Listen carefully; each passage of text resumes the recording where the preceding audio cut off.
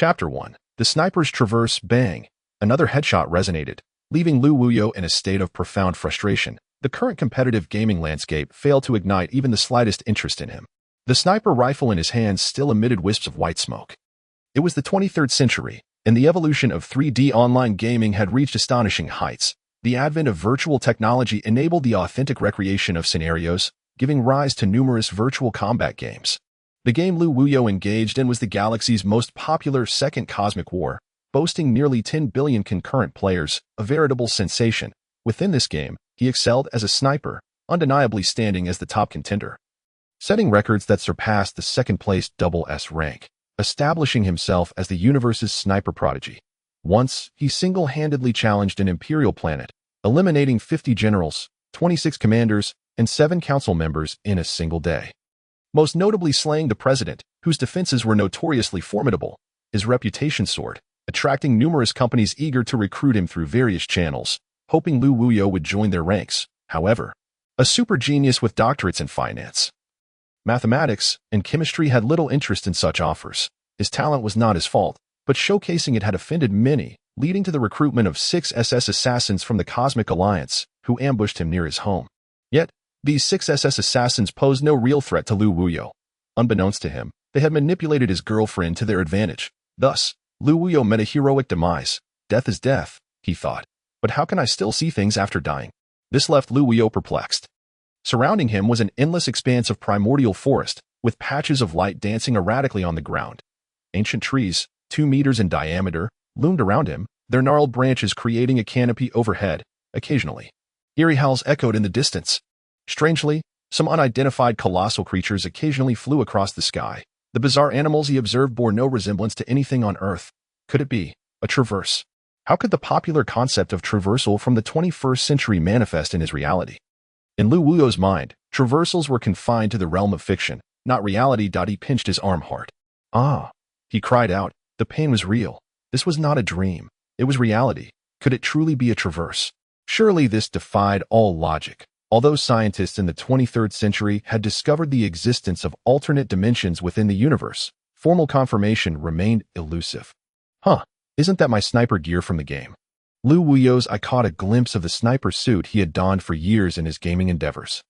A surge of joy coursed through him as he hurriedly inspected the gear. Indeed, it was the very same sniper suit. How could it have accompanied him through this traverse? Lu Wuyo felt a sense of confusion and noticed a distinct enhancement in the rifle's capabilities. Upon touching the gun's body, an odd sensation enveloped him. This sniper rifle seemed capable of rapid fire, a rapid-firing sniper rifle. What an extraordinary concept, even with the advanced technology of the 23rd century. The power of sniper rifles had only reached terrifying levels, yet no one had dared to pursue the notion of rapid-fire sniping. A rapid-fire sniper rifle. Lu Wuyo's heart raced with excitement. Perhaps combinations of sniper strategies he once deemed impossible could now be realized. Although he had never handled a sniper rifle in reality, his prowess in the game was unmatched. The sniper suit included a revolver, and even in the 23rd century, the revolver's power had reached astounding levels. It also came with a set of jungle camouflage, an alloy combat knife, 400 sniper rounds, and 60 revolver rounds. Lu Wuyo grasped the sniper rifle, examining it closely. Strangely, he felt no weight from the rifle. It seemed to meld with his arm. Easily wielded. In his trials, he discovered the sniper rifle had no recoil, a rapid-fire sniper rifle without recoil. Heaven above, how could others possibly compete? What kind of mythos would a rapid-fire sniper without recoil create? Gradually, Lu Wuyo quelled his excitement. Possessing such an extraordinary sniper suit in this realm was thrilling, yet carelessness in the depths of the forest could lead to becoming the most frustrated man in the world. 2 days later, Lu Wuyo reached the pinnacle of frustration. The fervor he felt upon acquiring the super sniper suit had long dissipated. After 2 days of relentless wandering, he was utterly exhausted, lacking the strength to climb any further. It seemed he must find a place to temporarily settle down before plotting his next move. During this time, he had encountered no formidable beasts, which could be deemed fortunate. As evening approached, he finally discovered a suitable refuge. Nestled in a low-lying valley with a water pool and towering cliffs surrounding him, the valley was filled with towering trees, and some small, dark caves dotted the area, their entrances barely visible, hinting at depths unknown. However, after 2 days and nights of hardship, Lu Wuyo had lost any curiosity to explore the eerie silence. He gathered dry branches and hay from the woods and laid them in a relatively clean cave.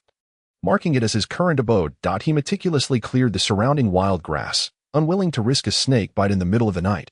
The area was strewn with stones, likely blown into the valley by mountain winds. Lu Wuyo moved several stones to the cave entrance. The issue of shelter was temporarily resolved, but his stomach remained empty. The forest bore an abundance of fruit, yet the risk of encountering poisonous varieties was too great.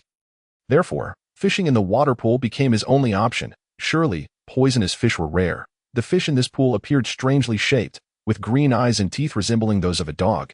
The first time Lu Wuyo encountered them, he was taken aback. Could these be the fish of another world? They seemed terrifying. Lu Wuyo had never seen such ferocious fish before, but the rumbling of his stomach urged him to summon his courage and dive into the pool. Stripping off his clothes and leaving some belongings behind, Lu Wuyo plunged into the water. These fish were indeed formidable. As he began to submerge, he accidentally brushed against one, which promptly began to chase and bite him, leaving several marks on his body. Though the pool teemed with fish, they lacked unity.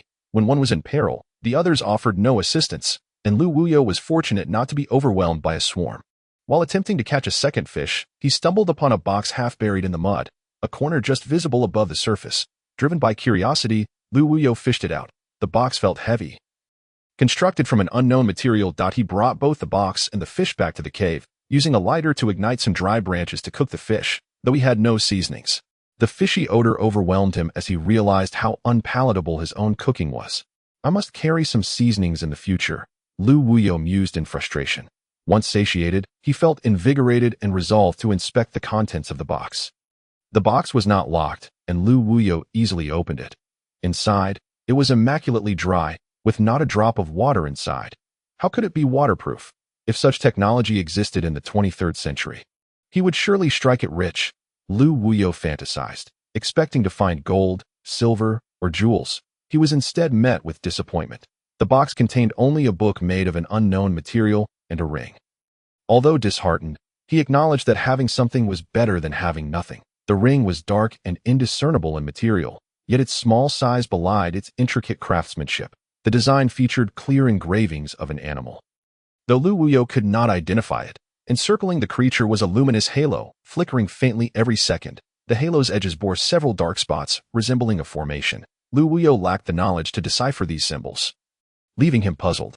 While the ring did not align with his aesthetic preferences, he thought it unwise to refuse a gift from chance, promptly placing it on his left hand. As for the book, Lu Wuyo found it utterly incomprehensible. He could not even open it. Only a few characters on the cover were legible, yet he had no idea what they meant, as he had never encountered such script before. It seemed he could not unravel this mystery for now, and would have to wait for a future opportunity. Thus, Lu Wuyo tucked the box into a crevice in the cave and turned his attention elsewhere.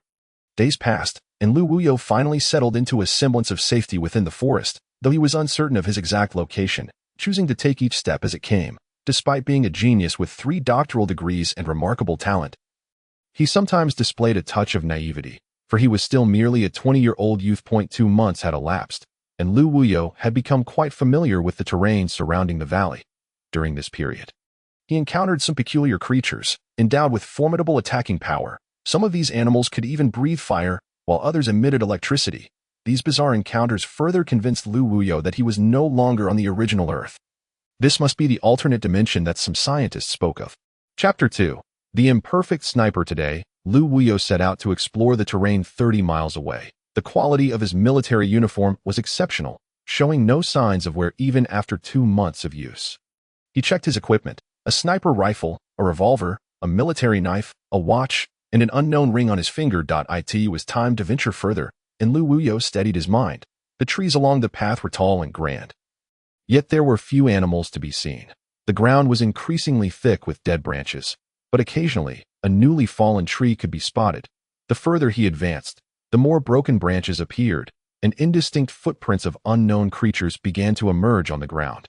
It seemed that larger animals had been engaged in combat nearby, as these signs would not have appeared otherwise. Lu Wuyo crouched down, pressing his ear to the ground, listening intently. The sounds of struggle were distinct, emanating from the southwest. Utilizing the scope on his rifle, he peered in that direction. What he beheld startled him. At a distance of 1,500 meters, an animal resembling a cheetah, yet bearing a horn upon its head, was locked in battle with a python measuring approximately 10 meters in length. The cheetah-like creature moved with lightning speed, darting left and right through the jungle without the slightest pause, occasionally extending a claw to strike. The python, though swift in its own right, appeared somewhat sluggish in comparison to the foe cheetah, yet its tail was immensely powerful. Each swing of its tail resulted in the snapping of a tree. A truly terrifying display of strength. Was there truly such a formidable serpent on Earth? To avoid detection by the two creatures, Lu Wuyo gently crawled atop the dead branches, camouflaging himself with a few green twigs. As the python brandished its long, venomous fangs, it occasionally lifted its head to strike at the foe cheetah's vulnerable points, stirring up a flurry of dead leaves and branches as great trees succumbed beneath its massive tail. The foe cheetah, however, was not to be outdone. It moved with agility, leaving a blur of motion, occasionally landing blows on the python, gradually staining the serpent's body with its blood. Yet, the cheetah was also struck by the python's tail, suffering injuries that slowed its movements. After approximately 2 hours, the battle between the python and the foe cheetah began to reach its conclusion. The python lay motionless on the ground, appearing to be dead. The foe cheetah stood a short distance away, licking its wounds while watching the serpent still form. After about 20 minutes, the foe cheetah cautiously approached the python, but upon verifying that the serpent remained still, it used its paw to prod the python gently. Receiving no response, the foe cheetah confirmed the serpent's demise, demonstrating its understanding of the perils of survival in the dense forest. The foe cheetah was now free to relish its well-earned meal. However, just as the foe cheetah approached the python, the serpent suddenly sprang to life, biting down on the cheetah's neck and unleashing a torrent of venom. The foe cheetah struggled feebly before collapsing. Unwilling to accept its fate, the python rose slowly, surveying its surroundings. Witnessing this scene, Lu Wuyo was drenched in cold sweat. These creatures were not mere animals, but rivals to humanity in their ferocity. The python awaited the dissolution of the foe cheetah's bones by its venom, and soon after, the foe cheetah's body began to cave in. At that moment, an unexpected foe cheetah appeared, stealthily hiding behind the python. The serpent, oblivious to the impending threat, was basking in its victory, unaware of its tragic fate. The lurking foe cheetah seized the opportunity to strike, launching itself and delivering a fatal blow to the python. As the sun approached noon, Lu Wuyo felt the pangs of hunger. His lunch was served, and he need not go in search of prey. He drew his sniper rifle, stabilizing it in his left hand while peering through the scope with his right eye. The readings on the scope fluctuated: 1,200 meters, 1,300 meters, drawing closer, 1,400 meters, and finally 1,500 meters. The crosshairs aligned perfectly with the foe cheetah's forehead, yet he hesitated to pull the trigger, though it was his first experience sniping in reality. He possessed a basic understanding that a sniper's accuracy is not solely determined by where the crosshairs are aimed, as factors like barrel twist, gravitational pull, and wind can all affect the bullet's trajectory. The optical scope's magnification and lens quality also contribute to potential shooting discrepancies, as temperature variations and optical refraction can create additional complications. Therefore, it was imperative for Lu Wuyo to gather all relevant information and strike at the most opportune moment, from the most advantageous position. And at the most critical point, each shot fired by a sniper necessitates a reload. A lack of agility could lead to detection after the first shot, placing him in peril. However, the rapid-fire capability of his sniper rifle allowed Lu Wuyo to shoot with relative impunity. As a sniper, his goal was to achieve a single, lethal shot, leaving no chance for the enemy to retaliate. The recent battle had taught him that the foe cheetah was no trivial foe. Its speed could spell disaster. Thus, Lu Wuyo needed to ensure its demise with his first shot. The scope displayed various readings: distance, temperature, humidity, and the rotation speed of the Earth. These metrics enabled Lu Wuyo to select the optimal moment, location, and target for firing. His sniper rifle bore similarities to the M40A1 but was distinct in its own right. Its precision was remarkable, virtually ignoring discrepancies up to 1,500 meters, with a terrifying effective range of 5,000 meters.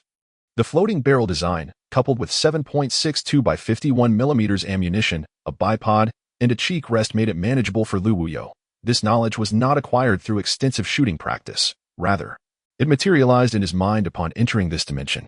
Thus, he was intimately familiar with these figures. After a prolonged period of lying amidst the dead branches, Lu Wuyo's body began to protest.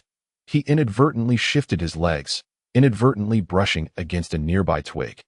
Producing a faint sound. To his dismay, the faux cheetah heard it and turned to glance in Lu Wuyo's direction. A wave of cold sweat washed over him. In that instant, the crosshairs aligned with the creature's forehead. And it was time to fire. Otherwise, he would be the one in peril. At a distance of 1,500 meters, within the range of his sniper's negligible error, Lu Wuyo's ring finger pressed the trigger.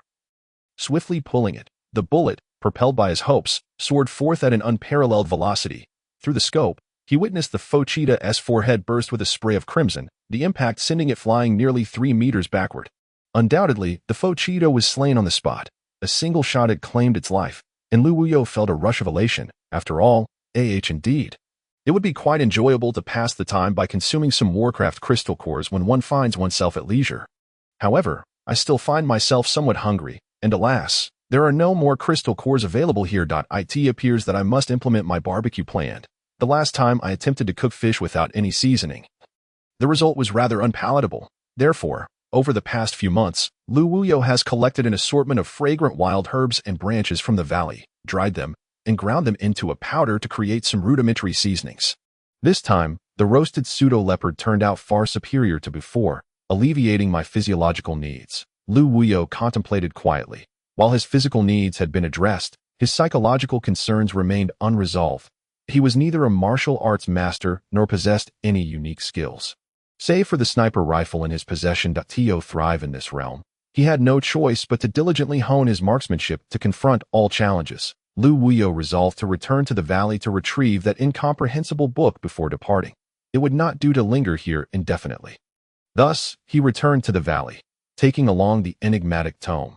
Now, he wandered aimlessly, but after some reflection, Lu Wuyo decided to return to the location where he had previously hunted pseudo-leopards, for there seemed to be an abundance of them. Their running speed was quite impressive, making it an ideal opportunity to train his shooting skills. Consequently, Lu Wuyo swiftly made his way back to the area where the pseudo-leopards resided. He sought to engage in an exceptionally perilous training session. For these pseudo-leopards were not to be underestimated. They were formidable beasts, requiring constant vigilance. His military attire afforded Lu Wuyo excellent concealment within the dense forest. During his time on Earth, he had perused several books on snipers and understood the essential qualities required for such a role. Lonely and prolonged succinctly encapsulated the essence of a sniper's life. Extended survival in the wilderness necessitated a convenient and secure hiding spot. A sniper's position could be viewed as a small stronghold, typically designed to serve as a disguised observation point.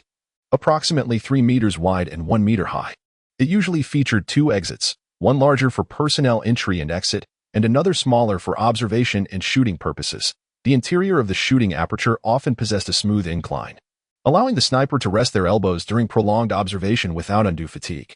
Lu Wuyo recognized that the selection of an observation point must fully consider the need for prolonged concealment, ensuring proximity to a water source while remaining dry during rainy days and cool with ventilation during hot weather.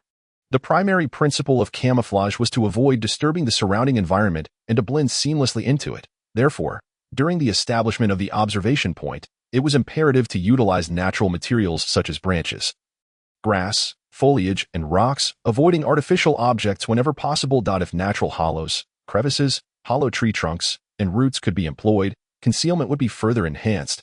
After surveying the surrounding terrain, Lu Wuyo noted that certain areas of the forest were relatively flat, while others consisted of small hills. The flat regions were particularly suitable for the pseudo-leopard's swift movements, and the abundance of vegetation suggested a corresponding presence of herbivorous creatures, creating a favorable environment for the pseudo-leopard's survival. Nearby, the hilly terrain provided excellent refuge for the herbivores, allowing them to graze while remaining hidden, while the pseudo-leopards could hunt. Thus, a biological chain began to take shape, indicating that this would indeed be a lively locale. As Lu Wuyo scanned his surroundings, he discerned traces of wild beasts traversing the area, save for a few small hills that seemed untouched by animals. The landscape lacked large trees, consisting only of withered branches and long wild grasses. At the back of the hill lay a river approximately 4 meters wide. Should a shot go awry, Lu Wuyo could easily leap into the river. He could hardly believe that a pseudo-leopard would pursue him into the water. Thus, he quickly determined this to be an ideal location for concealment, offering both offensive and escape options, with the hill providing a natural barrier against the leopards. It was indeed a well-suited spot for ambush. Lu Wuyo lay low on the slope, waiting until dusk without sighting a single pseudo-leopard, though herbivores were plentiful. Yet, he refrained from shooting them, as his goal was to train his marksmanship and patience. Lu Wuyo's ammunition was limited, and there was no need to waste it. This planet also received sunlight. Otherwise, how could life sustain itself? Unfamiliar with the name of the star here, he decided to refer to it as the sun for convenience.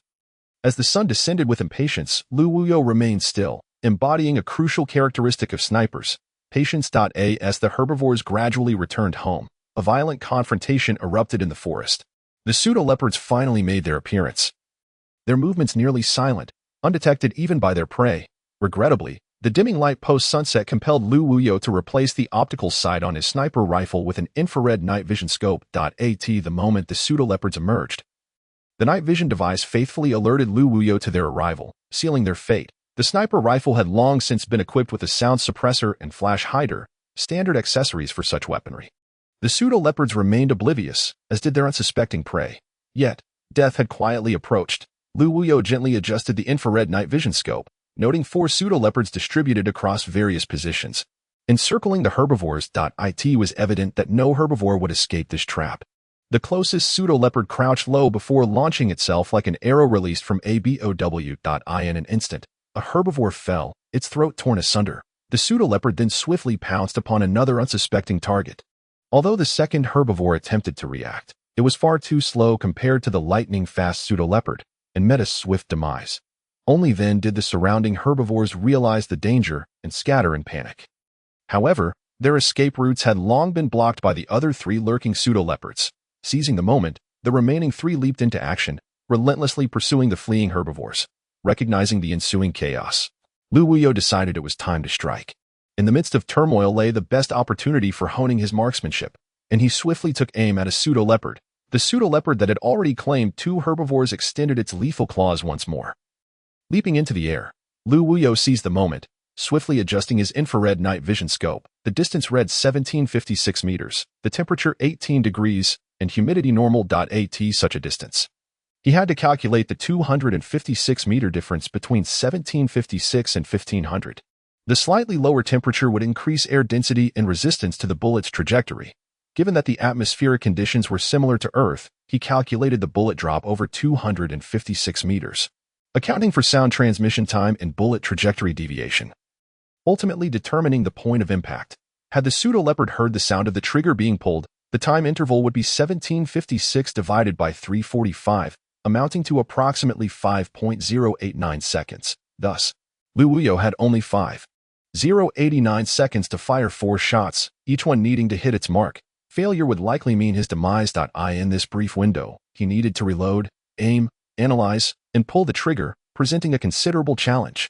With swiftness, Lu Wuyo's ring finger pulled the trigger. Without pausing to observe the outcome, he reloaded and aimed again. The target distance displayed 1876 meters, temperature 18 degrees, humidity normal, and the point of impact confirmed, the forehead. He pulled the trigger again, still not looking at the result, reloading and aiming once more. The target distance read 1645 meters, temperature 18 degrees, humidity normal, and the point of impact confirmed, the forehead. Without hesitation, he pulled the trigger again, ignoring the result, reloaded, and aimed. The target distance indicated 1498 meters, temperature 18 degrees, humidity normal. This fell within the sniper's margin of error, allowing him to disregard bullet flight discrepancies. He pulled the trigger once more. The 4th bullet embarked on its deadly journey. Checking his left wristwatch, he noted that he had completed the task in 5.017 seconds. Yes, the designated mission to Lyman. Hey, kid, wake up. Lu Wuyo rubbed his eyes, feeling as if someone was calling out to him. Kid, come over here. He heard the voice beckoning him once more. Lu Wuyo glanced around but saw nothing, perplexed by the situation. There's no need to search. You cannot see me right now. Just move forward until you reach that table, and you will see me. Lu Wuyo, with the curiosity of youth, eagerly approached the table ahead. However, apart from the identical ring he wore on his finger, he found nothing else. Where are you? I can't see you. Fool, I am the ring on the table. Can't you see? A ring can talk. Do you take me for a fool? Where exactly are you? Hurry up and show yourself. What a naive boy, never having seen a talking ring before. I truly am that ring. Today, you accidentally cut your hand, and your blood fell upon my body, with the death of my previous master. I have recognized you as my new owner. What an unfortunate fate to encounter such a simpleton. I suppose I did cut myself today. Could this be real? Yes, I am indeed that ring. You have truly become my master. Lu Wuyo exclaimed in astonishment. Yes, you foolish master. You, do not call me foolish, and how could a ring possibly speak? What exactly are you? No way, I will call you foolish master, and I am not just anything. No, I mean I am not a mere object. No, I am indeed an object. I am losing my mind. Remember, I am a ring, a rare time-space ring. My name is the time-space transition ring. Time-space ring? What is that? What does it do? My abilities are vast. Allow me to explain some fundamental aspects. In this universe, weapons are categorized into various grades: human, true, immortal, divine, sovereign, holy, cosmic, and the highest, universal. Each grade is further divided into inferior, medium, superior, and exquisite tiers. I belong to the exquisite category of the universal grade. And there are only a few rings of my caliber, including the life transition ring, death transition ring, dimension transition ring, and reincarnation transition ring. This dimension is classified as a mid-level dimension, which is divided into low, middle, high, special, and the highest, eternal dimensions. I can assist my master in refining weapons, searching, transitioning through time and space, providing absolute defense, and the most basic function of space storage, allowing for the storage of items. You are that powerful. You must be boasting. I always carry a sniper rifle. It's quite inconvenient and easily exposes me. Can you store my sniper rifle? A sniper rifle. No way. I knew you were just boasting. You claim to be an exquisite universal grade. But you seem more like trash. You have truly disappointed me. You, kid, do not underestimate me. Storing that broken gun of yours is a trivial matter, even if it means fitting it into this dimension. Oh, really? Then please show me how you can fit this dimension. I cannot. I knew you were just boasting. How does it feel to be exposed? It's not that I'm boasting, but your body's energy is too insufficient to sustain the energy needed to store an entire dimension. Your low energy level prevents me from utilizing many of my functions. Alas, to have recognized you as my foolish master has been a stroke of bad luck. That can't be true. I believe my body is quite healthy. I should have ample energy. Let us not discuss this further. You must strive to enhance your body's energy. Enhance my energy. How do I do that? The book you carry is the best manual for boosting your internal energy. That book? I can't even understand it, let alone practice it. It's utterly absurd. If you comprehended it before recognizing me as your master, that would indeed be a strange occurrence. The book is titled The Cosmic Codex. It encompasses numerous aspects: natural rules, natural laws, natural control, cosmic rules, cosmic laws, and cosmic control. Each time you complete a realm, it represents a qualitative leap, enhancing your abilities exponentially. However, this requires opportunity and insight. Each stage is further divided into 2 levels: initial insight and mastery. Chapter 3. Insight. A new beginning. Lu Wuyo hurriedly inquired, "What realm am I currently in?" The time-space transition ring replied, "You? What realm do you think you belong to? To be frank, you are nothing at all. Your physical quality is utterly." Lu Wuyo was utterly disheartened. So, learning this cosmic codex should strengthen my body, right? It can, but with your current physical quality. Success is impossible. Only by improving your physical condition can you hope to practice. But I know nothing about how to enhance my body. Thus, my previous remarks about you being foolish were not unfounded. The ring contains some elixirs. Among them is a black elixir called the body refining pill, which my previous master intended for his son. Alas, who could have foreseen? Previous master. You have had many masters? How do I open this ring? In due time, I shall explain. The ring has already recognized you as its master, so you merely need to silently wish to open it, and it will easily unlock. Now, I shall say no more. When my last master perished, I also suffered severe injuries. This is but a fragment of my lingering consciousness. Perhaps one day, when you reach that realm, we shall meet again. Farewell, dear young man. Ring Grandpa. Ring Grandpa, are you still there? Alas, gone so swiftly. The morning light bathed the entire forest, and a thick mist rose between the valleys, shimmering under the dawn's glow. The mountainous morning scenery was remarkably beautiful. With birds flitting about, filling the air with cheerful melodies, Lu Wuyo rubbed his eyes, recalling the strange dream from the previous night. Unable to shake it from his mind, that he glanced at the ring in his hand, which indeed seemed to have changed slightly, though apart from being a bit brighter, it exhibited no other alterations. He wondered if the dream had any truth to it. Lu Wuyo silently wished to open the ring. And to his astonishment, the space within truly opened. This was his first time accessing the ring, and the space felt lifeless, resembling an area no larger than a mountain that it was not as exaggerated as the ring's grand claims of containing an entire dimension. Within this space stood a house. The house bore no peculiar characteristics, resembling ancient Chinese architecture. Lu Wuyo searched the vast emptiness, but found no black elixir. Perhaps it lay within that house, he contemplated. Lu Wuyo suddenly felt his vision extend directly into the house. The contents were sparse, a pill bottle and a strange metallic disc. Perhaps the body-refining pill mentioned by the grandpa was inside. Lu Wuyo thought to check the pill bottle, and to his surprise, it appeared in his hand, startling him. Shaking the bottle, he confirmed that a single pill resided within. Lu Wuyo poured it into his hand for a closer inspection.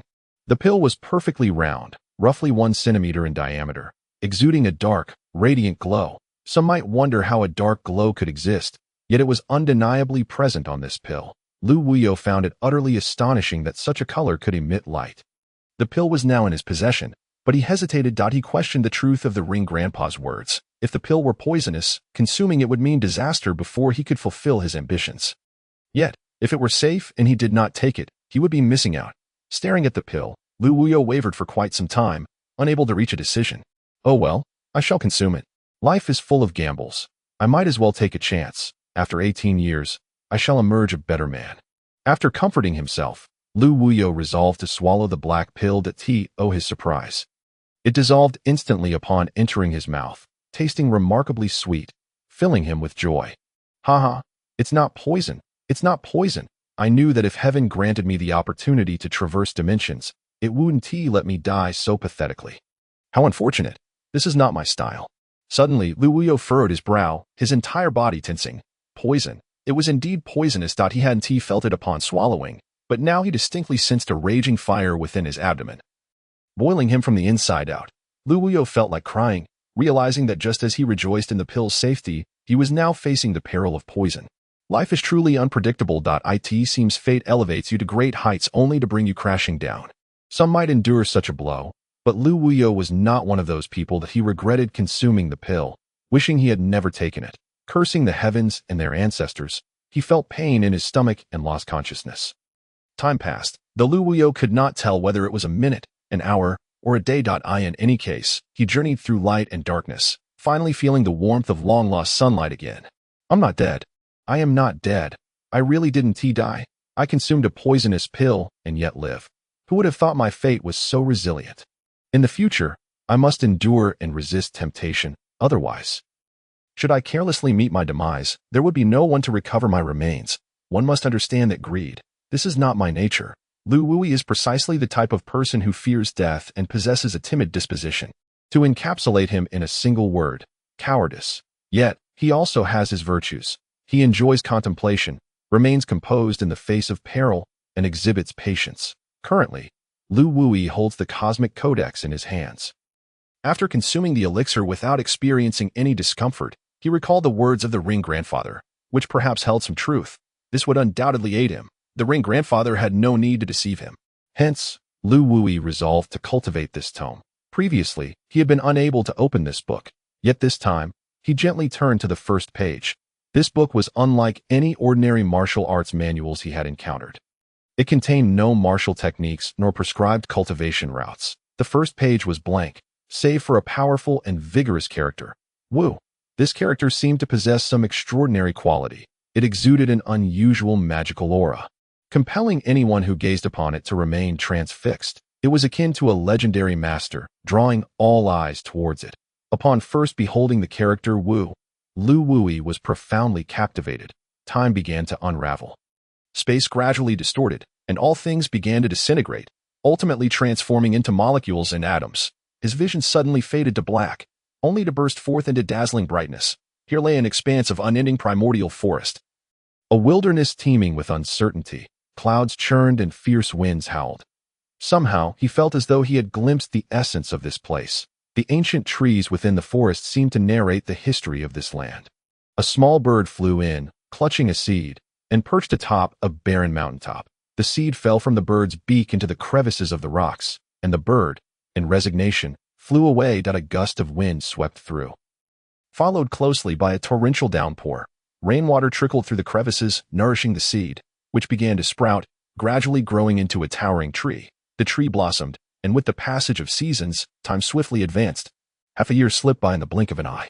The fruit fell upon the barren mountaintop, rolling down to the foot of the mountain, where it began to decay, yet the seeds within remained intact. Another year passed, and the seeds at the mountain's base began to sprout anew. This cycle continued, and gradually, the once barren mountaintop flourished with life, inviting birds and small creatures alike, eventually attracting carnivores as well. The number of trees multiplied, and other animals brought various species to this place, transforming it into an endless expanse of forest. After a considerable time, Lu Wui emerged from this peculiar state. His prior insights had granted him a vague understanding of the world's cyclical nature. This must be an embodiment of the laws of nature. No birth, no death, no joy, no sorrow, no desires, no pursuits. Time flows backward, the sun and moon revolve, and heaven and earth cycle. All that exists is merely the catalyst for another phenomenon. Lu Wui was momentarily stunned. Perhaps this was indeed the catalyst. A seemingly trivial event could herald an unparalleled beginning. A catalyst.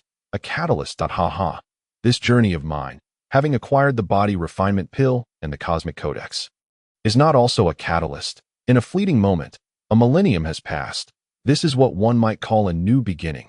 Elements from the cosmos gradually drew nearer to Lu Wui, and soon, the elemental forces within a 2-mile radius surged towards him. At that moment, Lu Wui resembled a colossal pump, incessantly drawing in the energy of the universe. Lu Wui distinctly felt the changes within his body. As every cell greedily absorbed the nutrients from the air, like a newborn infant, his cells gradually filled with boundless vitality, and his spirit soared at an unimaginable pace. Notably, his eyes sparkled with a glimmer of brilliance. The previously dormant areas of his brain began to teem with life, progressively advancing into deeper realms. After approximately 3 hours, this extraordinary process gradually subsided. Lu Wui carefully placed the tome within the space-time conversion ring. Now his mind was remarkably clear, and his eyes brimmed with inexplicable wonder. It seemed as if he could penetrate all falsehoods in the world, and his keen intellect imparted a sensation of complete control over everything. He marveled within. Perhaps this moment is indeed my catalyst, a gateway to realms previously deemed unimaginable. Chapter 4. The Divine Brushstroke. Perhaps striving for higher realms is the very essence of Lu Wui. As a prodigious youth, Lu Wui is destined for greatness. Given time, he shall undoubtedly become a figure of reverence. In the 23rd century, he is a person of renown. Here, he too shall become an object of admiration. Cowardice. This is not his nature. Becoming a formidable force is no easy feat. Yet Lu Wui believes that if he seizes this opportunity, he can ascend to an unimaginable pinnacle. It was still afternoon, and there was ample time before the magical beasts emerged for their hunt. Lu Wui stored all his belongings in the space-time conversion ring, intending to leave this haven and venture into the unknown. He had not yet touched the revolver nestled in his arms. It served as his vital defense against imminent threats. With one hand grasping his sniper rifle, Lu Wui commenced his journey. He was but a human. Prolonged habitation in the desolate wilderness is unbearable for anyone. Thus, he resolved to gradually approach the realm of humanity. Currently, the only path lay through the dense jungle. However, any magical beasts he encountered would not escape his grasp, for they held the magical cores he coveted. Along the way, he encountered only a few herbivorous creatures, and he did not take particular care to conceal his presence, stirring up sounds that sent the timid herbivores fleeing in terror. Before long, the sky began to darken, the sun sank low, and signs of magical beasts began to emerge. Lu Wui slowed his pace, becoming more cautious, for he had no intention of engaging in a life-or-death struggle with a magical beast. Along the path, a few pseudo-cheetahs appeared, yet he refrained from taking action. Following his recent epiphany, Lu Wui perceived the pseudo-cheetahs as no more than trivial obstacles. They posed no challenge to him. With limited ammunition, he had long mastered the art of resourcefulness. Maximizing benefits from finite resources was his consistent approach. The ground trembled slightly. Could there be a colossal magical beast approaching? Lu Wui stealthily crept to the edge of a ravine. The tremors intensified. Indeed, a magical beast was drawing near, holding his breath. He crawled even more cautiously, peering through the scope of his sniper rifle. He beheld 2 magical beasts towering over 5 meters in height. These creatures bore some resemblance to tigers, Yet their dimensions dwarfed those of any ordinary tiger. Such immense tigers were unheard of. The two behemoths occasionally revealed a fierce glint in their eyes, instilling a sense of dread within him. However, these two magical beasts appeared to be fleeing. They darted past Lu Wui, causing him to break into a cold sweat upon witnessing their stature. His thoughts of aggression dissipated, fleeing. These two magical beasts are in flight. Could it be that something pursued them? Through the scope, Lu Wui indeed spotted a wild wolf, approximately 2 meters in height. How curious. Would these tiger-like creatures actually fear a wolf that seemingly posed no threat? Yet then, a scene unfolded that left Lu Wui utterly astounded. The wolf appeared to be strolling leisurely. It took a few steps, then paused to gaze into the distance, a smile gracing its features. A smile akin to that of a cat toying with its prey, a smiling wolf. Do wolves possess such human-like qualities? The distant tigers gradually slipped out of the wolf's sight. Yet astonishingly, the wolf seemed utterly unconcerned about their escape, as if it had everything under control. Suddenly, the wolf leapt into the air, disregarding the distance between them. The space trembled, and the wolf astonishingly appeared before the two titanic tigers. Is this still a mere magical beast? It exhibited the legendary ability of teleportation. Lu Wui was left in a state of shock, pondering the creature's rank within this realm. The wolf appeared to lose interest in playing with its prey, unleashing a powerful burst of white light from its mouth. Faced with impending doom, the tigers engaged in a desperate struggle. The tigers hastily expelled their own rays of white light, but the magnitude of their output paled in comparison to that of the wolf. The 3 beams of light collided violently, followed by a brilliant explosion, accompanied by a resounding roar. A powerful shockwave radiated outward in a circular fashion, uprooting trees and grasses from the ground, sending soil soaring over 10 feet into the air. The shockwave continued to expand, first striking the two tigers, who seemed as if they had been struck by a 10-ton truck, stumbling backward in haste. Finally, the shockwave reached the wolf, yet it appeared unfazed, with only its fur rustling in the wind. For the two tigers, this was an immense humiliation. The disparity between them was staggering. It was not a battle of equals. In an instant, the two colossal beasts were effortlessly vanquished. The battlefield fell silent, with the two tigers lying motionless on the ground. Lu Wui switched the scope to night vision and, through the infrared imaging system, clearly observed the bodies of the tigers gradually cooling dead. A chill gripped Lu Wui's heart. What a formidable wolf. Thankfully, he had not been discovered. Otherwise, he could only imagine how he would contend with such a creature. The wolf paid no heed to the fallen tigers. Lu Wui remained utterly motionless, fearful that any careless movement might provoke the beast's deadly claws. However, it is often said that what one fears most will indeed come to pass. The wolf turned its body to fixate on Lu Wui's concealed position. Staring unwaveringly, its gaze seemingly imbued with a hint of disdain. A jolt of realization struck Lu Wui. He had been discovered. The wolf's contempt ignited a fierce rage within him. Had he once brushed off such scorn, prioritizing survival above all? Yet now, his mindset had shifted. He felt his dignity had been grievously insulted. Could it be that Lu Wui was to be belittled by a mere wild wolf? To be derided by a beast? This was not in keeping with his character. Though this wolf was no ordinary creature, should it dare to mock him, it would pay the price for its insolence. Fire flickered in Lu Wui's eyes. No matter how formidable the wolf, could it withstand the might of his bullets? Quietly, he lay in wait, his sniper rifle already loaded and ready. He awaited the opportune moment. A chance to strike true. The wolf seemed to sense the burgeoning fury within Lu Wui, yet it paid him no heed. In its mind, it was a primordial beast, far beyond the threat posed by this insignificant human. A mere mortal could not shake its confidence. This was the essence of its arrogance. Though Lu Wui felt a simmering anger, his mind remained remarkably clear, his eyes unblinking. The wolf appeared to toy with him, advancing deliberately, a sinister aura radiating from its form, as if to instill a sense of impending doom. It was cunning, adept at discerning the psychological state of its prey in their final moments. When prey realizes its fate, it often retaliates with reckless abandon. Yet at that moment, its defenses are at their most vulnerable. Just a hint of pressure could collapse those defenses like a house of cards. The wolf's slow approach was designed to make its adversary feel the weight of impending death, to savor the taste of mortality. Yet it had not accounted for Lu Wui's unnerving calm in the face of danger, a calm that was almost chilling. As a sniper, maintaining composure allowed him to seize the moment. Only by doing so could he ensure a single lethal shot. Gradually, the wolf drew nearer, and a flicker of seriousness crossed its eyes. Yes, seriousness. Though the human posed no immediate threat, the peculiar object before him had captured its attention. That object emanated an aura of death. A sensation the wolf had not encountered since it ascended to its current status. This threat irked it. It despised the feeling of mortality, despite instilling such dread in others. The most prudent choice was to eliminate this sensation before it could take root. The wolf resolved to extinguish the aura of death in its infancy. Little did it know, this decision would mark the final choice of its life. With a sudden leap, the space around them warped.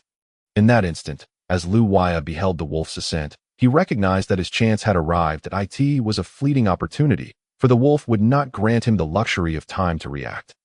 Just as before, the space began to twist, and Lu Waya's gaze remained fixated on the chaotic distortion, as if he could see through the very essence of the space itself. The wolf extended its forelegs, gracefully moving through the warped space before vanishing from sight. In that moment of distortion, an unexpected folding of space occurred, drastically reducing the distance between Lu Waya and the wolf. A mere 0.3 seconds.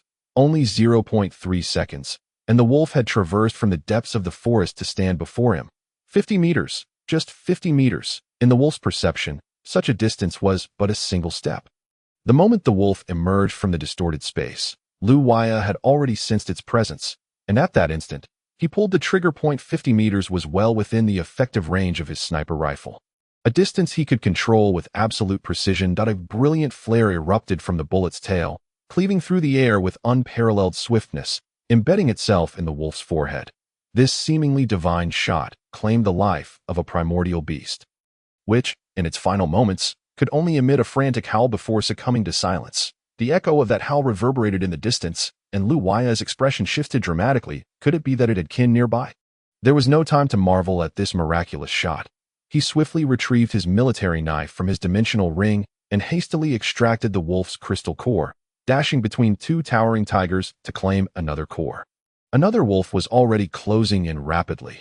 Chapter 5. The primordial is not so formidable. The howls grew ever closer, and Lu Waya's heart raced in alarm. From such a distance, it had arrived with astonishing speed. Undoubtedly another primordial wolf. And it appeared to be even more formidable than the last. If escape was not an option, then so be it. If he could slay one primordial wolf, why fear another? What did it matter? I, Lu Waya, could dispatch them with ease. I had vanquished many formidable foes in my gaming days. What was there to fear? Sometimes, fearlessness is the greatest weapon against an opponent. He steadied his sniper rifle, awaiting its approach, for Lu Waya understood that his concealment offered little advantage against a primordial beast. The previous wolf had easily uncovered his hiding place. Reality proved far more complex than the games he had played. In those games, he could effortlessly achieve perfect concealment, but here, it seemed futile. Unbeknownst to him, the previous wolf was a primordial beast, and the disparity between primordial and postnatal was profound.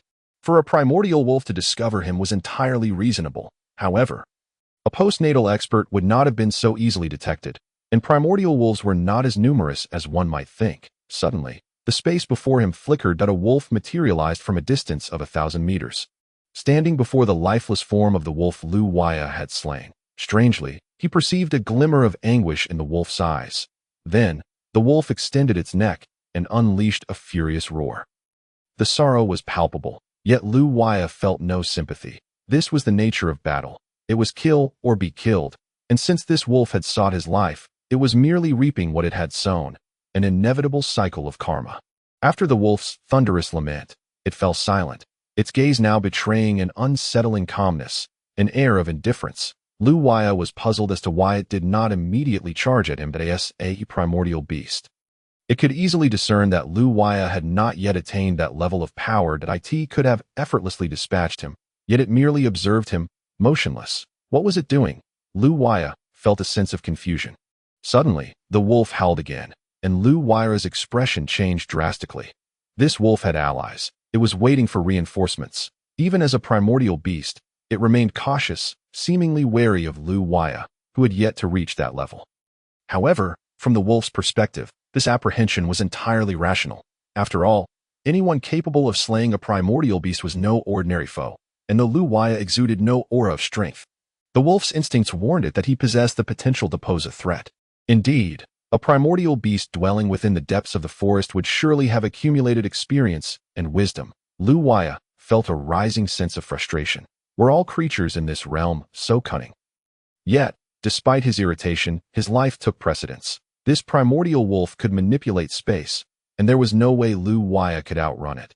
Thus, he was left with no choice but to confront it directly. The dire circumstance was compounded by the fact that it was calling for assistance. He had to eliminate it before its allies arrived, for Lu Waya was uncertain of his ability to simultaneously defeat two primordial foes. In a panic, he fled in the opposite direction from the wolf. Of course, this was entirely an act. In this perilous moment, he displayed his exceptional calmness. Only in the depths of calm could he deliver the most devastating blow to his adversary. As he moved, Lu Waya calculated the distance between himself and the wolf, taking into account factors such as atmospheric pressure, gravitational anomalies, ballistic trajectories, and the time it would take for the approaching wolf to arrive. All of this unfolded rapidly in his mind, and he remained utterly composed. Now, he was frighteningly calm. The wolf, upon witnessing Lu Waya's apparent retreat, quickly employed its space manipulation to chase him down. Yet, this was entirely within Lu Waya's expectations. It would have been strange if it had not attempted to intercept him. The wolf relied on its ability to navigate space. However, it was unaware that Lu Waya had already discerned the essence of space manipulation, even if he had yet to master it. Space manipulation involved breaching the fabric of space to enter its crevices, then employing secret techniques to fold space infinitely, thereby shortening the distance between 2 points. When something is cloaked in mystery, it becomes elusive. Yet, once its essence is revealed, it transforms into something mundane. Lu Waya intended to exploit the moment the wolf broke through the barriers of space, for there would be a brief period of adaptation to the external environment, although some experts might have a minimal adaptation time. Such a process still existed. The wolf's space manipulation also required a pause, a crucial 0.3 seconds. Yes, just 0.3 seconds. Seizing that fleeting moment could mean the difference between victory and death, because it would not grant Lu Wuyo a second chance. And Lu Wuyo himself did not wish to expose his greatest trump card before it. With precautions in place, launching a counterattack would become significantly more challenging. All this was merely a fleeting moment. As 0.3 seconds elapsed, the space trembled, and the wild wolf appeared. However, this had already been anticipated in Lu Wuyo's calculations, and he would not allow it to escape his grasp without even looking through the scope. He released a shot. Bang! The wild wolf's eyes reflected a flicker of horror and disbelief. Yet, the scenery before it gradually blurred, and the blood on its forehead slowly filled its eyes, dead, just like that. Without the slightest struggle, a generation of innate beasts met its end silently, and in that final moment. This innate beast failed to comprehend the reason for its demise. Lu Wuyo felt an immense joy in his heart at the ease with which he had eliminated this innate beast. The innate was no cause for concern. That was his current sentiment. However, should others discover his thoughts, they would surely be horrified and denounce him as a monster. While he felt elated, Lu Wuyo did not allow a shred of complacency to surface. The numerous victories he had amassed in games had never once shaken his resolve. He understood that these accomplishments solely represented the past. With a moment's carelessness, he might become a part of history himself. Strangely, there seemed to be an abundance of innate beasts in this area. He truly did not know where he was. Lu Wuyo swiftly collected the crystal cores and remained here, awaiting their arrival. Fleeing was not Lu Wuyo's style. Let them come, and may everything arrive with greater ferocity. Suddenly, Lu Wuyo frowned. It seemed there was not just one innate beast this time, but 5. That could he handle 5? He felt no certainty in his heart. Nevertheless, despite his frown, his hands did not cease their activity. 0.5 spatial fluctuations emerged simultaneously. Bang, bang, bang, bang, bang. 0.5 shots rang out almost concurrently. The reload time between shots rendered negligible due to the special effects of this sniper rifle.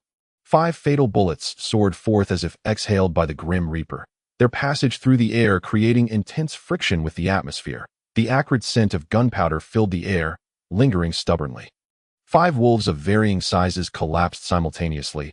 The sound of their impact harmoniously echoing. A true wolf is one that excels at seizing opportunities. In that fleeting moment when the young man relaxed, a spatial shift occurred, and once I closed the distance, I imagined that individual would possess little power to retaliate. Space folded, shattering the barriers of reality. Suddenly, a shadowy figure appeared beside Lu Wuyo. It tore through the air like a bolt of lightning, unleashing a terrifying claw. Its eyes gleamed with exhilaration, a thrill that surged from the anticipation of vanquishing its foe before it. Closer now, just a step further, and its claws would graze the young man's body. Blood would gush forth. Bang! A crisp gunshot rang out, and the creature's gaze began to dim. A spout of blood erupted from the hole in its forehead, revealing an intense reluctance in the wolf's eyes. Why did it have to end this way? Why did the conclusion deviate from its expectations? The airborne wolf lost all its strength, its expression clouded with sorrow. Why was it that I had to be the one to die? What was that bang? The body of the primordial beast crashed violently to the ground, stirring up a cloud of dust. Yet it did not die immediately. It gazed at the young man before it, its eyes conveying a fierce unwillingness to relinquish life. Perhaps it sought to understand why it was the one to perish. Lu Wui, taken aback by the vivid expression on the creature's face, let out a bitter smile and drew forth the revolver concealed within his cloak, the barrel still emitting wisps of smoke. The primordial beast's eyes widened before finally closing. Lu Wui mused, was this truly a magical beast? He had sensed its presence the moment he entered the cave, despite its careful concealment. Although the beast perceived the smile on Lu Wui's face, it remained oblivious to the fact that it was a smile of death. The moment it decided to strike had sealed its fate. A killer unprepared against another would only meet death. Lu Wui swiftly extracted its crystal core and concealed himself, fully aware that the gunshot had alerted the primordial beast lurking nearby, who were undoubtedly hastening toward him. As anticipated, he could faintly hear the sounds of beasts slicing through the air. Chapter 7. The death of the wolf lord. Lu Wui furrowed his brow. Their movements were alarmingly swift. Moreover, it seemed that more than one beast approached, as if a multitude were converging. Were wolves truly so intelligent? Did they comprehend the tactics of ambush? It appeared that a dozen wolves had arrived. Why were there so many primordial beasts here? Without time for further contemplation, Lu Wui lay low in the darkness, patiently awaiting their arrival. He resolved to deliver a fierce blow the moment the wolves entered, for only such an action might grant him an advantage in the ensuing battle. After all, the number of beasts entering simultaneously was overwhelming. He could only hope for victory by eliminating several first. Initially, he believed the dozen primordial beasts would rush in all at once. Yet they were no fools, as sentient creatures, they would not act recklessly. The previous casualties among their ranks weighed heavily on their minds. Few were capable of simultaneously slaying 7 primordial beasts. And with so many of their brethren lost, these wolves would certainly exercise caution. The reinforcements did not advance, but lingered at a corner, a testament to their wariness. Had the previous wolf survived and happened to be standing there, it would have surely gasped in shock. Among this group of beasts were 6 elders of the wolf clan, 3 guardians, the wolf lord, and an unknown beast. The reverence with which the wolf lord regarded the latter indicated its significant status. This assembly comprised over 80% of the primordial beasts of the wolf clan, and they approached a single human with such caution. Were this to become known among humans, it would surely incite a tempest of chaos. The 11 primordial beasts hesitated at the corner, none willing to take the lead, for the unknown enemy was the most daunting of all. No one desired to confront the human who had single-handedly slain so many primordial beasts. If they had witnessed this enemy's combat style, it might have been different. However, lacking such knowledge, any rash advance could lead to grave losses. The wolf lord, reluctant to take the initiative, felt a deep sense of helplessness, not due to cowardice, but because the current circumstances dictated such caution. To charge forward would likely result in being the first to fall, and it could not compel the elder wolves to act against their will. The atmosphere was palpably tense. The wolf lord felt utterly humiliated, especially with external assistance at hand. It turned its gaze toward its ally. Given its status, the wolf lord could hardly issue demands. You all stay here while I go meet him. Should any danger arise, I implore your assistance. The wolf lord growled in frustration before swiftly departing. The oppressive atmosphere of fear was indeed uncomfortable. The wolf lord silently lamented the necessity of leading by example. Very well, I shall confront that young man. Lu Wui heard several faint wolf howls from the direction of the gathering, and inexplicably, he sensed that one of the wolves was speaking, and it sounded rather annoyed. What a ridiculous notion. Lu Wui hastily dismissed the thought. Losing focus during battle was a grave flaw. A long howl pierced the air as the wolf lord made its entrance. Even before the wolf lord spoke, Lu Wui had sensed the imminent presence of wolves, thus he quelled any distracting thoughts and gripped his sniper rifle tightly, poised for the wolves' emergence. If he could deliver a lethal strike upon the first wolf that appeared, it would surely send shockwaves of fear through the pack. Their morale would falter, granting him a psychological edge in the coming conflict. A warrior unaccustomed to battle is far less formidable than one driven to madness. The Wolf Lord did not anticipate that this human would possess any long-range capabilities. Emerging from the corner without a trace of caution, that it sought to discern the identity of the human who had the audacity to slay 6 primordial beasts simultaneously. Curiosity, a fatal flaw. No, it should be said that curiosity is the wolf's undoing. This very thought sealed its fate. Its disregard for humanity proved to be the greatest mistake of its life, perhaps in the past. Humans had seemed akin to ants before it. Occasionally, some elder beasts had ventured here, but in the Wolf Lord's eyes, they were merely slightly larger ants. In its perception, humans could not possibly contend with beasts. And the outcome of battles between beasts and humans was never in question, for the innate advantages of beasts were overwhelming. Humans had been so easily bullied in the past that the Wolf Lord had come to view them as a weak faction. Despite their current dominion over the continent, the fact that this human had simultaneously slain so many primordial wolves did not weigh heavily on its mind, for it believed it could achieve the same feat. There was no need for fear. After all, if it faltered, the pack would surely come to its aid. However, it was gravely mistaken, and profoundly so. As a wolf, it should never have underestimated humanity. The fact that humans ruled the continent was not without its reasons. Regrettably, it paid a steep price for its hubris. The cost of life is one that it could ill afford, yet every creature must learn to bear the consequences of its ignorance. Bang! A gunshot rang out. Though its sound was not loud, it was nonetheless profoundly shocking. The spark of the bullet illuminated the lengthy darkness, resembling a glimmer of dawn. The fiery tongue of the shot and the dazzling sparks were akin to a meteor streaking across the sky, brilliant and resplendent. This was the final glimpse of the Wolf Lord, a magnificent radiance. As the Wolf Lord emerged partially from its concealment, a surge of crimson light erupted from its head. The bullet, relentless, passed through its skull and embedded itself into the mountain wall beyond. A flicker of pain flashed in the Wolf Lord's eyes. Arrogance. This was the essence of its downfall. If given the chance to choose again, it would undoubtedly refrain from making the same decision. It now felt a growing heaviness in its head, a fog enveloping its thoughts, as fragments of the past began to surface in its mind. Wolf Wind, you possess remarkable talent. Your martial prowess is arguably the finest our wolf clan has seen in a millennium. Thank you for your praise. Ancestor. Wolf Wind replied with apparent calmness, yet a glint of pride betrayed its composure. Alas, my only concern lies with your temperament.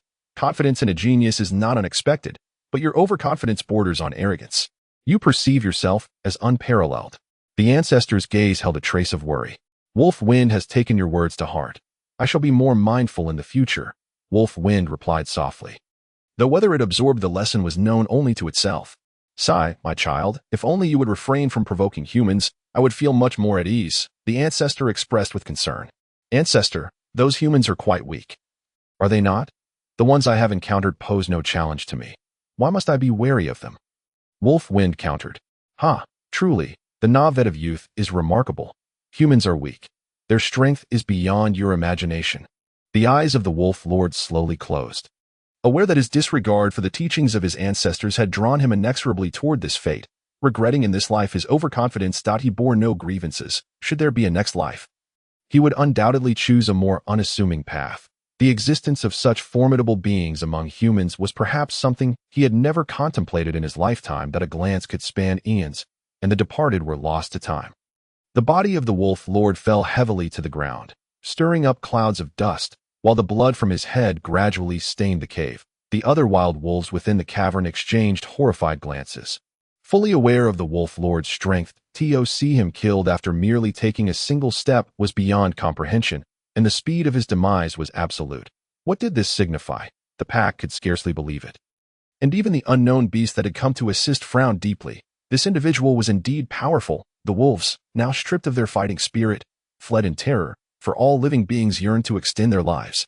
In a flurry of chaos, not a single wolf remained. However, the mysterious beast chose to stay. Chapter 8. The elegance of bullets. Lu Wuyo gazed in astonishment at the primordial beasts fleeing in a panic. It was a surprising revelation to see such creatures fear for their lives. Yet, he soon felt an oppressive aura looming in the air. No, there were still beasts that had not fled, and this particular creature exuded a terrifying strength. The mere presence of its aura filled Lu Wuyo with an overwhelming sense of dread. Far surpassing that of the previous primordial beasts. He tightened his grip on the sniper rifle, sensing that something was amiss. His instincts warned him that this beast posed a grave threat. With the wild wolves having scattered, the atmosphere grew eerily silent and stifling.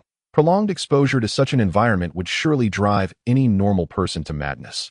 Calmness was essential. Maintaining composure in the face of danger could maximize the chances of survival. Though cold sweat trickled down Lu Wuyo's forehead, his heartbeat remained steady, betraying no hint of panic in the face of peril. Many understand the necessity of remaining calm during perilous moments, yet knowing is one thing, and doing is another. Lu Wuyo excelled in this regard. He recognized his weaknesses and focused on amplifying his strengths. Whoosh! A piercing scream echoed from around the corner. Lu Wuyo had been watching intently. And before the scream could fully escape, he spotted a hard rock, approximately 30 centimeters in diameter, hurtling towards him.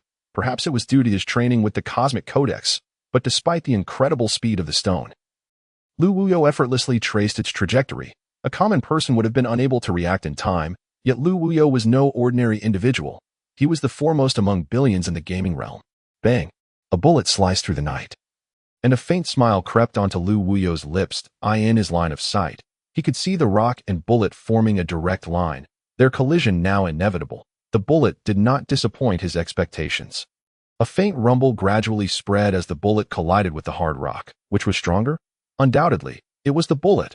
Although the rock flew at great speed, the bullet's emphasis was on penetration, small and sharp. The bullet was precisely as Lu Wuyo had envisioned. It struck the rock, and he could even see the sparks igniting from the collision. Beneath the sparks lay fine dust, the result of the bullet's friction against the stone. A smile of victory began to dawn on Lu Wuyo's face. However, he had miscalculated this time. Suddenly, Lu Wuyo's expression shifted dramatically. Bang! Another bullet was discharged, but this one was from a revolver. He had no time to switch ammunition. The rock continued its trajectory towards Lu Wuyo, albeit now split in two, a consequence of the first bullet's impact. Yet, this division only heightened the danger he faced. The bullet's penetrating power was indeed formidable, but it lacked explosive qualities, allowing it to pass through the sturdy rock effortlessly that it shot forth. But the rock's trajectory remained unchanged, still hurtling towards him at great speed, albeit slightly diminished. Nevertheless, this force remained beyond Lu Wuyo's capacity to withstand. The two fragments of rock posed an extreme threat, and beads of cold sweat began to form on his brow. Boom! This was the second faint sound, the noise of the revolver's bullet colliding with the rock. The trajectory of the second bullet was quite peculiar. It grazed the slightly forward rock before veering to strike the one behind it. Although the first rock's speed was unchanged, its trajectory was entirely altered. Akin to a billiard ball that had been struck in that instant, the second rock miraculously reached the first. The two stones collided with a resounding boom, the sound of their impact far louder than that of the bullet against the rock. The collision shattered the stones into numerous fragments, both large and small. Yet, these shards still retained considerable velocity, still flying toward Lu Wuyo. Though many began to veer off course, Lu Wuyo had no time to fire a third shot, for the debris had already closed in on him. Thud, thud, thud. Several rock fragments pierced Lu Wuyo's body, the force of the impact sending him sprawling a meter away. The power of the debris was immense. Lu Wuyo could no longer rise. Having been felled by a single collision, a stone, having undergone two impacts from bullets, still posed such a significant threat, underscoring the ferocity of the beast that had chosen not to flee. After a moment, Lu Wuyo remained motionless, a trickle of blood already at his lips. Had he met his end in this manner? No. Upon closer inspection, one could still detect slight movements in his palm. If one were to look even more closely, they might discover two bullets nestled within his grasp. A figure gradually emerged from around the corner, none other than the beast that had not fled. It gazed at the human from a distance, a hint of astonishment evident in its eyes. How peculiar that such a weapon possessed such formidable lethality. It was fully aware of the power of the rock it had thrown, with such force. Even the elders of its kind could not easily withstand. This technique had allowed it to effortlessly slay many, including high-level primordial warriors. Yet, this young man had managed to reduce the rock's velocity twice. However, his body was too frail to endure such impacts. Even having been slowed, he could not withstand the shards. Clearly, the young man's innate strength was lacking. It seemed the true power lay in the weapon he wielded, a remarkable instrument that could grant an ordinary individual such might. It must be taken back for thorough examination as it approached Lu Wuyo. it suddenly noticed a slight tremor in his throat that a common observer would not have perceived such subtleties. Yet this beast was no ordinary creature. Playing dead? Huh. Such a ruse was familiar to it. The beast raised its forepaw, a glimmering light emanating between its paws, appearing quite beautiful. However, any who had seen it before would not share such sentiments. For this radiance signified death. Suddenly, Lu Wuyo rolled his body, and with a sharp report, the sniper rifle discharged another bullet. The beast's lips curled into a semblance of a human smile, seemingly anticipating this action. It raised its forepaw slightly, confidently intercepting the bullet aimed at its forehead, not even flinching if it could withstand a thrown stone. What was there to fear? This confidence was built upon a foundation of strength. However, at the moment the bullet struck its forepaw, its expression shifted. The bullet's penetrating power could not be deterred by a single paw. Yet, after piercing through its paw, the bullet lost its potency. Falling like a small object that had collided with a wall. At that moment, the beast finally released a breath of relief. However, before it could fully exhale, the second bullet whistled forth. The bullet traversed the path of the previous one, passing through the small opening in its paw without any obstruction, striking its forehead with a resounding bang. Shock. Deep, profound shock. The beast's body began to topple slowly, its eyes reflecting a mixture of horror and disbelief. What caliber of marksmanship was this? The timing, the calmness in the face of danger, the precise calculations. 2 bullets had nearly traversed the same trajectory, their sequential flight so seamless that it had escaped its notice. Such skill was beyond the grasp of most. Perhaps only that individual possessed such capabilities. Gradually, its vision blurred, and regret flooded its heart for having rashly accepted the Wolf Lord's request, never anticipating this would culminate in a feast of death. In a remote forest, Yuan Sa served as a low-ranking beast guard, tasked with overseeing the life crystals of disciples. Each day, his duty was to watch over these crystals, for should a disciple perish, their life crystal would shatter, and he would merely need to report the incident to the clan leader. Whenever a disciple died, the leader would rage for a considerable time. Yet, with the clan's safety protocols in place, such occurrences were rare, allowing Yuan Sa to live in relative ease. As night fell, he prepared for his final patrol of the day, walking through the routine, for with each day devoid of incident, anyone would grow complacent. A sudden, crisp sound echoed through the room, causing Yuan Sa's countenance to change abruptly as he hastily entered. There, he beheld the shattered life spirit crystal, and a wave of panic surged within him. Report. Tonight marked the crucial meeting of the Yuan clan, where intense debates were underway regarding a significant matter, abruptly interrupted by the sound that drew furrowed brows from all present. What is it? Are you not aware that we are currently discussing something of utmost importance? If you cannot provide a satisfactory explanation, I shall have you dealt with today, bellowed an elder monkey, his fur completely white. I dare not, my lord. Young Master Yuan. Young Master Yuan has been harmed. Yuan Sa spoke cautiously. What? Repeat that. The elder's body trembled uncontrollably. While patrolling tonight, I suddenly heard a shattering sound.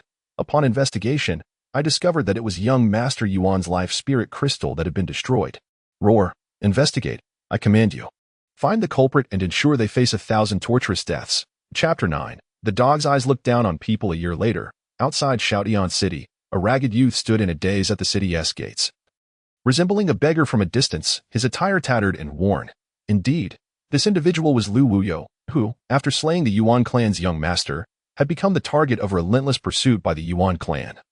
With each pursuer more formidable than the last, out on the brink of death several times, he eventually achieved a breakthrough in the cosmic codex, at the most perilous moment, drastically elevating his own strength to the innate realm.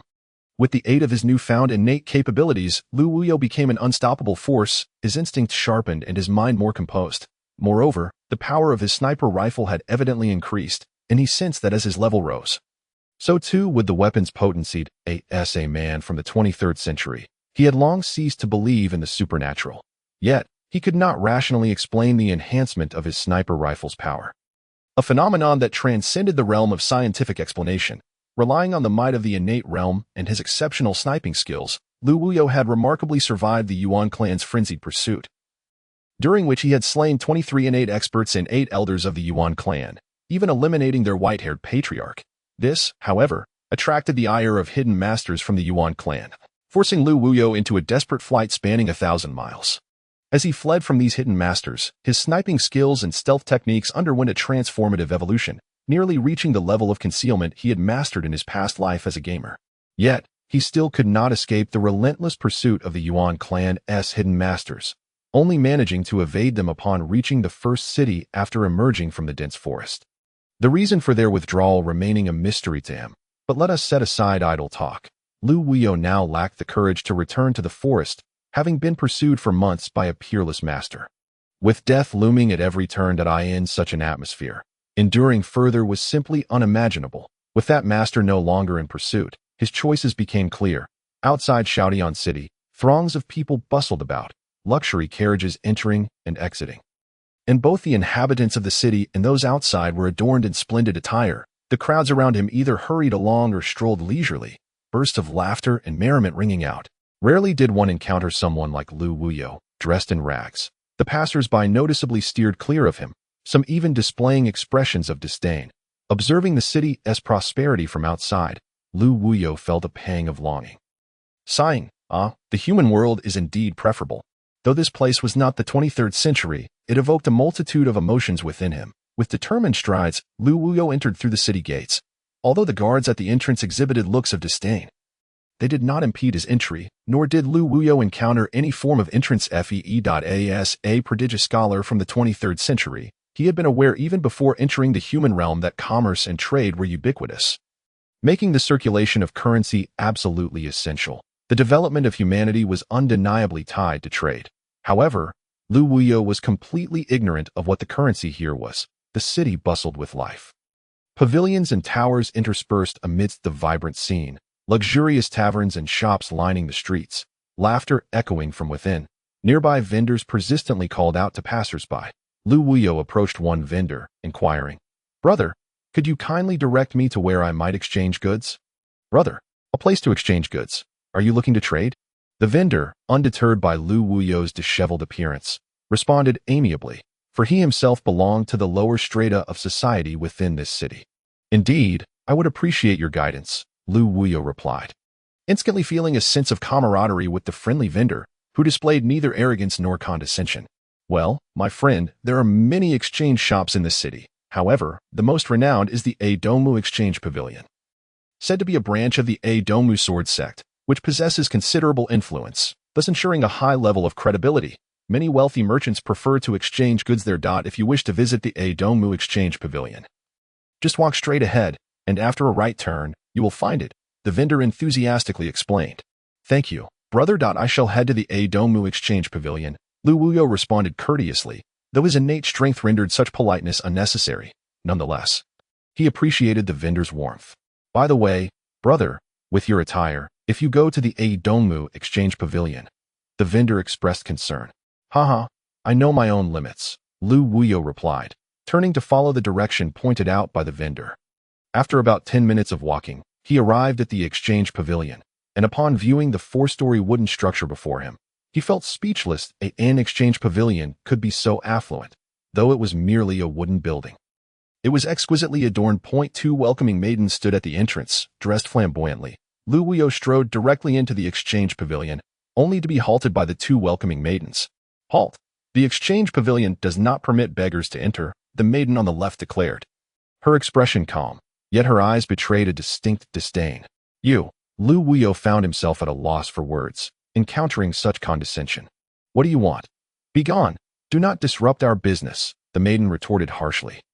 Everyone possesses a measure of pride, and Lu Wuyo, a 20-year-old prodigy, would not take such dismissal lightly. He stepped closer to the maiden, his temper flaring. "What do you intend to do? Leave, or I shall summon the guards."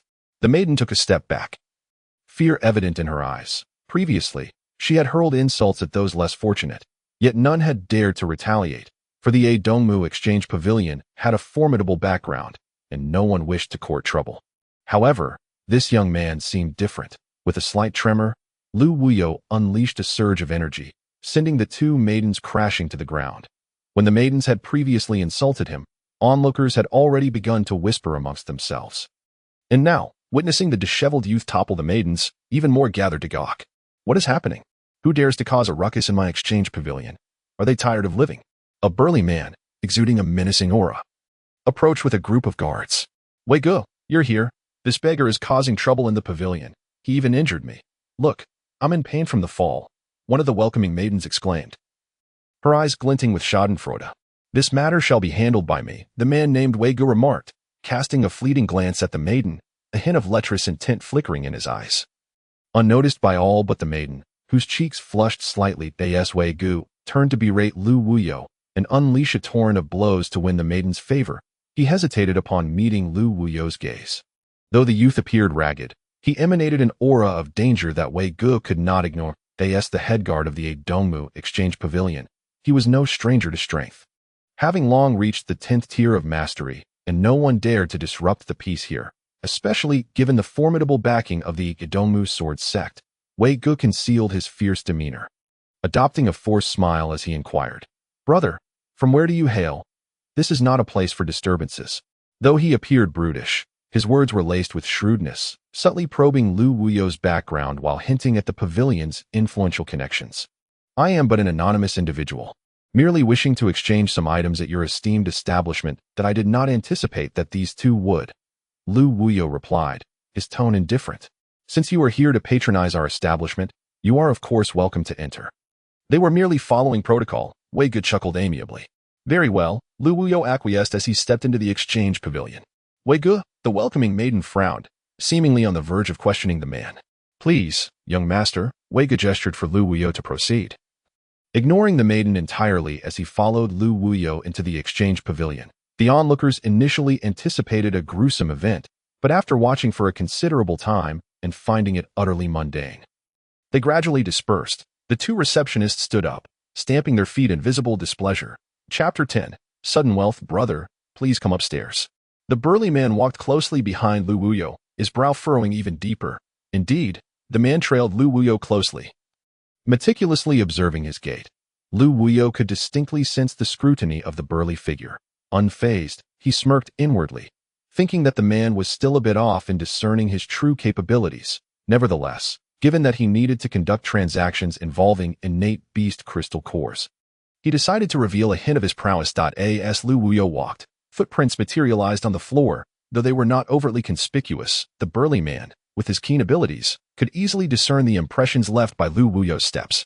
The man's expression shifted slightly. He was well aware of the flooring material in the exchange building, a rare ancient stone sourced from hundreds of thousands of miles away.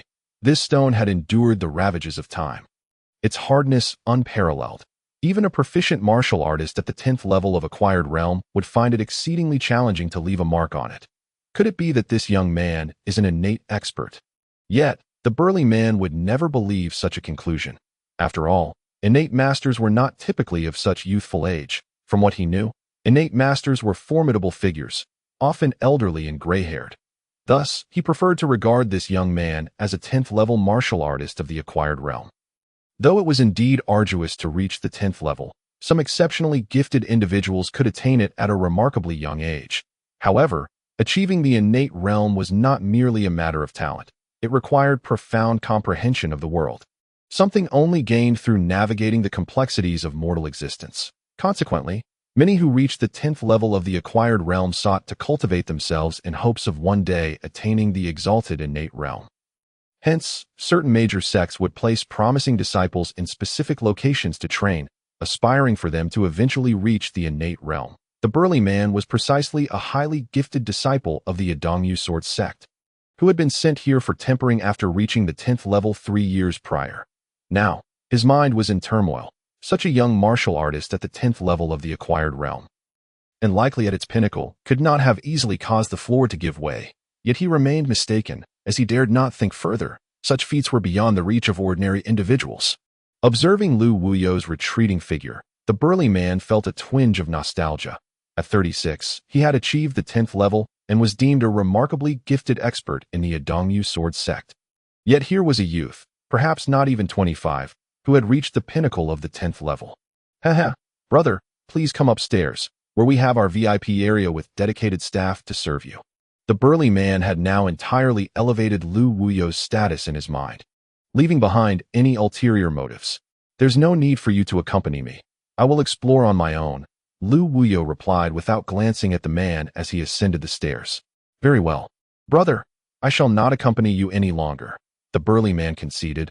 Losing interest in following Lu Wuyo on the second floor of the exchange building, Lu Wuyo gazed at the series of independent VIP rooms before him. Marveling at the grandiosity of it all, the rooms exuded an air of opulence, striking a perfect balance between luxury and subtlety, radiating nobility and elegance without a hint of ostentation. Each door bore a sign. Some reading, "Do not disturb," while others welcomed patrons with welcome. Lu Wuyo smiled faintly and chose a room adorned with the latter inscription, stepping inside.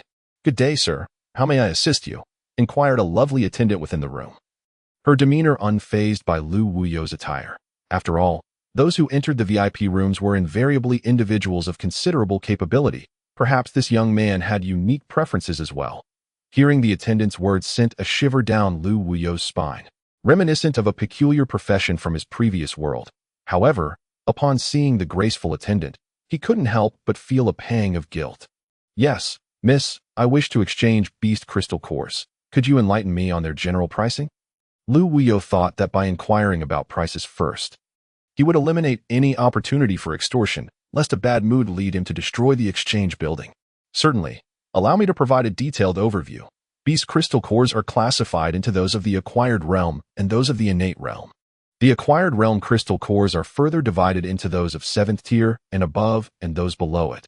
The latter is relatively inexpensive, worth only a few dozen mid-grade crystal stones. While the former can vary greatly, lower grades are less significant, yet high-quality ones can fetch over 10,000 high-grade crystal stones, provided they are exceptionally good. May I inquire about the tier of the beast crystal core you wish to exchange?" the attendant gently asked.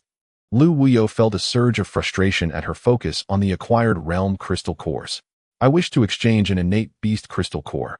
May I know what price your establishment would offer?" Lu Wuyo, not one to beat around the bush, posed his question directly. What? An innate beast crystal core? Are you certain it is indeed an innate core?" The attendant displayed genuine astonishment. "Yes. Why? Does your establishment not accept innate beast crystal cores? If not, I shall take my leave," Lu Wuyo replied with a smile directed at the charming attendant. No. Please wait, sir. I cannot authorize the exchange of innate beast crystal cores. Allow me a moment to summon the manager," the attendant exclaimed, hastily exiting to fetch her superior, seemingly anxious about Lu Wuyo changing his mind. Before long, a portly middle-aged man in his 40s entered the vacant room where Lu Wuyo waited. "Good sir, I hear you wish to sell an innate beast crystal core. Is that true?" The man appeared somewhat impatient, despite his efforts to conceal his eagerness, a sentiment Lu Wuyo easily detected. "Indeed, it is true. However, regarding the price," Lu Wuyo replied with a teasing smile. Yes, the price is negotiable.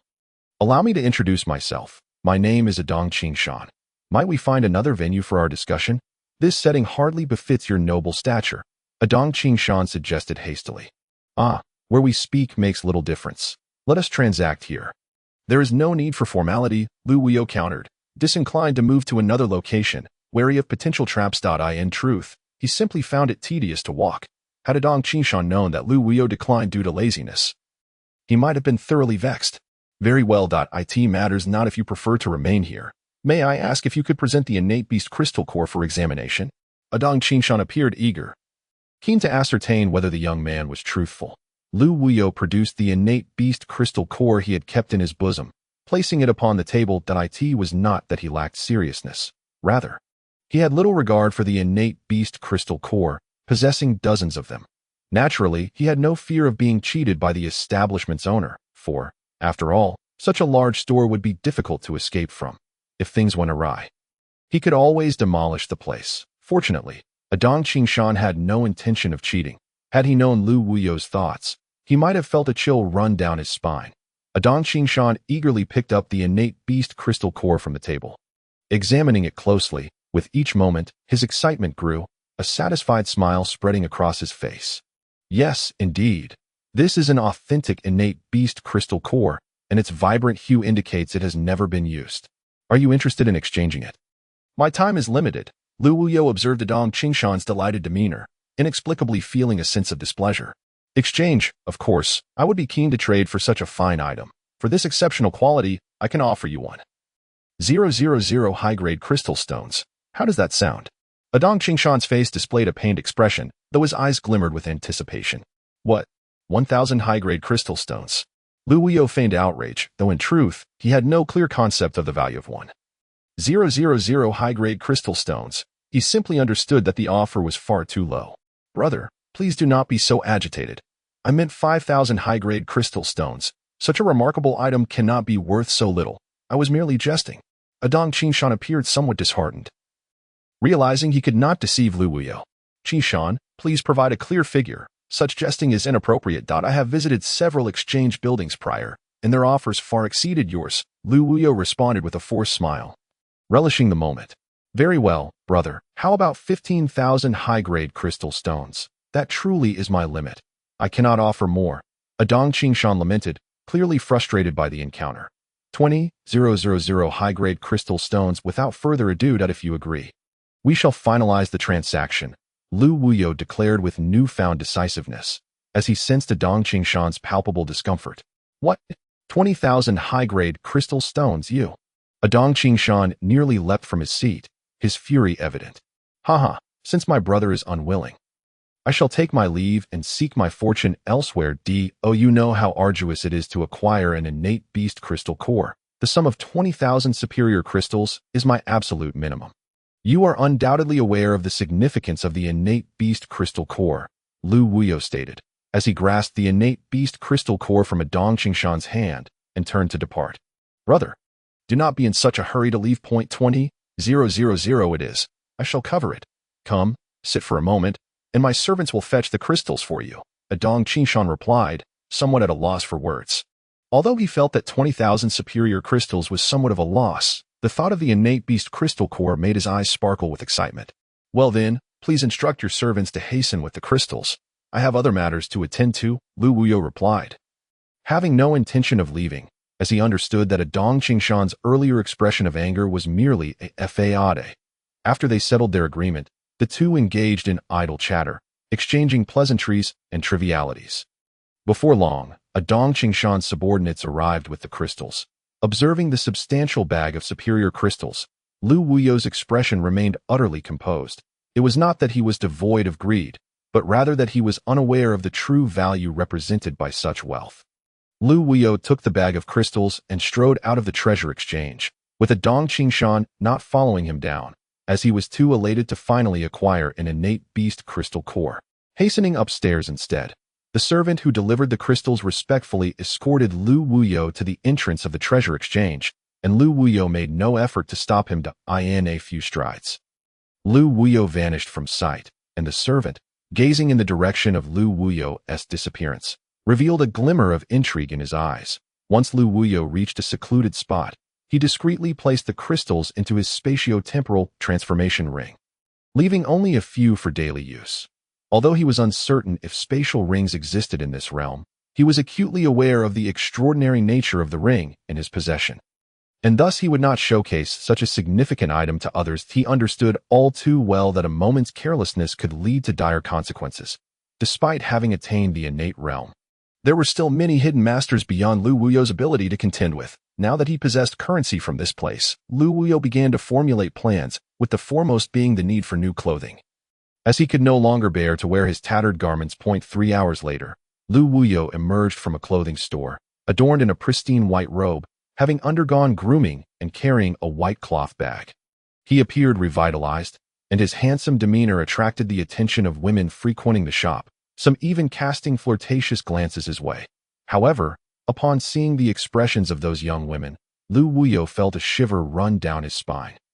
He quickly departed from the scene, not only to evade the attention of the women but also the shopkeeper.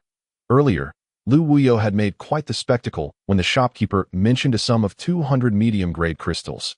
He had been utterly bewildered. It was only after the shopkeeper realized that the young man was completely unaware of the local currency system that he regarded Lu Wuyo with the astonishment typically reserved for extraterrestrial beings. Fortunately, the shopkeeper later explained the monetary conversion. 1 superior crystal, 1,000 medium-grade crystals, 1 million low-grade crystals. At a typical 3-person household would have a monthly expenditure of around 5,000 low-grade crystals. It was only at that moment that Lu Wuyo comprehended the magnitude of 20,000 superior crystals, and the joy swelling within him was beyond description.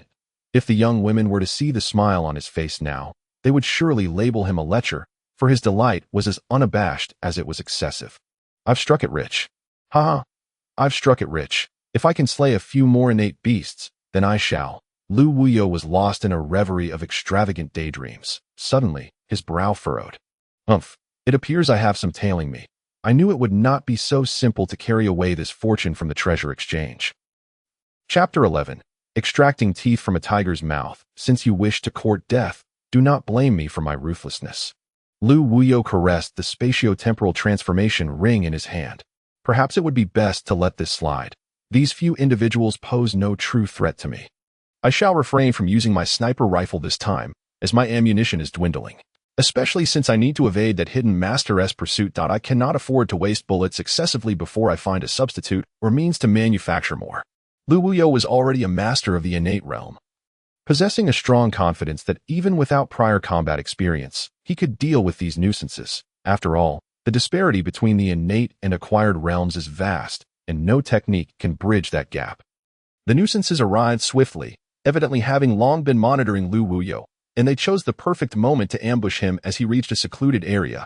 Their tracking skills were impressive, and their timing impeccable. However, they had failed to account for Lu Wuyo's own strength, although the burly man from earlier had discerned that Lu Wuyo had reached the pinnacle of the acquired realm.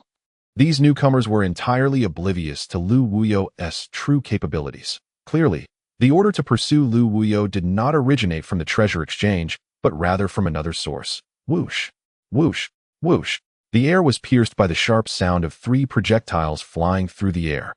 The intervals between them nearly negligible, yet they precisely sealed off all of Lu Wuyo's escape routes.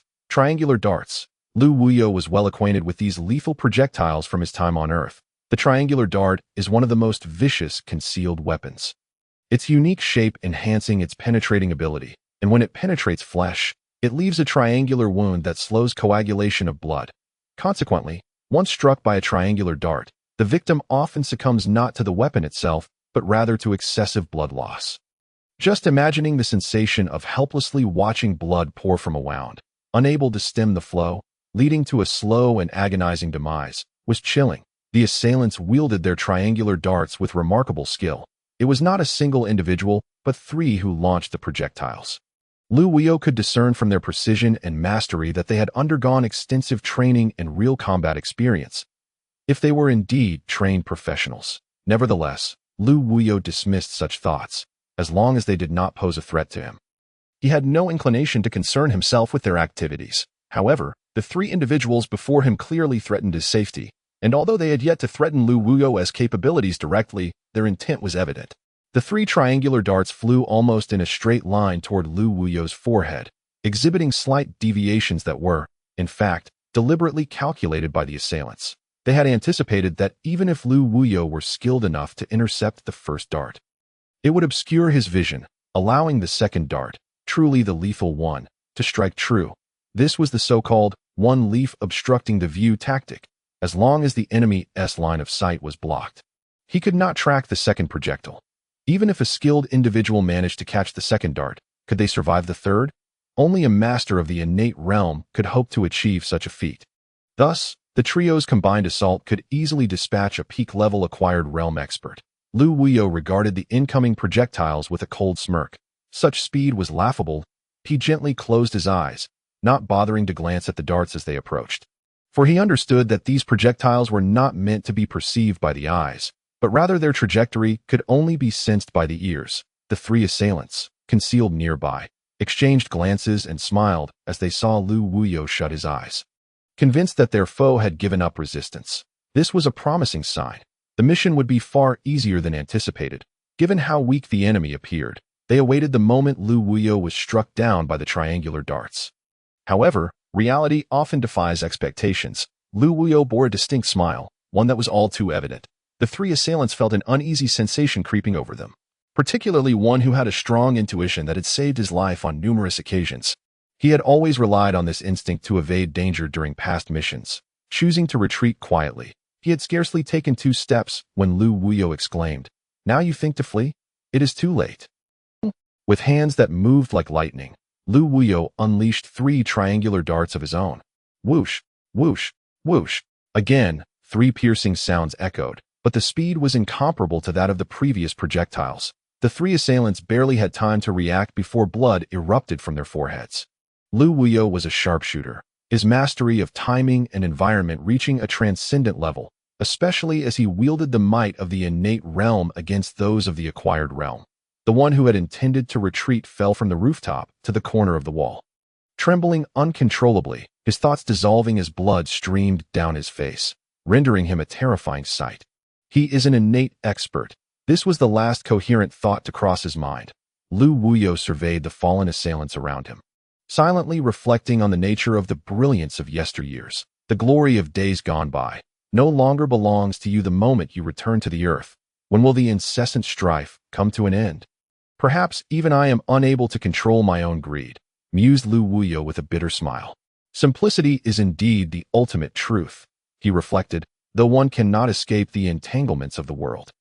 Are not the three pursuers merely acting on someone else's behalf? Have they never contemplated breaking free from this profession? Perhaps not. Upon arriving in this realm, I shall strive to lead an ordinary life, eschewing the need to stand out, to be aggressive, or to be overly calculating. Observing the three individuals who have met their silent demise, Lu Wuyo's heart was a tumult of emotions. If one day I encounter those reclusive powerhouses, will I still be so nonchalant?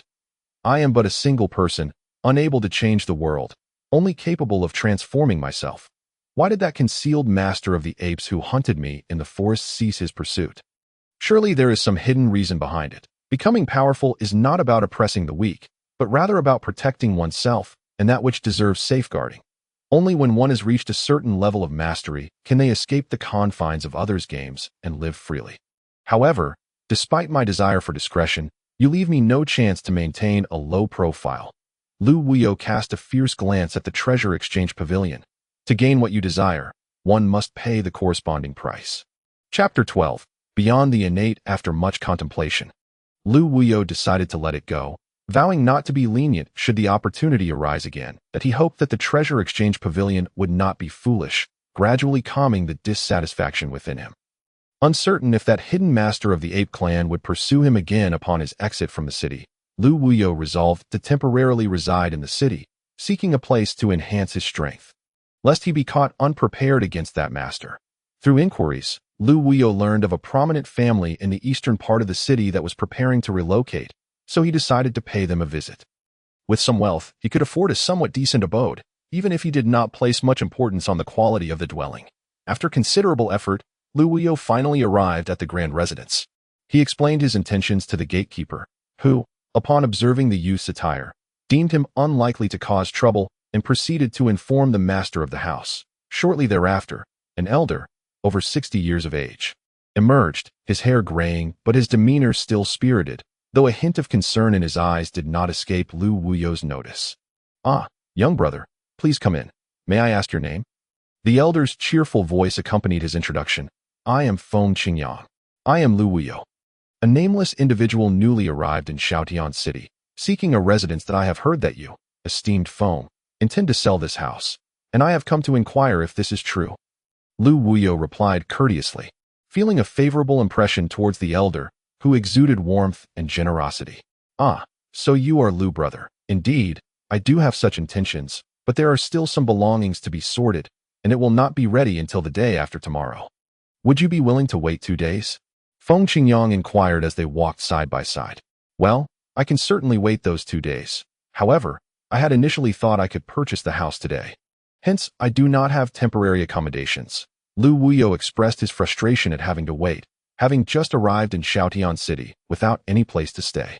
"Ah, if you would be willing to stay here temporarily, I would consider it a great honor," Feng Qingyang responded lightheartedly, though the concern in his eyes became more pronounced. "Is there something troubling you, esteemed Feng? If it is inappropriate, I shall not press you further," Lu Wuyo said, sensing the elder's unease. "To be honest, our relocation is a matter of necessity. While this house may not be a luxurious estate, it is quite spacious and has been handed down through generations, making it difficult for us to part with it. Alas." Feng Qingyang sighed gently, his previous cheerfulness replaced by a sense of helplessness. "Is there some trouble, esteemed Feng?" Lu Wuyo asked, confident in his abilities as a master of the innate realm, believing he could resolve many issues. "Well," Feng Qingyang hesitated, If it is unsuitable, you need not share. Lu Wuyo did not expect the elder to divulge his troubles. Actually, it is not much to speak of. I find you quite agreeable, so I shall share. Our ancestor was a master of the innate realm, he said, pride evident on his face. In his time, he garnered significant fame in our imperial continent, establishing a vast legacy. However, as the descendants fell into decline, so too did our family. Now, only a few of us remain, and there are no male heirs to carry on the family line. Our ancestor, during his adventures, created a unique martial art, Zhongtian, which enabled him to stand proud among innate masters. Now, with our family's decline and our lineage nearly extinguished, those innate masters are beginning to covet this secret manual. Fortunately, their pride prevents them from directly seizing it, so they send some of their own to attempt to steal it. Although we old ones are all at the peak of the postnatal realm and not afraid of those who come to rob us. This time they are determined and have dispatched 30 postnatal masters. While we can hold them off for a moment, the rest of us are utterly powerless to resist, even if we are unable to fend them off. We have only learned the basics of Zhongtian, and escaping their encirclement should not pose much difficulty. However, Zier and the others. Feng Qingyang furrowed his brow, concern etched upon his features. I do not know when they will come to attack here. So if you stay with us, should they? Feng Qingyang glanced at Lu Wuyo, leaving the decision in his hands. Ah, esteemed Feng, I believe it best that I reside here to avoid the trouble of seeking accommodation elsewhere. As for the danger, you need not worry. I have the means to protect myself, Lu Wuyo replied, unfazed by the prospect of facing a few postnatal masters. Since you are so determined, I shall not press further. This way, please. Feng Qingyang gestured to the left. Grandfather. A clear voice suddenly rang out from nearby. Lu Wuyo and Feng Qingyang turned simultaneously to see a girl dressed in purple approaching, her beauty striking Lu Wuyo, evoking a spontaneous recitation of poetry. Two brows like crescent moons, enshrouded in mist, a pair of eyes that dance between joy and sorrow, laden with emotion. Her cheeks bear the mark of worry. While her delicate form sways like a willow in the breeze, her heart possesses a wisdom beyond measure, and her beauty surpasses the fairest of maidens. Grandfather, I heard you intend to sell this house. What is the matter? The girl seemed to harbor some discontent, yet her anger only served to endear her to Lu Wuyo. Zier, why are you here? This matter is under my discretion. You need not interfere, Feng Qingyang said firmly, though a hint of affection shone through his sternness. Grandfather, humph, Lu brother, this is my granddaughter, Feng Ziming. I apologize for her behavior. Feng Qingyang smiled slightly. Not at all, not at all, Lu Wuyo thought to himself, surprised to discover such a beautiful granddaughter. Miss Feng. Greetings. Who are you? Feng Ziming scrutinized the youth before her, curiosity piqued as she wondered why she had never seen her grandfather interacting with this young man before. Zier, he is the young man here to inquire about purchasing the house, Feng Qingyang explained nonchalantly. What? You are here to buy the house. Leave at once. We are not selling. Feng Ziming exclaimed, clearly agitated. Enough, Zier, do not cause a scene. Return home at once, Feng Qingyang chastised, displeased with her outburst before Lu Wuyo. Feng Ziming, sensing her grandfather's annoyance, pouted and stormed off. Feng Qingyang watched her retreating figure, a blend of affection and underlying worry in his gaze. Lu young hero, you shall stay here for the next 2 days. After we relocate, you may do as you please. Feng Qingyang led Lu Wuyo to the door of a room. Thank you, esteemed Feng. Please attend to your matters. I can manage on my own, Lu Wuyo replied, not wishing to prolong the conversation. That evening, as Lu Wuyo meandered through the streets of Shoutian City, he took in the vibrant atmosphere, contrasting sharply with the cities of the 23rd century. The brightly lit streets were filled with bustling crowds, families out for an evening stroll, hurried passers-by, and young gentlemen idly wandering about. Immersed in this lively ambience, Lu Wuyo felt an immense sense of contentment. Perhaps this was the life he sought, carefree and leisurely. Yet, he recognized the weight of many responsibilities ahead. Burdened by the pressure from those hidden masters, he could not believe that only one such master existed in this world. There were surely many others, like the ape sword master. His unfamiliarity with this continent left him feeling adrift, uncertain of the path he should take. Lu Wuyo harbored an urgent desire to comprehend this vast continent. As he wandered aimlessly, he suddenly halted, gazing at a nearby pagoda, the Wind and Rain Library. A library. Perhaps I might glean some knowledge within. With resolute strides, Lu Waya entered the establishment. The library was sparsely populated, yet each individual exuded a refined demeanor. Some patrons were perusing the volumes on the shelves, occasionally furrowing their brows or displaying a flicker of enlightenment, all while maintaining the tranquil atmosphere that enveloped the room. Lu Waya scanned the surroundings and finally spotted a tome titled History of the Emperor's Continent on one of the shelves. As he opened the thick volume, he was instantly captivated. It turned out that this continent was known as the Emperor's Continent, a name derived from an ancient legend. Long ago, a supreme deity known as the Emperor emerged, said to possess the power to alter the very fabric of the universe with a mere gesture, casting shadows over the sun and moon. To honor this extraordinary figure, the continent was named after him. This land was one of martial artists, where myriad sword techniques, combat skills, alchemy, and weapon forging flourished. That a vibrant tapestry of competing schools thrived, with numerous sects flourishing, as the majority of martial artists strive to attain the lofty realm of innate mastery. The innate realm was divided into 10 levels. The initial 6 were accessible to most with diligent effort. However, beyond the 6th tier lay a formidable barrier. Those who surpassed it would ascend to the ranks of the elite, while those who faltered would remain mere foot soldiers. Each advancement demanded immense dedication, though some prodigies or those privy to unique methods could expedite their progress. The text further chronicled the achievements of the innate masters, revealing that even within this realm, distinctions existed. Yet, it subtly hinted at a higher echelon known as the respect level, though details were scant. Respect level, Lu Waya mused, furrowing his brow. He wondered if the reclusive master of the ape tribe belonged to this esteemed rank. It seemed that the continent was far from the mundane facade it presented, igniting a spark of excitement within Lu Waya. Chapter 13. A critical moment, sir. Our library is closing for the night. A cultured young man gently informed Lu Waya. If you are interested in that book, you may purchase it now or return tomorrow to read. What? So soon? Hasn't it only been a short while?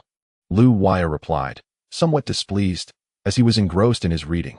Sir, you have already been here for 5 hours. It is now 11 o'clock in the evening. The youth, noticing Lu Waya's discontent, swiftly explained. In this continent, time is measured in yaoshi, yaofan, and yaomiao, corresponding to hours, minutes, and seconds respectively. That a day on the Emperor's continent consists of 24 yaoshi. Very well, I shall purchase this book. How many crystal stones does it cost? Are there any other books related to history and geography? Lu Waya inquired, realizing how late it had become. He had developed a deep fondness for this book, which provided him with substantial insights into the Emperor's continent. Sir, this book costs 35 inferior crystal stones. The shelves over there contain historical texts, while those to the right are dedicated to geography. The young man indicated, first gesturing to the left wall and then to a nearby shelf. I will take all of these books. Please wrap them up for me, Lu Waya said, feeling a surge of joy. With these volumes, he would no longer be regarded as a fool during his travels across the continent, and he would gain a clearer understanding of its fundamental knowledge. Certainly. Sir, please hold on a moment. The youth, possibly excited by the prospect of earning a commission from such a large sale, swiftly began packaging the books with remarkable skill. Sir, here is the checkout.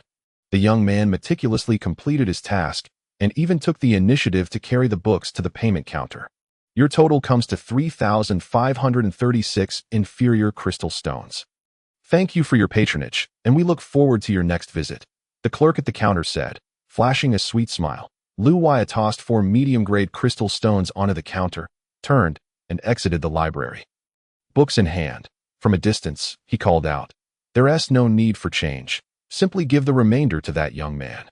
The youth who had attended to Lu Waya was overwhelmed with joy upon hearing this, filled with gratitude as he watched Lu Waya depart. With the extra crystal stones, he could purchase a birthday gift for his mother. The clerk, witnessing the youth's excitement, felt a twinge of dissatisfaction, wondering why the remaining stones were not given to her instead of this seemingly foolish young man.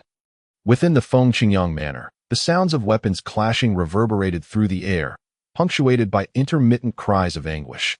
Each scream sent a tremor through Fengqingyang's heart. Another life had been lost.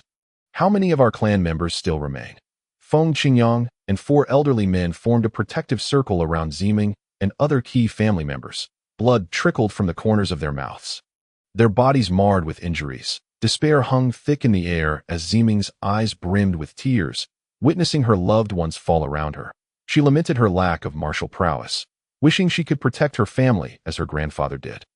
Surrounding them were masked assailants, each wielding glinting swords. One of the masked figures laughed mockingly. Feng Qingyang, Feng Qilu, do not be so obstinate. Hand over the Zhong Tian manual, and we may spare your lives. Otherwise, humph. You despicable cowards. Do not think that your masks conceal your identities from me. Even if you slay us all, you will never obtain our manual. Feng Qinglu bellowed defiantly. Brother Lu, do not waste breath on these fiends. Today, it is either you or me. Every life taken is a small victory, Feng Qingyang replied, his heart numb to the loss of kin. Brother Yang is right. I, Feng Qingyu, shall join this fight. What is a mere scar to a warrior? Today, I will not flee with the Zhong Tian manual, another gaunt elder declared loudly. Agreed. Today, we brothers shall be bold. Ever since our ancestors fell, our Feng family has never stood tall that we fight to the bitter end, an elderly man with graying hair proclaimed with fervor. Although he too bore countless wounds. Enough with the idle chatter. Brothers, charge. Each of you who kills one of them will be rewarded with 500 superior crystal stones. The leading masked figure sneered, realizing these stubborn old men would never divulge the manual's location. He resolved to eliminate them all first and search afterward. The masked assailants initially hesitated, aware of the formidable prowess of the 5 elders. All peak innate masters. 3 of their own had already perished in battle, and none wished to take the first step.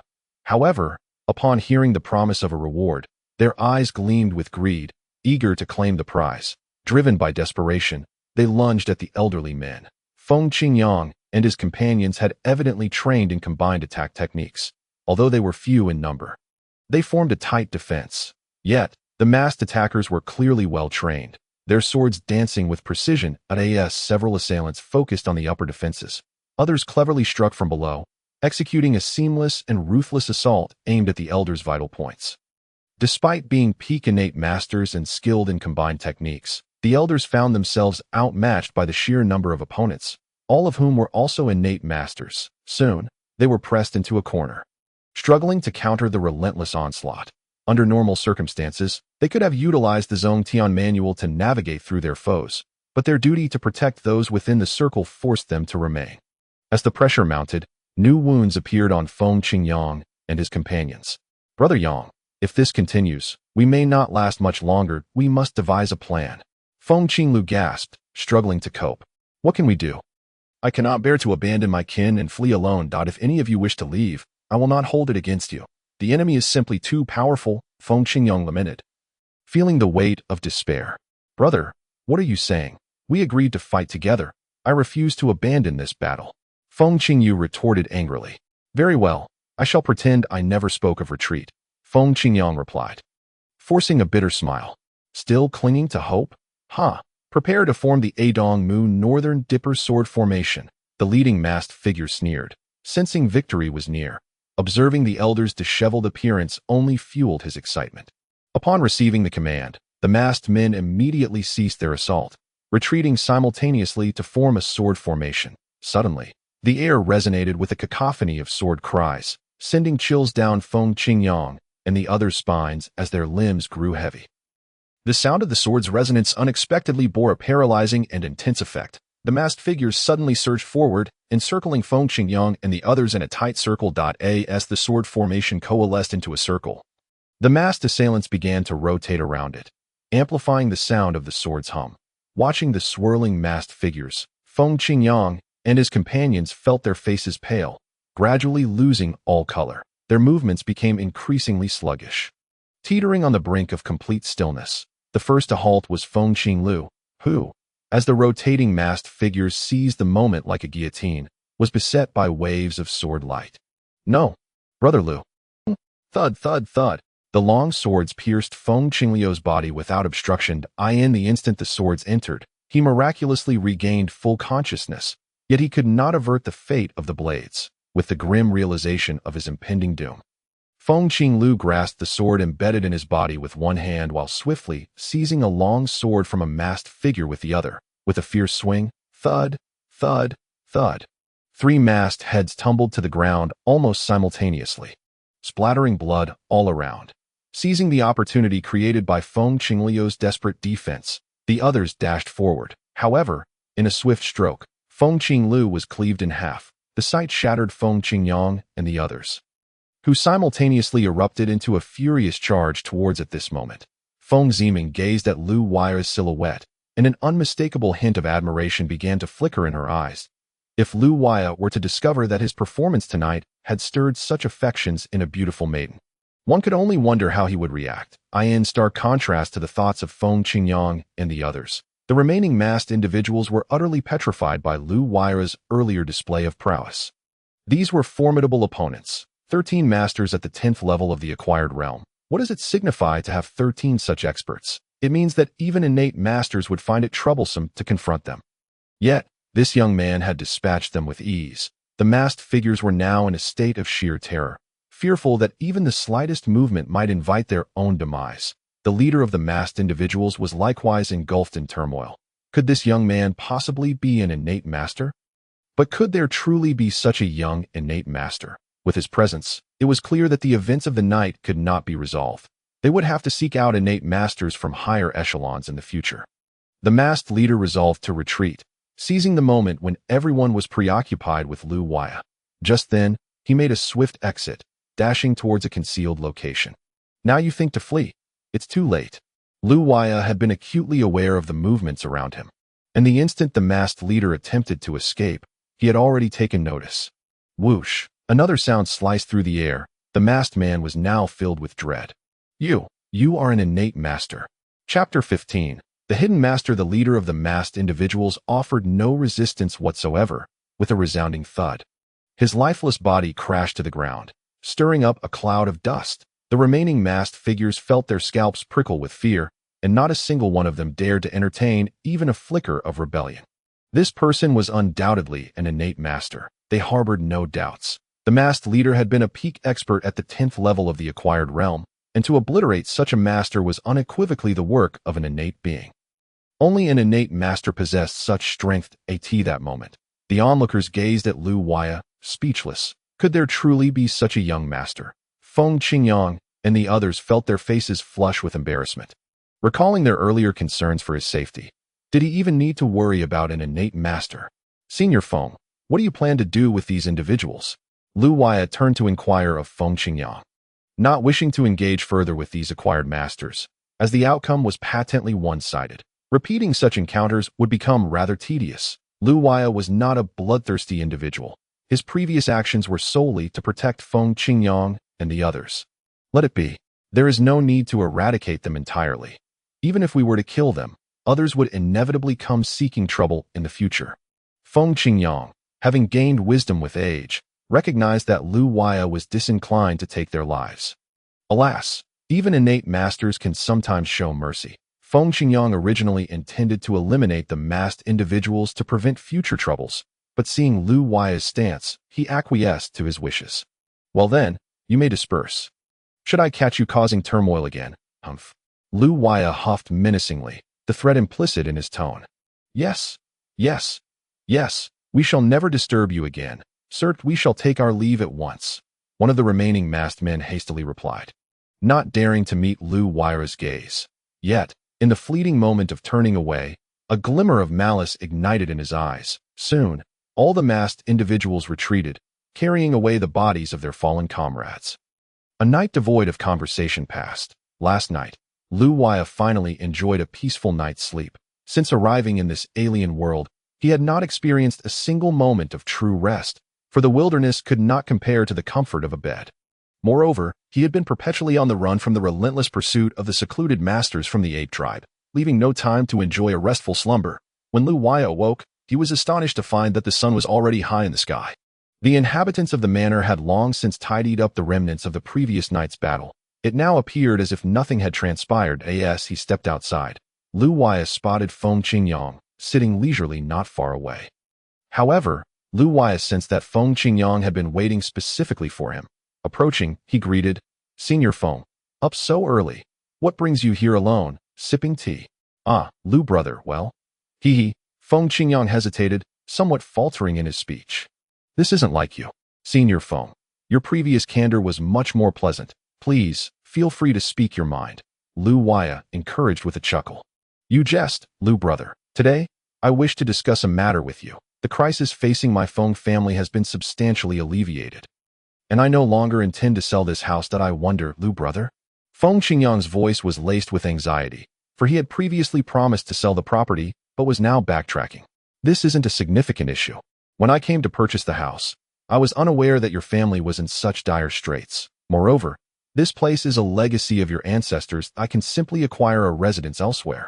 Lu Waya responded with understanding, recognizing the sentiment of the elders. After all, a home symbolizes one's roots, and who among the elderly wishes to abandon their foundation in their twilight years?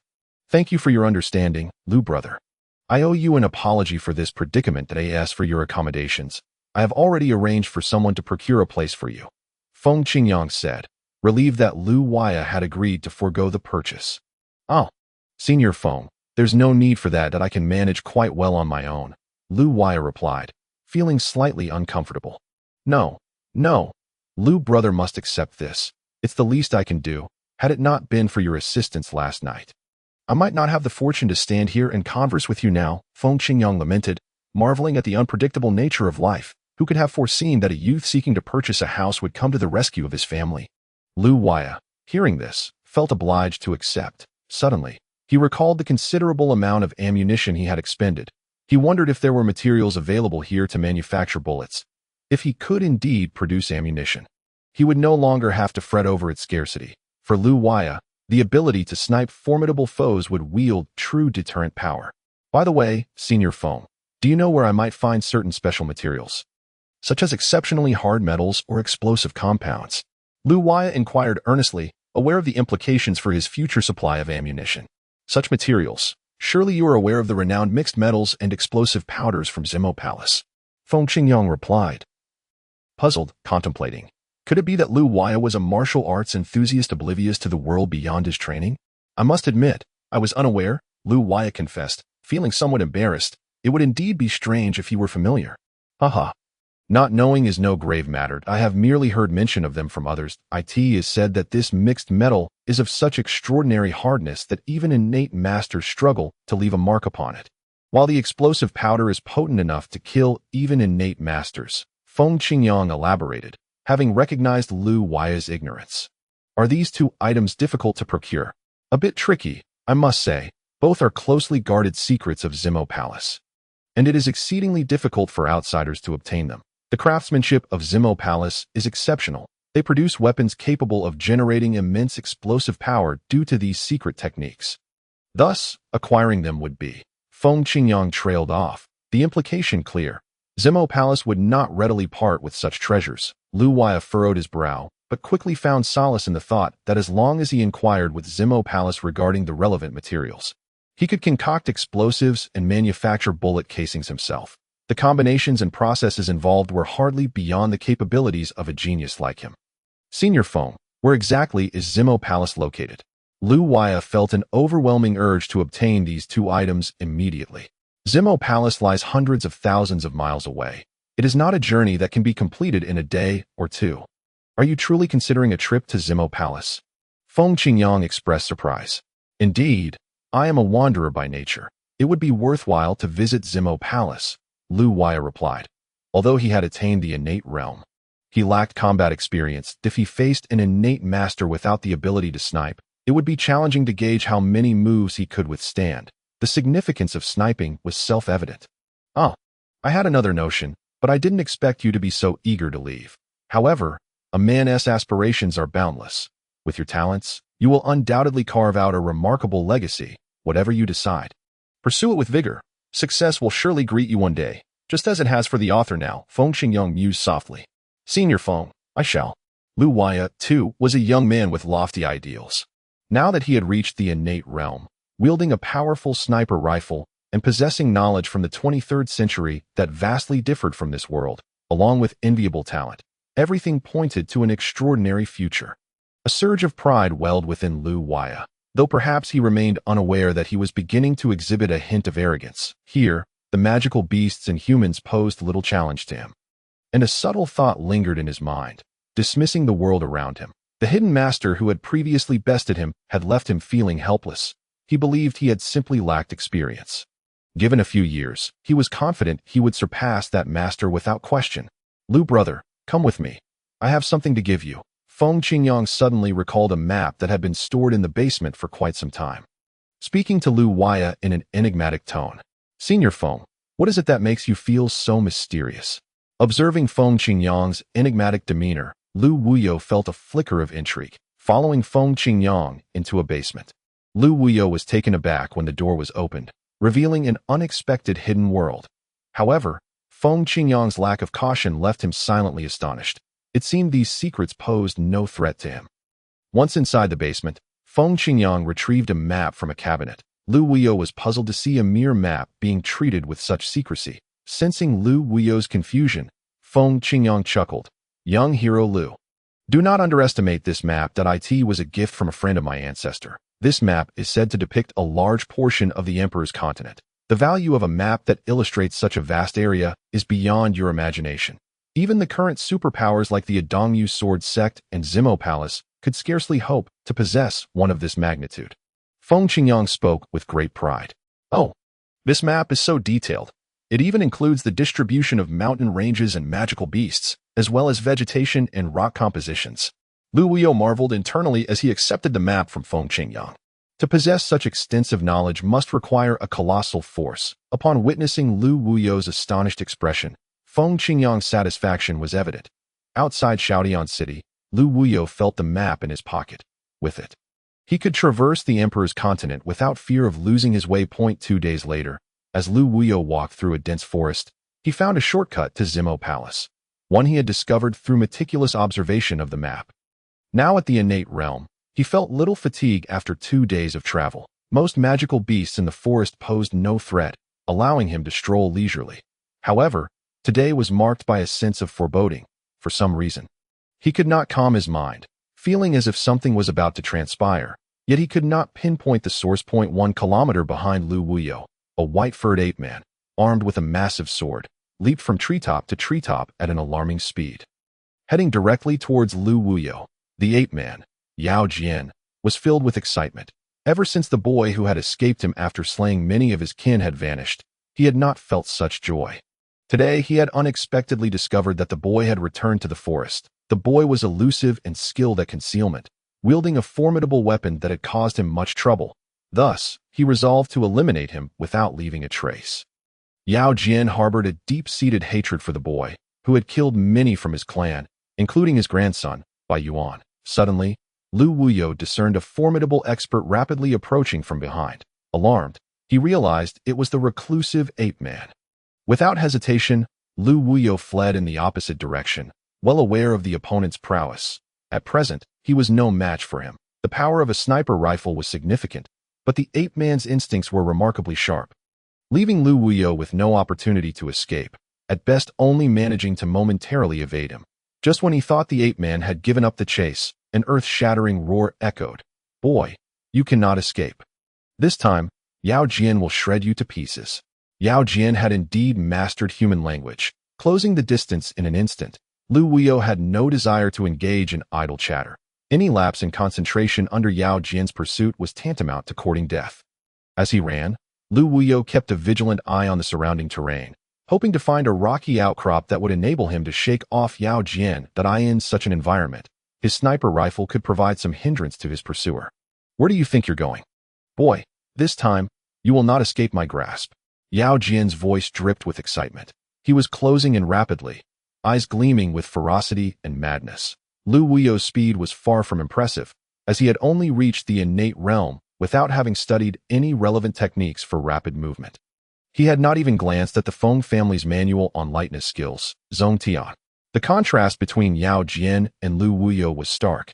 Yao Jian leaped gracefully atop ancient trees, creating a flurry of rustling branches and a whirlwind in his wake, while Lu Wuyo merely relied on the innate capabilities of his body to sprint desperately along the ground. Their juxtaposition resembled a high-speed car racing against a scurrying tortoise. Despair began to creep into Lu Wuyo's heart. Although the forest was lush, there were no immediate hiding spots. He sensed that Yao Jian was closing in, unable to outrun or overpower him. And with no opportunity to utilize his sniper rifle, Lu Wuyo felt the chilling breath of death at his back. Boom! A powerful shockwave struck Lu Wuyo, knocking him down. Yao Jian had launched his attack from hundreds of meters away.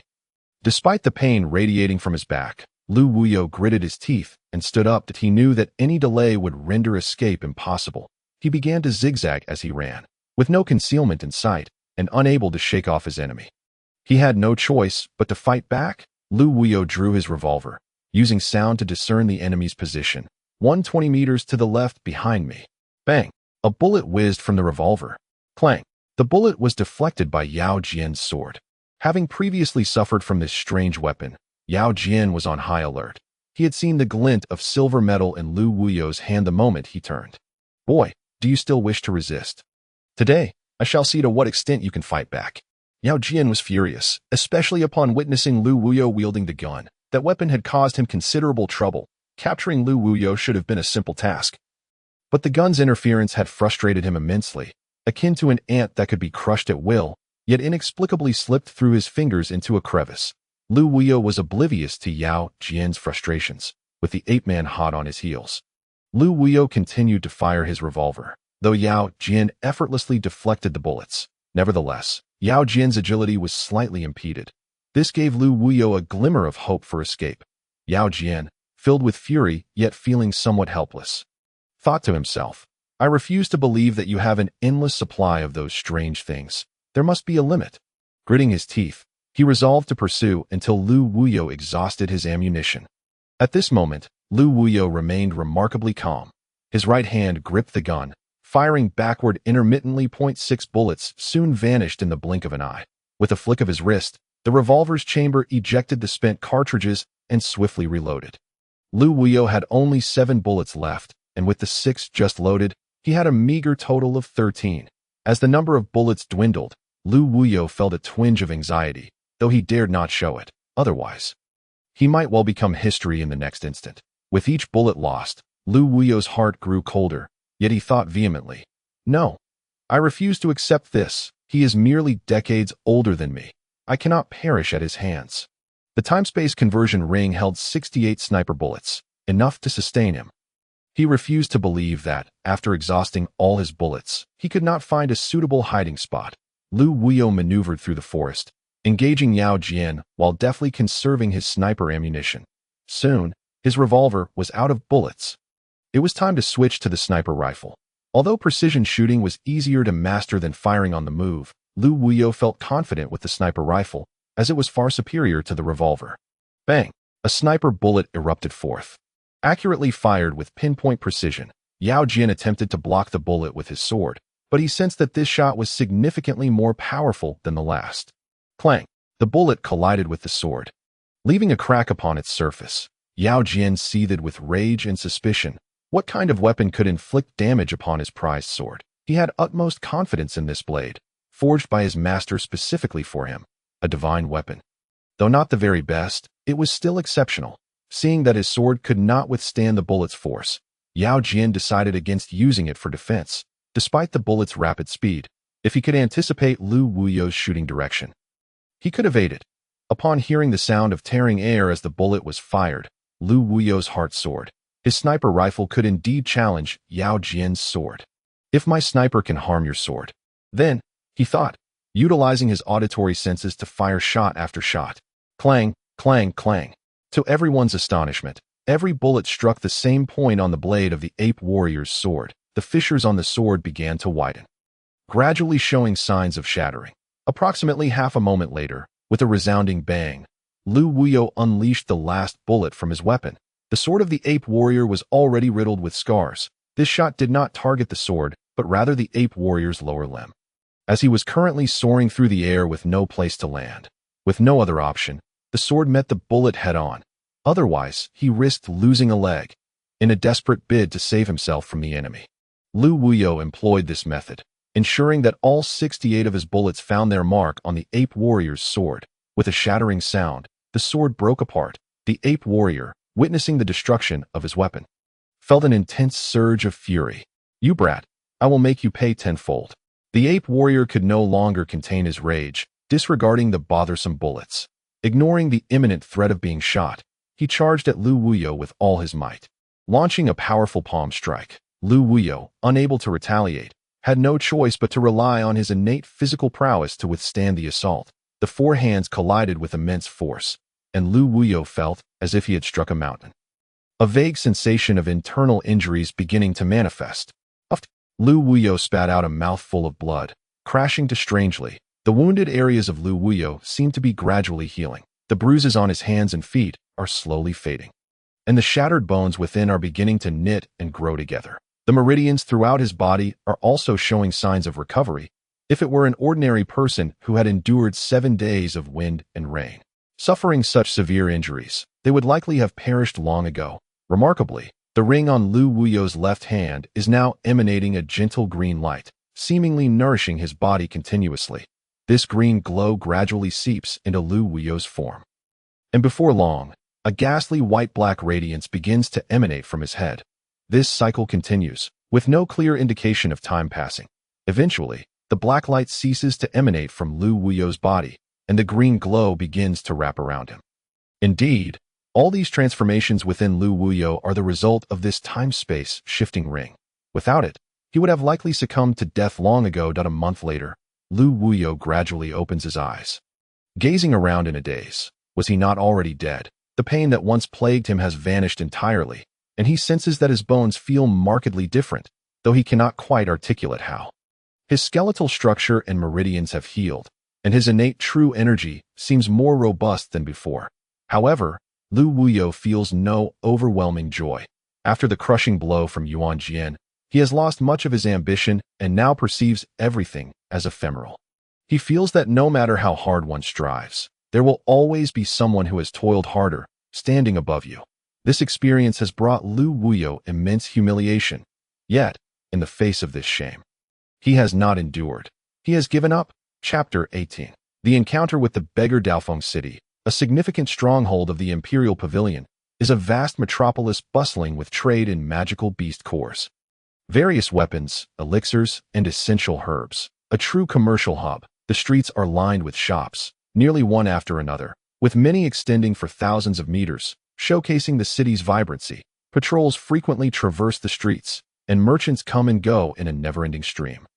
While the sounds of hawkers fill the air, laughter from taverns mingles with the delightful aroma of food, accompanied by the enchanting melodies of elegant string music.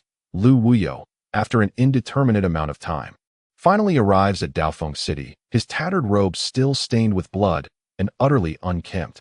The dirt on his cheeks remains unwashed, and his hair is a tangled mess, with remnants of rice or vegetables clinging to some strands. The only item of worth he possesses is the ring in his hand.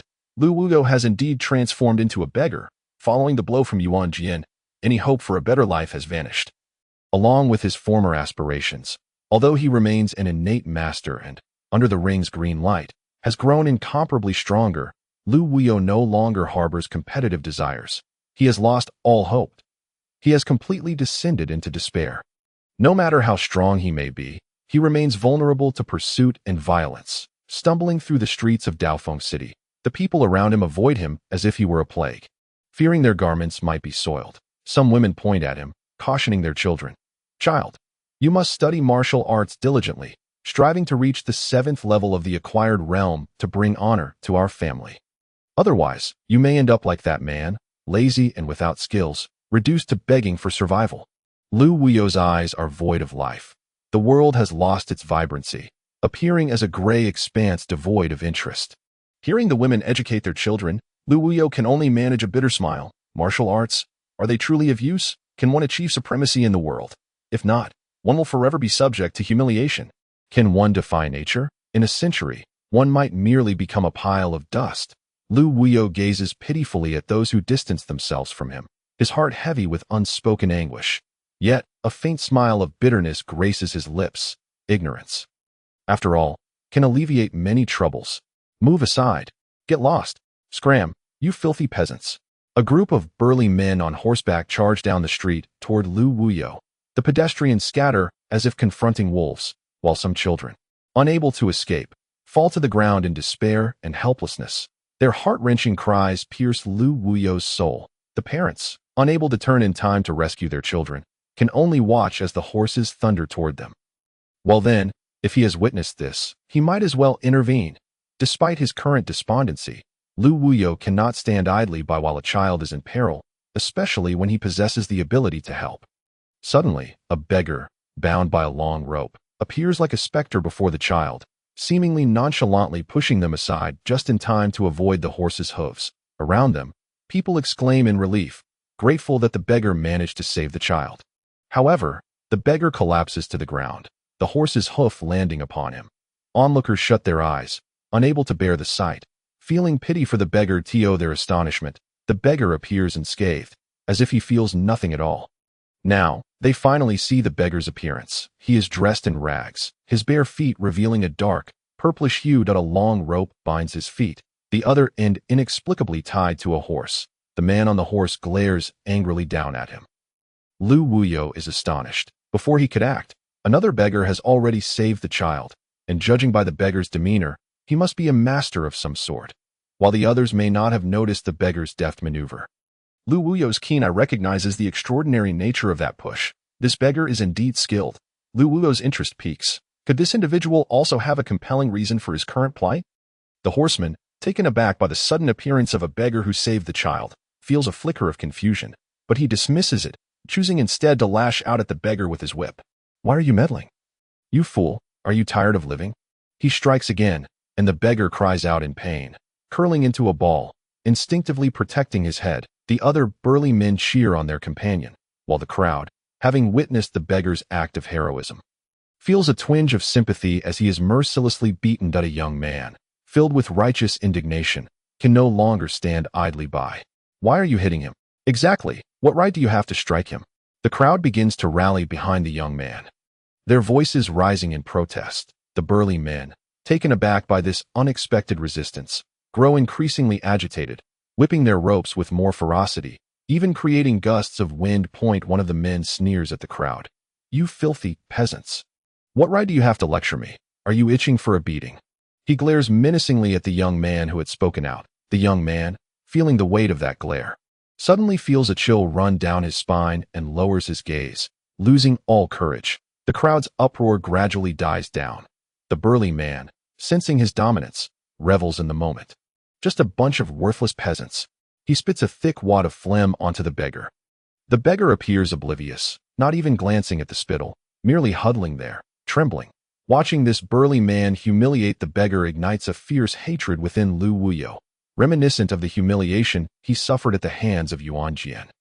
Lu Wuyo clenches his fists tightly. A surge of energy begins to radiate from him, an aura of menace slowly emerging. Lu Wuyo glares intently at the beggar. Indeed, he is fixated on that beggar. The crowd instinctively steps back, sensing the overwhelming aura emanating from Lu Wuyo, leaving him completely exposed before the burly men. They too feel the fear creeping in, a vague sense of apprehension. Kid, why are you so indifferent to the insults of these scum? Lu Wuyo bellows at the beggar. Get up and knock those brutes down. His anger is palpable, were it not for his restraint.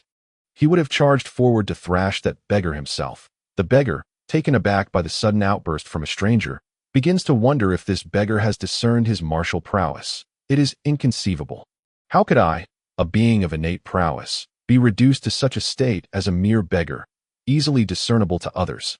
As Lu Wuyo observed the beggar still lingering about, a sense of suffocation welled up within him. In a sudden surge, he rushed to the beggar's side, seizing the beggar's garment with his left hand while unleashing a flurry of blows with his right. As he witnessed the beggar's suffering indignities, memories of the scornful apes resurfaced in his mind. Why don't you fight back? Are you not human? They humiliate you so, whip you, and spit upon you. Can you truly endure such torment? Remarkably, the beggar seemed impervious to pain, remaining utterly unresponsive, his gaze reflecting a profound confusion akin to Lu Wuyo's earlier state. Everything was gone, all hope extinguished. What good was resistance? Was it not futile? How can you bear to dishonor the toil of your parents who brought you into this world? Can you face their earnest expectations? Can you reconcile this with your own conscience? What would your ancestors think if they beheld you now? Lu Wuyo's fury escalated as he continued to pummel the beggar. Parents. Yes, my parents' hopes. This cannot be. If you were watching from the heavens, you would not wish for your child to be so despondent. Upon hearing Lu Wuyo mention his parents, the beggar suddenly froze, memories of his parents' final words flooding back. I am not to be bullied by you wretched scoundrels. Stop. Please stop. I will deal with these scoundrels. The beggar erupted with this declaration. Lu Wuyo, elated to hear the beggar finally speak, ceased his assault. Suddenly, the beggar's legs trembled violently, and with a resounding crack, the ropes binding him snapped effortlessly. An overwhelming aura of defiance surged forth. Chapter 19. The expert beggar. I, Yi Shao, am not to be trifled with by you base scoundrels. If you seek to humiliate me, be prepared to face the consequences. From this moment forth, I shall not bring shame upon my parents. If you are aware in the afterlife, I vow to avenge you. Yi Shao shouted into the void, tears streaming down his cheeks. Do you think me an easy target? Was it merely a matter of obstructing your path that warranted binding me and dragging me along like a puppet? The more he pondered, the more his rage intensified. If my parents were here to witness my humiliation in a roar. Yi Shao crouched low and executed a swift sidekick, generating a fierce gale that cracked the floor beneath him. The impact shattered the ground into fragments. Boom. His kick struck the horse's front legs, causing it to collapse as if struck by an avalanche, letting out a long, mournful whinny. The burly man riding the horse lost his balance, but, reacting swiftly, leapt gracefully to the ground. Observers around him secretly applauded his agility. However, the horse was not so fortunate. Having already been destabilized by Yi Xiao's kick, it succumbed to the additional force from the rider's leap.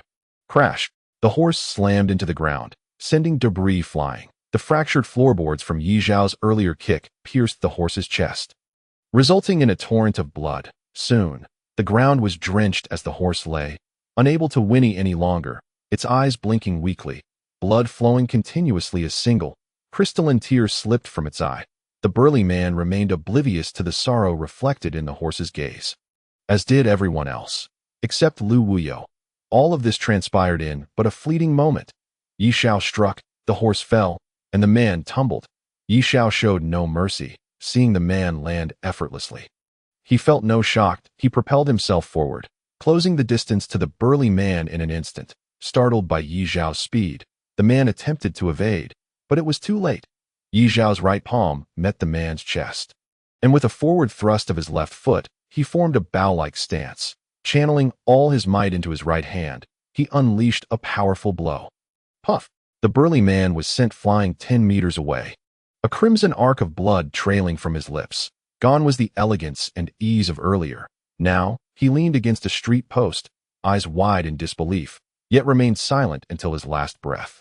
The onlookers gaped, astonished. Was this truly the same beggar? The pungent scent of blood hung heavily in the air, shocking all present. Such formidable strength.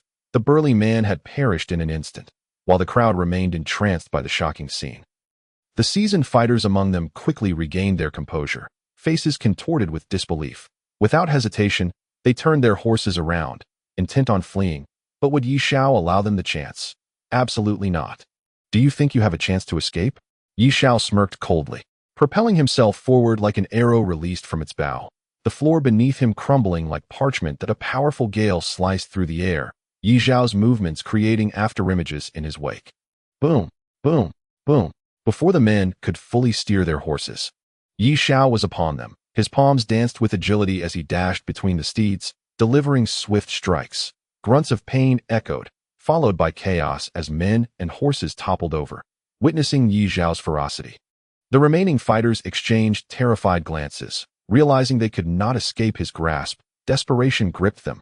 Instead of fleeing, they charged at Yi Shao, attempting to grapple him. Surprisingly, Yi Shao was in. Yi Shao tightly clenched his hands, tears of anguish streaming down his cheeks, his trembling form appearing remarkably grand. Memories of his parents, who perished at the hands of the enemy while striving to protect him, flooded his mind, leaving him feeling utterly helpless in that moment. But now he finally possessed strength. It was time to fulfill his destiny. The city guards are coming. The city guards are coming. Young man, you must leave at once. Otherwise, when the guards arrive, some well-meaning individuals, noticing Yi Shao lost in thought, hurriedly urged him. It was only at the sound of their calls that Yi Shao snapped back to reality. Upon hearing that the city guards were approaching, a frown creased his brow, yet he knew this was not the time to invite trouble. He intended to call out to the beggar who had roused him from his stupor, but at that moment, the beggar, Lu Waya, had succumbed to an indescribable state. Chapter 20. The Peerless Master. At that moment, Lu Waya stood motionless in the middle of the road, resembling a statue. A flicker of realization danced in his dark eyes, interspersed with traces of confusion. An inexplicable aura enveloped him, undulating outward in waves. Gradually, this presence filled the space surrounding Lu Waya, instilling a sense of overwhelming pressure in the onlookers, as if a massive mountain had settled upon their chests, leaving them breathless.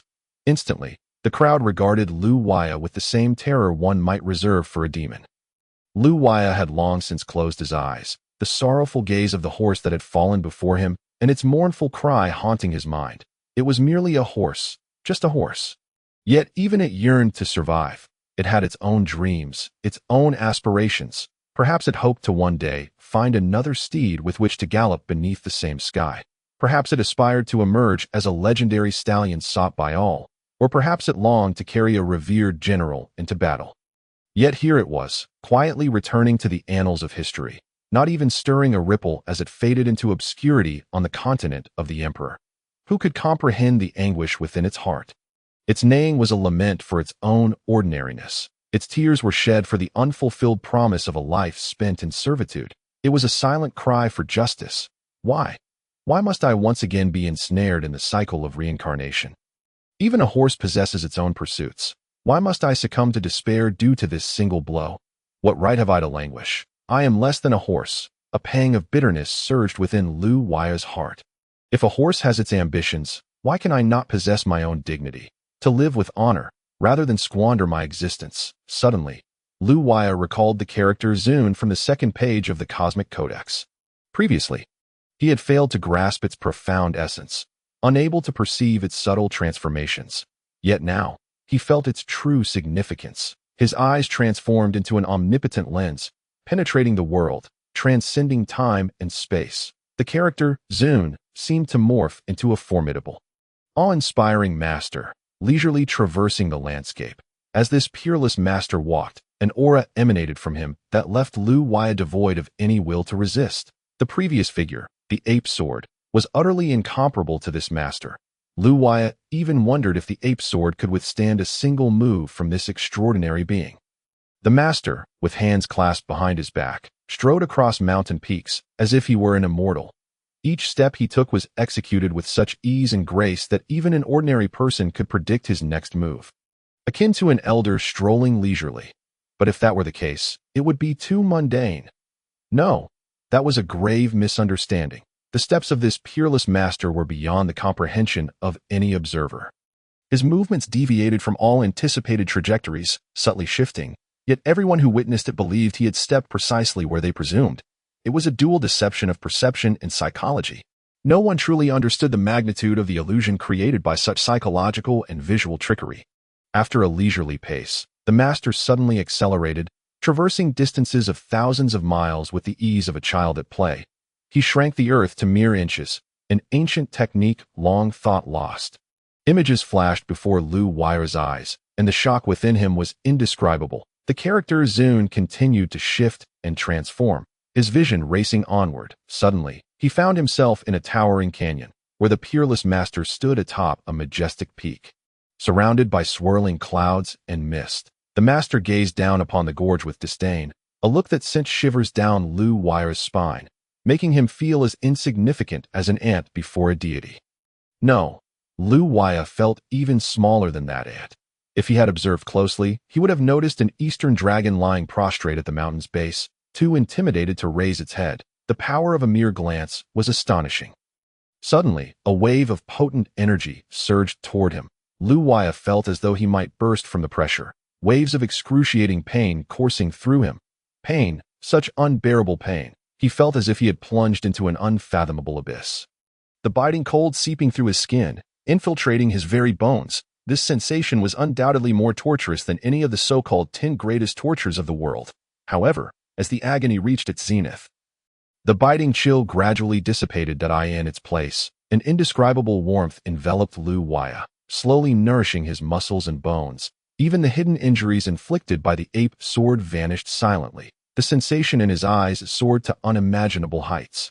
Lu Waya felt an overwhelming sense of relief, and beneath this warmth, his entire being experienced a leap in strength, reaching a terrifying level. After a considerable time, Lu Waya gradually opened his eyes, a faint smile gracing his lips. This time, he had reaped immense rewards, not merely an elevation in realm, but also the realization that such extraordinary individuals existed in the world. Lu Waya had completely shed the shadow of humiliation cast by the ape sword. He now possessed a goal. A goal that no one in the world dared to imagine. Lu Waya exclaimed in surprise. The people around him were now regarding him with expressions akin to those reserved for demons. Their eyes occasionally betraying deep-seated fear. Lu Waya felt bewildered. Was it truly so alarming to suddenly gain insight? Unbeknownst to him, during his moment of enlightenment, he had emanated an intense aura of pressure, followed by a chilling cold. The ordinary citizens around him had never witnessed such a phenomenon. When one person could emit such strange and inexplicable energies, it was only natural for them to perceive it as some sort of demonic entity. If Lu Waya had known how they viewed him, he could only wonder how he would react. Why was that beggar once again clashing with the city guards? Lu Waya observed Yi Xiao confronting the guards. Puzzled by the scene, shaking his head, he thought, this beggar truly has a knack for attracting trouble. Hey, you rascal, why are you fighting with the city guards? Lu Waya shouted. You're awake. We must leave quickly, Yi Xiao exclaimed, his heart lifting upon seeing Lu Waya emerging from his trance. Leave? Where to? Lu Waya queried, feeling as though they were engaged in some illicit activity. No time for explanations, just follow me to avoid drawing the guard's ire. Did you not notice how the crowd is looking at you? Yi Xiao spoke hurriedly, pulling Lu Waya along as they made their escape. Chapter 21. Between the innate before long, Yi Xiao had led Lu Waya far away. Both being skilled individuals, they did not find themselves out of breath like ordinary folk. After glancing back and seeing no pursuers, Yi Xiao finally felt a sense of relief. Hey, why are you dragging me away? Lu Waya asked in confusion, recalling how he had just witnessed the beggar dealing with the city guards. I don't go by hey. My name is Yi Xiao. Did you not notice how the crowd reacted when they saw you? By the way, what is your name? Yi Xiao replied, a hint of frustration in his voice. My name is Lu Wuya. Yi Xiao. That surname sounds somewhat familiar, Lu Waya mused, as if he had heard it somewhere before. Oh, right? Yi Xiao. Do you know why those people looked at me as if they had seen a demon? Well, it all started earlier. After I dealt with those brutes, a group of city guards rushed over. I didn't want to stir up trouble, but when I called out to you, I noticed you had entered a strange state, much like what my grandfather described as enlightenment. He said such moments are crucial, as one's strength can increase exponentially in an instant. He also mentioned that opportunities for enlightenment are exceedingly rare, with many never experiencing it in their entire lives. I feared your state was one of enlightenment, so I shielded you from interruption. Little did I expect that while you were in that peculiar state, you exuded an overwhelming aura, causing everyone to feel extreme panic and unease. The common folk could hardly comprehend such formidable presence. Subsequently, an overwhelming chill emanated from your being. Just imagine, a person oscillating between an imposing aura and an extreme coldness. How many ordinary individuals have ever witnessed such a spectacle? Naturally, in their eyes, you would be perceived as a monster. And when the city guards beheld this, they were bound to seize you for clarification to prevent you from being disturbed by them. I had to deal with them accordingly. Yi Xiao recounted the events in detail. So that is how it transpired. I am grateful for your previous assistance. Lu Wuyo felt a twinge of fear, pondering what might have occurred had his moment of enlightenment been interrupted. He resolved to avoid such circumstances in the future. Yet enlightenment is not something Lu Wuyo could easily control. Enough with the thanks. Had you not roused me from my stupor, I truly do not know how long I would have languished in despair. Lu Xiong, I sincerely thank you. Yi Xiao spoke with genuine sincerity. By the way, Lu Xiong, are you truly a master? I must admit, I harbor some doubts. You surely did not notice my martial prowess earlier. Did you? And is this enlightenment of yours even genuine? Yi Xiao struggled to discern the aura surrounding Lu Wuyo, perceiving him as an exceedingly ordinary individual. Little did Yi Xiao realize that Lu Wuyo's cultivation had reached a certain realm, one of profound simplicity, embodying the essence of returning to the fundamental truth. Me, I am but an utterly ordinary person, hardly worthy of being called a master. Lu Wuyo reflected on the movements of that unparalleled master during his moment of enlightenment, sighing inwardly. In comparison to him, I might not even measure up to an ant. Indeed, you hardly appear to be one. Haha. How many beggar masters could there possibly be? Having a freak like me is already remarkable enough. Who would wish to possess martial skills yet choose to live as a beggar? Yi Xiao burst into hearty laughter upon seeing Lu Wuyo's beggar-like appearance. Yet there was no hint of mockery in his mirth, only a resigned sigh. But why do you wander about in such a beggar's guise? Lu Wuyo was equally curious about Yi Xiao's disheveled state. He himself bore the humiliation from that ape clan master. What could possibly be Yi Xiao's reason? Well, let us refrain from discussing that topic for now. By the way, as a beggar, you surely have no place to stay, right? Why not come to my place? Yi Xiao evidently sought to change the subject, clearly reluctant to delve into the reasons. Forget it. I plan to head to Zimo Palace. Lu Wuyo, seeing Yi Xiao's reluctance, did not press further. Who among us does not carry wounds in our hearts? Each person bears their own past that is hard to revisit. Lu Wuyo recalled the moment he was humiliated by the ape clan master, and the sniper rifle seized from him during that incident. Zimo Palace. Lu Xiong, what business do you have there? Yi Xiao found Lu Wuyo's intent somewhat peculiar. As Zimo Palace was renowned for its weapon forging, was Lu Wuyo seeking to forge weapons? Not quite. I heard that the explosive components and mixed metals from Zimo Palace possess formidable power, and I wish to procure some. Although Lu Wuyo had reached a high level of cultivation, the sniper rifle remained his favored weapon, and he now sought not only to create bullets, but also to assemble a sniper rifle. What you intend to ask Zimo Palace for those two items? Yi Xiao appeared quite excited. Why? Is it not permissible? Or other complications? Lu Wuyo was taken aback by Yi Xiao's enthusiasm. Lu Xiong, I advise against it, as it is unnecessary. Many have previously approached Zimo Palace for those items, yet none succeeded. One particularly powerful faction, upon realizing that direct requests were futile, resorted to outright robbery. They dispatched 7 innate masters and 4 innate entry-level practitioners, along with 2 innate transcendent experts. Such formidable strength led many to believe Zimo Palace would capitulate. Who would have thought that all the innate masters sent forth returned empty-handed? Consequently, Zimo Palace's reputation soared. Many speculate that a supreme master guards it. Henceforth, an unspoken accord emerged. No one would provoke this superpower, and no one dared to request those items from Zimo Palace again. Yi Xiao spoke with a sense of yearning, pondering what a scene it must have been to witness such a battle among innate masters. Is acquiring those 2 items truly that difficult? And what do you mean by innate entry-level? Innate intermediate and innate transcendent. Is there a hierarchy among the innate levels? Lu Wuyo furrowed his brow, realizing this matter was rather complex. However, the notion that there exists a hierarchy among innate practitioners piqued his interest. Well, since you are not at the innate level, it is understandable that you are unaware of the classifications. The innate realm is divided into 4 tiers: innate initial glimpse, innate entry level, innate intermediate, and innate transcendent. Each level signifies a qualitative leap, Yi Xiao explained, assuming Lu Wuyo's lack of knowledge stemmed from not having reached the innate stage.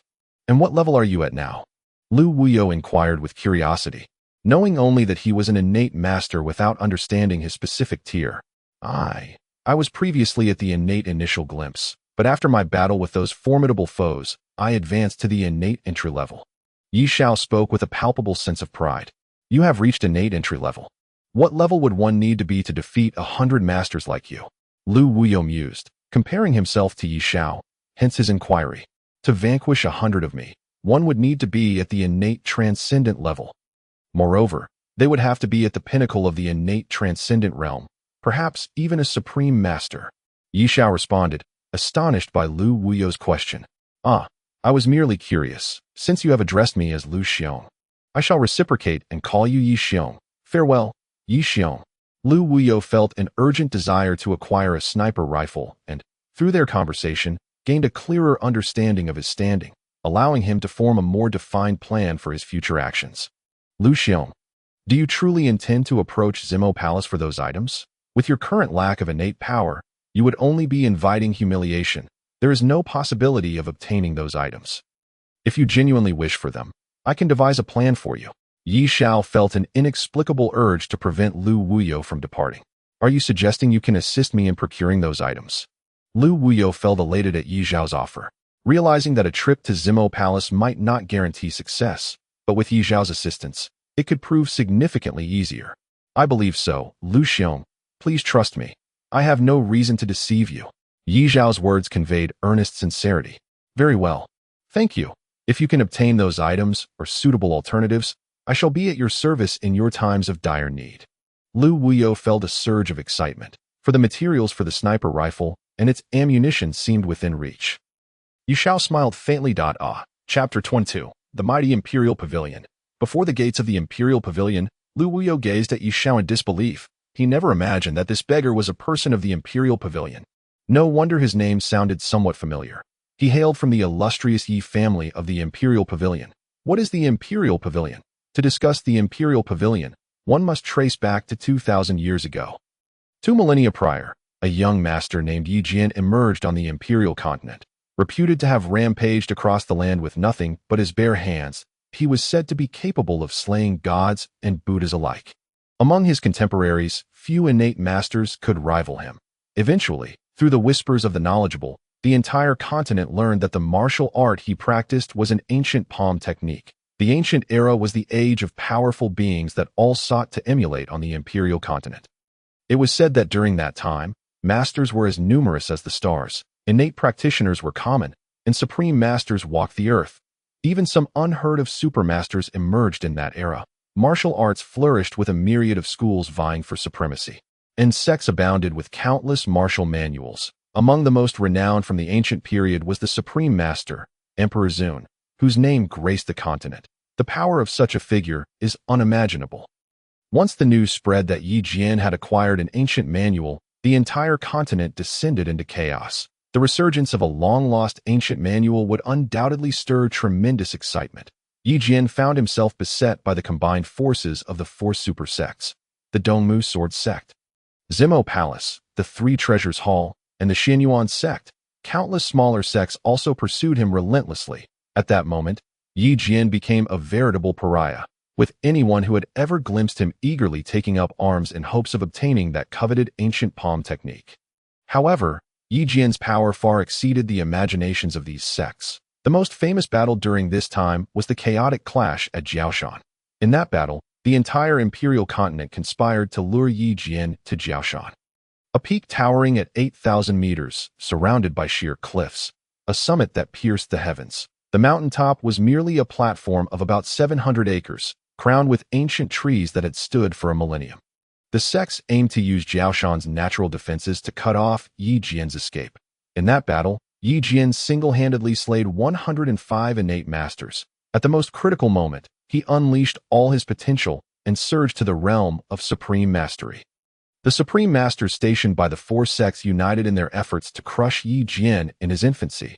Yet, they underestimated the power of that ancient palm technique. Once Yi Jian achieved supreme mastery, the 4 sects masters were no match for him. In the chaos of Jiaoshan, Yi Jian felled 7 supreme masters. All the esteemed experts of Xianyuan Gate were utterly annihilated. The casualties among the postnatal masters were countless. From that moment forward, no one on the continent dared to provoke Yi Jian. Subsequently, Yi Jian established the sect known as the Imperial Pavilion, taking the name of an emperor and becoming its founding ancestor, with no one daring to challenge him. Under the formidable leadership of Yi Jian, the Imperial Pavilion replaced the erstwhile Xianyuan Gate, becoming one of the 4 major sects. Later, as Yi Jian achieved further breakthroughs, the Imperial Pavilion truly emerged as the unequivocal leader among the 4 great sects. All that Lu Wuyo knew of this was gleaned from the historical and geographical tomes he had purchased in the past. Now, the Imperial Pavilion had long since lost its former glory, yet even a withered camel is larger than a horse. Few dared to lay eyes upon the Imperial Pavilion. Its grand entrance stretched approximately 500 meters wide. Surrounding the entrance, within a radius of 2,000 meters, lay a pavement of ancient stones of remarkable hardness. Flanking either side stood 100 postnatal masters at the 10th level each, totaling 200 guarding the entrance. What a formidable concept this was. Such a concentration of postnatal 10th level masters was indeed rare. Towering marble columns, each reaching a height of 20 meters, encircled the entrance. exuding an overwhelming aura from afar. Although Lu Wuyo had previously recognized the might of forces such as Zimo Palace, a Dongwood sword sect, and the Imperial Pavilion, he had never grasped it so viscerally. Upon witnessing the grand entrance of the Imperial Pavilion, a sense of underestimating the world washed over him. "Brother Yi, are you a member of the Imperial Pavilion?" Lu Wuyo inquired incredulously. "A member of the Imperial Pavilion? What of it?" Yi Xiao replied with a hint of melancholy, recalling the tragic demise of his parents, a fresh pang of heartache surging within him. Hee, Lu Wuyo chuckled, noticing Yi Xiao seemed lost in sorrowful memories, and chose not to pursue the matter further. Yi Xiao led Lu Wuyo to the front of the Imperial Pavilion, only to be halted by the guards. "Who approaches?" The guard spoke without a trace of arrogance, yet an overwhelming aura was unmistakably conveyed. They did not chastise Lu Wuyo and Yi Xiao for their beggar-like attire. Lu Wuyo silently praised their demeanor, truly befitting a sect with millennia of history. Yi Xiao produced a jade pendant from his bosom and handed it to one of the guards. Yi Xiao.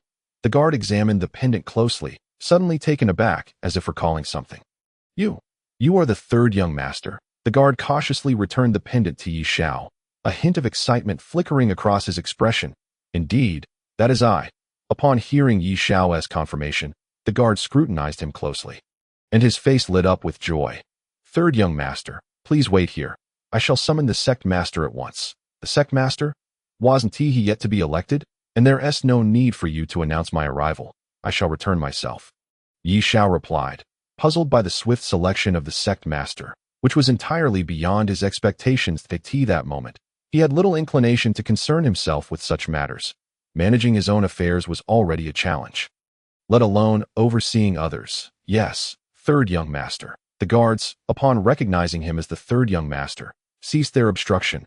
Lu Wuyo followed in Yi Xiao's footsteps through the grand structures of the Imperial Pavilion, his eyes darting about, absorbing the sights around him. At that moment, Lu Wuyo resembled a rustic lad unacquainted with the world, intrigued by every detail.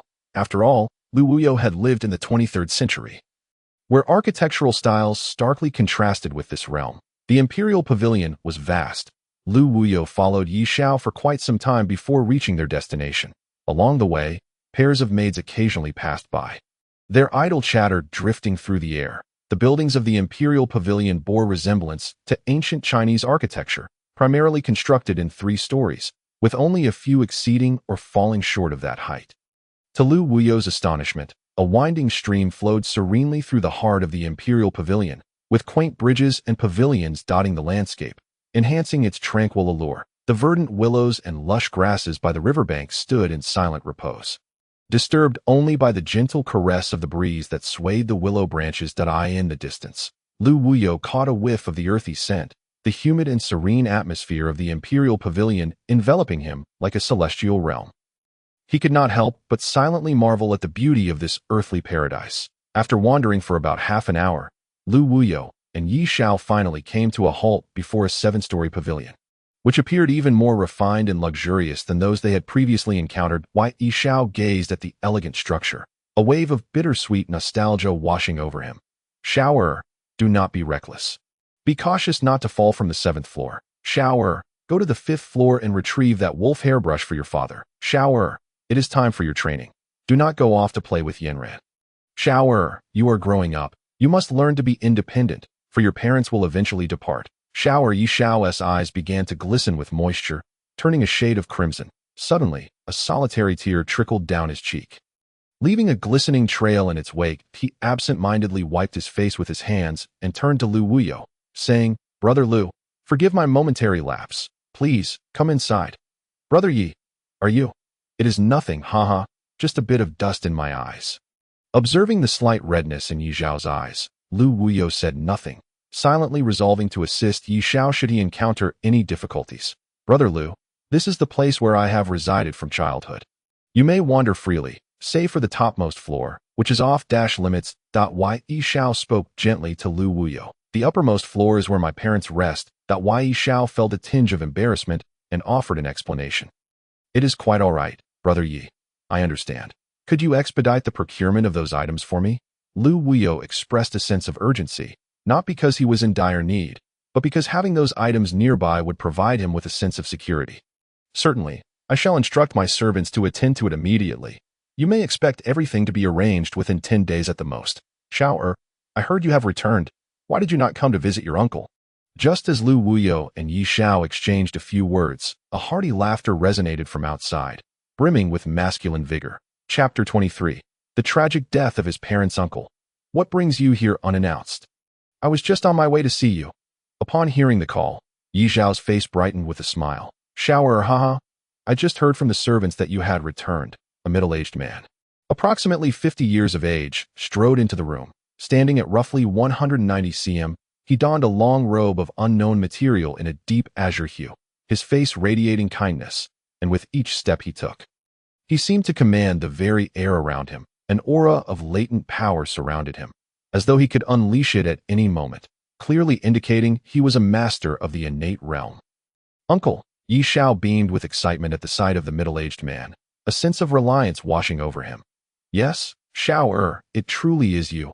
I scarcely dared to believe it. You have endured much hardship. It is unimaginable that your parents have met such a calamity. It is good that you have returned.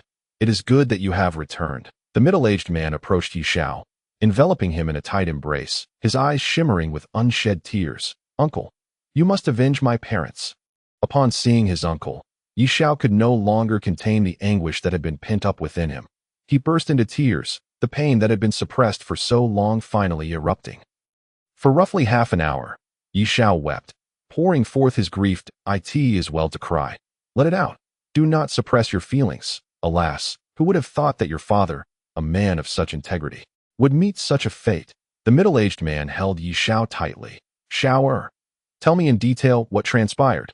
I had just stepped out for some business. Upon my return, I was met with the dreadful news of your father's demise, and I mourned deeply for some time. Uncle, it was one fateful night that my parents and I were resting at Wangyue Villa in Xiaotian City, accompanied by many guards. Around the 23rd hour, a group of masked individuals suddenly emerged from the darkness. At that moment, our family was gathered in the pavilion, savoring the moonlight and engaging in conversation. The masked assailants, all highly skilled in martial arts, struck without warning and in the blink of an eye. Over 10 postnatal 10th level guards lay dead. The attackers wielded triangular throwing daggers, which were evidently laced with deadly poison. The injured perished swiftly, while some of the quicker guards, despite managing to deflect the daggers, were nonetheless wounded. Before long, all the guards succumbed to the poison, the potency of which was truly horrifying. After the remaining guards had prepared themselves, the situation improved somewhat, yet they were still no match for the masked assailants. It was as if these assailants had undergone specialized training. Despite all being postnatal 10th level masters, they outclassed the guards in skill, excelling in assassination, stealth, and evasion. Seeing the heavy casualties among the guards, my father joined the fray. Being a master of the innate realm, his involvement turned the tide momentarily. However, this respite was short-lived. The masked assailants still held back, and upon witnessing my father's intervention, 2 of them simultaneously engaged him, both being masters of the innate realm. It felt as though there was a grand conspiracy at play. With my father entangled by those 2 experts, my mother, left unprotected, became my responsibility to safeguard. I focused intently on the battlefield, observing the fighting styles of each masked assailant. Just then, one of the guards behind my mother suddenly lunged at her throat. By the time I realized, it was too late to save her. I could only watch helplessly as my mother fell. At that moment, I truly loathed myself. Why did I have to gaze upon those masked figures? If only I had closely followed my mother, such a tragedy would not have befallen us, and she would not have departed from this world. Witnessing my mother perish at the hands of the enemy left me in a daze. Yet, it was precisely during this disoriented state that another guard launched a surprise attack against me. Although I was already an adept martial artist at that time, my mind was too clouded to notice. Nevertheless, by instinct, I narrowly evaded a fatal blow, but I instantly lost my combat effectiveness. My father, seeing both my mother and me fall one after the other, felt a pang of distress. He could no longer maintain his usual composure, and thus he gradually found himself at a disadvantage against the 2 advanced martial artists. Approximately 20 minutes into the battle at the moon viewing pavilion, it became evident that all the guards had perished under the onslaught of the masked assailants, including the 2 who had ambushed my mother and me. My father, unable to fight at his full capacity, was simultaneously engaged with the two advanced martial artists and sustained severe injuries. Under the relentless assault of those highly skilled masked individuals and the two advanced martial artists, we were left with no glimmer of hope for escape. However, in the final moment, my father, despite being wounded, utilized our family's unique light-footed technique, the microwave step, to carry me out of the encirclement. Yet, the tracking skills of those masked figures were extraordinarily formidable. No matter how my father maneuvered, he could not shake off the pursuers. Eventually, he placed me in a pigsty, concealing my scent with some pig manure. And then he charged out alone. Shortly after he left, I heard a thunderous explosion. It was the detonation of the explosive powder my father had kept close. I knew he must have detonated it to take the enemies down with him. Father, just like that, he was gone. Remarkably, those masked figures somehow failed to locate my hiding place in the pigsty, allowing me to narrowly escape disaster. Yi Xiao recounted the events of that fateful night.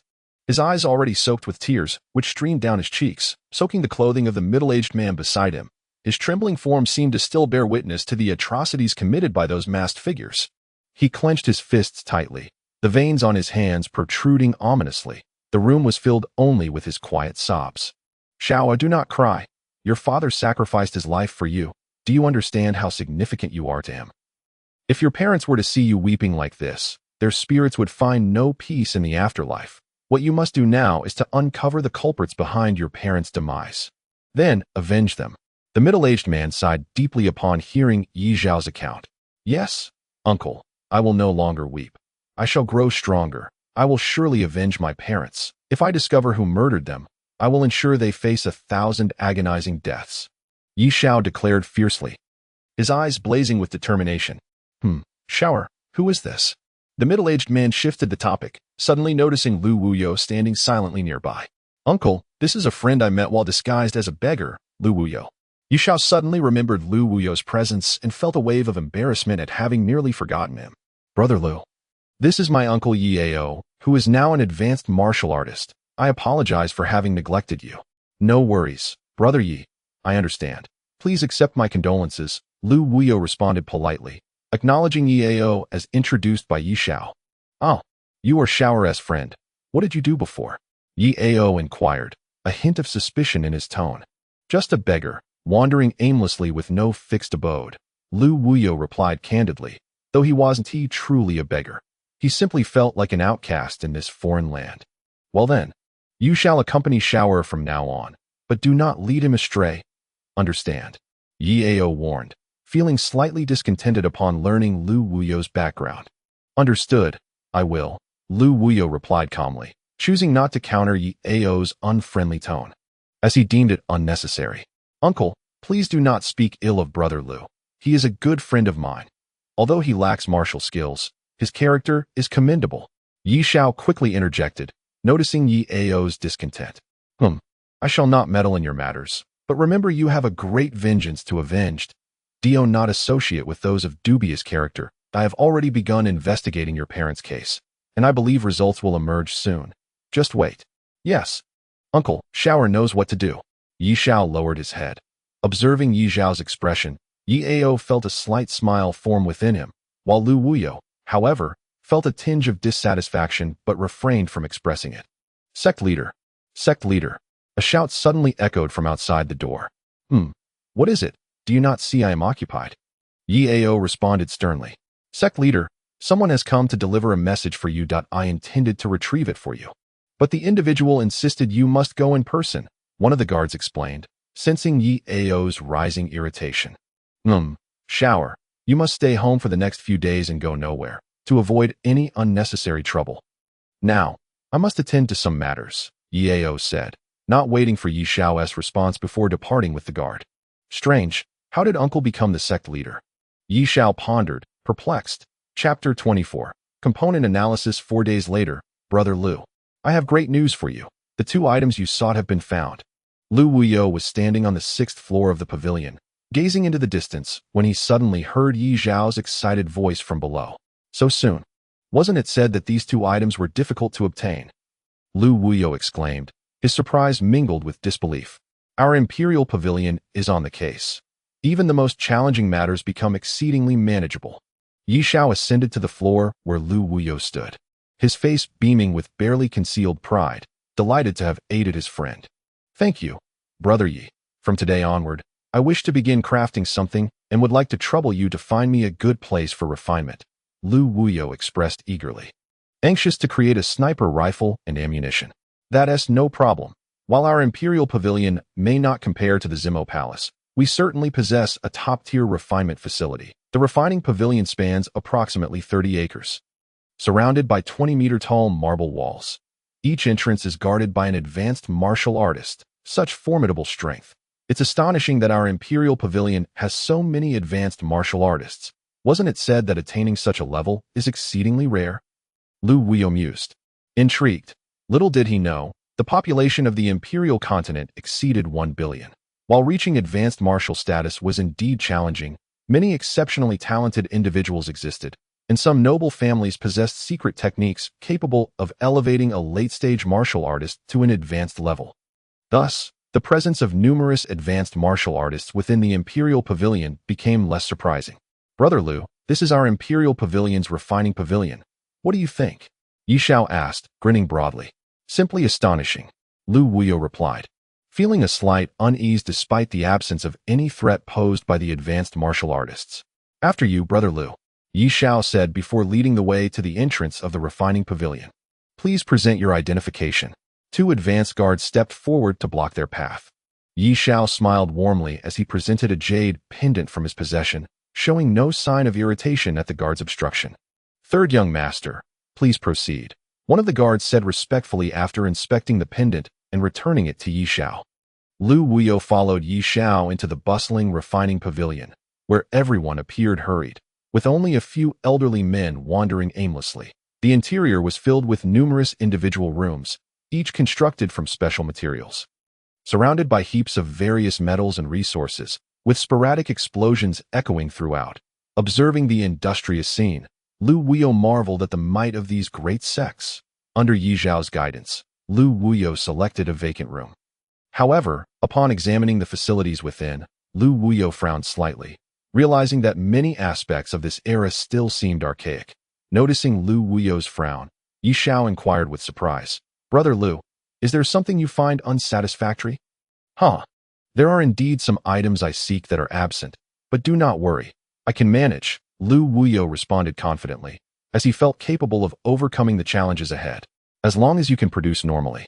That's all that matters. Brother Lu, you can stay here for now. Once you've completed your work, just come find me," Yi Xiao said. "All right, Brother Yi, I know you have many matters to attend to. If you encounter any difficulties, feel free to come to me. I believe I can assist you," Lu Wuyo said with unwavering confidence. "Good. I shall rely on you then." Yi Xiao laughed heartily, though he understood that true assistance stemmed from martial prowess. Everything was built on the foundation of strength, and Lu Wuyo clearly lacked in that regard. "Brother Lu, you may continue with your work. I will take my leave." "Understood. No need to see me off. Take care." Lu Wuyo perceived Yi Xiao's underlying thoughts, but chose not to address them directly. 6 days later, Lu Wuyo finally succeeded in crafting some essential items within the room, such as test tubes, funnels, and conduits, along with molds for bullets and sniper rifles. However, despite having these tools at his disposal, Lu Wuyo found himself unable to engage in normal production. Although he had created the molds for the bullets, ammunition is a consumable item, and merely producing a handful would not suffice. Lu Wuyo envisioned the possibility of mass-producing bullets. Only with successful mass production could he alleviate the concerns over ammunition during combat. However, achieving this required specific technological equipment, none of which were available in this place. The potency of the bullets was also a crucial factor. Previous battles had made Lu Wuyo acutely aware that the effectiveness of bullets plays a significant role in combat. If the bullets were weak and faced against formidable opponents, the sniper rifle would pose little threat. Hence, the issue of bullet potency had become an urgent challenge for Lu Wuyo to address. He pondered what materials could be used to manufacture bullets with formidable power, realizing that merely relying on the explosive powder was insufficient to yield greater strength. Lu Wuyo contemplated mixing in some special materials with the explosive powder to enhance its potency, yet he was utterly clueless about what substances could amplify the explosive powder's power. What he needed now was to identify a material that could be combined with the explosive powder. one that would significantly enhance its effectiveness. After much contemplation, Lu Waya could not think of any material with such properties. He found himself stuck at this juncture, making no progress whatsoever. Then, an epiphany struck him. He recalled the molecular studies he had undertaken in his past life. All substances are composed of molecules. Thus, if it involves molecules, one could utilize certain molecular properties to initiate chemical reactions that would enhance the explosive powder's potency. Without a moment's hesitation, Lu Waya resolved to employ the properties of molecules to enhance the performance of materials. The mere thought exhilarated him. He was certain that the so-called refining of tools and alchemy in this world had never incorporated the molecular science known on Earth. If this knowledge were to be fully utilized, the outcomes could be unfathomable. Lu Waya's heart surged with excitement. Over the next few days, he began designing a composition analyzer. The composition analyzer was quite complex, requiring an immense breadth of knowledge. However, this posed no challenge for Lu Waya. The genius doctor, he swiftly constructed the schematic diagram for the analyzer, accumulating a substantial stack of drafts for its structure. Once the diagram was completed, Lu Waya commenced the physical fabrication. Due to the absence of certain means from his past life, he found it impossible to create some of the minute components. Thus, he had no choice but to enlarge the component designs and amplify them repeatedly. Yet another problem arose: the myriad small components of the composition analyzer, if all enlarged, would necessitate an enormous amount of space, akin to the first computer in the world, which, due to the lack of integrated technology, could only utilize transistors.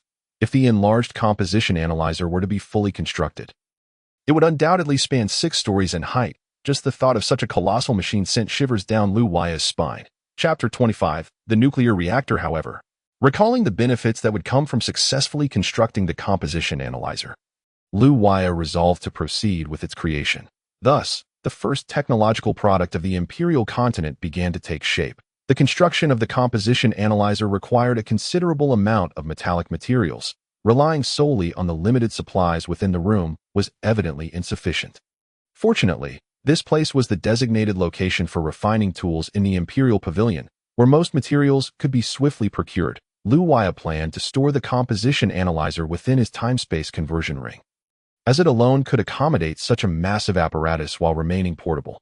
Once everything was in place, Lu Waya commenced his manufacturing endeavor within the confines of the time-space conversion ring. Metallic materials were continually transported into the ring, and he slowly began to craft according to the schematic diagrams. The frame of the composition analyzer was substantial, consuming a great deal of metallic resources. Consequently, he found himself frequently requesting substantial amounts of metallic supplies from the relevant personnel, who regarded him with curiosity.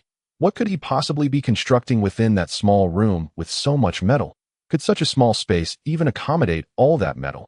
After approximately half a month, Lu Waya finally completed the entire framework of the composition analyzer, with the next step being the assembly of the more intricate components. However, as a congenital master of the realm, achieving precision was not an insurmountable task for him. He installed a variety of inspection instruments into the minute gaps, which, while small in relation to the overall framework, still measured a diameter of at least 1 meter. Due to the distinct nature of the imperial continent, Lu Waya made several modifications to the composition analyzer, resulting in some differences from the models of the 23rd century. For instance, magical beasts or special elemental gases present in the atmosphere, which were absent in the 23rd century, necessitated the absence of corresponding detection parameters in the analyzer. Now, with Lu Waya's modifications, this machine could detect certain special items, and it could be further refined in the future. Ultimately, Lu Waya equipped the device with 8 specially designed high-definition eyepieces, allowing for a clear observation of the object's surfaces through rotation, achieving a rudimentary 3D effect. This enabled a more accurate determination of an object's composition and an observation of its morphological features. The stage for holding specimens was also expanded, considerably larger than a typical composition analyzer, thus facilitating the examination of larger, indivisible objects in the future. After a month of effort, Lu Waya finally completed the construction of the composition analyzer in its entirety. Gazing at this colossal machine within the ring, he felt a profound sense of accomplishment. The exhilaration of having crafted something so substantial was indescribable. At that moment, Lu Waya embodied this sentiment. He had invested a great deal of effort into the creation of the composition analyzer. However, Lu Waya quickly readjusted his mindset, for the creation was merely the beginning. Numerous challenges still lay ahead. Only upon successfully constructing the sniper rifle and the bullets could he consider this endeavor a true success. With the composition analyzer at his disposal, Lu Waya could produce related materials informed by the molecular science he had studied in his past life, providing him with ample references. Utilizing the composition analyzer, Lu Waya swiftly identified the components of the explosive powder as trinitrotoluene that he frowned slightly, recognizing that while trinitrotoluene possesses significant explosive properties, it may not prove effective against the formidable opponents he would encounter in the future. After all, such masters could hardly be harmed by mere explosives. It seemed he had overestimated the potency of this explosive powder. The bullets produced from it would at most pose a threat to innate masters, generally. Innate masters would struggle to present a challenge to the current Lu Waya. Thus, the explosive powder could be deemed rather ineffectual. Since this explosive powder was not the optimal material for bullet production, he would need to seek alternative substitutes. Lu Waya pondered deeply about small, yet powerful substances, and after much contemplation, he concluded that nuclear fusion would meet the criteria. He was well versed in the reaction conditions and principles of nuclear fusion. But here, there was no mention of any glaze, rendering production impossible. As for other elements like helium, they were utterly unattainable. Was the production of bullets truly at an impasse? Lu Waya felt a sense of frustration. The insufficient power of the bullets rendered them ineffective. It would be better not to produce them at all. Days later, a fortunate coincidence led Lu Waya to discover the glaze. That day, feeling somewhat aimless, he decided to analyze all the items he possessed through the composition analyzer. It was during this analysis that he stumbled upon the existence of glaze. The carrier of this glaze was the innate magical beast crystal core. Glaze is a reflective substance, with a very low likelihood of existing in biological entities. Yet it unexpectedly appeared on the innate magical beast crystal core. This revelation left Lu Waya in disbelief. However, many phenomena in this world cannot be fully explained by technology, so he chose not to delve too deeply. As long as glaze existed, that was sufficient. Nevertheless, the glaze content within the innate magical beast crystal core was minimal, barely a few dozen milligrams. It was insufficient to produce a significant quantity of bullets. After meticulously examining the crystal cores in his spatial ring, Lu Waya realized that if he were to refine glaze from all the magical beast crystal cores, he could at most manufacture 24 bullets. Since he could only produce 24, he resolved to create just that number. There was no alternative, as hunting innate magical beasts was not a practical endeavor. Just as when he had inadvertently provoked a hidden master like the ape sword after slaying an innate ape. Lu Waya had no intention of seeking trouble again. Henceforth, he would strive to use his sniper rifle only when absolutely necessary. Maximizing the conservation of ammunition, Lu Waya commenced the creation of his first miniature nuclear reactor. The challenge of embedding a nuclear reactor within a tiny bullet was indeed formidable. The precision required from the creator must be extraordinarily high to accomplish this task. Fortunately, Lu Waya was quite capable of achieving this level of precision. He intended to establish a small nuclear reactor within the bullet while ensuring utmost safety. Otherwise, he would be the one to suffer the consequences. Lu Waya first used the previously crafted bullet molds to create 100 bullet casings. And then, drawing upon his past knowledge, he carefully arranged the glaze within the bullet casings. Once fired from the sniper rifle, the bullet would ignite the gunpowder stored in the rear of the casing to propel itself forward. While installing the gunpowder, Lu Waya contemplated various methods, with the primary focus on enhancing the potency of the gunpowder. However, the power of explosive bullets can be evaded by many skilled individuals due to their speed. Thus, Lu Waya devised a dual-component mechanism within the bullets. 2 nuclear reactors, one for propulsion and the other for detonation. With the propulsion provided by the nuclear reactor, how elevated could the bullet's velocity reach? And with the explosive power of a nuclear reactor, what terrifying magnitude could the bullet's impact achieve? Installing 2 nuclear reactors in a single bullet undeniably escalates the complexity of its production. Nevertheless, the more challenging the task, the more Lu Waya was inclined to undertake it. There are no insurmountable obstacles, only unimagined possibilities. After 10 days of relentless disassembly and assembly, Lu Waya triumphantly succeeded in creating the first bullet equipped with a nuclear reactor. a remarkably powerful sniper bullet. Next, he faced the issues of mass production and the design of the sniper rifle. Chapter 26. Full automation to realize mass production of bullets. The foremost requirement is to refine the bullet manufacturing process. Lu Wuyo envisioned designing an assembly line capable of ceaselessly producing bullets. Furthermore, it must be fully automated, requiring minimal manual intervention. The prospect of a fully automated bullet production line was exhilarating. This would not only significantly reduce Lu Wuyo's control over the manufacturing process, but also fully leverage automation to produce bullets in large quantities. A comprehensive service. Lu Wuyo had little knowledge regarding the intricacies of establishing such a production line, as the 23rd century prohibits any individual from manufacturing bullets and firearms without official approval. His limited exposure left him somewhat uninformed. Fortunately, the bullets he was currently creating differed from those of the 23rd century, which did not incorporate nuclear reactors. Nevertheless, this challenge did not daunt him. He began by constructing a medium-sized nuclear reactor to supply power to the bullet assembly line. Having successfully crafted a miniature nuclear reactor, he found the medium reactor comparatively easier to produce and completed it without difficulty. The resolution of the assembly line issues imbued Lu Wuyo with greater confidence.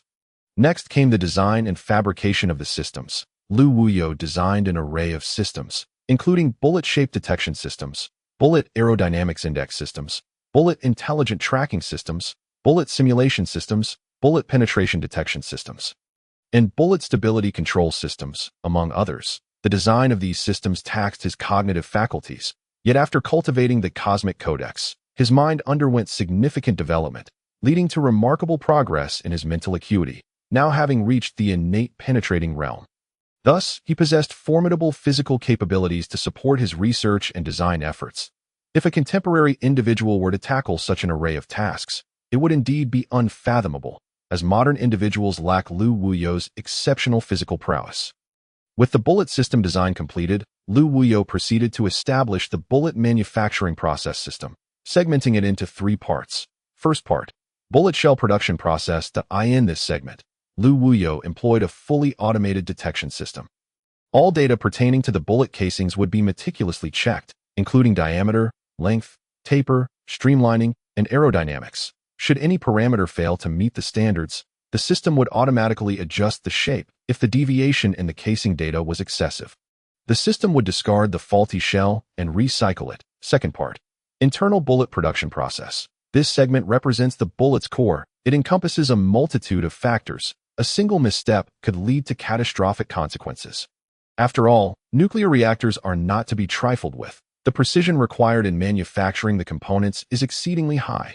One might say that even a minor flaw would warrant elimination. The propulsion system of the bullet contains a nuclear reactor, which is installed during the final assembly, while the nuclear reactor for the explosive system is integrated at the outset. The installation of the nuclear reactor is conducted automatically by the system, which includes a triggering system, an induction system, a tracking system, and a dual-stage propulsion system. Third part, bullet testing process. Of course, this does not constitute the actual testing of the bullets, but rather a simulated system. Otherwise, if every bullet were subjected to actual testing, Lu Wuyo would have no bullets left to use. The testing system evaluates numerous parameters, including penetration testing, propulsion testing, structural integrity testing, tracking feedback testing, and detonation system testing.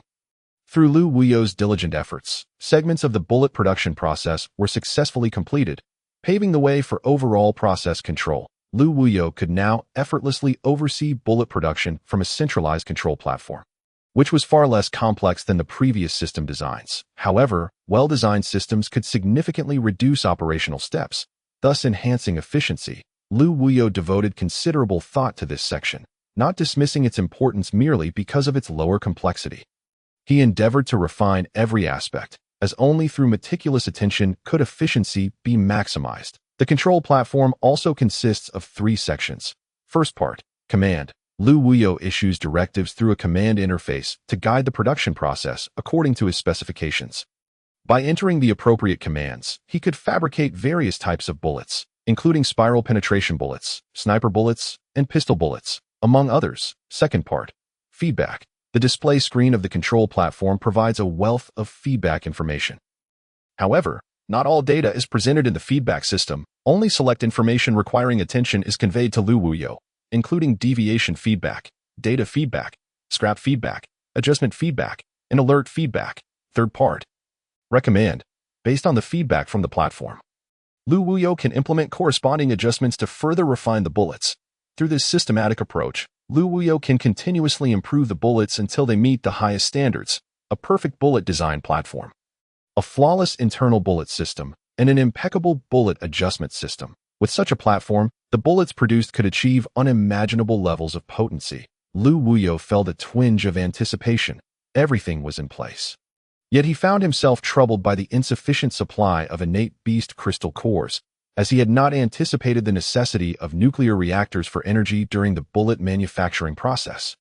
Lu Wuyo was momentarily at a loss regarding how to procure these cores. That it seemed he had no choice but to consult relevant personnel. The subsequent outcome revealed that the value of innate beast crystal cores was exorbitant.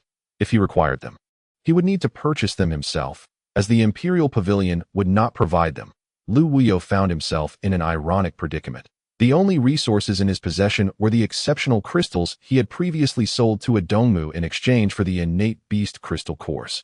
If he were to utilize these exceptional crystals for purchasing crystal cores, he could acquire at most one. However, a single innate beast crystal core contained insufficient energy to sustain the operation of a mid-level nuclear reactor. It appeared that launching this bullet production assembly line would be quite challenging. Only with an ample supply of innate beast crystal cores could Lu Wuyo engage in mass bullet production. He felt a wave of frustration as he gazed at the fully automated assembly line, only able to envision its formidable capabilities. It was akin to standing before a resplendent beauty, yet lacking the means to approach her. As the assembly line for bullet production was temporarily unfeasible, Lu Wuyo resolved to manually craft a few bullets for self-defense. After all, facing a formidable opponent like Yuan Jian left Lu Wuyo feeling quite uncertain. He was unaccustomed to such an unpredictable sensation. Consequently, over the following days, Lu Wuyo embarked on his manual crafting endeavor. The handcrafting process proved to be quite tedious. After producing 10 bullets, he found himself unable to continue. Each step in the manual bullet-making process required meticulous precision, with no room for error. Otherwise, the consequences of a nuclear reactor malfunction could be catastrophic. Crafting bullets in a heightened state of concentration was somewhat overwhelming for Lu Wuyo. Alas, he could only hope to gather more innate beast crystal cores for future production. With temporary arrangements for the bullets in place, the next undertaking was the fabrication of the sniper rifle. The significance of a rifle to a sniper is self-evident. When crafting the sniper rifle, Lu Wuyo intended to incorporate several auxiliary systems. After all, relying solely on combat conditions for computations is exceedingly cumbersome. The production of a sniper rifle does not necessitate an assembly line. A single, impeccably crafted sniper rifle suffices. Since he was only producing one, it must be executed to absolute perfection. Lu Wuyo had yet to fully integrate into the imperial continent. Aside from Yuan Jian, he had no notable enemies, granting him ample time to devote to his craft. A flawless sniper rifle would enable him to better establish himself in this realm. Drawing inspiration from 23rd century materials, Lu Wuyo decided to emulate the Barrett anti-material sniper rifle. Relevant data regarding the Barrett .50 caliber anti-material sniper rifle vividly materialized before Lu Wuyo's eyes. Caliber, .50 BMG, 12.799 mm, action, gas-operated. Semi-automatic overall length, 1,150 mm, 48 inches, or 1,220 mm, 57 inches. Barrel length, 508 mm, 20 inches, or 737 mm, 29 inches. Magazine, 10 round sight, 10x scope weight, 14 kilograms, 39 pounds, excluding ammunition, and the 737 mm, 29 inch. Barrel, muzzle velocity, 853 ms, 2,800 feet s, 660 grains, 42.8 grams. Bullet effective range, 1,850 meters, 23.18 yards. Maximum range, 6,800 meters, 74.36, 57 yards. Ammunition, sub-MA ammunition. Yet, these figures merely constitute the foundational data. Lu Wuyo intended to execute a comprehensive modification to significantly enhance its power. Chapter 27. Trial of the Divine due to the biological resilience of the beings on the Emperor's domain. They surpassed those of the 23rd century. While the Barrett .50 caliber sniper rifle proved advantageous on the battlefields of the 23rd century, it was utterly ineffective here, essentially. Every skilled warrior possessed the capability to detect the bullet's trajectory and evade it flawlessly. Of course, such adept warriors were classified as those of the sovereign level and above. Innate experts lacked the ability to dodge bullets. Currently, the only threats to Lu Wuyo were those at the sovereign level or higher. Thus, he resolved to undertake a complete overhaul of the Barrett .50 caliber sniper rifle. Only by augmenting the sniper's lethality could Lu Wuyo hold a card to challenge those superlative masters in confrontations among experts.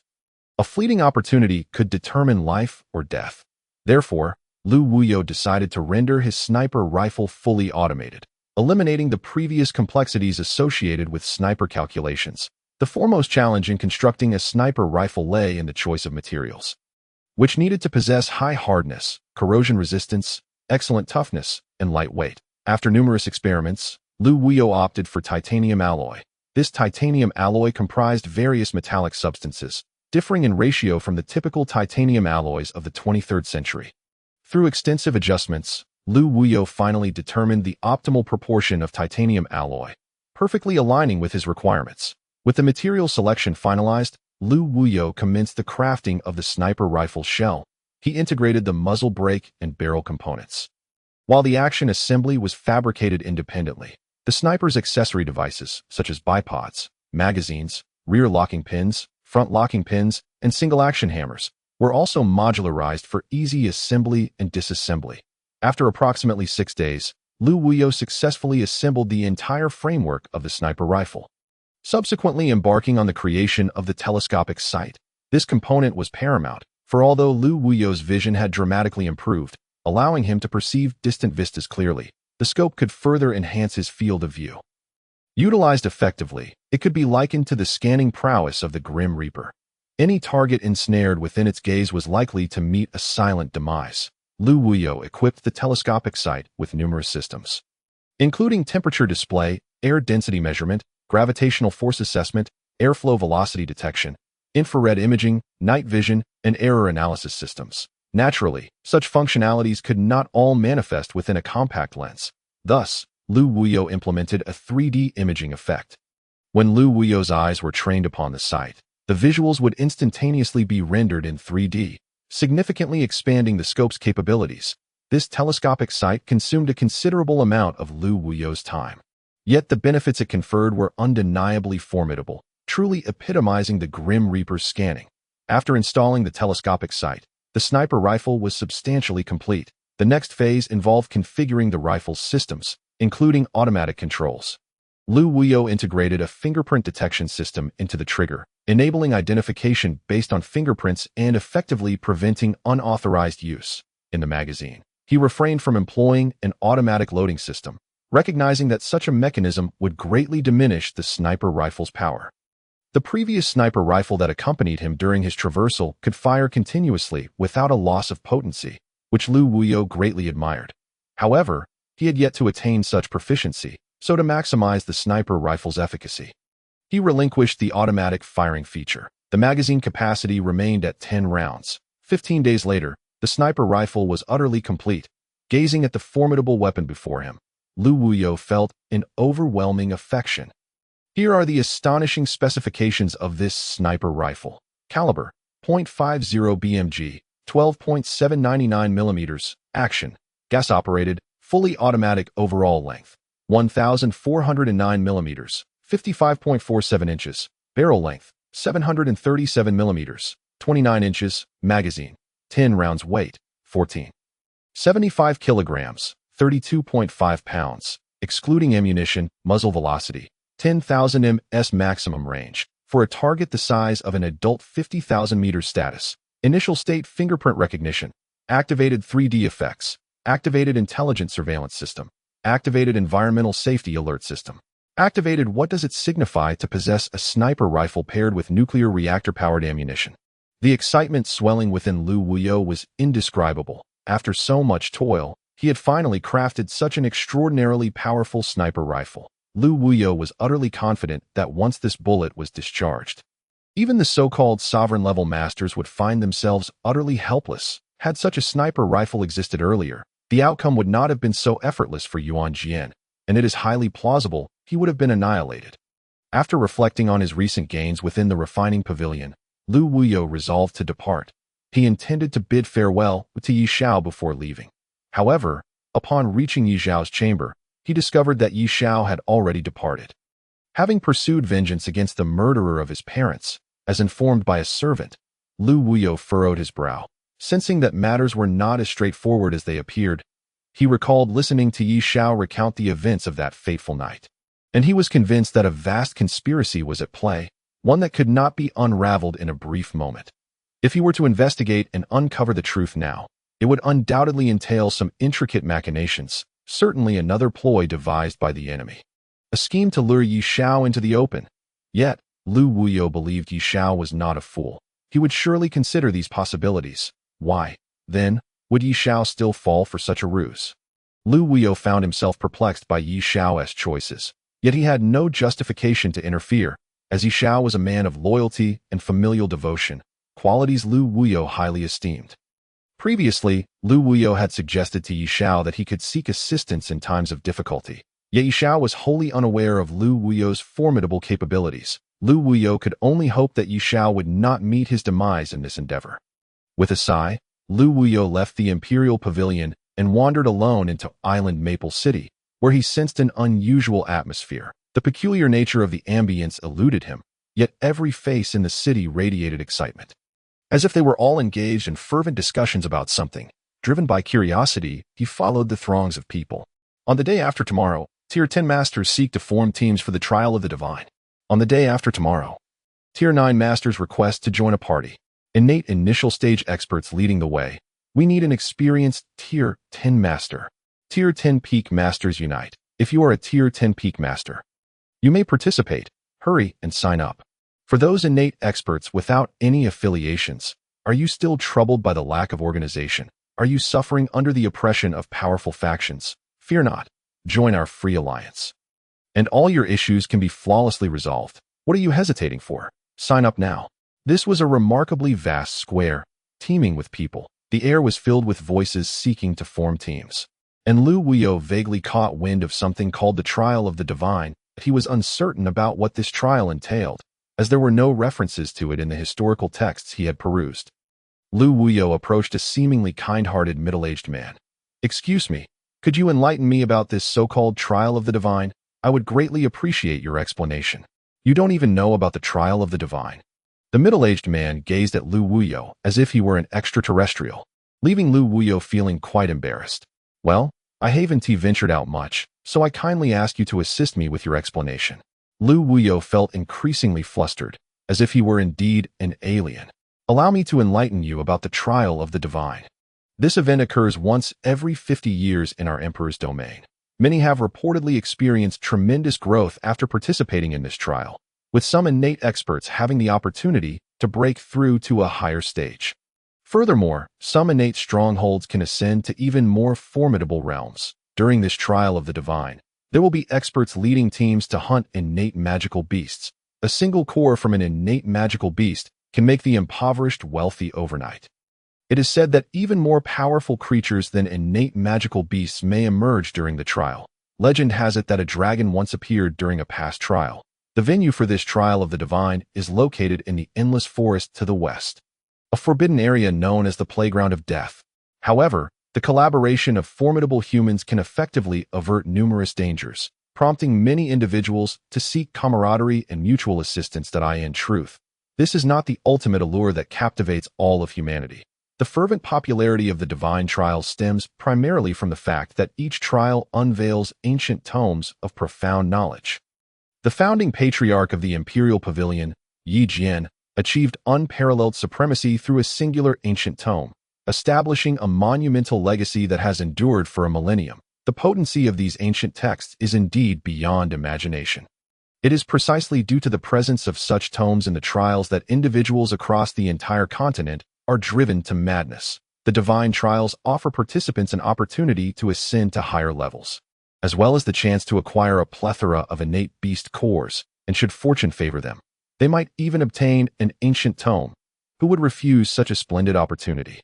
The middle-aged man recounted everything about the divine trials to Lu Waya, his excitement escalating as he spoke, his face flushing with fervor as if he himself had secured those treasures. Chapter 28. Joining the team? Thank you. Thank you very much. Lu Waya, overwhelmed by the man's fervent discourse, could hardly bear it. He hastily made his escape, astonished by such zeal. Could the divine trials truly wield such seductive power? After all, it was merely an ancient tome. Brother, would you like to team up for the divine trials? A young lad, standing approximately 180 centimeters tall, called out to Lu Waya. This youth, around 20 years of age, bore a somewhat youthful visage that radiated vitality and energy. Yet, to Lu Waya's discerning eye, he resembled a young ruffian. You intend to participate in that so-called divine trials? Lu Waya expressed his surprise, noting that the lad appeared to be merely at the 8th level of postnatal cultivation. Did he truly have the audacity to venture forth recklessly? Yes. So, what do you say, brother? Would you like to join our invincible team? There are plenty of beautiful ladies among us, and we are all young, eager to explore the world together. What do you say? The youth continued to chatter excitedly, his body trembling with enthusiasm, unmistakably exuding the aura of a ruffian. However, it was this very youthful bravado that piqued Lu Waya's interest in their so-called invincible team. Pray tell, what are the requirements or considerations for joining this team? Lu Waya inquired. Intrigued, with no pressing matters at hand, why not explore this opportunity? There aren't many requirements, but there are females in the invincible team, so you mustn't sleep in their tents at night. Haha, that's the only rule. If you possess any skills, you could always sneak in. The youth chuckled, his eyes gleaming with a knowing glint that only men could comprehend. Very well, I shall join this invincible team, Lu Waya replied, a bemused smile gracing his features as he regarded the lad. Excellent. Follow me. I shall lead you to our gathering place. By the way, what is your name? I am Zhang Gaofeng. The youth, elated at having recruited another member, inquired. I am Lu Waya. What is the level of martial prowess among the members of your team? Our group comprises 4 at the pinnacle of postnatal cultivation, 6 at the 9th level, and then there's me at the 8th level. In total, we are 11 strong, and with you, we shall become 12. By the way, what is your current level? Zhang Gaofeng asked. I, too, am at the 8th level of postnatal cultivation, Lu Waya replied with a smile, secretly contemplating how revealing his true capabilities would likely terrify them. Really? You are also at the 8th level? You're not deceiving me, are you? Zhang Gaofeng spoke with palpable excitement, his face alight with exhilaration. I am indeed at the 8th level. Is that a cause for your elation? Lu Waya queried, somewhat perplexed, as one would expect him to be more delighted if Lu Waya's martial prowess were superior. Haha. Do tell, are you truly at the 8th level? Yes, that is correct. Oh yay, with you as my foundation. They shall no longer bully me alone. You are truly my savior. Oh heavens, how could you be so kind to me? In my darkest days, you have sent me a steadfast companion. Zhang Gaofeng exclaimed, raising his voice to the heavens. You. Is that the reason you inquired if I am at the 8th level? Lu Waya felt an intense frustration boiling within him, though he also found amusement in Zhang Gaofeng's candidness. Indeed. Brother, do not even think about escaping now. You are my beacon of hope. I shall rely on you from now on. Zhang Gaofeng, sensing Lu Waya's displeasure, hastily resorted to flattery. All right, truly, you are quite the character, Lu Waya replied, his face now adorned with a smile as he observed Zhang Gaofeng's shameless demeanor, feeling an inexplicable fondness for him. Accompanied by Zhang Gaofeng, Lu Waya soon arrived at a bustling tavern. The first floor was brimming with patrons. A sea of humanity, and the air was filled with the cheerful shouts of waitstaff and the hearty laughter of robust men. Upon entering, Lu Waya was enveloped by the vibrant atmosphere, as people mingled and raised their glasses in camaraderie.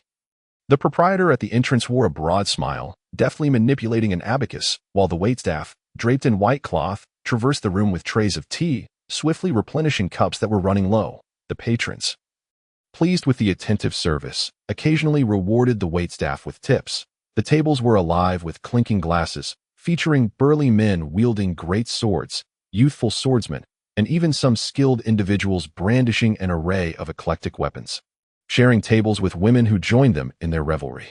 It's quite lively here. Indeed, This is the finest and largest tavern in Feng City. It caters to all social strata. The first floor is for common folk or those with modest skills. The second floor is for the middle class, while the third floor is frequented by the elite. The topmost fourth floor is said to be accessible only to those rare innate masters who are seldom seen. With the divine trials underway, the atmosphere is particularly vibrant. Zhang Gaofeng articulated with clarity, evidently well-informed. Brother Liu, may I not call you by your name anymore? Zhang Gaofeng suddenly proposed. Why not call me by my name? Isn't that what names are for? Well, in our team, we refrain from using names, as it feels less intimate. From now on, I have decided to refer to you as Bodhisattva. Does that sound good? Unacceptable. How about high-ranking ruffian? Still unacceptable. Or perhaps little garbage? That, too, is out of the question. Lu Tiao, far too unsightly. Lu Waya, haha, I have it. From now on, you shall be no teeth. Hee, no objections allowed. Dissent is futile. No teeth, no teeth. Our brothers and sisters await us on the second floor. Come. I will take you up. Zhang Gaofeng eagerly imposed a nickname upon Lu Waya, his excitement bubbling forth. Unable to conceal his grin, Lu Waya, with no recourse, followed along, bemused at having been so unceremoniously dubbed. Boss, I have invited another brother back. Upon reaching the second floor, Zhang Gaofeng called out exuberantly, heedless of the patrons nearby. Xiao Chong, why have you only just arrived? I thought you had perished somewhere. What kind of oddity have you brought this time? Lu Waya turned to see a young man of about 25. Clad entirely in black, a cloak, trousers, boots, and even the scabbard of his sword, his striking features were accentuated by a cool demeanor, resembling a stoic swordsman. Boss, this time he is not an oddity, haha. But he, like me, is only at the 8th level of postnatal cultivation. So you can't just pick on me anymore. Zhang Gaofeng winked at Lu Waya as he spoke. 8th level of postnatal cultivation? Are you certain he is at that level? I sense nothing from him. Could he be deceiving you? The boss spoke candidly, showing no hesitation due to Lu Waya's presence. Yet, this straightforwardness delighted Lu Waya, as no one wishes to be stabbed in the back. Directness is indeed refreshing. This is what my brother claims. I haven't tested it. Lu Waya, do enlighten my boss. Zhang Gaofeng assumed Lu Waya would not deceive him. Well, boss, I truly am at the 8th level. However, my cultivation method is rather unique, making it difficult for others to perceive my true level. Lu Waya explained, feeling a bit awkward addressing someone as boss for the first time. Ah, I see. Your method is commendable. Even I, at the peak of the 10th level of postnatal cultivation, could not detect it. You possess the potential to be a killer. Make good use of it. Thank you, boss. I certainly will.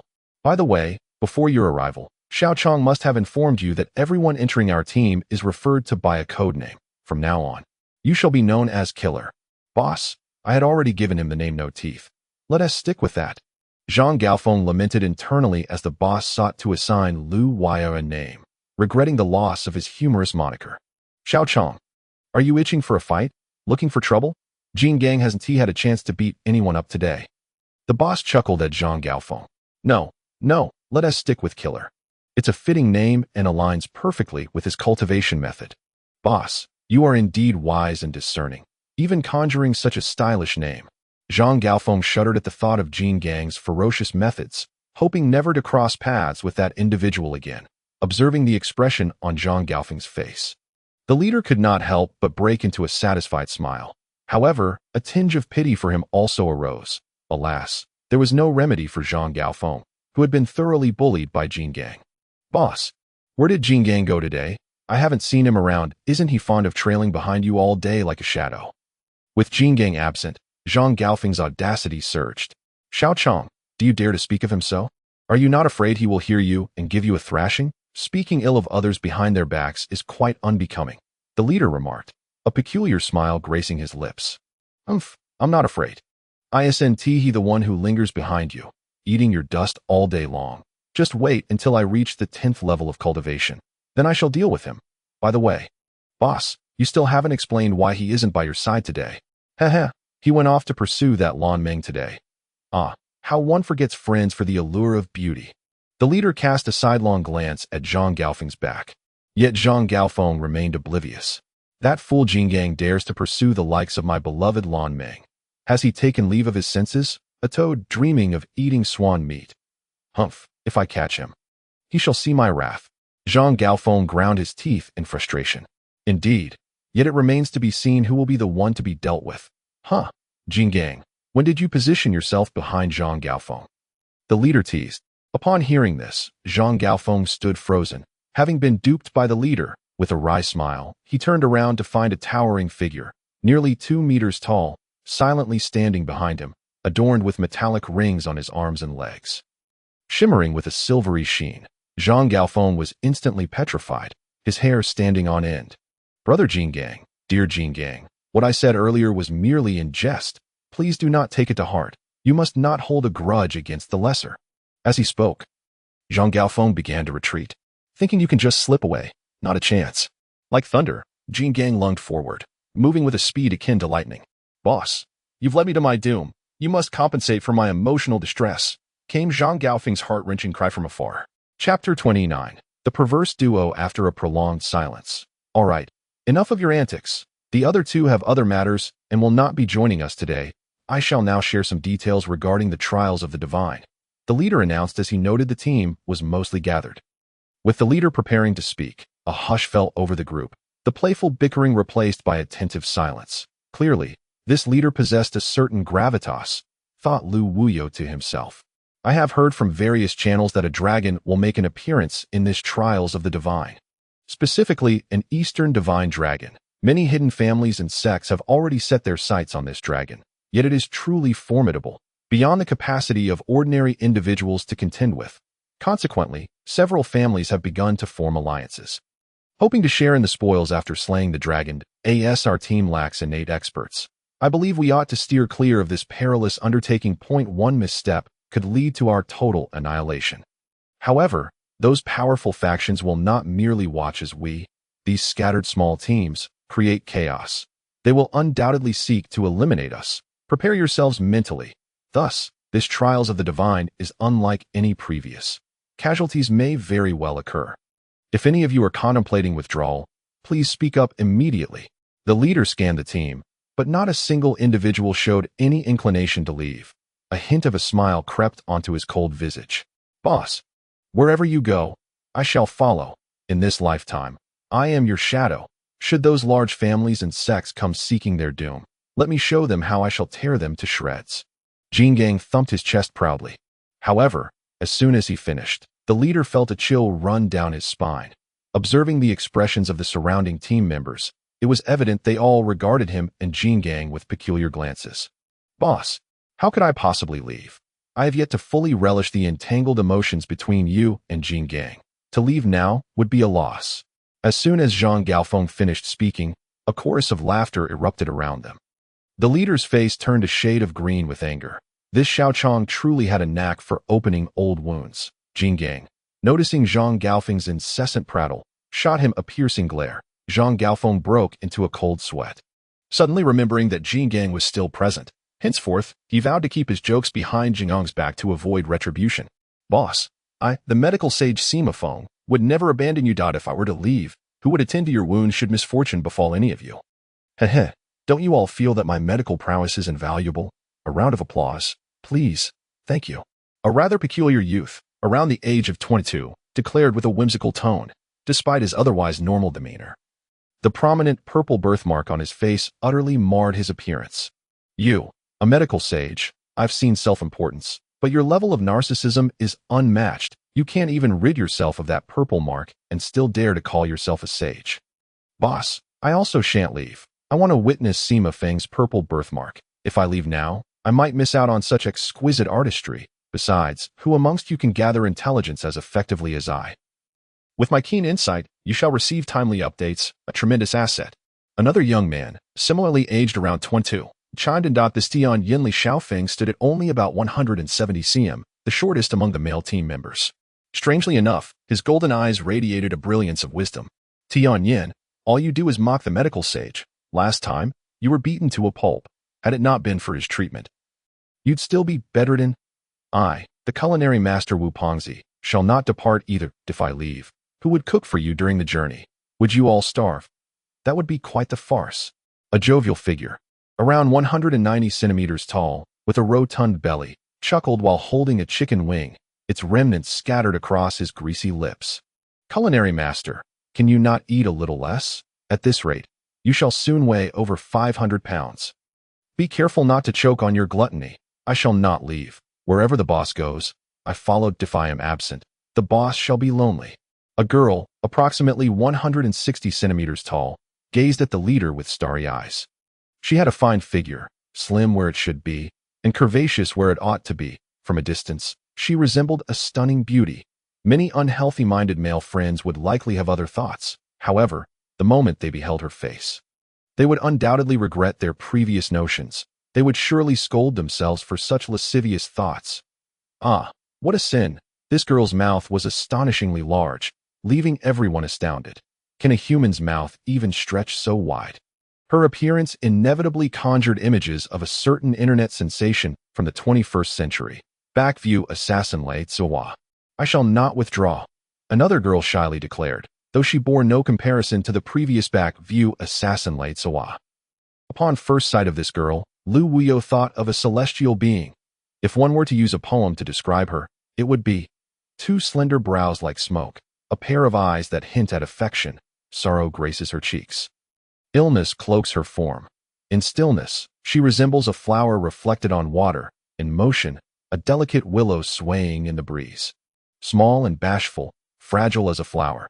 Yet those who gazed upon her would likely be deceived by her appearance. Smiling assassin Du Menger, a postnatal level 10 young expert. Usually cheerful and gentle, but when provoked, she erupted like a volcano. Sometimes, she would not even spare the leader's face from her fury. I shall not withdraw, yet another beautiful girl proclaimed. Little Lolilan Meng, a petite and charming beauty. Eternally smiling, ever playful, and full of life. After being bullied, she would weep. When reprimanded, she would fall silent. When coaxed, she would laugh. Upon hearing that Lan Meng would not leave, Jingang's face lit up with a broad smile, revealing 2 rows of pearly white teeth. I shall not leave either. Having just joined, it would not be my style to depart. Lu Wuyo clasped his hands behind his back, a gentle smile gracing his lips. His white robes billowing like the attire of a celestial being from afar. Assassin Lu Wuyo. Very well, since you have all decided to stay, I shall now commence the assignment of tasks. During the execution of these tasks, all members must adhere strictly to orders. No dissent will be tolerated. Those who disobey shall leave the team and shall not be permitted to rejoin. Understood. Everyone replied in unison, without a hint of discord. Lu Wuyo gazed at this so-called invincible team, a sense of anticipation stirring within him. Smiling assassin Du Menger, your task during the trials of the divine is to oversee team coordination. Yes. Backview assassin Lei Tsuehua. You are responsible for the team's safety. Yes. Culinary master Wu Pongzi. Your task is to manage the team's logistics and ensure the well-being of all members. Yes. Medical sage Sima Feng. You shall be in charge of all healing duties. Yes. Tian Yen Li Xiaofeng. Your responsibility is to gather relevant intelligence. Yes. Assassin Lu Wuyo. Your task is to scout ahead. Understood. Kong, Zhang Gaofeng, and the petite lowly Lan Meng. You shall remain at the camp. Yes. Very well. We shall now embark towards the endless forest. I hope that upon our return, each of us will have experienced personal growth. Chapter 30. The eccentric old man. The endless forest in the distance, a vast expanse of mountains unfolds. Towering peaks rise abruptly, undulating in a continuous chain, piercing the heavens with their ancient majesty. Bottomless chasms and weather-beaten cliffs stand in stark contrast to the scene that millennia-old trees, their trunks erect and proud, clutch the fertile earth with their massive roots. While their lush branches obscure patches of the sky, trees intertwine, mountains lean upon one another, casting an overseeing gaze upon the endless forest, which resembles a verdant ocean that a gust of wind sweeps through. Stirring waves of green that rustle softly. Within the forest, the occasional echoes of monkeys and wolves reverberate, and unknown beasts roar frantically, darting about. Occasionally, a gigantic ancient bird soars past the cliffs, its piercing cry tearing through the sky, resonating in the valley long after it has passed. Yet, at the fringes of this primeval forest lies a rather bustling town. Although modest in size, its vibrancy rivals that of some county cities.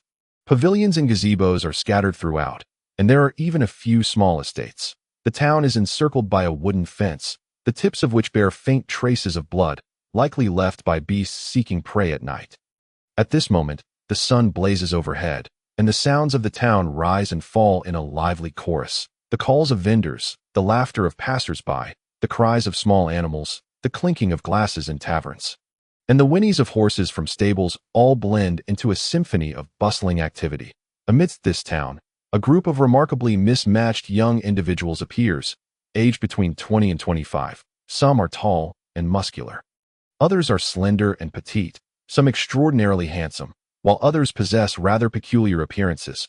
Among them are two beauties. No, correction, one beauty. How could a person with a mouth as large as a sausage be considered beautiful? A stout fellow clutches a leg of lamb in his left hand and a chicken wing in his right, relishing his feast. A youth with a purple birthmark on his face is embroiled in a heated argument with another. This is Lu Wuyo, Zhang Gaofeng, and their companions, who have finally arrived at the edge of the endless forest after a bumpy journey. "Boss, this town is so vibrant," Kong exclaimed with great enthusiasm. Of course. It is near the endless forest, a necessary stop for entering the depths. Thus, its prosperity is entirely expected. If it weren't bustling, that would indeed be suspicious. The boss, clad entirely in black, exudes an air of cool detachment, his strikingly handsome face betraying a hint of coldness, complemented by a black trench coat and a long black sword slung across his back. The nearby maidens gaze at him in awe, enchanted by his striking appearance. "Boss, you are guilty." The medical sage Sima's tone dripped with palpable dissatisfaction. "Guilty? What absurd accusation is this?"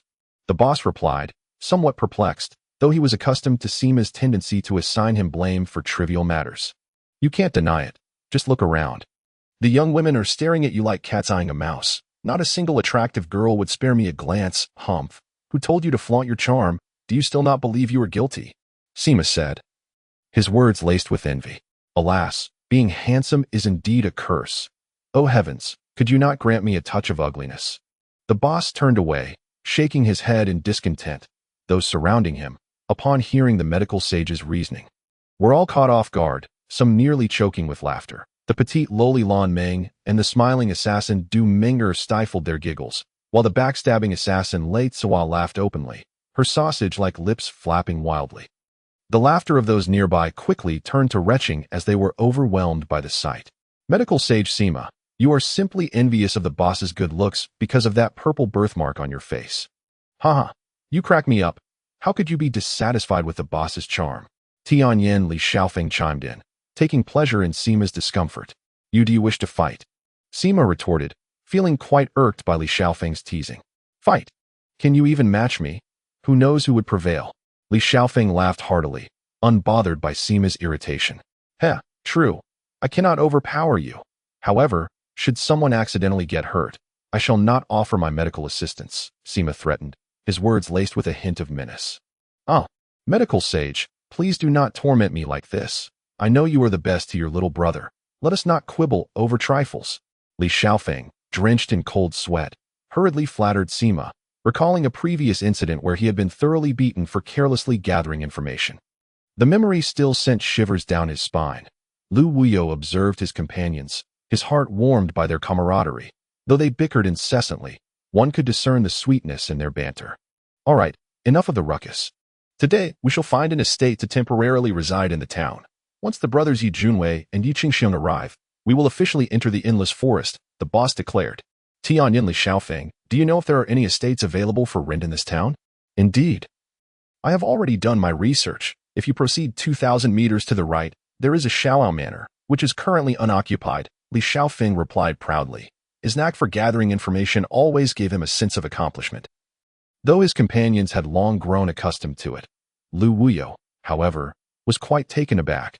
They had always been together, and he wondered how Li Shaofeng had come to know about the unoccupied manor. "Very well. Let us head to the Showdown Manor." The boss took the lead towards the estate, with the others following suit. Their playful banter continued unabated as they made their way. Before long, they arrived at Showdown Manor, a modest estate capable of accommodating around 20 individuals, surrounded by a 2-meter-high stone wall. The manor bore faint signs of wear, suggesting it had withstood the test of time. Inside, however, it was impeccably clean, indicating regular upkeep. "Is anyone home? Is anyone home?" Kong's booming voice echoed as he called out at the manor's entrance, startling passers-by in the vicinity. The few pedestrians contemplated retorting, but quickly reconsidered upon witnessing Kong's impressive stature. Coming. An elderly man, well past 70, emerged from within, his steps unsteady. Dressed in a long green cotton robe, with strands of silver hair beginning to show, he wielded a broom, clearly engaged in tidying up the manor. "Old man, we are here to rent the manor. May I inquire if it is available for lease?" Kong asked as he approached the elderly man. "Rent the manor?" The old man scrutinized the group of young individuals before him. "Yes, indeed, sir. Might I ask if this manor is available for rent?" Certainly. You are here to participate in the trial of the gods, aren't you?" The old man welcomed Lu Wuyo and his companions inside. "Yes, sir. Could you inform us of the rental fee?" the chef Wu Pengzi inquired, as he was responsible for the team's logistics. "Oh, never mind. You young ones are rather endearing, so I shall waive the rental fee. You may stay here free of charge," the old man said with a warm smile. Such a generous offer. The medical sage Sima questioned, puzzled. Seeing you all reminds me of my son. 20 years ago, he participated in the trial of the gods, and upon his return, he ascended to the innate realm, becoming a formidable expert. He was subsequently taken under the wing of Zimo Palace, and now he is held in high regard there. The crystals he sends me each month suffice for my needs. Any additional crystals would serve little purpose, so I shall offer you the manor without charge," the old man explained, pride evident on his face as he spoke of his son. The medical sage Sima, Tianyan Li Xiaofeng, and the others were taken aback by the old man's story. The father of an innate expert, their gazes toward the old man shifted, though Lu Wuyo maintained his nonchalant demeanor. The old man seemed accustomed to such scrutiny, merely smiling in response. Under the old man's guidance, Lu Wuyo and his companions found their temporary quarters. That evening, they discussed the details of the trial of the gods before retiring to their rooms for the night. The night passed without incident. As dawn broke, the townspeople began to stir. The morning sun, like a crimson veil, illuminated the entire town. "Is anyone there? Is anyone there?" A loud call roused all those residing in Xiaoyao Manor, disrupting the restful slumber of the weary travelers, who had hoped for a peaceful night's sleep. Coming. The elderly man hurried to the door. Perhaps due to his advancing years, he found himself unable to sleep soundly, rising early instead, and thus he was already dressed. "Old man, no one resides in this manor, right?" At the entrance stood a group of burly men, with a palanquin carried behind them. Each of these men bore a fierce countenance, their faces adorned with brutish features. Moreover, they exhibited a complete lack of decorum, bellowing at the old man. "I am sorry, but it is no longer available. The manor has already been rented." The old man felt a surge of irritation, ever since others learned of his son's innate prowess. No one had dared to treat him with such disrespect. "What? There's no one." "Old man, are you trying to fool us? Just yesterday, I confirmed that this place was unoccupied, and now you claim otherwise. Are you deliberately deceiving me?" One of the burly men glared menacingly, his voice dripping with malice. "I assure you, I am not deceiving you. The manor was indeed rented yesterday," the elderly man replied, his voice trembling, a hint of fear creeping into his heart. Although his son was a formidable innate master now, and had gained favor in the Zimo Palace, he could not possibly appear here at a moment's notice. What good was a powerful master if he was not present? "You still think you can deceive me, do you?" The burly man seized the old man's collar, raising his fist as if to strike him. "Stop." Just as Lu Wuyo emerged from dressing, he witnessed this alarming scene. "What are you intending to do?" Lu Wuyo shouted loudly. "You? Who do you think you are to meddle in my affairs? Do you wish to court death?" The burly man, noticing someone dared to intervene, shot back. "You will know your place when you are struck. Release this venerable old man at once. We are the ones who have rented this manor. Any grievances you have should be directed at us." Lu Wuyo was apprehensive. If that burly man struck, the elderly man, already in his 70s, would hardly withstand such force. "Brother Nyo, last time we were in Island Maple City, this guy incited a beggar to assault us. Brother Nyo-san was killed by that beggar because of him. It's him. You must avenge Brother San." Suddenly, a burly man from behind exclaimed, "What? This fellow is the one who killed Brother Nyo-san." Upon hearing this, Brother Nyo was engulfed in rage, glaring at Lu Wuyo with eyes ablaze. It wasn't him. It was another beggar. But it was through his instigation that the beggar killed Brother Nyo-san.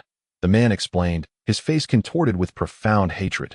That time, he had nearly been incapacitated by Yi Shao, but had narrowly escaped thanks to superior healing medicine from his sect. You were part of that group from Island Maple City? Lu Wuyo felt the world was indeed small. Surprised to meet them here again. It was Lu Wuyo's awakening that had helped Yi Shao escape the shadow of losing his parents. During that encounter, Yi Shao had killed a burly man. But Lu Wuyo had been in a state of epiphany at the time, completely unaware of the events that transpired, and thus he did not know Yi Shao had taken a life. From the conversation between the two burly men, Lu Wuyo vaguely gathered that Yi Shao had killed someone named Brother Nyo-san. It appears to truly be you, Brother Nyo. I was uncertain until now. Because last time, he was also dressed as a beggar, and I nearly failed to recognize him after his change of clothes. Now that he has spoken, I can be absolutely certain that this little brat instigated it. The burly man asserted to Brother Nyo. You dare to kill members of our Quanzong? Truly, you are a reckless young fool. Today, I shall deal with you, and then eliminate your entire family. To kill a member of Quanzong is to extinguish 9 clans. Brother Nyo proclaimed arrogantly, freeing the old man and striding towards Lu Wuyo. The elderly man, unsteady on his feet, lacked the agility of youth to evade, and was knocked to the ground by Brother Nyo's force, blood trickling from the corner of his mouth. Haha, is it only permissible for you to bully others? Are you allowed to set fire while the common folk cannot even light a candle? How could such a thing be? Witnessing the old man fall, Lu Wuyo laughed in fury, clenching his fists tightly. Killer, step back. I will handle this matter. You are no match for them. The leader, seeing the burly man approach Lu Wuyo, hastily called out. After all, Lu Wuyo was only at the 8th level of the acquired stage, while the burly man was undoubtedly a master of the 10th level. Unbeknownst to them, all members of the manor had gathered behind Lu Wuyo, a palpable anger simmering within them upon witnessing the old man's plight. However, upon learning they were from Quanzong, they all calmed down. Lu Wuyo initially intended to intimidate the arrogant burly man, but since the leader had spoken, he was content to observe. Moreover, Lu Wuyo was not one to be easily enraged. He remained calm, a trait he valued most. Brother Nyo noticed a group of youths, approximately 20 to 25 years old, appear behind Lu Wuyo, and his brow furrowed slightly, though he quickly recovered. That brat must die today. If you wish to live, you had better leave immediately. I have no desire to waste time playing games with you kids. Otherwise, you should be aware of the rules of Quanzong. Be wary of your families. The burly man sought to avoid unnecessary trouble, invoking the reputation of Quanzong, fearful of making the individual in the palanquin angry. If that person lost their temper, the thought sent a shiver down his spine. I am aware that Quanzong is not to be trifled with. However, let me be frank. We are all orphans, with no so-called families. If you think you can intimidate us with the Quanzong's usual threat of exterminating 9 clans, you are sorely mistaken. If we were to retaliate fiercely, even your masters would be powerless against us, right? I find it hard to believe your sect would disgrace itself by sending innate masters to hunt us down. Let us each take a step back. You allow my brother to go free, and we can converse amicably in the future.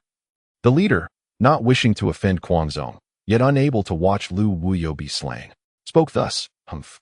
The burly man appeared somewhat swayed, not due to fear of these inexperienced youths, but rather the volatile temperament of the individual in the palanquin. Offending that person could truly lead to a fate worse than death. Wouldn't it be better for everyone to resolve this peacefully rather than fighting to the death? The smiling killer, Du Ming'er, suddenly interjected. Had she remained silent, all would have been well, but oh. Brother Nyo's eyes lit up. The figure inside the palanquin was known to have a penchant for beautiful women. I have an idea. We can spare this brat. But as for the lady who just spoke, she must accompany us. If she agrees to join us, we'll leave without further ado, and we will treat you with respect in the future. What do you say? Zhang Gaofeng, Li Xiaofeng, and the leader exchanged glances, their expressions betraying a sense of amusement at the burly man's proposition. Leader, this burly man wants me to go with them. What should I do? The smiling killer. Du Ming'er timidly asked the leader, her face adorned with an expression of innocence, as if she had been wronged. Any normal man witnessing Du Ming'er's current demeanor would feel an instinctive urge to protect her. And the pitiful look momentarily stunned the burly man. What a captivating beauty. If the person in the palanquin were to acquire this exquisite woman, very well, as long as you agree to return with me. You shall have whatever you desire in the future. The burly man, seeing Du Menger's pitiable appearance, felt a rush of eagerness to deceive and entice her. However, Jean Galfond and the leader could no longer contain their laughter. Provoking the smiling killer would surely lead to trouble. Do you truly wish for me to accompany you? Wouldn't it be rather lonely for a young lady to leave alone? Can you big men truly be so heartless? The smiling killer, Du Menger, maintained her sorrowful demeanor, delicate and seemingly harmless. Brother Nyo was delighted by the prospect of enticing Du Menger but concealed his excitement. Ha! With so many people around you, everyone will care for you. How could you ever feel lonely? As long as you come with us, I assure you, you will live a life of luxury. Free from worries, far more comfortable than your current existence filled with strife. What do you think? Is it truly so? Will you not bully me, a little girl who doesn't know any better? The voice that sent shivers down one's spine emerged soft and gentle from Du Meng, sending chills through the leader and the others. Even Lu Wuyo felt goosebumps, a cold tremor coursing through him. Of course it's true. When have I, Brother Nyo, ever failed to keep my word? Isn't that right? Brother Nyo turned to his companions for affirmation. Absolutely. Brother Nyo is a man of his word. You can rest assured, miss. The burly men behind him echoed, some even bursting into laughter. Look, even my brothers say so. What do you have to worry about? As he spoke, the burly man edged closer to Du Menger. Upon seeing this, Du Menger seemed frightened and took a step back, shielding herself with her hands. Hey, don't run. You must come with us today. The burly man suddenly lunged, stepping forward with great speed, reaching for Du Menger with lightning-like reflexes. Du Menger, terrified, stumbled and deftly evaded the burly man's grasp. Witnessing her escape, the burly man found it hard to believe, but as he saw her fall, a smile crept onto his face. It was a beautiful coincidence. He bent down, attempting to catch the falling Du Menger, but to his surprise, bang, bang, bang. A cacophony of 3 resounding impacts erupted instantaneously. The burly man was propelled away with an astonishing velocity, a trickle of crimson escaping the corner of his mouth that Du Menger granted him no opportunity to react. As a young woman, she possessed a far more agile physique, and with this dexterity, she relentlessly closed in, raining blows upon him. The man found himself utterly defenseless, forced to endure her onslaught.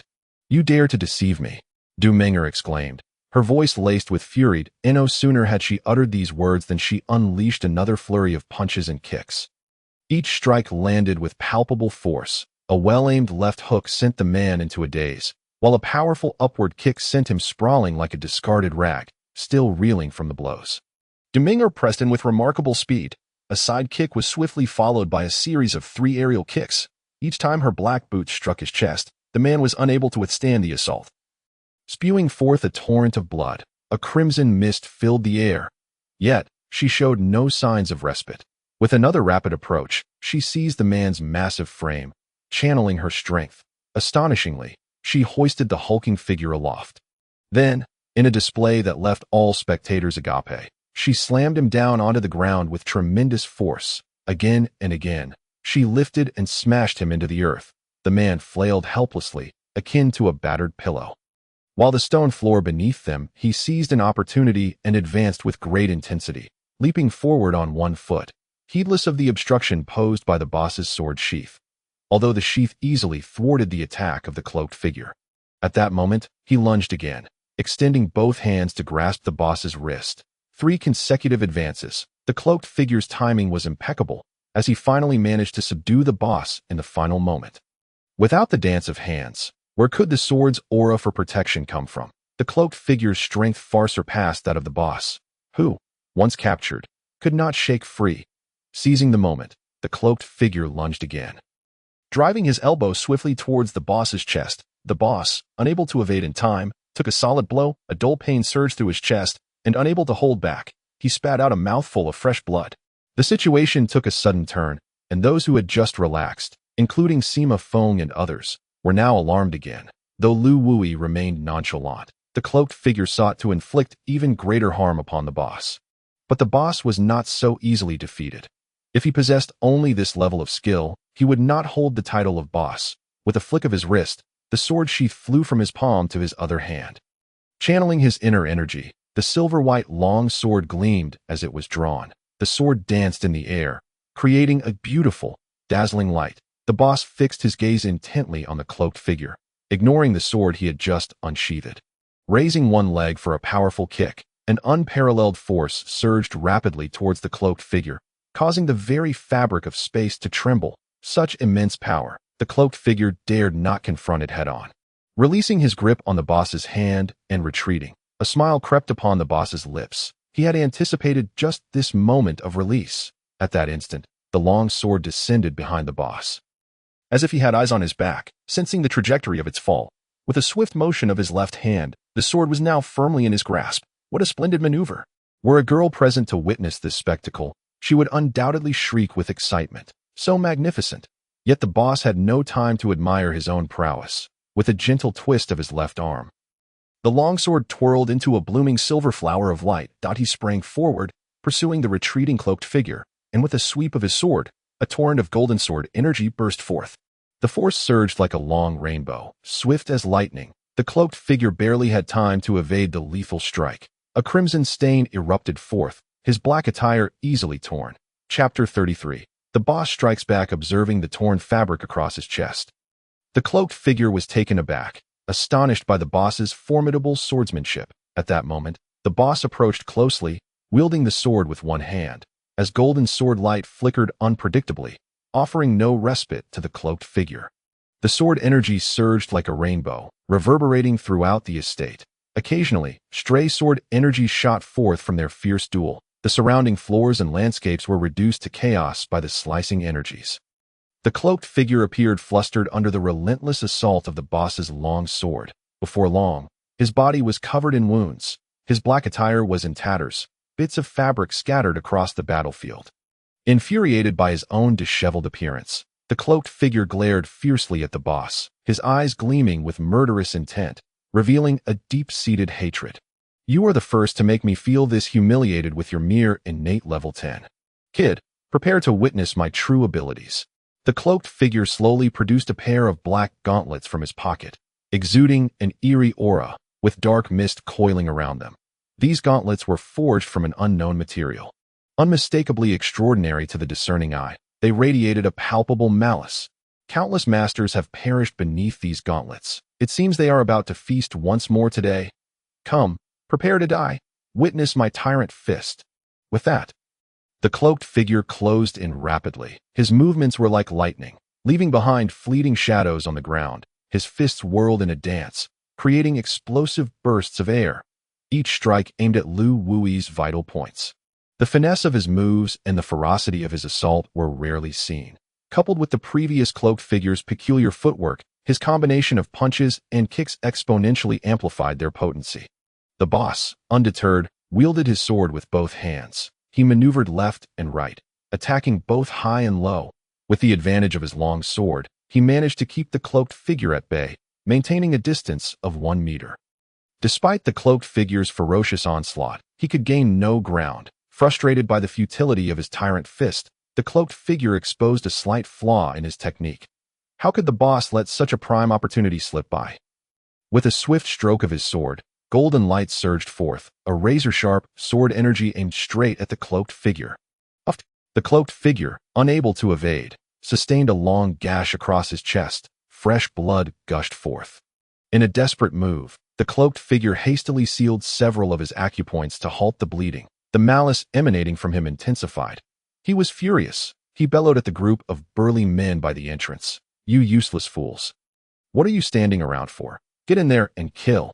Do you think our tyrant sect supports you just to watch the spectacle? Upon hearing the cloaked figure's roar, the group of burly men quickly drew their large blades and charged at Sima Feng and the others. The expressions of the boss, Lu Wui, and their companions changed dramatically. Killers Lu Wui and Zhang Gaofeng protect the injured Tianyan Li Xiaofeng and the 2 strongmen. The rest hold back the tyrant sect's henchmen. The boss assigned tasks even as he battled the cloaked figure. Aware that Lu Wui and Zhang Gaofeng, both at innate level 8, might face death if they engaged recklessly with those burly men. Understood. Okay. The smile assassin Du Menger, the shadow assassin Lei Tsuhua, and the others responded in unison.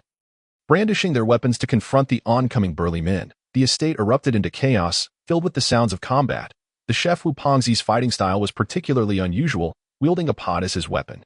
The pot, entirely black and gleaming, exuded a sense of heft, clearly crafted from exquisite materials. Wu Pengzi swung the pot around frantically, striking the burly men with fervor, whenever a burly man swung his large blade at him. Wu Pengzi would use the pot to shield himself. From a distance, he resembled a plump turtle retreating into its shell. The sight of Wu Pengzi wielding his black pot was imposing. Not a single burly man dared to approach within 3 meters of him. However, with so many burly men, one could not suffice, and soon, for surrounded Wu Pengzi. These burly men were no less than innate level 9 masters, each incredibly brave and unafraid of death. Under their relentless assault, Wu Pengzi began to feel the pressure, the rhythm of his pot wielding slowing down. Before long, he found himself in dire straits, proving that even the strongest cannot withstand the onslaught of many. The healer Sima Feng fought in a uniquely skillful manner. Employing a silver needle approximately 30 centimeters long, the gleaming silver needle danced in his fingers with remarkable speed. Under Sima Feng's deft manipulation, the silver needle emitted a faint green light. The green glow intertwined with the silver needle, creating a visually stunning effect. However, the more beautiful something is, the more perilous it often becomes. Sima Feng's footwork, a unique style, allowed him to dart between the burly men, attacking left and right. Each burly man fell prey to his deft maneuvers. Sima Feng's silver needle would often strike at precise angles, targeting the vital points of the burly men. Those struck must inevitably fall. Thanks to his footwork and keen understanding of acupoints, Sima Feng proved to be the fastest among his teammates in taking down the burly men. If competing among teammates, Sima Feng would refrain from using the silver needle to strike acupoints, as such an action could have adverse effects on the body. Thus, he might not appear particularly formidable among his peers. Though this was merely due to his restraint, yet, when unleashed in battle, his destructive capacity was quite formidable. The smile assassin Du Meng'er thrived in the thrill of close combat. She relished the adrenaline rush. Thus, whenever a burly man approached, she would devise every means possible to disarm them, unleashing a flurry of left and right hooks. The burly men, confronted by this fierce woman, felt a chill run down their spines. Bearing the marks of her onslaught, some with bruised faces, others with broken arms and legs, and some lying on the ground, foaming at the mouth, this seemingly gentle girl transformed into a frenzied tempest in battle. Striking and grappling without regard for her image, those who stood near Du Meng'er bore the brunt of her fury, resembling pillows battered into uneven shapes, every inch of them marred. The smile assassin truly embodied her name. The most amusing scene on the battlefield was the combat style of the shadow assassin Lei Tsuwa. Standing on the shattered floorboards, she struck poses with exaggerated flair. From the back, it was acceptable. But from the front, it was undoubtedly the most terrifying nightmare imaginable. Her plump lips quivered incessantly. "Hey, handsome, come here." The burly men who beheld Lei Tsuwa from the front were left retching uncontrollably, some fainting from the sheer horror. Their combat effectiveness plummeted. All of them turned to flee like mice escaping a cat, hoping never to encounter this utterly narcissistic and grotesque woman again. Yet, this played right into Lei Tsuwa's trap. As the burly men turned or retched, she swiftly retrieved a large wooden stick from behind and struck it fiercely against their heads. Though Lei Tsuwa was not an exceptional fighter, she had reached innate level 9. A person of innate level 9 wielding a large wooden stick against the burly men. Who could withstand such an assault? The burly men fell one after another. Indeed, there exists a certain realm of ugliness that can wield formidable destructive power. However, not all of the brutish men are so foolish as to gaze upon the grotesque visage of Lei Tsuwa. Some of them are plotting a surreptitious assault on this extraordinarily unattractive narcissist from behind. A few of these hulking figures, in a misguided attempt at cleverness, hastily tore a piece of cloth to blindfold themselves, believing that by rendering themselves unable to see their opponent, they would be shielded from any psychological impact, thus enabling them to easily eliminate this loathsome woman. Yet, Lei Tsuwa had already devised a cunning plan. The brutish men approaching from the rear could hardly match the swiftness of Lei Tsuwa's reflexes. The moment she sensed someone drawing near, she would swiftly turn her head, revealing a faint, sinister smile. The smile of death. No one could withstand such a gaze. Those who beheld it were doomed, consequently, one by one. The assailants succumbed helplessly before late Sui Hua. As for those who had covered their eyes, well, they were even easier to deal with. The renowned healer, Sima Feng, assisted in the fray, immediately rushing towards any masked brute with a silver needle at the ready. Fortunately, Sima Feng had spent considerable time with Late Sihua and had developed a degree of immunity to her presence. Unlike the others who were doomed upon sight, he merely felt a wave of nausea upon witnessing her. Lu Wuyo and Sima Feng stood guard over the injured Jin Gang and Li Xiaofeng, promptly repelling any brutish assailants that dared approach. Meanwhile, the leader and the cloaked figure engaged in a fierce battle. Their surroundings filled with the swirling winds of fists and the sharp energies of swords. With the aid of those dark fists, the cloaked figure managed to regain the upper hand.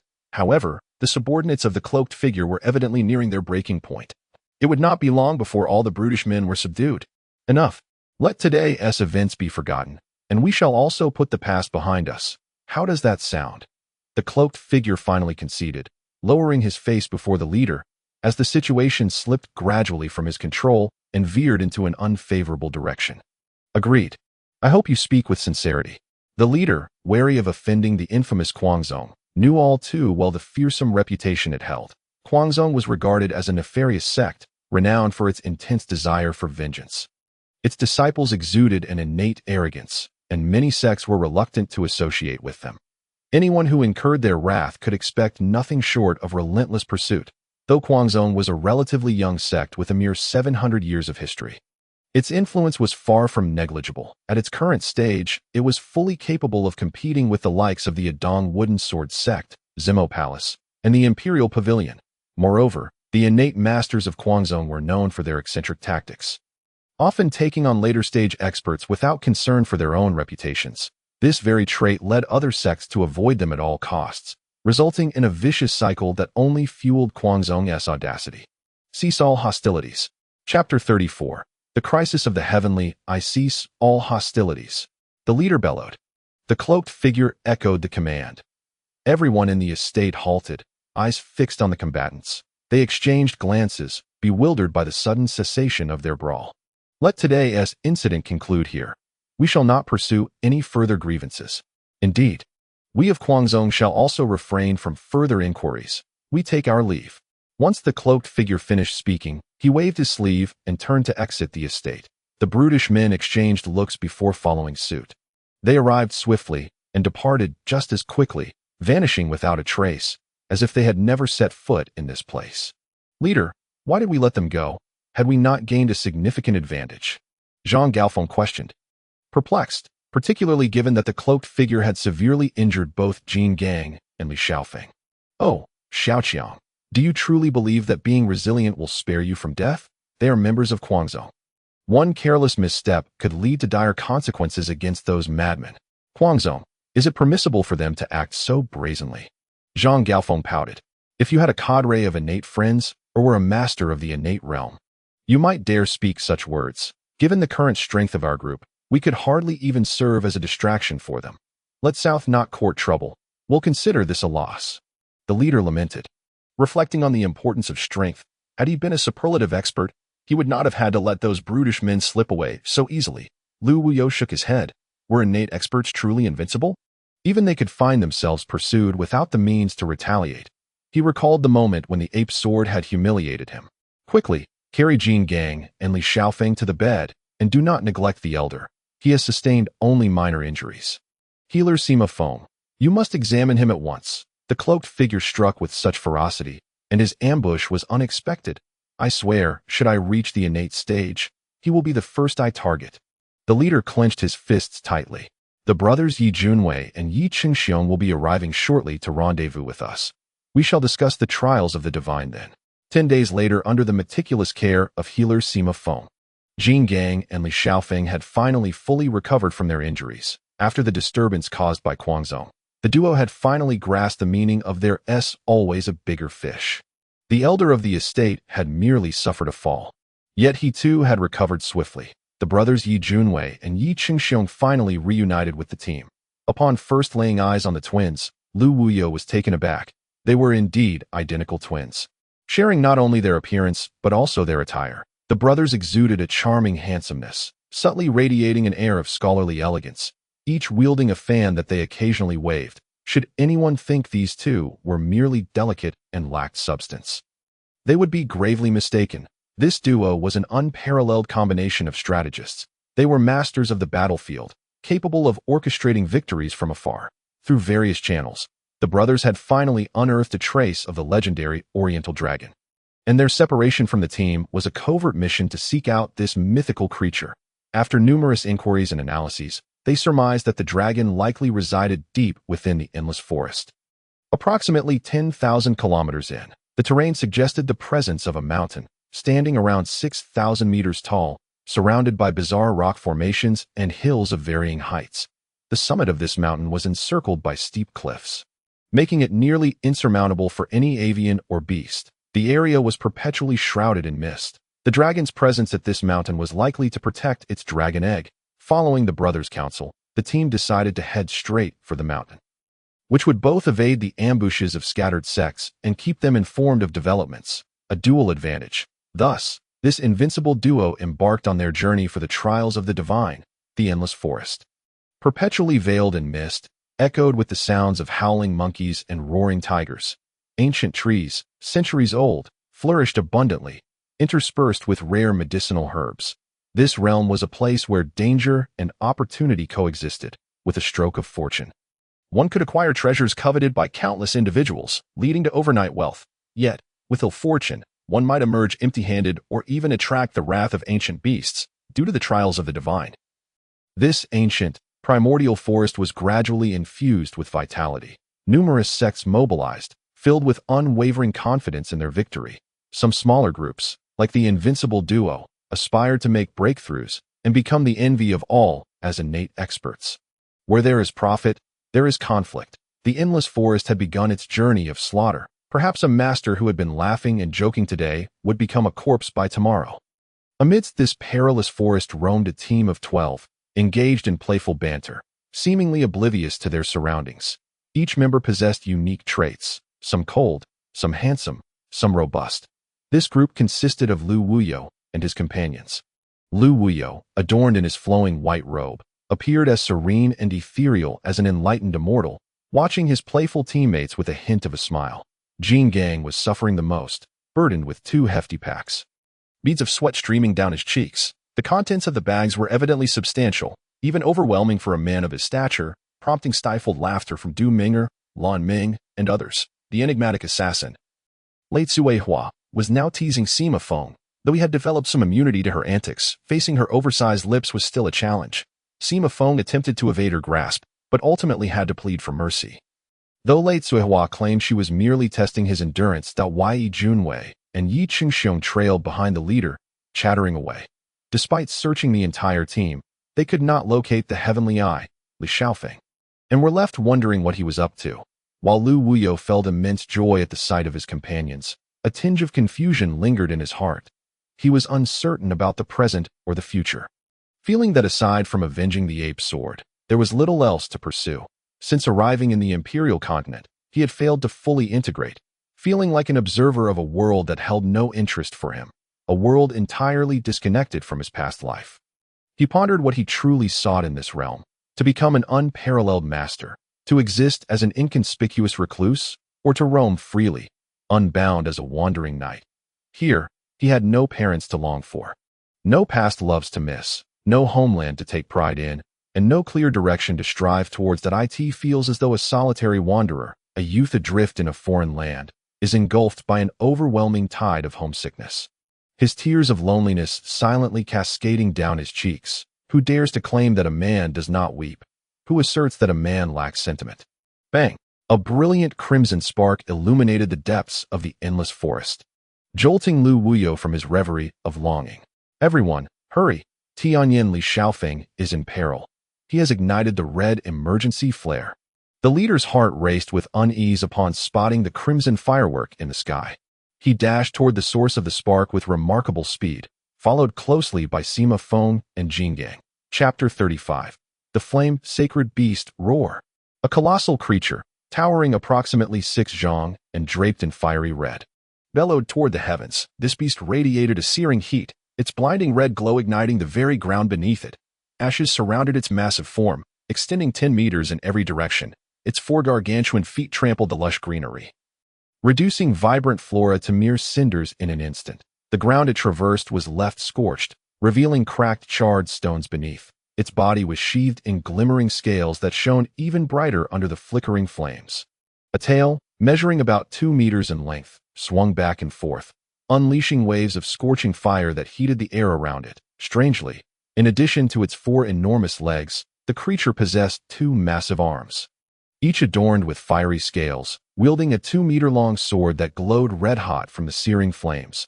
Before this fearsome beast, a young man was sprinting for his life, none other than Tianyin Li Shaofeng. In that moment, Li Shaofeng was filled with terror and frustration. His mission was to scout the surroundings and gather intelligence on the divine dragon, but he had inadvertently encountered this overwhelmingly powerful creature. The monster exuded heat waves strong enough to melt metal, and its sheer strength was staggering. With just a single swing of its tail, it created a gaping pit 3 meters deep and 2 meters wide in the ground. Furthermore, it could unleash purple flames from its maw, incinerating anything in their path. Li Shaofeng was no match for this beast. When its massive tail swept against his waist, had it not been for the slight obstruction of the sheath behind him, he would have undoubtedly been severed in two. This creature moved with astonishing speed, leaving Li Shaofeng no option but to fire off an emergency flare for help upon witnessing the distress signal. The leader and his companions exerted every ounce of strength to reach Li Shaofeng. Lu Wuyo closely followed behind the group, sensing no immediate need to reveal his own strength. Thus, it was the leader who surged ahead, brandishing his long sword as he hastened toward Li Shaofeng. As he moved, a vortex of air formed around him, whipping branches and foliage into disarray. From a distance, the leader spotted the beast in pursuit of Li Shaofeng, and his anxiety heightened, propelling him forward with all his might. Whoosh! The silver longsword erupted from its sheath like lightning. A faint blue sword aura sliced through the air, striking the creature with force. The beast merely swayed slightly, halting its chase of Li Shaofeng, fixing its fierce gaze upon the leader. "You're here, boss. This monster is incredibly formidable," Li Shaofeng exclaimed as relief flooded over him with the leader's arrival. "Yes. Step aside. This creature is exceedingly powerful. My full-strength strike barely grazed it," the leader declared, then leaped into the air, launching another wave of faint blue sword energy toward the monster. The beast regarded the incoming sword aura with disdain, its expression mocking as it effortlessly deflected the attack with its shimmering scales. Subsequently, it opened its maw wide, unleashing a torrent of purple flames that surged toward the leader. The purple flames, akin to a brilliant star streaking across the sky, ignited the air, causing the atmosphere to crackle with heat. The leader's expression changed drastically. The flames expanded too rapidly for him to evade. With a swift motion, he wielded his sword, enveloping himself in a blue sword light. The faint blue sword barrier formed instantaneously. The purple flames surged toward the blue sword barrier, meeting it with an unexpected silence, a clash devoid of any cataclysmic explosion. The blue sword barrier trembled slightly under the scorching assault of the purple flames. At that moment, Lu Wuyo and the others finally arrived on the scene, their eyes widening at the sight of the battle. Lu Wuyo's heart raced with excitement, a primal beast of heaven. However, the others, particularly Yi Qingxiong and Yi Junwei, were stricken with fear, their faces devoid of color. Though the surrounding crowd sensed the creature's extraordinary nature, none exhibited the same level of alarm as the two brothers. Yet, these two were well-versed in such matters, and their expressions hinted at a deeper understanding. Everyone turned their curious gazes toward Yi Qingxiong and his brother, eager for an explanation. This beast is known as the flame-sacred beast. It is born at the innate realm. The flame-sacred beast excels at using fire. It is a master of pyrotechnics, with few species able to surpass it in the realm of flames. Furthermore, it can expel searing fire, the temperature of which is nothing short of terrifying. Coupled with its physical prowess, it ranks among the most formidable entities within the innate realm. Yet, this is not the most frightening aspect. The most alarming truth is that they often exist in pairs. Facing two innate flame-sacred beasts is a challenge that few dare to confront. If one encounters a flame-sacred beast, there is but one course of action: to flee. However, escaping from a flame-sacred beast is no simple task, as they are not slow. Yi Qingxiong explained, a tremor of fear lacing his voice. The crowd, initially untroubled, felt their hearts sink upon learning that the creature was indeed a primal beast, their apprehension palpable as they glanced toward the battlefield, a sense of dread for the leader creeping into their minds. The leader was merely a postnatal adept. How could he possibly contend with this flame-sacred beast? So, what level does this flame-sacred beast occupy within the innate realm? Asked the medical sage. Sima Feng, his voice tinged with trepidation. The level of the flame-sacred beast is easily discerned by the length of its tail. Newly born flame-sacred beasts possess no tails, indicating they are at the nascent stage of the innate realm. As they mature, they undergo their first transformation, sprouting a tail that measures 1 meter in length. Corresponding with their advancement to the elementary stage of the innate realm, they continue to transform, with each subsequent tail growth of 1 meter marking their progress to the next level. This flame-sacred beast has a tail measuring 2 meters, clearly indicating it is at the entry stage of the innate realm. Yi Qingxiong continued, "We are in grave danger. The leader stands no chance." Barely had he spoken when the leader's faint blue sword barrier shattered. The purple flames, akin to a raging serpent, descended upon him with blinding speed. The leader barely had time to react. Raising his sword in defense, the silver longsword began to show signs of melting under the intense heat. The purple flames surged through the sword, scorching the leader. Poof! A foul odor wafted through the air as the leader's waist was seared black. His dark cloak was singed, revealing charred skin beneath. "Boss! Boss!" The onlookers were petrified, their hearts racing as they watched the unfolding chaos. "Flee! This creature is immensely powerful. I will hold it off for a moment." The leader realized that he might not escape this forest alive. This beast was far too formidable for him to withstand. "No, I refuse to believe that this flame-sacred beast can withstand the combined assault of us all. If we flee, you will undoubtedly perish. Today, I will witness just how formidable this innate entry realm beast truly is." Jingang's blood surged, and he charged recklessly toward the flame-sacred beast.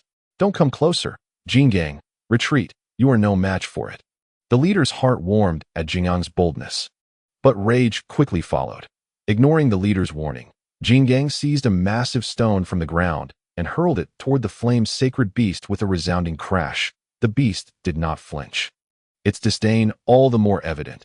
The approaching rock seemed to garner no attention from the creature. Before the stone could close the distance, it began to melt. When the rock was merely 3 meters away, it had shrunk to the size of a fist, the rest evaporating into liquid. In no time, the stone was entirely gone, not a trace left near the flame-sacred beast. Roar! A thunderous cry pierced the sky. The flame-sacred beast's massive tail swept across the landscape, stirring fierce winds and igniting explosive bursts of heat. The ground beneath its tail was uprooted, exposing ancient tree roots. Poof!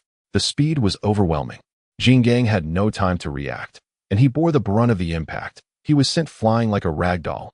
Blood streamed from the corner of his mouth. "Brothers, hurry! Save the leader and Jinggang."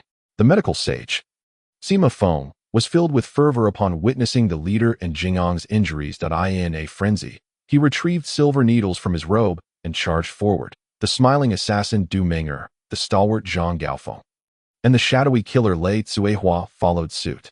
"You are all being reckless. This will only worsen the situation." "Ah, truly, none of you think." Yi Junwei's frustration mounted as he anxiously observed the reckless crowd rushing forward. "At this moment, we find ourselves utterly helpless. The flame-sacred beast is far too powerful for us to resist at our level. In the face of such overwhelming strength, nothing holds any significance." Yi Qingxiong expressed his despondency. "Forget it. Even if we must die, we shall fight to the last breath. Come on, my brother, and I will join the fray." Yi Junwei unfurled the fan in his hand and charged forward, with Yi Qingxiong following behind him. A bitter smile of resignation on his face, Lu Wuyo, witnessing the reckless charge of the medical immortal Sima Feng and others, felt a flicker of emotion in his heart. What splendid comrades they were. All 11 teammates were stepping forth to battle.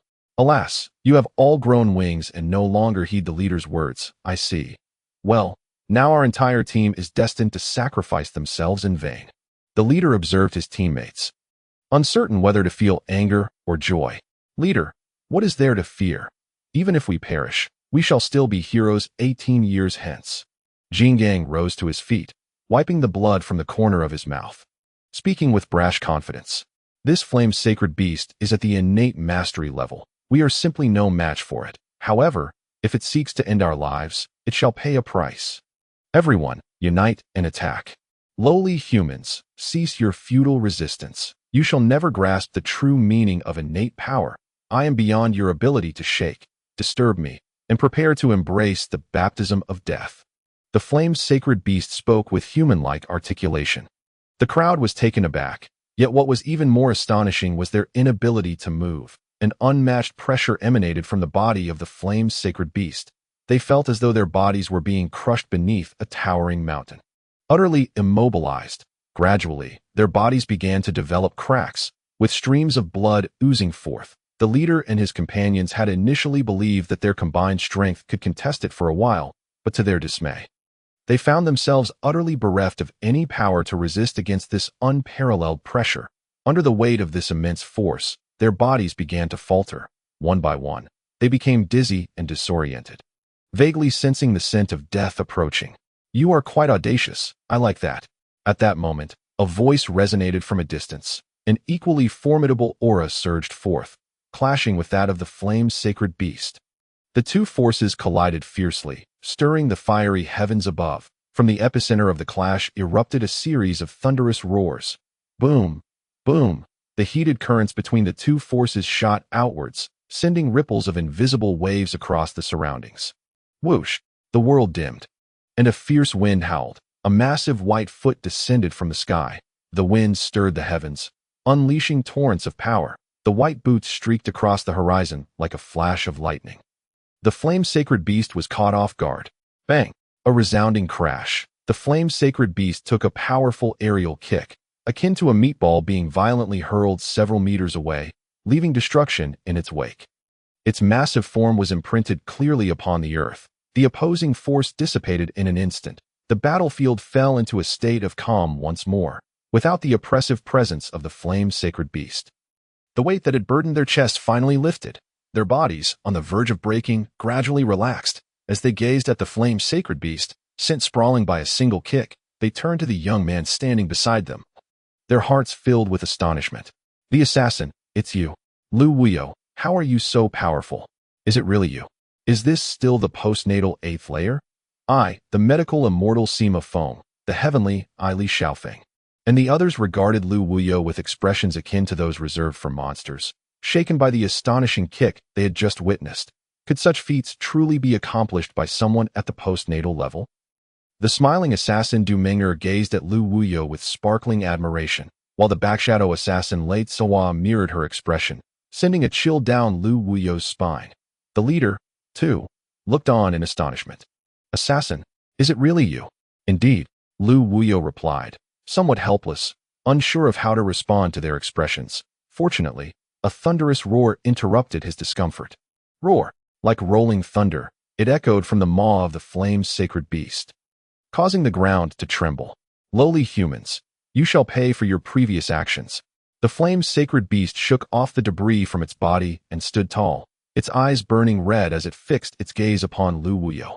The occasional glint of ferocity sending chills through everyone present. The flame-sacred beast's massive limbs pressed firmly against the ground, the waves of heat radiating from it scorching the earth to ashes. Its shimmering golden scales accentuated its extraordinary nature. "Oh, do you think it permissible for you to harm my comrades? Only the officials are allowed to set fire while the commoners must not light lamps. You may find it is not so easy." Lu Wuyo was unfazed by the flame-sacred beast's ability to speak. He had encountered the reclusive master of the 8 clan, Yuan Jian, who could also articulate human speech. He did not regard this flame-sacred beast with any concern. If he were to use a sniper rifle, he was confident he could take it down in an instant.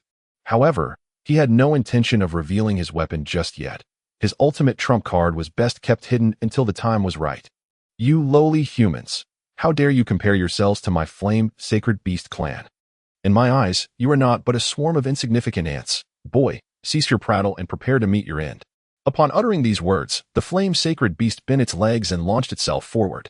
Whoosh! A massive, fiery entity shot toward Lu Wuyo like an arrow released from a bow. The moisture in the air evaporated instantly. The whirlwinds generated by the force disturbed the very ground beneath them. Trees were uprooted by this vortex, rendering the previous leader's efforts pale in comparison. Its colossal form posed no hindrance to its speed. Lu Wuyo's expression shifted slightly. He sidestepped effortlessly, leaping into the air. His white robe billowed in the wind, appearing ethereal. With a deft maneuver, he soared higher, one leg bent, the other extended, delivering a horizontal kick from above. Whoosh! His right foot sliced through the air, unleashing an invisible force that struck toward the flame-sacred beast with lightning speed. The sheer power causing pain to the onlookers. Unperturbed, the flame-sacred beast casually swung its massive blade, effortlessly deflecting Lu Wuyo's fierce kick. Lu Wuyo's right foot landed on the glowing red blade. Executing a flawless backflip into the air, as he twisted his body, he completed a 360-degree turn, delivering yet another fierce kick. The flame-sacred beast swung its blade to meet the blow, generating powerful gusts of wind. The collision sent shockwaves of energy surging forth, with the fierce footwork and the raging blade energy erupting from their battle. Dressed in white, Lu Wuyo danced through the flames like a nimble spirit.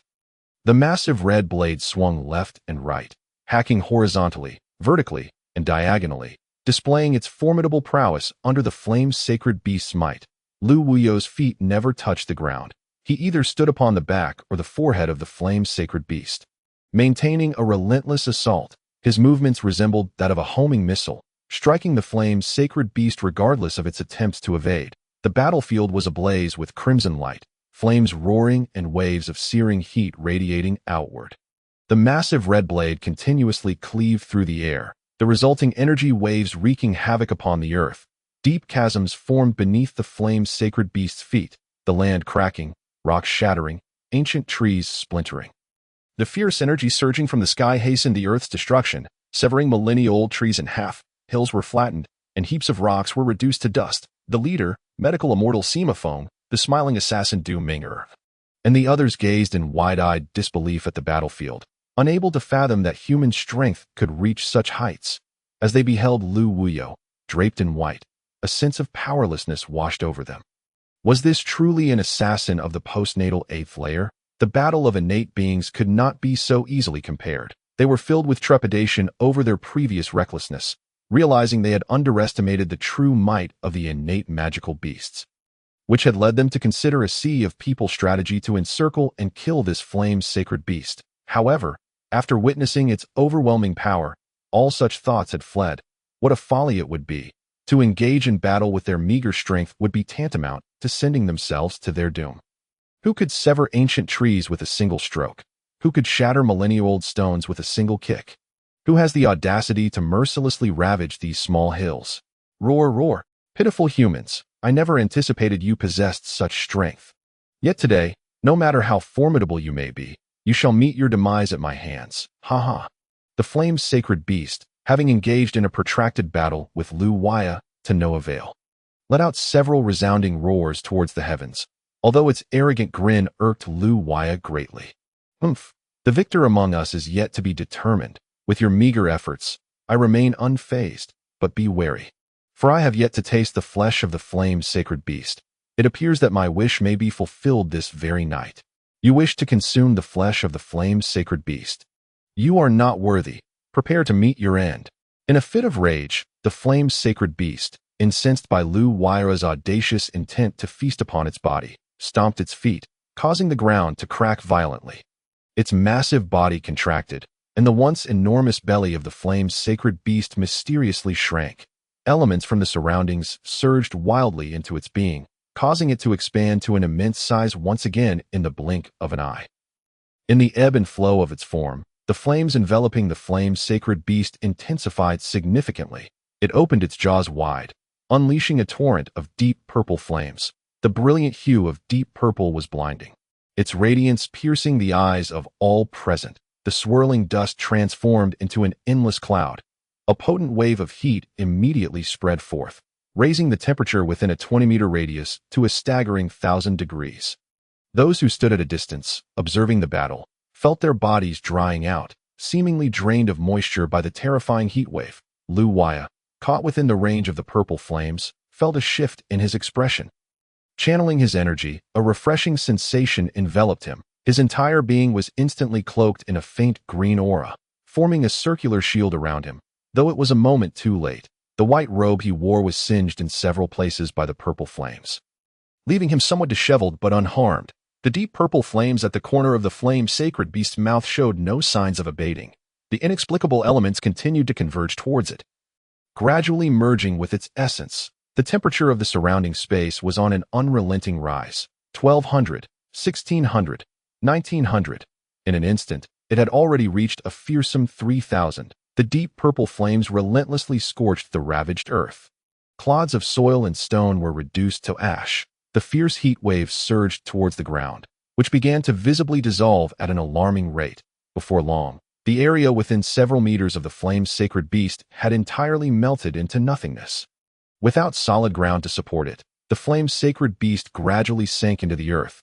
Faced with such extreme temperatures, Lu Huaya's expression shifted dramatically. The rising heat waves battered against his faint green shield, causing it to tremble precariously in the face of such formidable heat.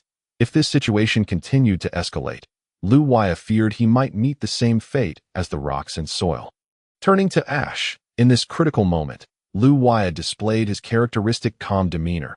He observed the surroundings with a composed gaze.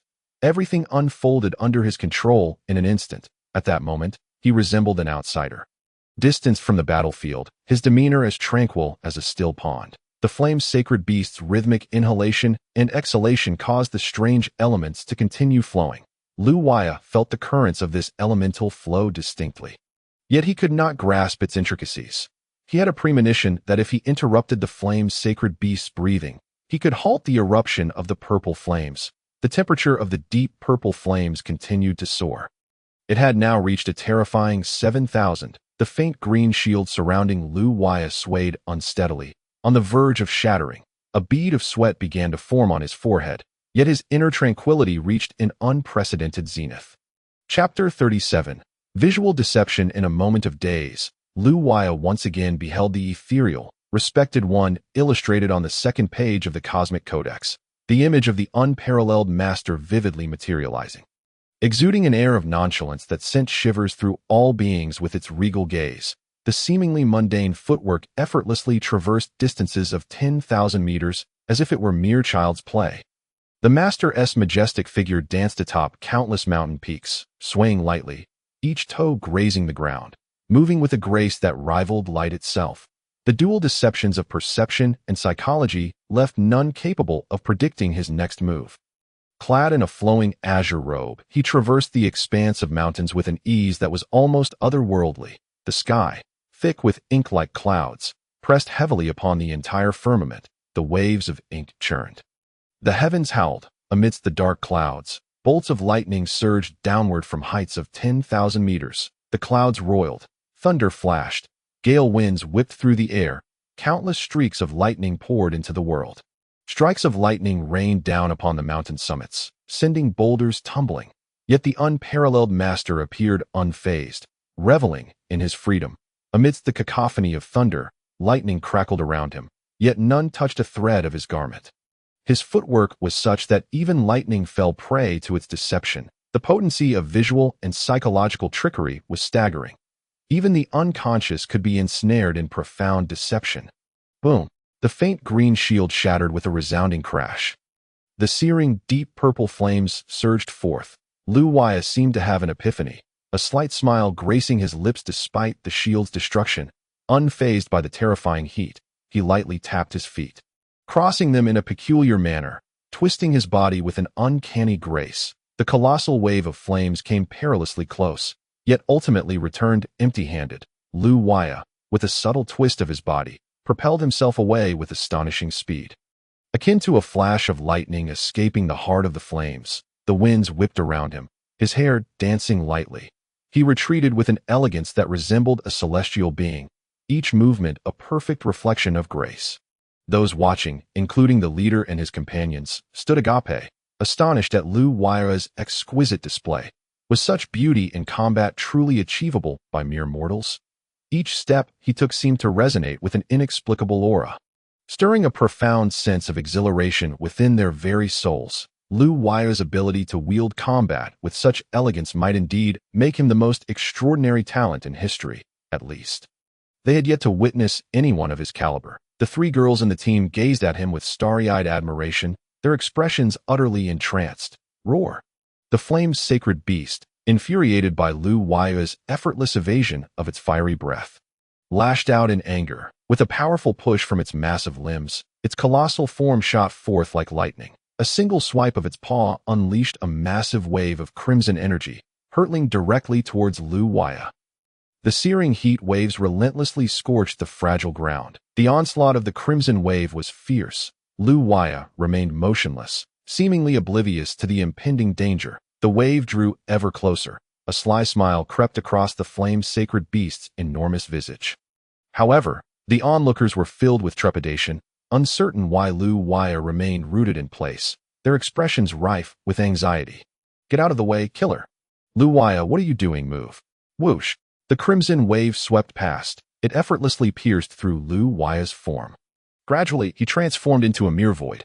A cruel smile graced the flame's sacred beast's lips. Despair flickered in the eyes of all present. Ha! Pitiful humans, now you see my true power, do you not? Prepare to meet your end as well. The flame's sacred beast, reveling in its triumph over the once formidable human, felt a surge of satisfaction. Boom, boom. The flame's sacred beast advanced slowly towards the leader and his companions, its overwhelming heat waves encroaching upon them. A monster is still a monster, lacking intelligence. Your opponent is me. A voice suddenly rang out across the sky. The flame's sacred beast's expression shifted, its movements faltering as it turned towards the source of the voice. A youth clad in a flowing white robe stood nonchalantly atop a tree, beckoning to it. Upon hearing this voice, the crowd erupted in joy, as if the words were a divine melody. Roar! Roar! How can you still be alive? The flame's sacred beast appeared somewhat apprehensive. For the unknown often incites fear. Even if you perish, I shall remain. Now is the time for me to settle the score with you. As Lu Huaya finished speaking, he took a step forward, launching his body into a powerful charge. Whoosh! The white figure shot forth like a lightning bolt. A gleaming white boot appeared before the flame's sacred beast, the force generated by the kick creating explosive bursts of air. The ground was violently gouged as dirt and rocks were sent flying. The flame's sacred beast sensed the impending strike, an overwhelming confidence surging within, believing it could effortlessly evade this lightning-fast kick. With a slight motion of its limbs and a tilt of its body, it successfully escaped the range of the boot's attack. A smirk of derision crept across its lips, mocking Lu Huaya for daring to challenge it with such meager skill. Yet, its amusement was short-lived. The white boot, as if possessing a mind of its own, continued its relentless pursuit. The immense force from the kick subtly reverberated through its massive form. Bang! With a single strike, the flame's sacred beast was sent tumbling back several dozen meters. A vivid crimson imprint marred its colossal body. Countless ancient trees splintered beneath its rolling mass. The ground erupted in a tumult of dirt and stone.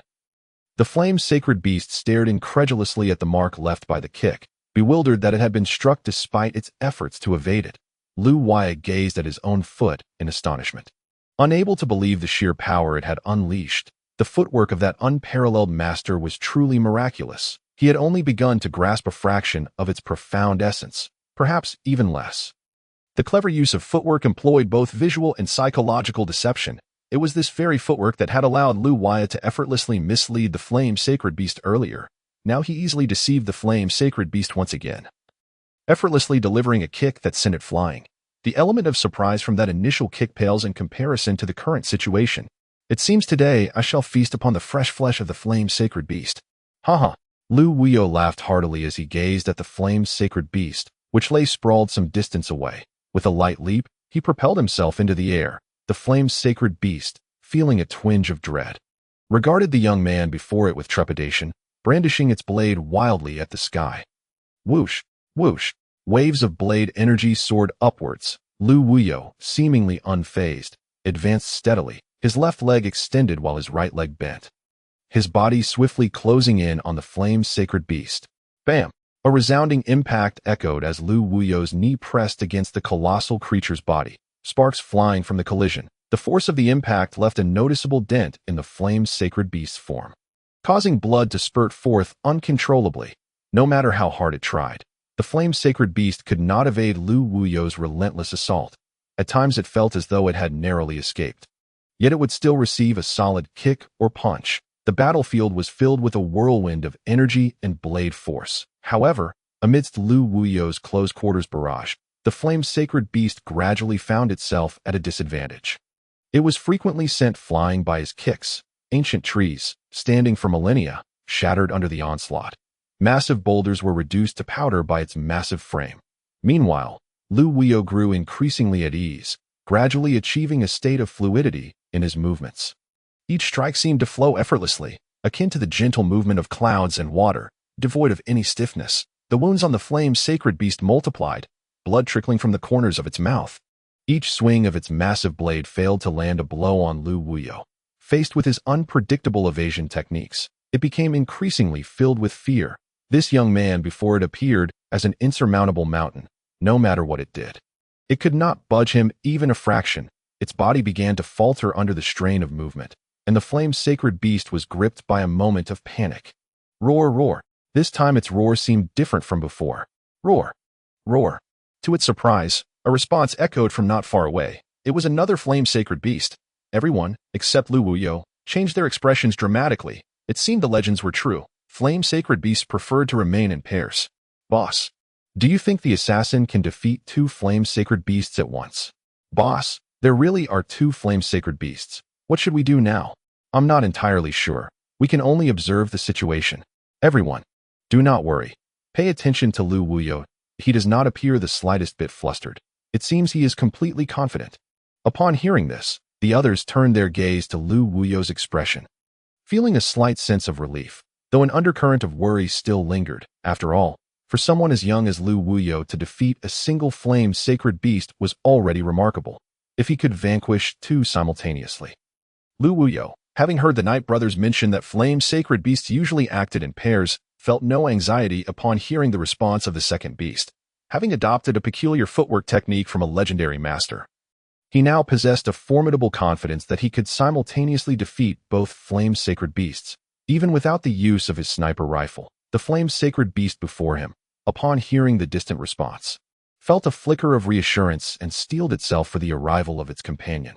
Consequently, it gradually slowed its attacks, retracting its range of assault, now solely focused on preserving its own safety rather than inflicting harm. Lu Wuyo fully understood the creature's intentions, yet he did not seize the opportunity to strike, with two innate flame-sacred beasts providing him with invaluable experience without posing any real threat. Why not relish the challenge?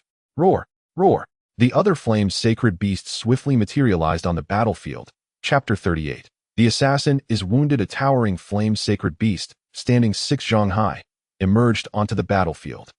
Its enormous tail, measuring approximately 3 meters, swayed incessantly, exuding an impressive aura. This was indeed a beast of the innate conduit realm. What kind of existence was an innate conduit realm beast? It was a formidable entity capable of effortlessly trampling those of the same realm. In battles between humans of equal status, they were often left at the mercy of the beasts. While some individuals might resist using unique techniques or weapons, the overall advantage still lay with the beasts.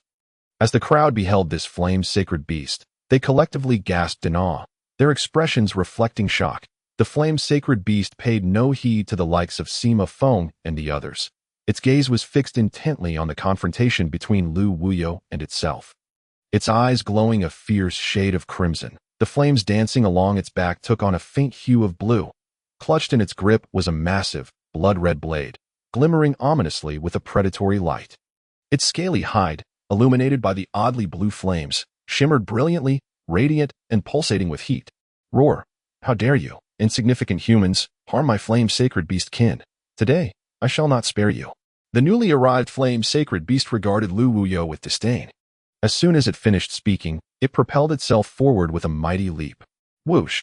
A stream of azure flames surged towards Lu Wuyo with alarming speed. The pale blue sky was pierced by a torrent of azure light. The air seemed to dissolve, and the earth quaked. The unparalleled heat scorched everything in its path. Those who beheld it were left in utter devastation. This flame-sacred beast was a force to be reckoned with. Lu Wuyo deftly sidestepped the trajectory of the beast's aerial assault.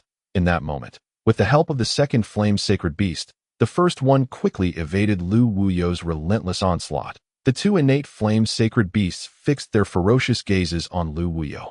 Baring their teeth, their deep white fangs sent shivers down the spines of onlookers. Remnants of their previous meals still lodged between them. Their guttural roars reverberated through the surroundings, shaking the very ground. "Brother, what is happening?" the newly arrived flame-sacred beast inquired of its companion.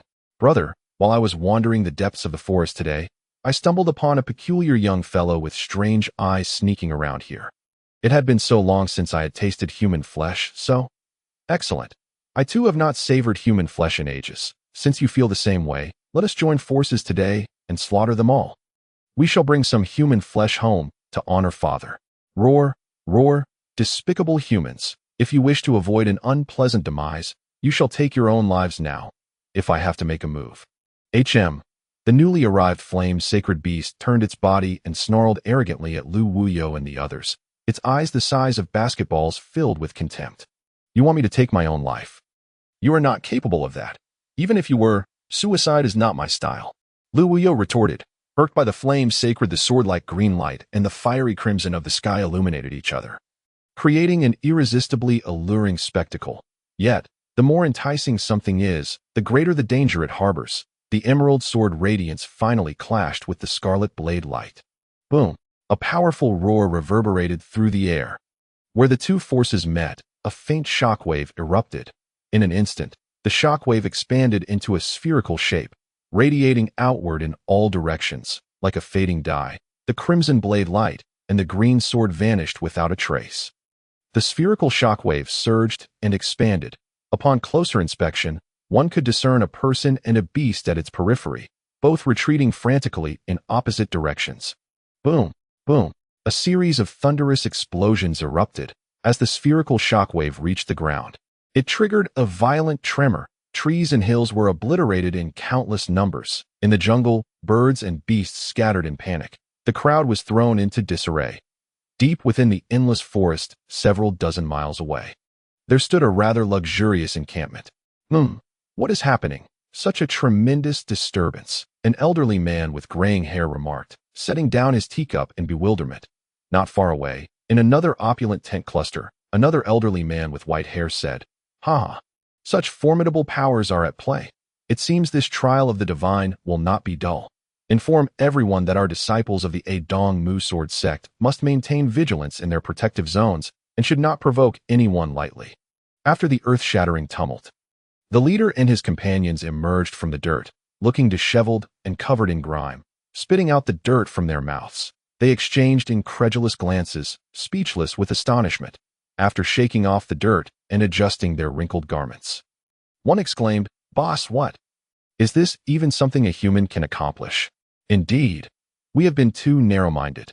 This is the true essence of strength. Boss, who could that assassin be to possess such power at such a young age?" From now on, IVE decided to follow Lu Wuyo. Let us see who dares to lay a hand on me. Enough with the chatter. Haven't you noticed that Lu Wuyo and those two fiery holy beasts have vanished? Could it be that Lu Wuyo has encountered some danger? Our strategist Yi Qingxiong observes with great acuity. I truly hadn't noticed their current whereabouts. Where could Lu Wuyo and those two fiery holy beasts have gone? Several dozen miles away, Lu Wuyo lay sprawled on the ground, his white garments stained with blood, surrounded by tattered robes, and a large crater formed beneath him from the force of his body crashing down. Lu Wuyo wiped the blood from the corner of his mouth. The recent violent impact had inflicted severe internal injuries, breaking two of his ribs. With great effort, he pushed himself up from the ground, painfully sitting on a nearby mound of earth, his hands clasped together in meditation, utilizing the time-space conversion ring as a conduit to absorb the errant elements of the universe for healing. Although he had mastered the cosmic codex, a supremely powerful technique, he currently lacked any method to facilitate his recovery. The cosmic codex could only enhance his inherent strength, including his understanding of nature and physical prowess. In truth, Lu Wuyo was quite helpless at present. Without advanced combat techniques, he could only rely on his physical capabilities and a sniper rifle to confront his enemies, and the limitations of ammunition rendered frequent use impractical. Fortunately, the previous battle had allowed him to grasp the wondrous footwork of an extraordinary master from the cosmic codex, granting him a means to evade when faced with insurmountable odds. the inexplicable elements of the universe.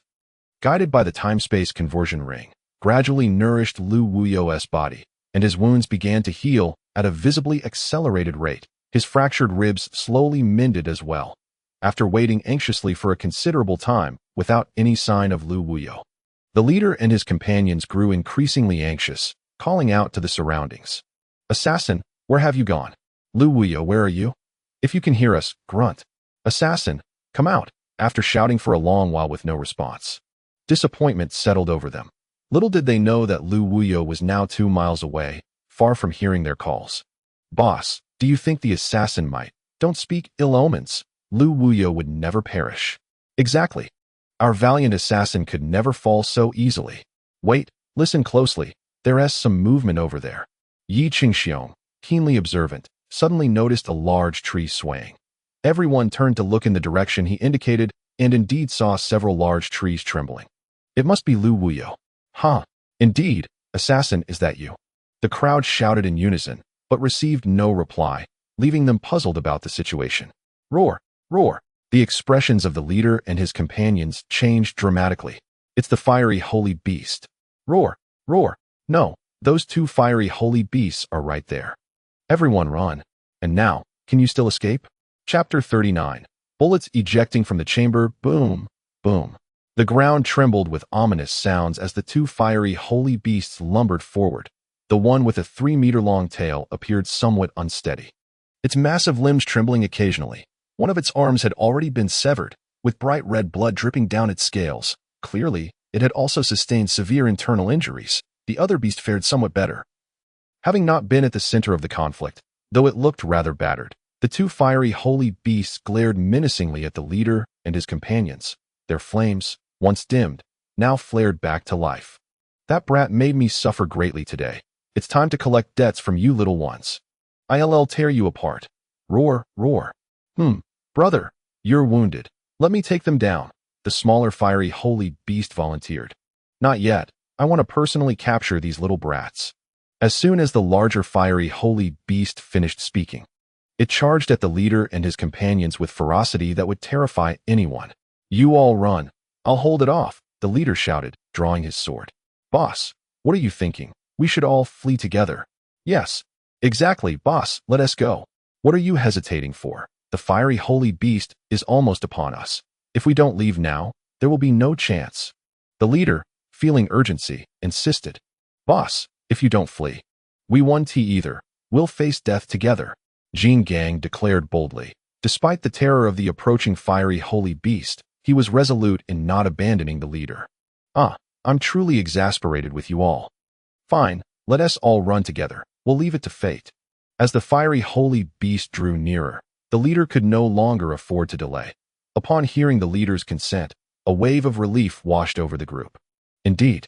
Boss, if you leave, how can we survive alone?" Run. The fiery holy beast is coming. I truly wonder what Lu Wuyo is doing right now. Is he alive or dead? How ungrateful." Humph. Zhang Gaofeng, seeing the fiery holy beast charge towards them, felt a surge of fear.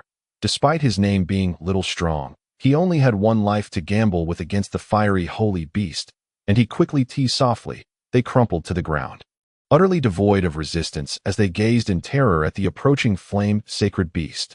"Indeed, my brother's ancestral swordsmanship is formidable," another flame-sacred beast chimed in, flattering the innate transcendent flame-sacred beast. "Once you reach the innate transcendent realm, you too may learn the family sword technique. But alas, your lack of diligence and cultivation has left you unprepared." Humph. Were it not for my intervention, you would likely have perished at the hands of that previous scoundrel.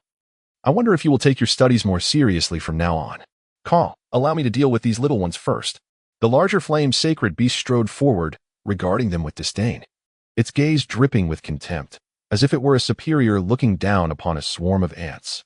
"Wretched humans, now you understand the consequences of inciting the wrath of our flame-sacred beast clan. Those who offend us face but one fate, death. You, the flame-sacred beasts, are utterly unreasonable. It was that very beast who first set its sights on us, and yet you. What reason is left to discuss with you humans? Your cunning and treachery are ingrained in your very nature. Even if you are in the right, what of it? Let me tell you, This continent is ruled by the fist. A wave of despair enveloped the crowd as they exchanged silent glances. Rendered speechless. Ha ha. Today I shall feast upon fresh human flesh. Prepare to die. You. How could you utter such venomous words? If the supreme expert were to become enraged and depart, I am not acting selfishly.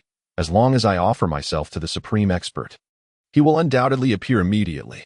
Late Suehua retorted, her lips, resembling two large sausages, flapping incessantly, causing the onlookers to feel a shiver down their spines as they hurriedly diverted their fierce gazes. Although they had gradually developed some resistance to such a backstabbing figure, none wished to gaze upon her for long. That it was akin to a pile of excrement. While everyone had built up an immunity to it, no one desired to confront it all day long. This is nothing but sophistry.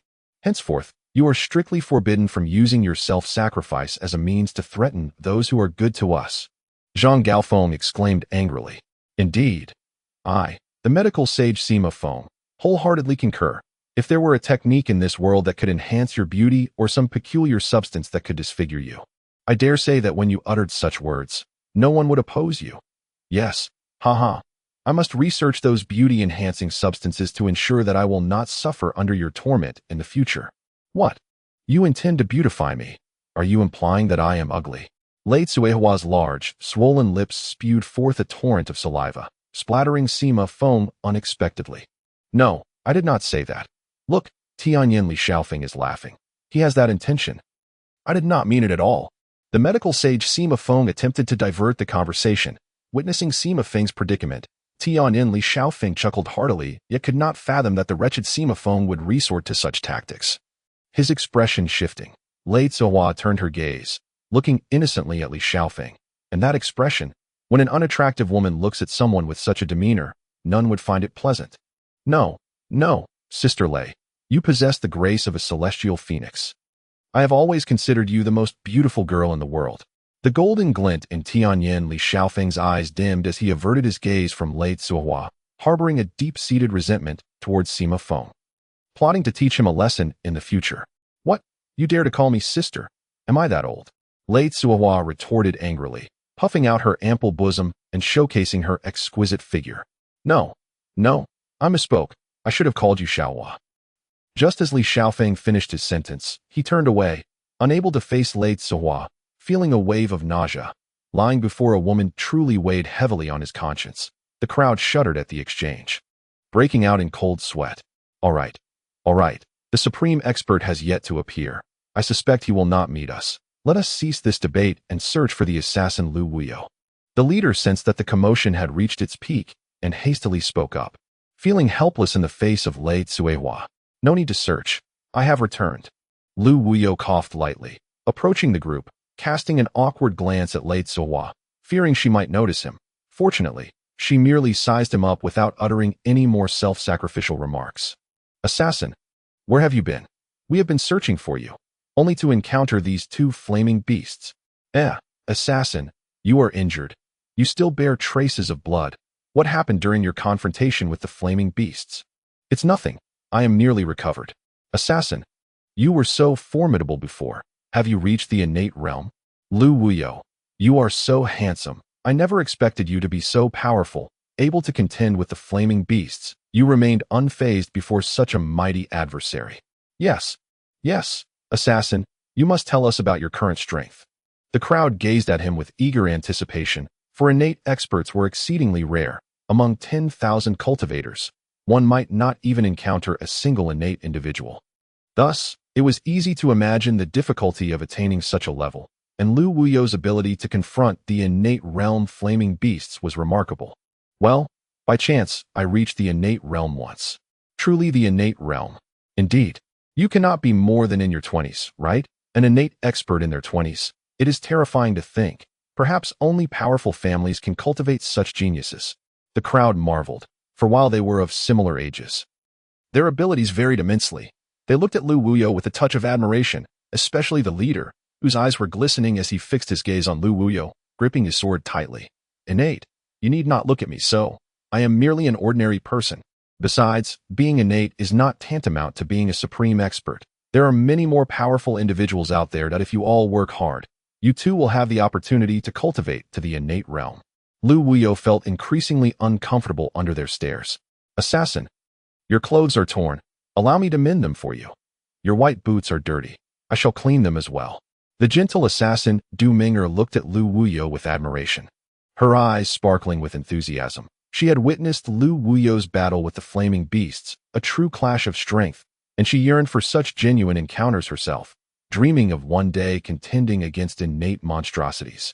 Unbeknownst to her, she had already developed a fondness for Lu Wuyo. Oh! A chorus of whispers filled the air, casting peculiar glances at Lu Wuyo and Du Ming'er, their expressions tinged with ambiguity. Even Lu Wuyo, whose composure was typically unshakable, found his cheeks tinged with crimson. That Du Ming'er, however, remained unfazed, as though oblivious to the attention. I have spare clothes and boots, so there's no need to trouble yourself, Lu Wuyo hastily declined, not wishing to engage with this forceful girl. Humph. Du Ming'er pouted, somewhat displeased. The crowd was taken aback, surprised to see this softer side of Du Ming'er, as they had never regarded her as anything but formidable. Who would have thought she could adopt such a girlish expression?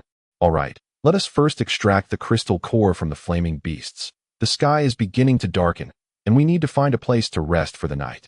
The leader glanced at the clouds on the horizon. As dusk quietly approached, with everyone's efforts, the crystal core from the flaming beasts was soon extracted. Gazing at the gleaming innate beast crystal core, the crowd erupted in joyous exclamations, reveling in their newfound fortune. Ha! We've struck it rich. A figure, emaciated and shadowy, lurked 1,000 meters away. Chapter 41. Charging towards greatness. Time flew by, and soon night fell upon a small encampment in the depths of the forest. Ha! Today, we truly struck gold, obtaining 2 innate beast crystal cores, and with the addition of the assassin Lu Wuyo to our team, we need no longer fear those innate experts. Come, everyone, let us raise a glass. King Kong exclaimed cheerfully, lifting his cup in salute to the crowd before downing it in one gulp. Exactly. With Lu Wuyo among us, we shall acquire far more from this divine trial than we ever dared to imagine. Though Lu Wuyo did not personally slay these 2 flaming beasts, he played a pivotal role in our encounter with them. Without his aid, we might not see the sun rise tomorrow. Come, assassin, I toast to you. Truth be told, I have never encountered an innate expert until you came along, allowing me to experience the might of the innate realm for the first time. Medical sage Sima Feng, slightly tipsy, raised his cup towards Lu Wuyo, swaying slightly. Medical sage, you need not flatter me. You will truly understand what it means to be formidable once you meet a real expert. Lu Wuyo replied, downing his drink, shaking his head in resignation as he recalled the reclusive master of the ape tribe, Ape Jian. A real expert? Do you mean that mysterious super expert who effortlessly dispatched the flaming beasts today? The leader interjected. Yes, precisely. A true expert possesses powers beyond our imagination. Their every move can resonate with the very fabric of the world. They can slice through water with a blade or cleave mountains as if they were nothing. They embody the realm we aspire to achieve. Upon hearing this, the crowd gasped in awe. Could such super experts truly exist? If one were to appear before them, who could fathom the spectacle? Mountains would tremble, the heavens would quake, rivers would run dry. It was only today that they realized such terrifying individuals roamed the world, and a hint of longing flickered in their hearts. Given our current level, discussing such lofty experts is premature. Let us indulge in merriment and revelry.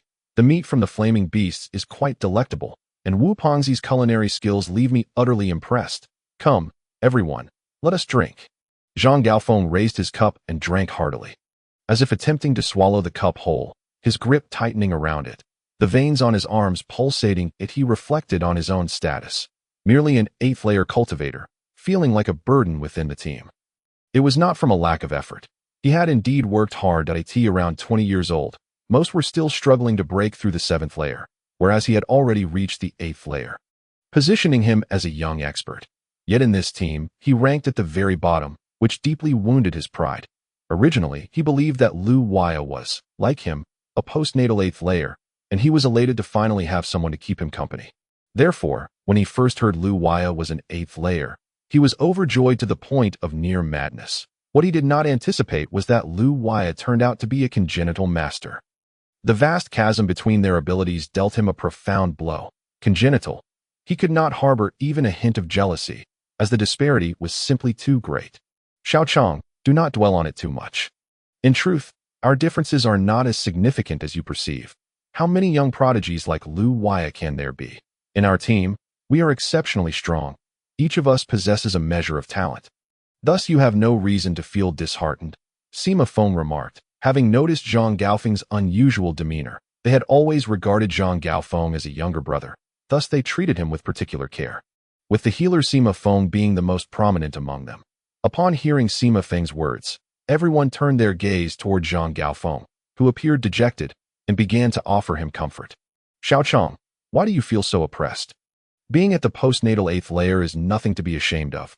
On the contrary, you are still a youthful genius. Lu Waya is an anomaly. There is no need for comparison. As for those legendary supermasters, we have yet to witness their glory, and whether they truly exist remains an enigma. Xiao Chong, everyone has their unique circumstances. Perhaps one day you too will soar to great heights and become a supermaster admired by all. Believe in yourself and have confidence. As long as you do not succumb to self-defeat, you have the foundation for pride. Compared to the average person, you have already achieved so much. Do not be overly greedy. Indeed, there is no need for you to envy me. I am merely a relatively powerful master. However, there are many more masters you have yet to encounter. You certainly have not experienced the pursuit of unparalleled power when you were at your most spirited. Nor have you suffered their extreme humiliation, yet I have. No one is the strongest. There are always those who are stronger. Today, you may feel invincible, but tomorrow, an unprecedented master may arise that you cannot contend with. This world is about the relentless pursuit of greater heights. It is not about strength or weakness, but the pursuit itself. As long as you pursue, you can live without regrets. Lu Waya encouraged Zhang Gaofeng, unwilling for Zhang to lose his drive due to his own circumstances. However, during his discourse with Zhang Gaofeng, he felt a faint stirring within himself. Recently, he had felt a tinge of confusion about his arrival in this continent, uncertain of his path, questioning his existence here, and pondering where he would ultimately go. Yet, through his explanation to Xiao Chong, he began to grasp his future direction. The unmatched prowess of the ape tribe's supreme master, Yuan Jian.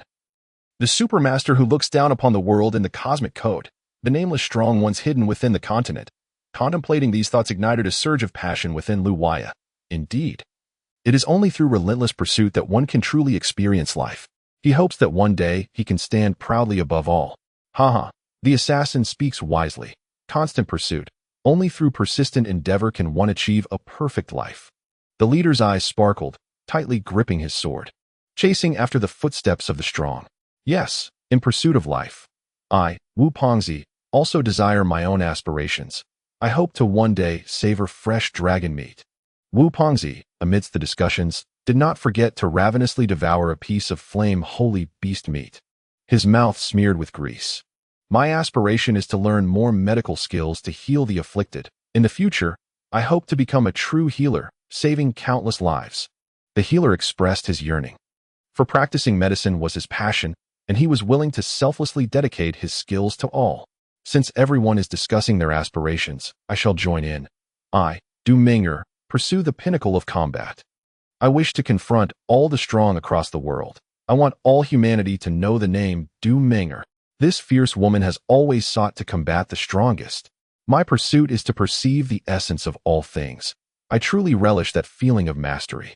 If possible, I wish to establish a powerful intelligence agency, so strong that I would know precisely how many ants traverse this path. Tianyan Li Xiaofeng, endowed with golden eyes, can sense everything more acutely. Hence his ambition. I hope to one day become a beauty beyond compare. I want everyone to genuinely praise my beauty. Let those who judge by appearances understand what true beauty is, and I will make them realize they have misjudged. The shadow assassin Lei Tsuehua tightly clenched her hands. Her unattractiveness was a fatal flaw. Yet everyone regarded her with the eyes of a monster. Each person possesses their own sense of dignity, and she, being a woman who values beauty, felt a profound sorrow that few could empathize with. Having been scorned for her appearance, upon hearing her words, none mocked her. Instead, they felt remorse for their past derision, silently vowing never to ridicule her again. All right. We are all individuals with aspirations. There is no need for sentimentality now. Tonight, let us joyfully raise a glass to energize our dreams. The Yi brothers sensed an unusual atmosphere and quickly shifted the topic. Haha, we went from discussing masters to guiding Jean Gaufon, and then to talking about our own pursuits. We truly can meander in conversation. Come, tonight we shall not leave without being inebriated. Good, let us drink until we are thoroughly intoxicated. Cheers, down it goes. Laughter resonated throughout the endless woods, several miles away from the camp. Are you certain what you saw was real? A masked man inquired of a thin youth, a mix of skepticism and excitement in his tone. Indeed, it was two congenital beast crystal cores. From their conversation, I learned that these two beasts were flame holy beasts. The thin youth replied, somewhat obsequiously, for he was the fleeting figure from earlier.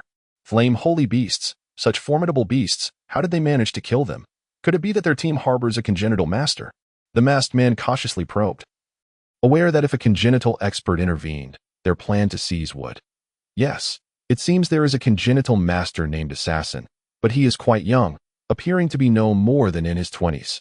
A congenital master in their 20s? The masked man's expression tightened. Yes.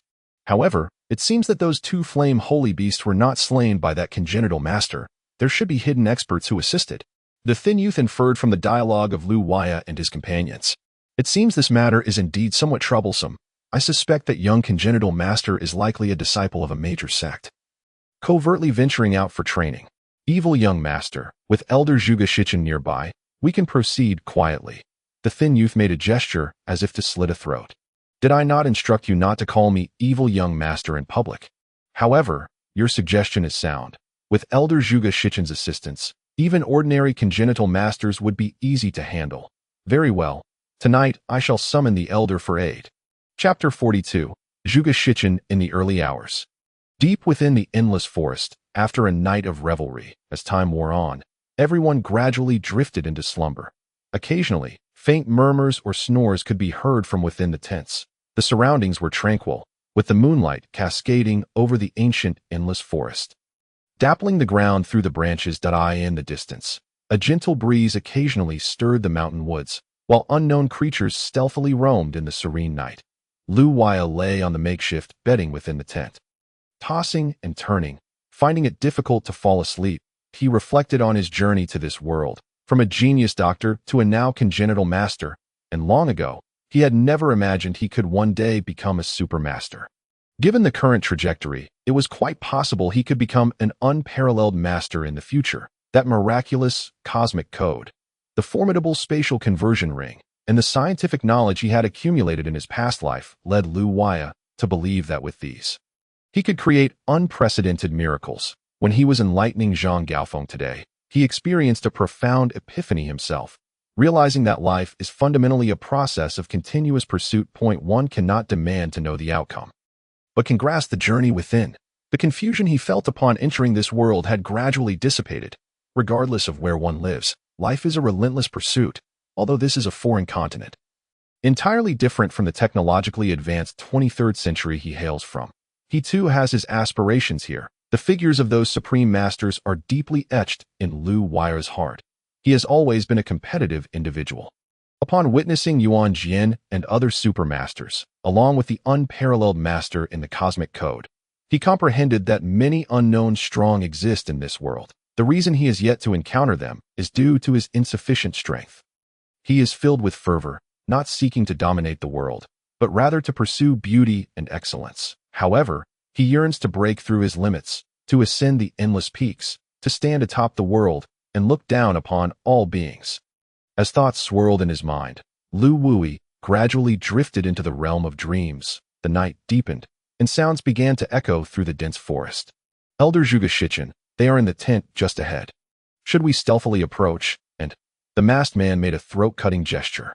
I, Zhuge Shichen, the esteemed elder of the Guangzong, would never stoop to such underhanded tactics. We Guangzong should act with grandeur, and I refuse to believe anyone would dare defy us. Zhuge Shichen proclaimed arrogantly. Elder, there is a congenital master present. We ought to exercise caution. The masked man expressed his concerns. According to your description, it is merely a youth who has yet to fully mature, though rare. A congenital master in their 20s is not impossible. Some prestigious families can elevate 10-layer masters to the congenital realm through unique methods, such as refining the cores of congenital beasts or consuming specially crafted elixirs. I am certain this youth has achieved his status through similar means. Do you truly believe reaching the congenital level is so effortless? Without decades of cultivation, one cannot attain it through normal channels. The elder spoke with a hint of arrogance. But, elder, enough. You may be the son of the sect leader, but you cannot command me, the elder of Confronting. Zhuge Shichen impatiently interrupted the masked man known as Xieshao. Very well, elder, Xieshao replied helplessly. Confronting was a place where strength reigned supreme. Only true power commanded respect and admiration, while those who relied on connections were disregarded. You, mere children in the tent ahead, hand over your congenital beast cores at once. Otherwise, Confronting shall not let you off easily. A robust voice echoed from a distance, brimming with authority. How audacious! Only the fearless madmen of Confronting could rob with such blatant audacity. The sleeping individuals were roused by Zhuge Shichen's thunderous shout. Rubbing their bleary eyes, exchanging bewildered glances with a mix of amusement and incredulity. Who could be so brazen as to rob? Yet, an undercurrent of anxiety lingered, as it became evident that these individuals were likely from Confronting. It was widely known that Confronting was not to be trifled with. Their extreme arrogance and ruthlessness could lead to bloodshed if not handled carefully. The crowd quickly donned their garments and emerged from the tent. Expecting a large group, they were taken aback to find only 3 individuals, a gaunt young man, a burly figure, and an elder over 70 years of age. Is it you? The leader expressed surprise upon recognizing the masked man among them. What a twist of fate to encounter you here. Haha. Our last battle left me unsatisfied. It seems tonight I can truly unleash my full potential. The masked man, Xieshao, instantly recognized the leader, a man known for his brutality and mercilessness toward subordinates. Yet he held a genuine respect for those he deemed strong. In his eyes, only the powerful deserved respect, while the weak were mere playthings for the strong to trample upon. Both he and the leader stood at the pinnacle of the postnatal realm. Their strengths nearly equal. After their last encounter at the border of the endless forest, Xieshao had kept a close watch on the leader. Did we not agree to let bygones be bygones? What do you mean by this? The leader, wishing to avoid further trouble, felt slightly reassured with a congenital master, Lu Wui, at his back. What happened last time is in the past. This is a different matter entirely. Hand over the congenital beast cores, and for the sake of our previous encounter, I shall spare your lives. This is outrageous. You are utterly unreasonable. The leader, infuriated, struggled to find words. At Confronting, we adhere to no laws or customs in this world. The strong prey upon the weak. Enough chatter. Will you hand them over or not? As Zhuge Shichen spoke, an overwhelming aura surged forth. This formidable presence weighed heavily upon the hearts of those present, inducing a sensation of suffocation that made them feel as if they might vomit blood. Though not as devastating as the aura of the flame saint beast, it exerted enough control over the situation. Zhuge Shichen's might rendered the postnatal masters incapable of movement. Humph! An elder bullying the youth. Confronting, you are excessively arrogant. A cold snort suddenly pierced through the air, shattering Zhuge Shichen's imposing aura. The crowd regained their composure. Turning to behold a furious young man clad in a white robe, Lu Wui. Angered by the elder's arrogance, bolstered by Confronting's support, Lu Wui resolved to teach him a lesson. You, brat, are you the congenital master? You seem less than useless. May I ask which sect you hail from? Zhuge Shichen, momentarily taken aback, wondered how this youth could interrupt his aura that a true congenital master is a formidable being. Yet this boy had managed to disrupt him with just a cold snort. Zhuge Shichen began to reconsider the potential of this youth, though his age still left him skeptical. I belong to no sect. I am merely a solitary cultivator from the mountains. Do you not fear the consequences of your brazen theft? Matters of Confronting are none of your concern, but I do wonder, are you truly only in your 20s? Indeed, I am in my 20s. Surely, you did not come here merely to inquire about my age. Brat, without a sect, you dare to act so brazenly. Hand over the flame saint beast core. Otherwise, through their exchanges, Zhuge Shichen had pieced together the identity of this young man in white, a congenital master in his 20s without a sect. He likely possessed some fortuitous encounter that granted him access to rare treasures, allowing him to ascend to the congenital realm. Zhuge Shichen dismissed the earlier cold snort as a mere fluke, convinced the youth lacked genuine skill, and thus resumed his arrogance. You wish for me to willingly hand over the congenital beast core? Humph, that is not my style. Lu Wui retorted with another cold snort, finding the elder's ignorance infuriating. Not your style, Zhuge Shichen queried, puzzled. My style is to strike first. With that declaration, Lu Wui sprang into action, his body shooting forth like an arrow released from a bow, leaving behind a flurry of afterimages. Bang! A boot clad in white struck Zhuge Shichen with tremendous force, swift as lightning, fierce as the wind. The powerful impact sent shockwaves through the air. Puff! Zhuge Shichen was sent staggering back several meters, his feet tearing through the ground, stirring up clouds of dust. Blood surged within him, and he tasted iron in his throat, unable to contain himself as he spewed forth a mouthful of fresh blood. Elder! Elder! The exclamations of shock came simultaneously from Xie Xiao and the gaunt youth as they witnessed their elder, a master of the congenital realm, injured and coughing blood. They stared in disbelief at the white-clad youth, cold sweat trickling down their backs. How formidable he was! Elder this, Xie Xiao was at a loss for words, astonished by the youth's unexpected prowess. It is nothing. This brat caught me off guard. He possesses no real skill, so fear not. This old bone can still withstand it. Boy, you have guts. You dare to strike first against an elder.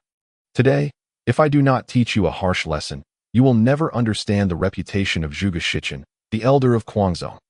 Enraged by the injury inflicted by Lu Wui, Zhuge Shichen chastised himself for his earlier carelessness. Steadying his trembling body, he glared fiercely at Lu Wui. Brat, prepare to meet your end. Chapter 43. A fierce collision. With Zhuge Shichen's words still hanging in the air, he suddenly approached Lu Wui at an unfathomable speed, stirring up a whirlwind in his wake. The dry leaves scattered in the air, forming an almost palpable barrier of energy. Lu Wui slightly tilted his body, employing an unnamed technique to effortlessly evade Zhuge Shichen's advance. With a swift motion, he launched himself into the air, executing a powerful side kick. The force generated by his white boot surged toward Zhuge Shichen like an unstoppable tide. Unfazed, Zhuge Shichen bent backward at a 90-degree angle, demonstrating remarkable flexibility. As his body arched, his head neared the ground, and just before contact, his right hand pressed firmly against the earth. Standing on his left foot, he propelled his right foot upward, delivering a fierce strike toward Lu Wui. The energy emanating from his single foot created a sound akin to ripping air, sending shivers down the spines of onlookers. Lu Wui remained unperturbed, gracefully maneuvering with his unnamed technique, easily evading the overwhelming force. Whoosh! The vigorous energy emanating from Zhuge Shichen's feet reverberated against a nearby ancient tree, one that had stood for a millennium and boasted a diameter of approximately 2 meters. The tree trembled slightly, causing a few leaves to cascade down. The onlookers anticipated a cataclysmic upheaval, yet were taken aback by the rather anticlimactic scene. Such a powerful kick had merely dislodged a handful of leaves from the ancient tree, provoking an urge to chuckle among the spectators. However, the ensuing events swiftly extinguished any amusement. With a thunderous bang, the ancient tree erupted from within. In an instant, the 2-meter-wide tree was reduced to mere powder. The splintering would send tremors through the surrounding trees. Zhuge Shichen's seemingly gentle kick possessed an astounding force. The ancient tree crumbled beneath it, as if made of paper. Lu Wuyo's expression shifted subtly, yet he remained unfazed. Ever since he had mastered the nameless footwork, he had been able to effortlessly evade others' attacks, no matter how fierce the assault, if one could not land a hit on their opponent. All efforts were in vain. Therefore, despite Zhuge Shichen's formidable technique, it bore no substantial effect on Lu Wuyo. Lu Wuyo leaped into the air, flipping his body, his hands forming fists as the nameless energy surged within him, racing towards his arms, which were enveloped in a radiant green aura, quite a sight to behold. Yet the overwhelming pressure emanating from it caused the onlookers' expressions to shift dramatically, descending from the ether. He resembled a green humanoid sword, waves of oppressive force radiating outward. Zhuge Shichen's countenance paled. Under Lu Wuyo's overwhelming aura, he felt an almost imperceptible reluctance to resist, an insidious sensation, yet profoundly disconcerting. Consider the implications. If a person could compel their opponent to surrender merely through their presence, how formidable they must be. Thankfully, this feeling was still relatively faint, allowing for some resistance. This youth, should he continue to develop, would undoubtedly become an exceptionally formidable adversary. and Zhuge Shichen began to regret his rashness. As Lu Wuyo drew near with astonishing speed, Zhuge Shichen dared not dwell on his thoughts. His hands flew in a flurry, conjuring an additional layer of a black energy shield atop the existing one. The energy within him surged wildly, racing towards his crown. Boom! The two forces clashed in an instant. The green humanoid sword clashed violently with the circular energy shield. An invisible shockwave radiated outward. The energy wave formed a spherical shape, stirring up clouds of dust in its wake. The spectators, caught in the turbulence, were sent sprawling as if struck by a mountain. Zhang Gaofeng, possessing merely the 8th layer of postnatal energy, was unexpectedly toppled, flailing helplessly. All eyes were now fixed on the center of the conflict, astonished by the sheer power, such a tremendous impact from a single collision. In this clash, Zhuge Shichen felt his vital energy surge tumultuously, his internal energy becoming disordered, and his blood vessels began to show signs of blockage. He gazed at Lu Wuyo in astonishment. "Are you truly only in your 20s? Zhuge Shichen was acutely aware of the depth of his own energy. Even compared to the sect leader, he felt he was not lacking. The average innate practitioner could hardly stand against him, though he appeared to be around 70. In reality, he had surpassed a century. Having entered the innate realm at 50, he was hailed as one of the top 10 prodigies of his time, and for over 50 years, he had accumulated energy. Only in your 20s. No less. Spare me your prattle. Taking my life will not be so simple. Today, I shall deal with you, you old fool, to prevent you from always flaunting your age and acting superior." In their previous clash, Lu Wuyo had gained a decisive advantage. He had envisioned Zhuge Shichen's energy being overwhelmingly robust due to his age, yet to his astonishment, he found himself capable of defeating him, and with considerable ease. The cosmic codex was indeed extraordinary. Lu Wuyo felt a surge of excitement as he touched the ring on his finger. Although he had only practiced the first 2 characters of the cosmic codex, the character Wu had propelled him into the innate realm. The character Zun had allowed him to transcend into the connected innate realm. What astounding revelations! Merely one character could elevate one's realm. He could hardly fathom the origins of such a technique. "You young brat, enough of your idle chatter. You possess some skill, but with your current strength, you cannot threaten me. Allow me to show you the supreme technique of my sect, the dominating fist." As the words left Zhuge Shichen's mouth, he clasped his hands into fists, crossing them over his chest. A violent aura erupted from his being. His entire body concentrated its energy into his fists, veins bulging on his arms as a dark energy coiled around him. Zhuge Shichen secretly channeled the technique of the dominating fist, drawing in an inexplicable energy from a radius of several dozen meters, causing his body to swell slightly. The once frail form of the elder transformed into a towering figure in mere breaths. The onlookers marveled at the might of Zhuge Shichen. The previous figure clad in black, now the masked villain, had also utilized the dominating fist during their battle, but neither his aura nor his execution could compare to Zhuge Shichen's mastery. "Humph! Young one, taste my dominating fist." Zhuge Shichen's fists danced with furious energy, and torrents of fist power erupted around him. His feet shifted constantly, following Lu Wuyo like a shadow. Upon hearing Zhuge Shichen refer to it as the sect's ultimate technique, Lu Wuyo remained cautious. Witnessing the elder's prolonged accumulation of energy, he became doubly vigilant. Yet, he underestimated the might of the dominating fist. Zhuge Shichen unleashed the technique with impenetrable ferocity, his speed akin to lightning. Genuine and feigned attacks intertwined seamlessly, complicating matters for Lu Wuyo, who, relying on the nameless footwork, barely managed to evade the assaults. After all, he had only grasped a fraction of the elusive footwork of such a master. As the stronger opponent pressed the attack, Lu Wuyo began to falter. Zhuge Shichen's fists landed upon him repeatedly. After half a yu, Lu Wuyo found himself entirely on the defensive, barely able to counter. His body sustaining injuries and bruises. The spectators, including the elder, watched anxiously, beads of sweat forming on their foreheads. If Lu Wuyo could not defeat this elder, then tonight. Engaged in battle, Lu Wuyo began to reveal his calm demeanor. Despite being at a distinct disadvantage, he felt no panic. Although his footwork was somewhat erratic, it was not devoid of strategy. He continually assessed his surroundings, leveraging the environment to seek a more favorable outcome. Though Zhuge Shichen held the upper hand, he too felt the strain. The dominating fist demanded immense energy as a foundation, and the rapid movements weighed heavily upon his aging body. despite his abundant energy. He could not withstand the reckless expenditure of the technique. The nameless energy he absorbed from the surroundings barely compensated for the depletion.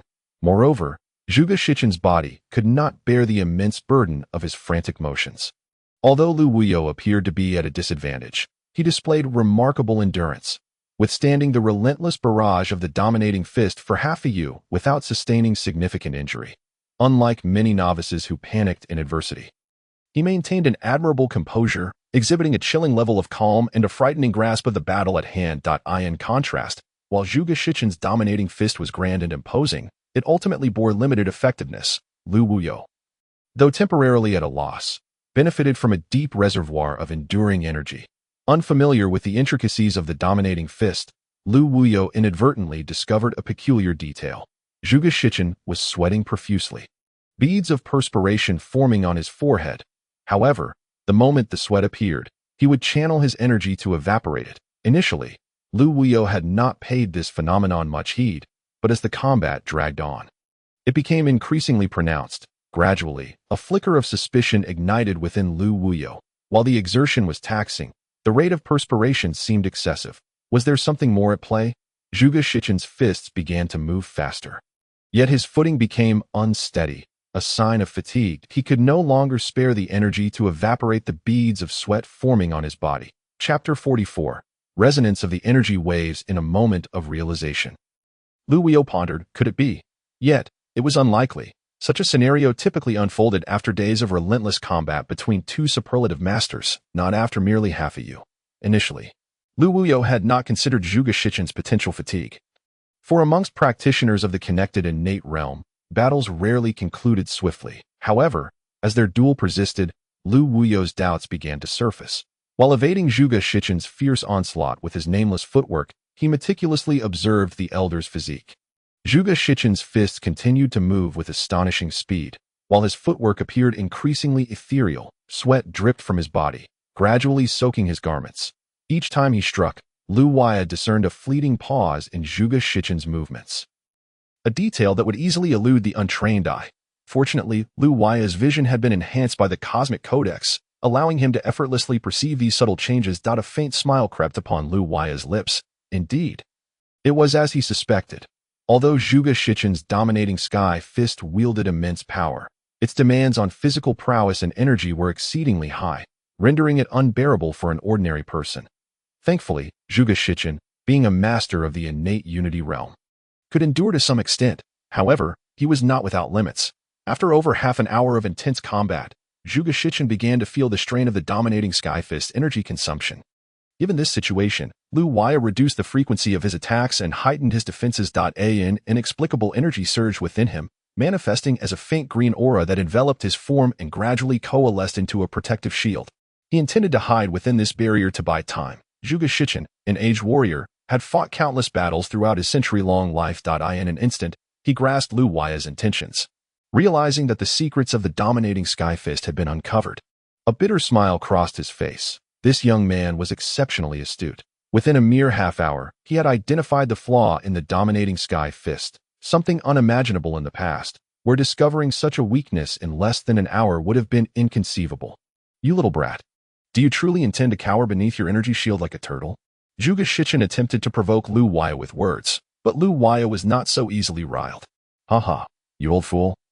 Weren't you just brimming with arrogance? Let me see how long you can maintain that bravado. If you have the guts, go ahead and strike for a day and a half, and let me witness if your martial skills are as formidable as your tongue. You.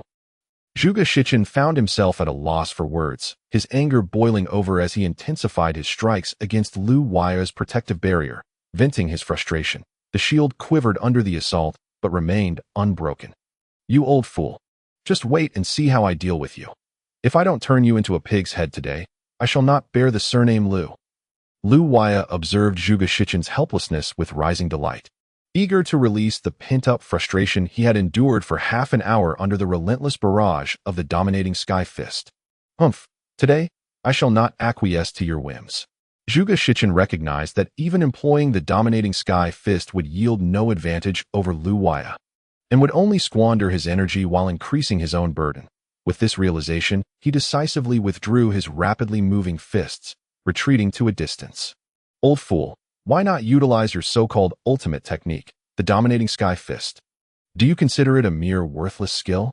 Lu Waya felt a twinge of regret upon seeing Zhuge Shichen cease his use of the dominating sky fist. If the old man had continued, Lu Waya could have awaited the moment Zhuge Shichen would be utterly spent, allowing him to unleash his full potential. Little did he expect that this old man would abandon the technique entirely. You insolent whelp. Your tongue is indeed sharp. Even without the skills of the frenzied sect, I can still handle you. Zhuge Shichen retorted with unyielding bravado, yet he made no move, instead retreating to recover his energy, which had been severely depleted from the recent exertion. Humph, you old fool, trying to seize a moment to recuperate. Not a chance. Lu Waya was determined not to allow the old man the time to restore his strength after having suffered under his attacks for half an hour. In an instant, Lu Waya closed the distance, his feet moving with remarkable swiftness as he leapt toward Zhuge Shichen. His rapid movements cut through the forest, leaving behind a trail of afterimages that lingered in the air. The surrounding withered branches and leaves were swept away in a flurry. He propelled himself upward with a single powerful push, soaring into the air as if a dragonfly skimming a pond. His white robe billowed in the wind, creating an ethereal sight akin to a celestial being. With his feet positioned in an outward stance, he propelled himself forward with a tremendous force. A surge of unmatched energy erupted forth. Zhuge Shichen promptly halted his recuperation, rolling to the side to narrowly evade Lu Waya's onslaught, though his movements appeared somewhat clumsy. Youngster, you truly have the audacity to strike an elder. Individuals like me deserve respect, not to be toyed with by impudent youths like yourself. Zhuge Shichen glared at Lu Waya with irritation, but Lu Waya paid him no heed, pressing on with his offensive, refusing to grant him a moment's respite. Humph, you old fool are merely a target for discipline, disrespectful to your age, bullying the weak, and committing heinous acts. You have transgressed against countless innocent lives, preying upon virtuous maidens, harassing married individuals, and luring innocent children. The catalogue of your crimes is utterly unforgivable. Heaven has brought me here specifically to deal with vile elders like you. Lu Waya shamelessly enumerated the old man's alleged wrongdoings, whether out of sheer bravado or a momentary surge of inspiration. You, brat, how audacious! When have I, Zhuge Shichen, ever committed such acts? You speak nothing but nonsense. Zhuge Shichen was left breathless with indignation, his eyes fixed on the agile Lu Waya, who danced like a monkey, driving him to the brink of madness. Utterly powerless against him. Enough of your prattle. I shall deal with you first. Lu Waya leapt into the air, soaring several meters high, executing a perfect 360-degree spin, resembling a spiraling torpedo as he descended upon Zhuge Shichen. The rotation of his body built up immense energy, creating invisible waves that crashed against the air. Lu Waya seemed to grasp the rhythm of these waves, timing his strikes perfectly to coincide with their peaks, delivering devastating kicks with precision. Each time the waves receded, he would pull back, utilizing the force to his advantage. Through this intricate dance, Lu Waya's spinning form harmoniously intertwined with the energy waves, generating a powerful resonance. The synergy between his body and the waves was astounding. Even an ordinary person in the 23rd century would understand the destructive potential of resonance. Legend spoke of a military formation marching across a bridge, causing it to collapse under the strain of their synchronized steps. What kind of devastation would result from the resonance between Lu Waya and the mighty energy waves, ensnared within their grasp? Zhuge Shichen felt an inexplicable force binding him, rendering him immobile and unable to evade. The pressure exerted by Lu Waya and the waves escalated, leaving Zhuge Shichen with no choice but to endure. He concentrated all his energy, crouching low to stabilize his stance. Zhuge Shichen's energy coalesced into a hemispherical dark aura surrounding him, shrouded in swirling mist, occasionally illuminated by flickering purple flashes, accompanied by a cacophony of crackling sounds. The sheer force of the aura was terrifying, instilling dread in those who beheld it. Finally, Lu Waya's resonance with the energy waves reached its zenith. Unable to increase any further at that moment, Lu Waya initiated his attack. Boom, boom. Lu Waya remained stationary, yet waves of thunderous sound erupted around him, the unmatched energy rippling through the skies. Whoosh! Lu Waya descended like a bolt, his left leg bent while his right leg extended straight, aiming his white boot directly at Zhuge Shichen. The white robe danced in the wind, an elegant sight to behold. A massive, pointed energy cone formed atop his boot, enveloped in a faint green aura, radiating waves of energy that spread outward as Lu Waya soared through the night sky. The silvery moonlight illuminated the forest, bearing witness to this moment of unparalleled power. Boom! The green energy wave collided with the black hemispherical shield, unleashing a torrent of invisible force that rippled through the earth. Ancient trees were shattered, and the closest ones were reduced to mere splinters. The faint green wave and the black shield clashed for only a few moments before the latter shattered with a resounding crash. Vanishing into nothingness, the relentless green wave surged forward, crashing down upon Zhuge Shichen. The instantaneous destruction of the hemispherical shield took Zhuge Shichen by surprise. He had possessed considerable confidence in its formidable defensive capabilities, having withstood attacks from 3 masters of the innate unity realm without faltering. Yet, in this instance, it had crumbled in mere moments. Caught unprepared, Zhuge Shichen was directly struck by the brilliant green light. Boom! The ground shook violently. The battlefield erupted in a storm of debris, the earth fracturing beneath them as the green light plunged into the ground, causing it to sink several meters. Zhuge Shichen was driven into the mud. In an instant, silence enveloped the battlefield, all eyes fixed on Lu Waya, as if gazing upon a demon. One single attack had wrought such devastation. The earth had crumbled, ancient trees reduced to dust. Lu Waya felt a twinge of embarrassment as he surveyed the onlookers. That last strike had merely been an impulsive display inspired by insights gleaned from his studies. An unexpected revelation of resonance in battle. Chapter 45. The spatial scroll acting on impulse. Lu Wuyo employed the principle of resonance of energy waves during this assault, resulting in an unexpectedly formidable display of power. His eyes sparkled with excitement. It seemed he had acquired yet another potent means of attack. The members of the evil sect watched in trepidation as Lu Wuyo forcefully drove Zhuge Shichen deep into the ground. A chill creeping into their hearts, cold sweat trickling down their backs. Puff, puff. Zhuge Shichen emerged from the earth, violently spewing blood, his garments torn and tattered, leaving no part intact. Trembling, he managed to rise, his legs shaking as he gazed in horror at Lu Wuyo.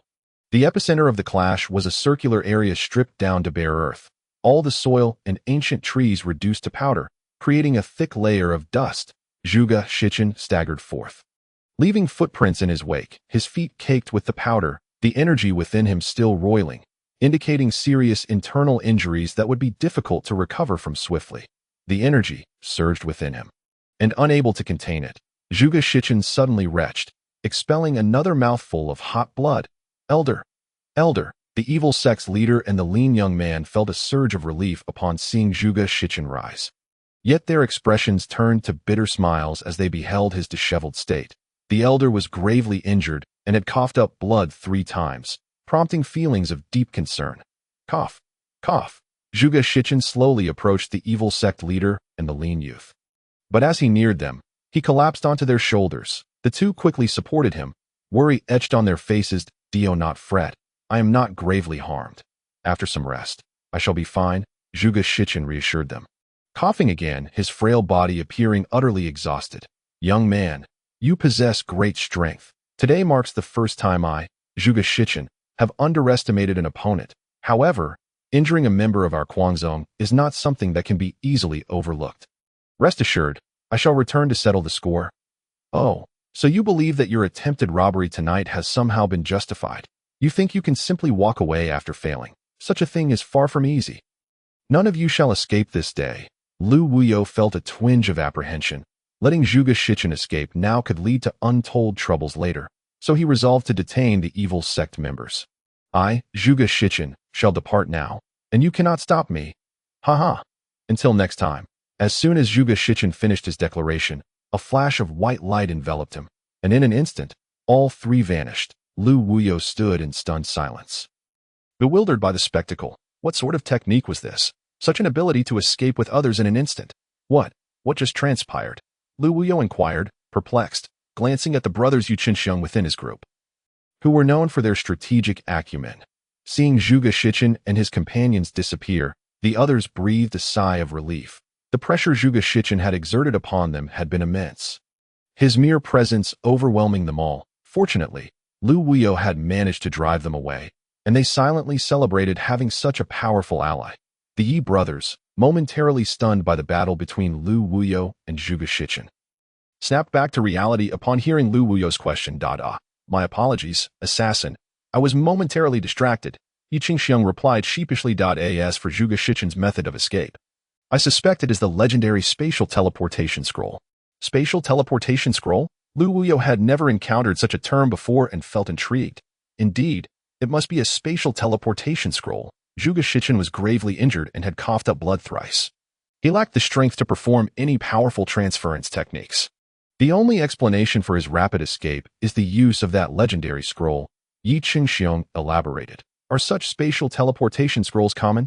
Lu Wuyo pondered, disheartened by the thought that if everyone possessed such a scroll, they could easily flee after a defeat, rendering battles meaningless. Not at all. In fact, spatial teleportation scrolls are exceedingly rare. Their creation demands stringent requirements and is nearly impossible to achieve. The foremost requirement for crafting such a scroll is that the creator must be a master at the respect level. If it were merely a respect level expert, it would still be manageable, as there are a certain number of such experts in this vast world. However, there are two additional prerequisites: a profound understanding of spatial concepts and formidable mental fortitude. Yi Qingxiang continued. Upon reaching a certain level of understanding regarding space, one can utilize its characteristics to create useful spatial items, such as the current spatial teleportation scroll or the legendary spatial teleportation array. Even more astonishing are those powerful individuals who can create a pocket dimension and compress it into a minuscule object, such as a ring, hairpin, or belt, capable of containing an entire space. Such individuals. Lu Wuyo felt a shiver run down his spine as he surreptitiously touched the ring on his finger, suddenly aware of its formidable potential. Previously, he had only regarded it as a unique item. He had not realized that the creation of a spatial ring demanded the ability to conjure an entire space.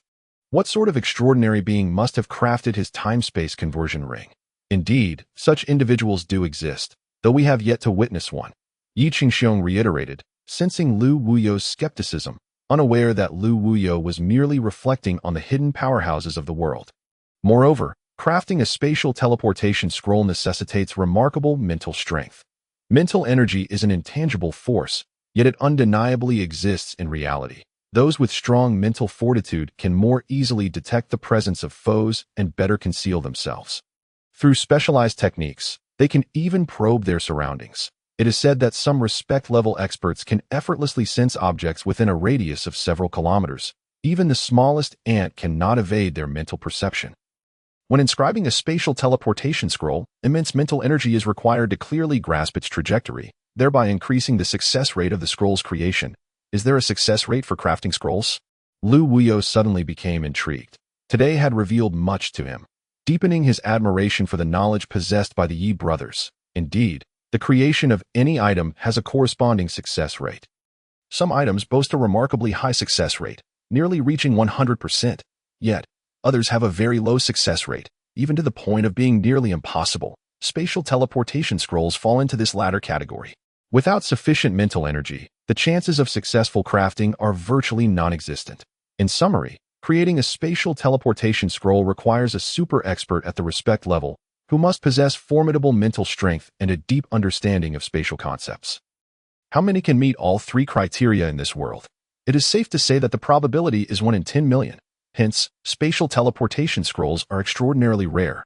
Those who possess them have either encountered a fortuitous opportunity or have a powerful backing, such as a respect-level expert assisting in their creation. Are you implying that Elder of the Guangzhong possesses a spatial teleportation scroll, either acquired through sheer luck or due to a formidable backing? I suspect it is likely a respect-level expert who crafted it and gifted it to their Guangzhong. In other words, they may very well have a respect-level expert as their support. Such individuals are not to be trifled with. Henceforth, we should exercise caution when dealing with the Guangzhong, lest respect-level expert. Lu Wuyo again discreetly touched the time-space conversion ring on his finger. The sniper rifle within had only recently slain 2 innate flame-holy beasts. Yet its bullet's power had not been fully unleashed. He wondered if it could take down a respect-level expert. Enough of this. Let us not linger. Tonight, Zhuge Shichen of the Guangzhong dared to attempt to seize the innate beast crystal cores. We must remain vigilant. The leader gazed up at the moonlit sky and added, everyone should retire for the night. It has grown late. Rest well, for tomorrow we shall return. We cannot continue with the divine trial. Boss, what is the meaning of this? We aren't proceeding with the divine trial. We haven't even begun. Zhang Gaofeng expressed his dissatisfaction. Alas, the elder of the Quanzong attempted to rob us of our innate beast crystal cores and was soundly defeated. Such news will soon spread, and before long, all those with ulterior motives will be aware that we possess the innate beast crystal cores. What shall we do if they come to seize them? Must we trouble our assassin again? Moreover, while a direct confrontation is easier to evade, ambushes are far more insidious. The assassin is but one person. He cannot protect us all. The boss has a point. News of our possession of the innate beast crystal cores will soon circulate, and we will find it exceedingly difficult to cope. 2 fists cannot contend with 4 hands. No matter how formidable a killer may be, he is but a single individual. What shall we do if we encounter several masters akin to Zhuge Shichen? Therefore, it would be wise to return at the earliest opportunity. Yi Qingxiong echoed the words of the leader. Upon hearing the strategist's assertion, everyone ceased to voice any objections. They had first-hand experience of the strategist's prowess. A prodigious existence whose predictions were invariably realized. With the strategist's warning, it was evident that should they choose to remain, such a scenario would undoubtedly arise. Since everyone concurs with my decision, let us retire early for the night. At the break of dawn, we shall depart. Very well, I shall take my leave for sleep. I am quite fatigued. I too am feeling rather drowsy. I shall join you. One by one, they yawned and drifted off to slumber, leaving only Lu Wuyo behind. Leader, I do not wish to return, Lu Wuyo spoke hesitantly.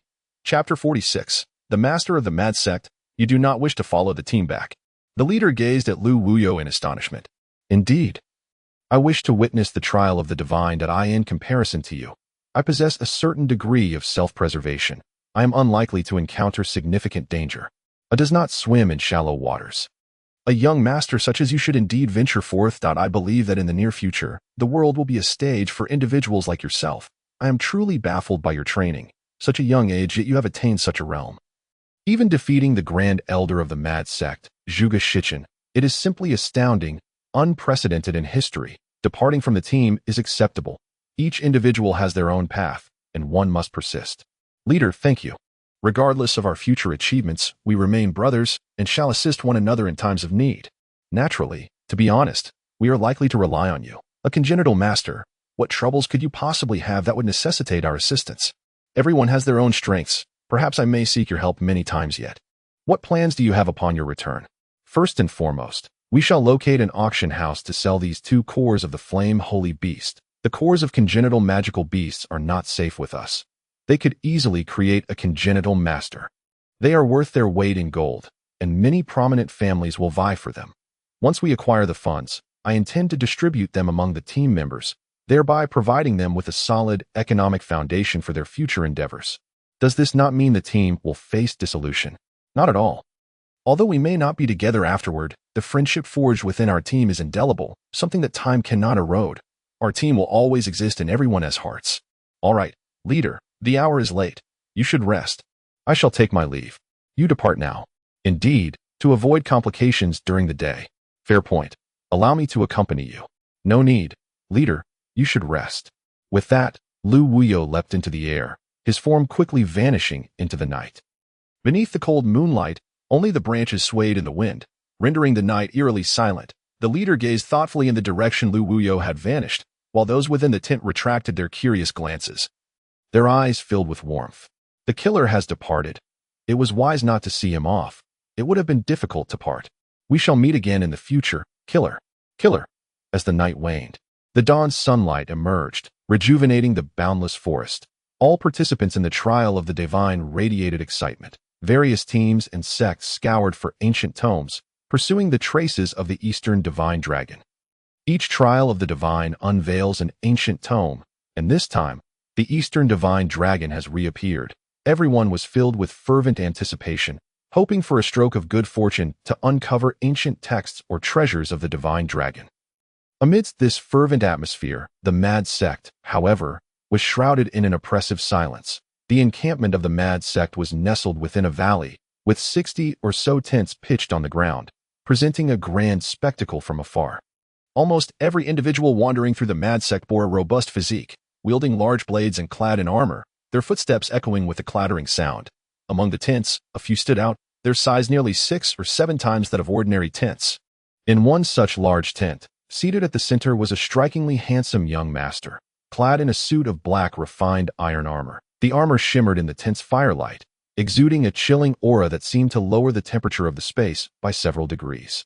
The armor was intricately engraved with ferocious mythical beasts, their lifelike forms appearing as though they were ready to devour. The joints of the armor were adorned with enormous, jagged fangs, glinting with a bone-chilling coldness. Strangely, delicate purple lightning coiled around the black armor, crackling as it traced the contours of the armor. The young master held a massive longsword, its hilt crafted from the same black, refined iron. Featuring a peculiar array that continuously rotated, drawing in the elusive elements of space, only to vanish, the blade was forged from purple mysterious iron, bifurcated at the tip, glimmering with a cold light, and entwined with flickering purple lightning. The massive long sword lacked a sheath, and the young master maintained a firm grip on the hilt. As if he and the sword were one, he sat high upon a grand chair, coldly surveying the assembly below, where none dared to meet his gaze, instinctively lowering their heads, afraid to breathe too loudly, lest they attract his attention. The atmosphere was so tense it was suffocating, permeating the entire tent. Kneeling before him were an elderly man over 70, a masked brute, and a gaunt young man that a cursory examination would reveal that these three were none other than Zhuge Shichen and his accomplices, who had attempted to rob the cores of congenital magical beasts the previous night. Zhuge Shichen, visibly weakened, knelt in the center, appearing somewhat drained. Beside him, the sinister youth stared expressionlessly at the floor, while the gaunt young man sweat profusely, trembling slightly. Surrounding them were several elderly men with graying hair, all quaking in fear before the young master. Grand Elder, what transpired last night? How did you sustain such severe internal injuries, and why did you utilize the sect's limited space transmission scrolls? Sectmaster. The matter unfolded thus. Zhuge Shichen gradually recounted the events, still feeling cold sweat trickle down his back at the recollection of the dangers, unable to believe that such a formidable young master existed. You used the space transmission scrolls merely to seize 2 cores of congenital magical beasts. Did you not take care to investigate the situation of your opponents? Well, Sectmaster, I was informed by Wei Jian that there was only a single congenital master, and moreover, a youthful one. Thus, you truly have no idea how you managed to cultivate a rapport with that group of incompetents who elected you as the Grand Elder. I feel compelled to kick that pig's brain of yours until it explodes. I am but a useless subordinate. Please punish me, Sectmaster. Zhuge Shichen broke into a cold sweat, discreetly rubbing his head. Feeling a sense of discomfort, the surrounding elderly men trembled even more, repeatedly declaring their culpability. A bunch of worthless fools. Wei Jian, what led you to believe the opponent was a congenital master, and why did you fail to report the situation accurately to the Grand Elder? Sectmaster. It was not my intention to misreport. When I learned of the situation, I was still quite far away and did not fully grasp the circumstances of those youths. Thus my knowledge was not comprehensive. Wei Jian stammered, feeling an unexplainable pressure in speaking to the sect master, compelled to speak the truth with no courage to lie. Yet, as soon as the words left his mouth, he began to regret, a sense of impending doom washing over him. You incited the sinister youth to urge the Grand Elder to seize the cores of congenital magical beasts without fully understanding the situation. If every scout of the mad sect acted as you do, ignorant and prone to reckless conjecture, it would surely lead to disastrous outcomes. What use do I have for a worthless fool like you? The young master seated in the central chair glared fiercely. Lifting the enormous purple iron sword effortlessly with one hand, an unmatched sword aura rising instantly. Boom. The unparalleled sword aura sliced through Wei Jian's body, causing him to tremble as a trickle of blood escaped his mouth. He stared in disbelief at the young master, his face etched with resentment. Worthless. At the sect master's command, Wei Jian's body disintegrated into ashes with a resounding bang. The fine powder filled the tent, leaving no trace of blood.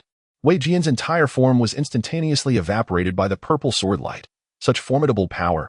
All present trembled uncontrollably, cold sweat cascading down their backs, fearing that the next strike of the sect master might be directed at themselves.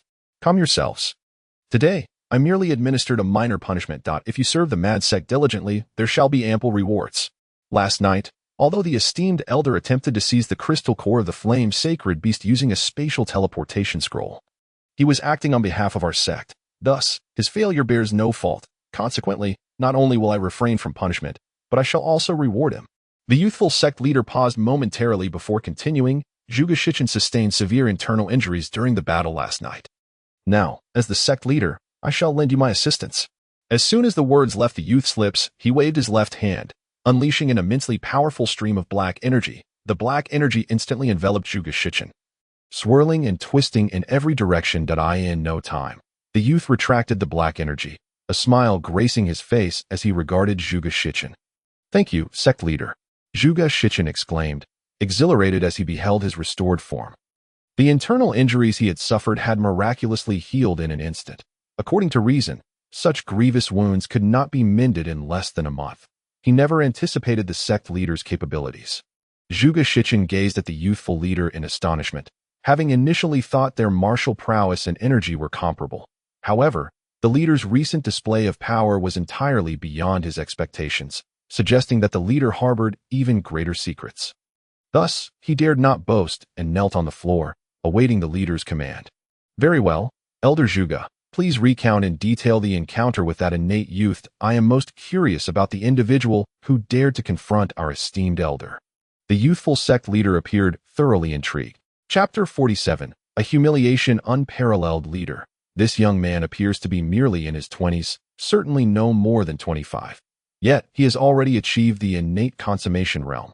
However, that is not the most astonishing aspect.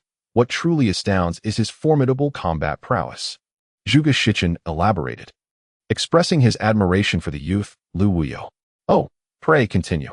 In battle, this young man exhibits remarkable experience, undeterred by external factors that might affect his performance. Most astonishingly, he remains exceedingly calm during combat. He does not resemble a novice at all. His observational skills are exceptionally keen. As he discerned the flaws in our sect's overlord fist within merely half an hour, and promptly adjusted his combat strategy. Is there truly such an exceptional youth in this world? The youthful sect leader's interest intensified. Moreover, this young man possesses a peculiar style of attack. At this point, Zhuge Shichen's demeanor shifted slightly, as if recalling the youth's astonishing strike. A peculiar style of attack. Indeed, he is capable of amplifying his attacks by harmonizing with the surrounding energy field. This synergy between the energy and his strikes significantly enhances his combat power, potentially quadrupling it in an instant. To elevate combat power fourfold in an instant, what formidable technique is this? Even ancient techniques could scarcely achieve such an effect. I am unaware. It is precisely due to this unique attack that I suffered severe internal injuries.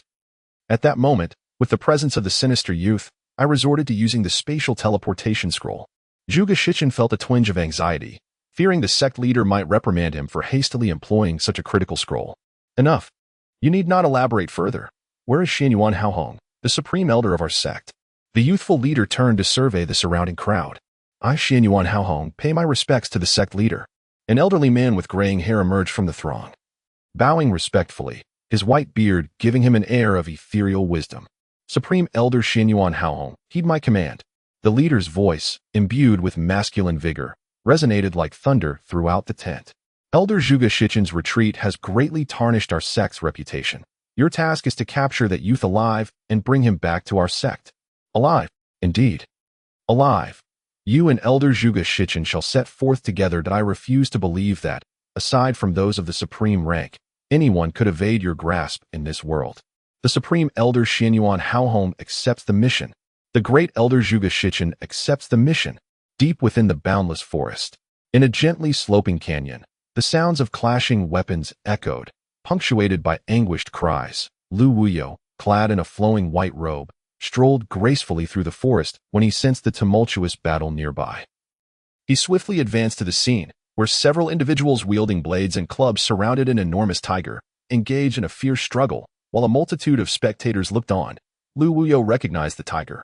He recalled that upon his arrival in this land, he had encountered a pack of innate wolves pursuing such a tiger. The two tigers had proven no match for the innate wolves, falling victim to their brutal onslaught. Go, go! The atmosphere was charged with excitement as the spectators cheered fervently. The confrontation between the tiger and its assailants had reached an impasse, with the latter darting around to closely monitor the tiger's every move. The tiger, eyes glinting with ferocity, glared at the crowd.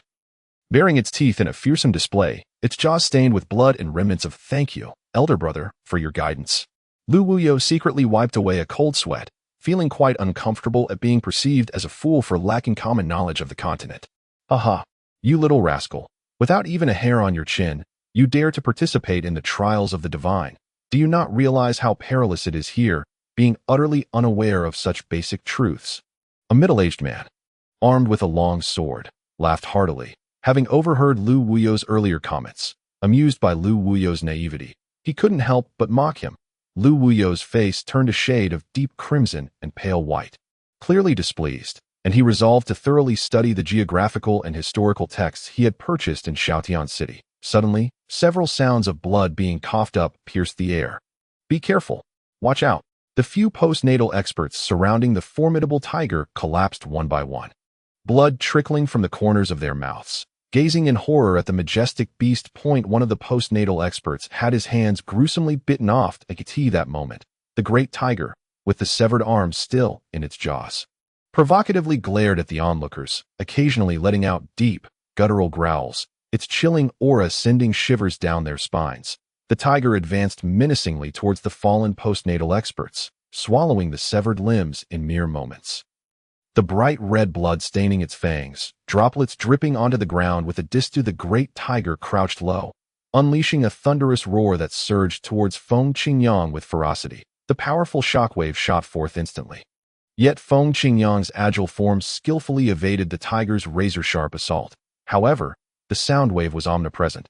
It could not merely be avoided through physical agility. The tremendous force of the sound wave pierced through Feng Qingyang's ears in an instant. Boom! He felt as though struck by lightning. His ears ringing, a wave of dizziness overwhelming him, stars dancing before his eyes. He sensed a distinct numbness coursing through his body. Such a staggering roar could unleash such potent force. It resembled the legendary roar of a lion. Seizing the moment of Feng Qingyang's paralysis, the great tiger swiftly extended its forepaw, its hidden sharp claws shooting forth in an instant. Whoosh! With a swift swipe of its paw, the air filled with the sound of tearing space. An invisible claw-like energy hurtling towards Feng Qingyang, still reeling from the dizziness. He had no time to resist, helplessly witnessing the impending onslaught.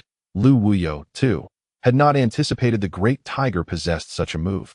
Caught off guard, he was unable to assist in this critical moment. Sizzle, sizzle, a series of shattering sounds emanated from the battlefield, and the once tumultuous arena, now enveloped in dust and dirt, fell eerily silent. Before long, all the dust settled into stillness. Grandfather, what has happened to you? Brother Yang, how could this be?" Feng Ziming beheld Feng Qingyang, one hand clutching his chest while the other braced his body, half crouching on the ground, as the great tiger stood firmly, its forepaw subtly glowing with a crimson hue that pierced the eyes of onlookers. Seeing Feng Qingyang wounded sent Feng Ziming into a frenzy.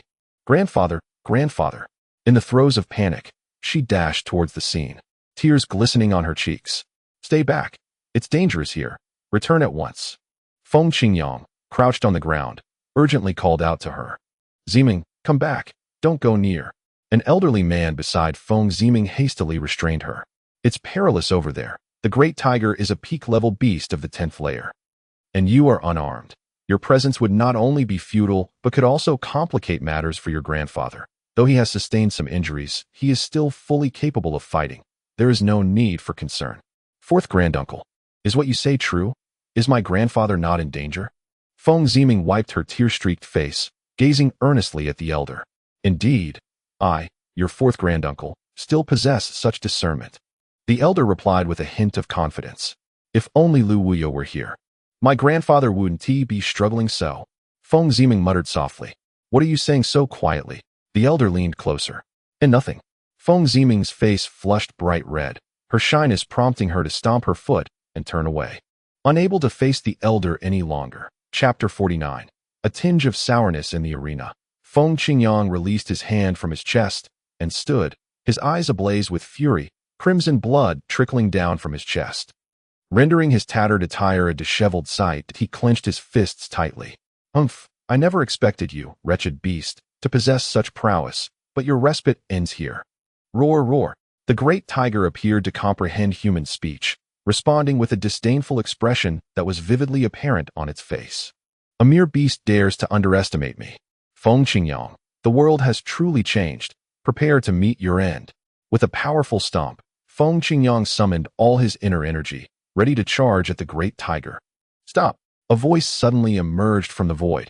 The crowd turned towards the sound, witnessing a young man, approximately in his 20s, soaring through the air with a sword slung across his back. The grace of his movements elicited gasps of admiration from all present. Who are you? Just as Feng Qingyang was prepared to strike, he was abruptly interrupted, irritation flaring within him. However, being a seasoned elder weathered by decades of trials, he managed to suppress his displeasure and inquired of the youth. The moment the young man appeared, Lu Wuyo had already sensed him, for his aura was undeniably formidable, impossible to overlook. With Lu Wuyo's keen perception, he quickly discerned that the sword-bearing youth was of innate caliber. Lu Wuyo was taken aback, realizing that apart from himself and Yi Shao, there were other young innate masters in this world. His interest piqued. I am Gui Yuhan of the A Dongmu Sword Sect. The youth replied, neither servile nor arrogant. Ah, so it is Gui Yuhan, one of the four prodigies. It is an honor. Upon hearing that he was the extraordinary talent of the A Dongmu Sword Sect, Feng Qingyang was taken aback, his earlier irritation dissipating, replaced by profound humility. For a man in his 70s to exhibit such humility, it was clear that the young man held significant stature. So it is Gui Yuhan of the A Dongmu Sword Sect. I cannot believe he is indeed so young. In my estimation, he must be even more formidable than the rumors suggest. A spectator murmured to those around him. Oh, what makes you say that? Another onlooker eagerly inquired. Haha, did you not see how effortlessly he moved when he arrived? The speaker beamed with delight upon receiving a response. Indeed, your observation is astute. Another person nodded thoughtfully before adding. By the way, I perceive your accent. You seem to hail from the Wangpa region, am I correct? Correct, I am indeed from the small temple village of Wangpa. You are quite perceptive. I admire your insight. And you, where are you from? Oh, I am also from Wangpa, specifically from Degugwo. Degugwo? Is that not adjacent to our small temple village? I never imagined we were so close. Such a coincidence. Indeed, a delightful coincidence. Given our serendipitous encounter, shall we forge a brotherhood? What a splendid idea. I had the same thought. Who would have thought we would align so perfectly? The two engaged in lively conversation, eventually leaving the scene arm in arm. Having formed a bond of brotherhood, the surrounding crowd shuddered at the sight of their camaraderie. So it is Gui Yuhan. I aspire to reach your heights one day. A young boy gazed at the sword-bearing youth, clenching his fists tightly. Gui Yuhan is so dashing. A love-struck girl gazed at him with starry eyes. Hearing the chatter about the sword-wielding youth, Lu Wuyo could no longer contain his curiosity. My friend, who exactly is this Gui Yuhan? You do not even know Gui Yuhan. The surrounding crowd regarded Lu Wuyo with astonishment, as though he were an alien at that moment. Lu Wuyo wished he could find a crevice in the ground to hide from the world, his ignorance having already caused him much embarrassment. Well, I rarely venture out, so... Ah, so you are a homebody. You should have said so earlier. The person replied, donning an enlightened expression. Speaking of Gui Yuhan, one cannot overlook the four dominant sects of the present, a Dongmu Sword Sect, the Imperial Pavilion, Zimo Palace, and the Three Treasures Hall. Each of these sects hold sway over their respective territories. The A Dongmu Sword Sect focuses on swordsmanship, the Imperial Pavilion on ranged attacks, Zimo Palace on weapon refinement, and the Three Treasures Hall on Buddhist compassion and the salvation of all beings. After a brief pause, he continued, each of these dominant sects has its own specialized institutions dedicated to nurturing young talents, seeking out those with exceptional aptitude for intensive training, aiming for future development. Through rigorous selection, some remarkably gifted young masters emerge. Among them, the most renowned are the four prodigies, Gui Yuhan of the A Dongmu Sword Sect, Yi Shao of the Imperial Pavilion, Xian Yuanma of Zimo Palace, and Kong Ming of the Three Treasures Hall. Of course, this is not a ranking of their strengths. Although they have been vying for the top spot for some time, none has been able to claim superiority over the others, yet all have reached the threshold of innate mastery. These youths possess comparable prowess, often clashing, leading to widespread recognition of the four prodigies. Young innate masters in their 20s, many toil their entire lives to merely attain the 10th layer of postnatal cultivation. Who would not envy such extraordinary talent? The speaker's expression reflected yearning. For the innate realm was a pursuit that many coveted. I never imagined there was so much I was unaware of. Thank you for enlightening me, my friend. Lu Wuyo felt elated to have acquired the knowledge he sought. Turning his gaze back to the sword-bearing youth. You must be Feng Qingyang, the esteemed predecessor of the Feng family from Shoutian City. This great tiger has now reached the 10th layer of postnatal cultivation. Confronting it with human frailty would yield little benefit. Would it not be wiser to leave its resolution to me? Indeed, Guo Yuhan, one of the 4 great talents, is exceptional. Not only does he surpass others in martial arts, but he also possesses an astonishing awareness of even the trivial matters. My Feng family has long since fallen from grace, yet I am surprised that you remember it so vividly. This formidable beast is indeed difficult to contend with, since you, Brother Guo, are willing to lend a hand. I see no reason to refuse. Please, Brother Guo. Feng Qingyang pressed his hand against his chest wound, stepping out of the arena, while Feng Ziming hurriedly rushed to greet him. Grandfather, grandfather.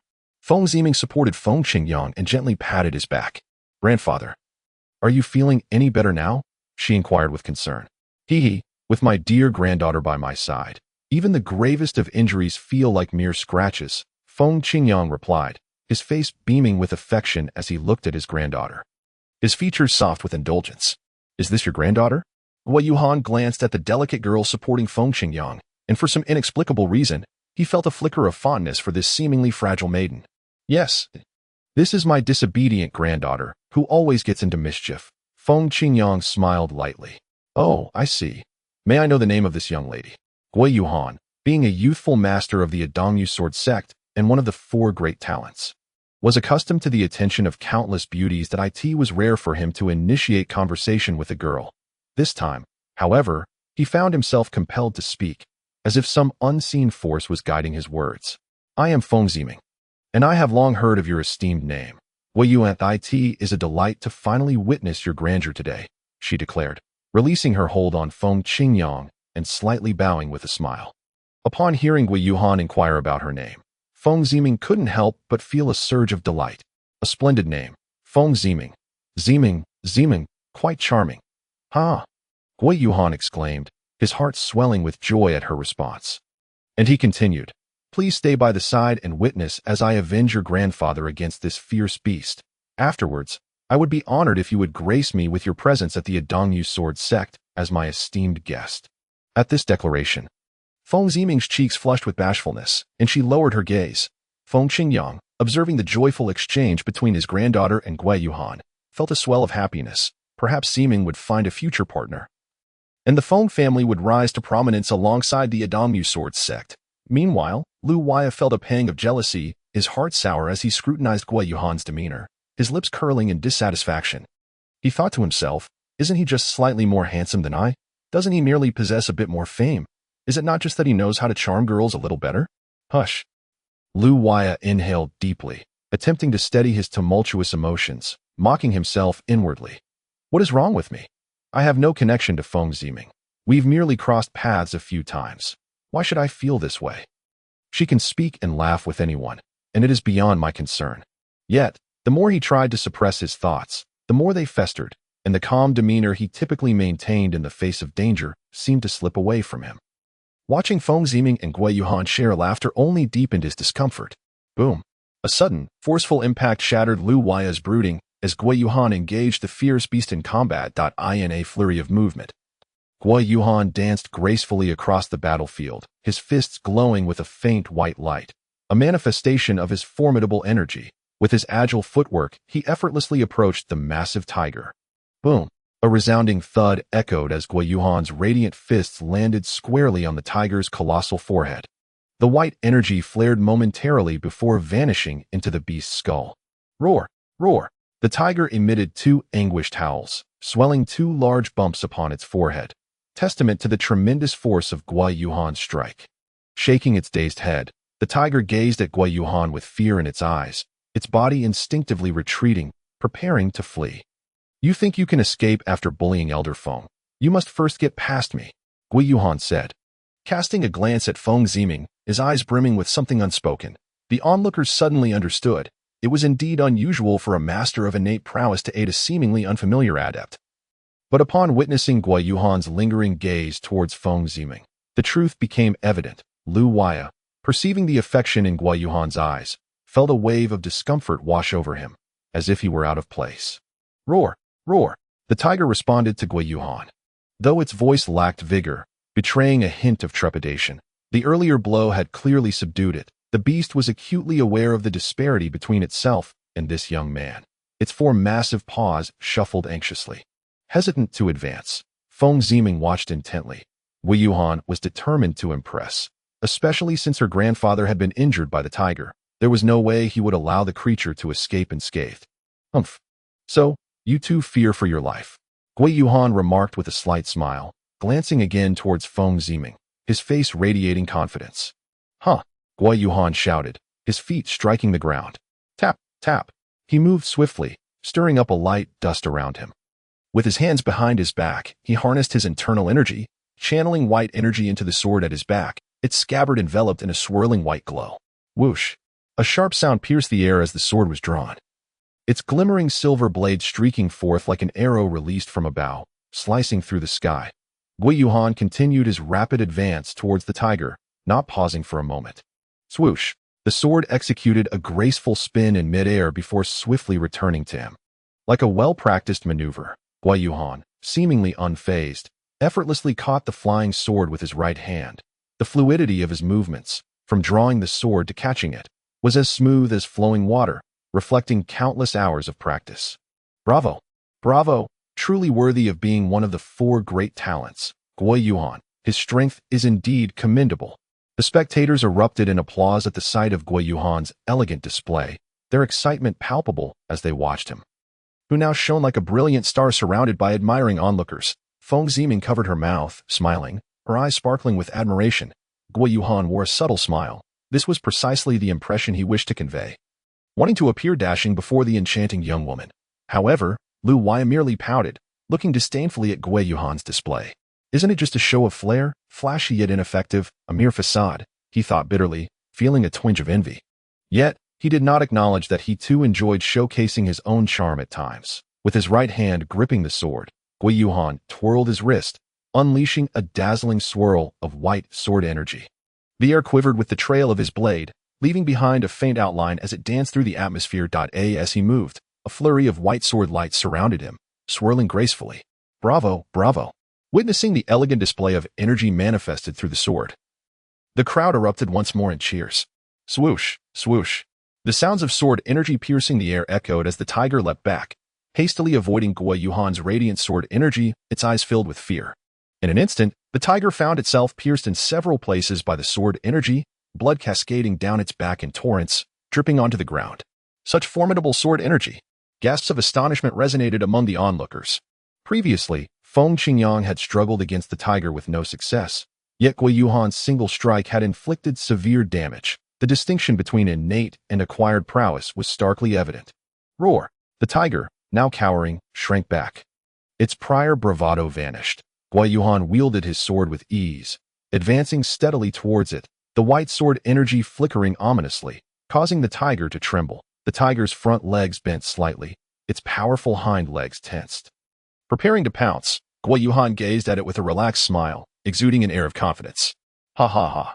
A cornered beast, and you wish to retaliate.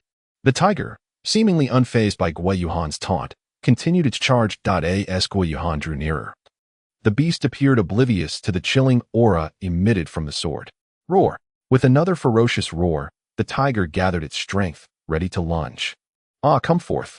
Guo Yuhan observed the imposing tiger lunging towards him, a surge of surprise coursing through him, prompting his feet to move with even greater swiftness. Ha ha! Laughter and jeers erupted from the surrounding crowd. Suddenly, the large tiger pivoted and dashed towards the edge of the arena. Its previous display of aggression had merely been a ruse. The audience burst into laughter once more at the tiger's cunning. Guo Yuhan, caught between laughter and exasperation, gazed at the retreating beast, utterly astonished that a tiger would resort to such deception. Where do you think you're going? Guo Yuhan leapt into action, propelling himself forward with a flurry of agile movements, rapidly closing the distance to the tiger. Whoosh! Whoosh! A series of exquisite sword chi projectiles shot forth. The tiger could do little more than flee in a frantic dash. With no time to evade, even if it had been granted the opportunity, It could not escape the onslaught of the white sword light. Sizzle, sizzle. A few sharp sounds echoed as the sword chi pierced into the tiger's flesh, leaving several new wounds upon its body. Outmatched in combat and unable to evade, the tiger resolved to turn and face Gui Yuhan, glaring at him with fierce intensity. Roar. Its thunderous roar resonated with immense fury. Fleeing in battle was a profound affront to its principles. Yet it was compelled to do so against Gui Yuhan's overwhelming strength. Now confronted with Gui Yuhan's relentless pursuit, its rage intensified. Many creatures instinctively find a reserve of strength when cornered, and the tiger was no exception. Faced with Gui Yuhan's relentless pressure, it found itself unable to escape. In this dire situation, the tiger instead grew calm, shedding its previous fear. Desperate animals may make daring moves, and to Gui Yuhan's surprise, the tiger was indeed preparing for a last-ditch counterattack. However, Gui Yuhan remained unperturbed. The disparity between innate and acquired abilities was simply too vast to be bridged by mere courage. For the sake of Miss Zimeng, I must impose upon you. With a swift motion, Gui Yuhan charged towards the tiger, sword in hand. Outside the arena, two elderly men silently approached. Blending into the crowd, Lu Wuyo was utterly oblivious to the situation outside. His complete focus drawn to Gui Yuhan. Of course, it was not Gui Yuhan's elegant swordplay that enthralled him. He believed that if Gui Yuhan were to apply himself, he could easily dispatch the tiger with a single strike. Lu Wuyo was deeply dissatisfied with Gui Yuhan's overly flamboyant display, suspecting that he was merely trying to impress Feng Zimeng, and so he sought out flaws in Gui Yuhan's performance. Yet after a lengthy search, he could only conclude that Gui Yuhan had a penchant for showing off. Had Lu Wuyo taken a moment to observe the crowd, he would have recognized one of the elderly men as Zhuge Shichen, with whom he had once clashed in battle. Zhuge, my friend, we have scoured the area for miles, yet we have not encountered the group you mentioned. What could be the reason for this? The elder who spoke was Xinyuan Haohong, the senior elder of the Guangzhong sect, who expressed his frustration to Zhuge Shichen. I cannot say for certain. Logically, they shouldn't have been able to travel far in such a short time, yet it is astonishing that not a single trace remains. However, our sect leader has ordered us to capture that young man alive. I have suffered at his hands before, and even if it is arduous, we must continue our search. Naturally, I would lose face before our sect leader if we fail to locate that young man. What is the situation with the youth engaged with the tiger? He appears remarkably talented for one so young, exhibiting signs of innate understanding. Xinyuan, you have been entrenched in Guangzhong, seldom venturing out. You may be unaware of the remarkable young talents that have recently emerged. Oh, is there something noteworthy here? Indeed, he is Gui Yuhan, a prodigy of the Adamu sword sect, and one of the four great geniuses of our time. The four great geniuses? I have not heard of such a thing. Naturally, they have only emerged over the past decade or so. Last time, you secluded yourself for 20 years to attain that exalted level. How could you possibly be aware of these developments? Gui Yuhan possesses the strength to effortlessly vanquish that tiger, yet why does he linger in this prolonged struggle? Well, roar, roar. A shift began to unfold on the battlefield. Chapter 51. Xinyuan Haohong after a protracted bout with the tiger. Gui Yuhan found himself devoid of patience for further engagement. The opponent was too weak. After a time, the game of cat and mouse grew tiresome.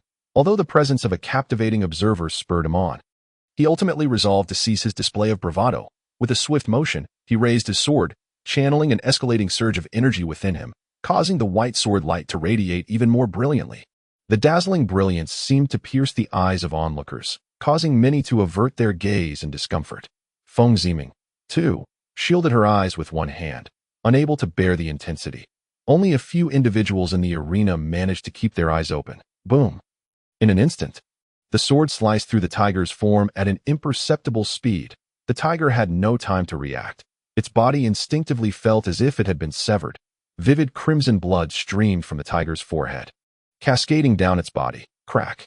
The tiger's body split in two. Both halves crashed to the ground, raising a cloud of dust. A torrent of blood flowed forth, dripping incessantly and soon staining the earth a deep red. The scene descended into an eerie silence. Aside from a handful of informed individuals, the onlookers gaped in astonishment, their minds momentarily short-circuited. No one could fathom that such a formidable tiger had been cleaved in twain by a single strike. The sheer power of that blow was astonishing. Apart from the sound of blood dripping from the tiger's carcass, not a single other noise could be heard. After a considerable pause, the crowd finally emerged from their stupor. Each person recoiling a step, feeling a chill run down their spines. utterly unsure of what might have occurred had that blade struck them. Brother Yuhan is truly formidable. Feng Ziming, witnessing the tiger's demise, felt no revulsion or nausea. Gui Yuhan's awe-inspiring. By the way, I wonder if your sect leader has participated in the trial of the gods this time. Up until now, I have yet to catch a glimpse of his presence. He remains elusive. Is it possible that your Dongmu sword sect harbors other intentions? Zhuge Shichen inquired assertively. The sect leader is nearby. I was drawn away from him by the commotion of this battle. As for your not having seen him, it is likely due to your own preoccupations during this period, Gui Yuhan replied, beads of cold sweat forming in his palms. The evident malice in Zhuge Shichen's demeanor was unmistakable. His inquiry about the sect leader's whereabouts was clearly a trap. Should the sect leader be absent, one could only wonder if the elder would ruthlessly strike him down in the depths of the forest to eliminate a potential rival for the Kong sect in the future. Gui Yuhan had no doubts about Zhuge Shichen's murderous intent. He could easily slay everyone in the vicinity without leaving a single survivor, even if the Dongmu sword sect were to investigate and suspect Zhuge Shichen. The lack of witnesses would render them powerless. Is that so? Zhuge Shichen felt a flicker of concern. His skepticism wasn't born from trust in Gui Yuhan's words. One should not fear 1,000 possibilities, but rather the single one that could lead to ruin. That if the sect leader truly was in the vicinity, his ambitions would be thwarted. Even with Xianyuan Haohong's assistance, he could not guarantee victory against the leader of the Dongmu sword sect. Ah, you, young lad, are actually here. Zhuge Shichen exclaimed in surprise upon spotting Lu Waya amidst the crowd. Lu Waya had noticed him during the exchange with Gui Yuhan, but chose not to intervene. After Zhuge Shichen had previously escaped using a spatial teleportation scroll, Lu Waya had felt quite displeased. Now that Zhuge Shichen had come to him, it seemed he was seeking trouble. Lu Waya felt a surge of joy. Previously, when Feng Ziming had exchanged glances with Gui Yuhan, Lu Waya had been irked, but seeing Zhuge Shichen's intent to confront Gui Yuhan, he refrained from interrupting their dialogue. However, Gui Yuhan was no fool. He had successfully intimidated Zhuge Shichen with the authority of the sect leader. Just as Lu Waya felt annoyed, an opportunity presented itself like a punching bag, and he couldn't resist the urge to deliver a solid kick. With a smirk, he clenched his fist and gazed at Zhuge Shichen with a knowing smile. What is this? Last time you were left feeling uncomfortable, and now you wish to invite another beating. Oh, who is this young man? Indeed, does he dare speak to Zhuge Shichen in such a manner? Is he courting death? The onlookers murmured among themselves, pointing fingers at Lu Waya. Brother Lu, I never expected to encounter you here. Feng Qingyang suddenly spotted Lu Waya, a wave of joy washing over him. Yes, I have come to partake in the trial of the gods. Are you and Miss Ziming also here for the same purpose? Well, enough with the small talk. Lu Waya, I will not let you off today. Zhuge Shichen interrupted Lu Waya's conversation with Feng Qingyang. His face twisted with dissatisfaction, as though he felt forgotten. Is there a need for such urgency in seeking a fight? Lu Waya turned, grinning at Zhuge Shichen. Zhuge Shichen let out a cold snort. The crowd resumed their whispers, exchanging furtive glances. Who is this person? Has he truly lost his mind? Dare he converse with the elder of the Kong sect in such a manner? I fear. Gui Yuhan felt a jolt of shock. He hadn't anticipated that anyone on this continent would dare to speak so boldly to the elder of the Kong sect. Moreover, the young man before him, dressed in a white robe, wore a smile that conveyed an aura of confidence, utterly disregarding Zhuge Shichen, reflecting on his status as a young genius of the Dongmu sword sect. Gui Yuhan felt a profound sense of defeat.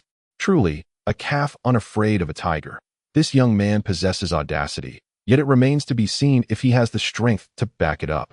A cold voice interjected from beside Zhuge Shichen, laced with a sense of age and gravitas that enveloped the crowd. It was Xianyuan Haohong, an elder with a head of white hair, his weathered visage sending shivers through everyone present. And you are? Lu Waya straightened his expression, feeling a hint of danger emanating from the elder, recognizing him as yet another formidable master. I am Xianyuan Haohong. Ah, Xianyuan Haohong. Could it truly be him? Is there anyone in this world who has lived so long?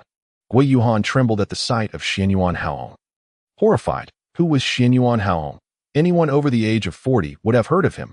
Born 140 years ago, he entered the innate realm at 22, reached the innate penetration realm at 50, and single-handedly eradicated a large sect at 60, which boasted 12 initial innate experts, 8 innate adept experts, 5 innate intermediate experts, and 2 innate penetration experts. Chapter 52. A step of blood. Xianyuan Haohong's solitary slaughter of so many innate masters astonished everyone at that time. After 70, he attempted to break through to the esteemed realm alone, but failed due to the obstruction of an esteemed expert. Soon after, he vanished from the public eye. However, after a decade, Xianyuan Haohong re-emerged. Though he had not yet attained the esteemed level, he somehow succeeded in slaying the esteemed expert who had thwarted his previous ascent. Thus, Xianyuan Haohong became a unique figure known for defeating an esteemed master while still in the innate penetration realm. After killing that esteemed master, he once again disappeared from sight. Many believed Xianyuan Haohong had been killed by that esteemed master's allies. Yet here he was again, visible to all. Such a formidable character sent tremors through the hearts of those who recalled his reputation. Guiyuhan discreetly scrutinized the elder before him, recalling past events, his back growing cold. Xianyuan Haohong seemed to notice Guiyuhan's gaze and coldly snorted. Guiyuhan felt as though struck by lightning. Suffering a severe injury under Xianyuan Haohong's piercing stare, a trickle of crimson appearing at the corner of his mouth, filled with dread, he repeatedly apologized. "I beg your pardon for my rudeness." Xianyuan Haohong coldly huffed, turning away without sparing Guiyuhan another glance. "You are the young man who injured the elder Zhuge Shichen, are you not?" Xianyuan Haohong directed his question at Lu Waya. "Indeed, I never expected Zhuge Shichen to be unable to defeat me and now seek assistance. Is this how the Kong sect conducts itself? Ah, this young man actually injured the elder of the Kong sect, Zhuge Shichen. Surely, I did not hear incorrectly. How could Zhuge Shichen be bested by someone so inexperienced?" The onlookers buzzed with disbelief. The two middle-aged men who had previously mocked Lu Waya now incredulous. They never imagined that a seemingly naive youth could triumph over Zhuge Shichen. Hearing Xianyuan Haohong's words, Guiyuhan took a closer look at Lu Waya. Clad in a white robe, with a cheerful demeanor and handsome features, Lu Waya exuded a sense of calm that instilled a feeling of safety in everyone who beheld him. That it was astonishing to feel such reassurance emanating from a youth. Guiyuhan, who had once been hailed as a genius, now felt an intense sense of defeat upon hearing Xianyuan Haohong's acknowledgement of Lu Waya's victory over Zhuge Shichen. Sharp-tongued, true skill is demonstrated in action. "I fail to understand how a mere youth could possibly defeat the elder Zhuge Shichen. Is that so? Then I shall see what prowess this old man Xianyuan Haohong truly possesses." Lu Waya was thoroughly displeased with Xianyuan Haohong's condescending attitude, his expression radiating an air of superiority that invited confrontation. "Brother Lu, be cautious. You may not be aware of who Xianyuan Haohong is. Our generation has certainly heard of him. He is a formidable being who has slain esteemed masters. Do not underestimate him." Feng Qingyang, having heard Xianyuan Haohong's legends, paled at the mention of his name, fearing that Lu Waya might take him lightly, and hurriedly warned. "Grandfather," Feng Ziming interjected, her tone slightly displeased. "What is it, Zir?" Feng Qingyang looked at her in confusion. "Grandfather, if Xianyuan Haohong is so powerful, why do you bother warning us? What if it turns against us? How could you think such a thing? He is our savior." Feng Qingyang replied, somewhat exasperated. "I am merely concerned that Xianyuan Haohong may harm you, grandfather." Feng Ziming pouted, feeling a bit anxious as she noticed her grandfather's irritation. Lu Waya, a master of martial arts, could hardly be oblivious to Feng Ziming's words. His heart sank. He never expected her to express such thoughts. The joy that had filled him when facing Feng Ziming vanished without a trace, replaced only by a profound anger. Lu Waya felt devastated, his expression turning furious as he stared at Feng Ziming, his eyes gradually reddening. Seeing Lu Waya's enraged countenance, Feng Ziming lowered her head, her gaze darting about uneasily. Lu Waya let out a cold snort, executing an aerial spin, and with the swiftness of lightning, unleashed a powerful kick. In an astonishingly swift manner, he launched an assault towards Xianyuan Haohong. Whoosh! A fierce gust of wind sent tremors through the heavens and the earth. His ferocious demeanor seemed intent on unleashing the fury that brewed within him. Xianyuan Haohong could hardly have anticipated that Lu Waya would suddenly withdraw his hand. He was utterly unprepared at Yin Xuanyuan's mind. Lu Waya, being a junior, would not dare to confront him first. However, Lu Waya was always one to defy convention, and thus bang.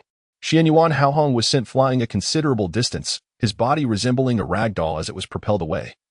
A deep footprint appearing on his robe, stirring up dust in his wake. Xianyuan Haohong felt his internal energy surge uncontrollably, and with a sudden loss of control, he spat out a mouthful of blood. "Brother Xianyuan!" Exclamation point. Among the crowd, only Zhuge Shichen, the most skilled martial artist, having reached the innate realm of connection, sensed the dire situation after Luoyu's kick struck Xianyuan Haohong. Upon witnessing Xianyuan spitting blood, he was further astonished. As the crowd stared in disbelief at Luoyu's overwhelming prowess, they were momentarily rendered speechless. They could scarcely believe their eyes. Who was Xianyuan Haohong? This young man had managed to make him vomit blood with a mere kick. Each person gazed at Luoyu with a mix of horror and disbelief, while Gui Yuhan looked at him as if he were a ghost. Xianyuan Haohong, a formidable figure who had previously slain a master of the revered level, was now seemingly outmatched yet. Unbeknownst to the onlookers, Luoyu had already attained the innate realm of connection. Due to the unique nature of the cosmic code, he possessed considerable advantages within the same realm. Coupled with the fury behind Luoyu's unexpected strike, Xianyuan Haohong, despite having once defeated a revered master, was still merely an innate realm expert, unable to withstand such a fierce blow in a moment of oversight. Cough. Cough. Xianyuan Haohong coughed several times, gazing at Luoyu in disbelief, but the undeniable footprint on his robe and the blood at the corner of his mouth bore testament to the reality of the situation. "Young man, you indeed possess some skill. It seems I underestimated you before. You are worthy of a battle with me." Zhuge Shichen could hardly fathom that such a young lad could wield such formidable power. Yet he felt no fear. Though Luoyu's kick was formidable, he was confident in his ability to overcome him, bolstered by over a century of combat experience and having previously slain a revered master. With a wave of his sleeve, he brushed away the blood at the corner of his mouth, clenching his fists and channeling his internal energy. A black aura enveloped Xianyuan Haohong's entire being, emanating an unmatched and formidable presence. The dark energy swirled around him at an increasing velocity, becoming a blur, as the onlookers struggled to discern its rapid motion. Gradually, a circular energy shield formed around Xianyuan Haohong, pulsating with an ominous power that followed his every movement. "Brother Xianyuan, let us join forces to swiftly subdue him." Zhuge Shichen expressed concern. While Xianyuan Haohong was indeed powerful, he felt an inexplicable unpredictability about the young man before them, whose unconventional techniques left one unable to guard against them. "Zhuge, are you jesting? You and I teaming up against a mere child still in his infancy. If word of this got out, I fear it would be the source of great ridicule. Rest assured, I am well aware of this boy's capabilities." Xianyuan Haohong dismissed Zhuge Shichen's words with indifference. "Brother Xianyuan, please exercise caution. Do not underestimate him. I have already suffered from such carelessness. Do not repeat my mistakes." Seeing Xianyuan Haohong disregard his advice, Zhuge Shichen felt helpless. He sensed an unsettling uncertainty about the young man before them and prepared himself for any unforeseen circumstances. "Kid, brace yourself for my fist." Xianyuan Haohong's hands flew in a flurry. Fists clenched tightly, generating gusts of wind. His feet moved swiftly, closing the distance to Luoyu. I have little patience for those who rely on their age and past glories to flaunt their power before us juniors. You're just an old fool like Zhuge Shichen." Luoyu, employing an unnameable footwork, charged towards Xianyuan Haohong. His internal energy surged, drawing elemental forces from the void through his spatial transmutation ring, enveloping him in a vibrant green aura.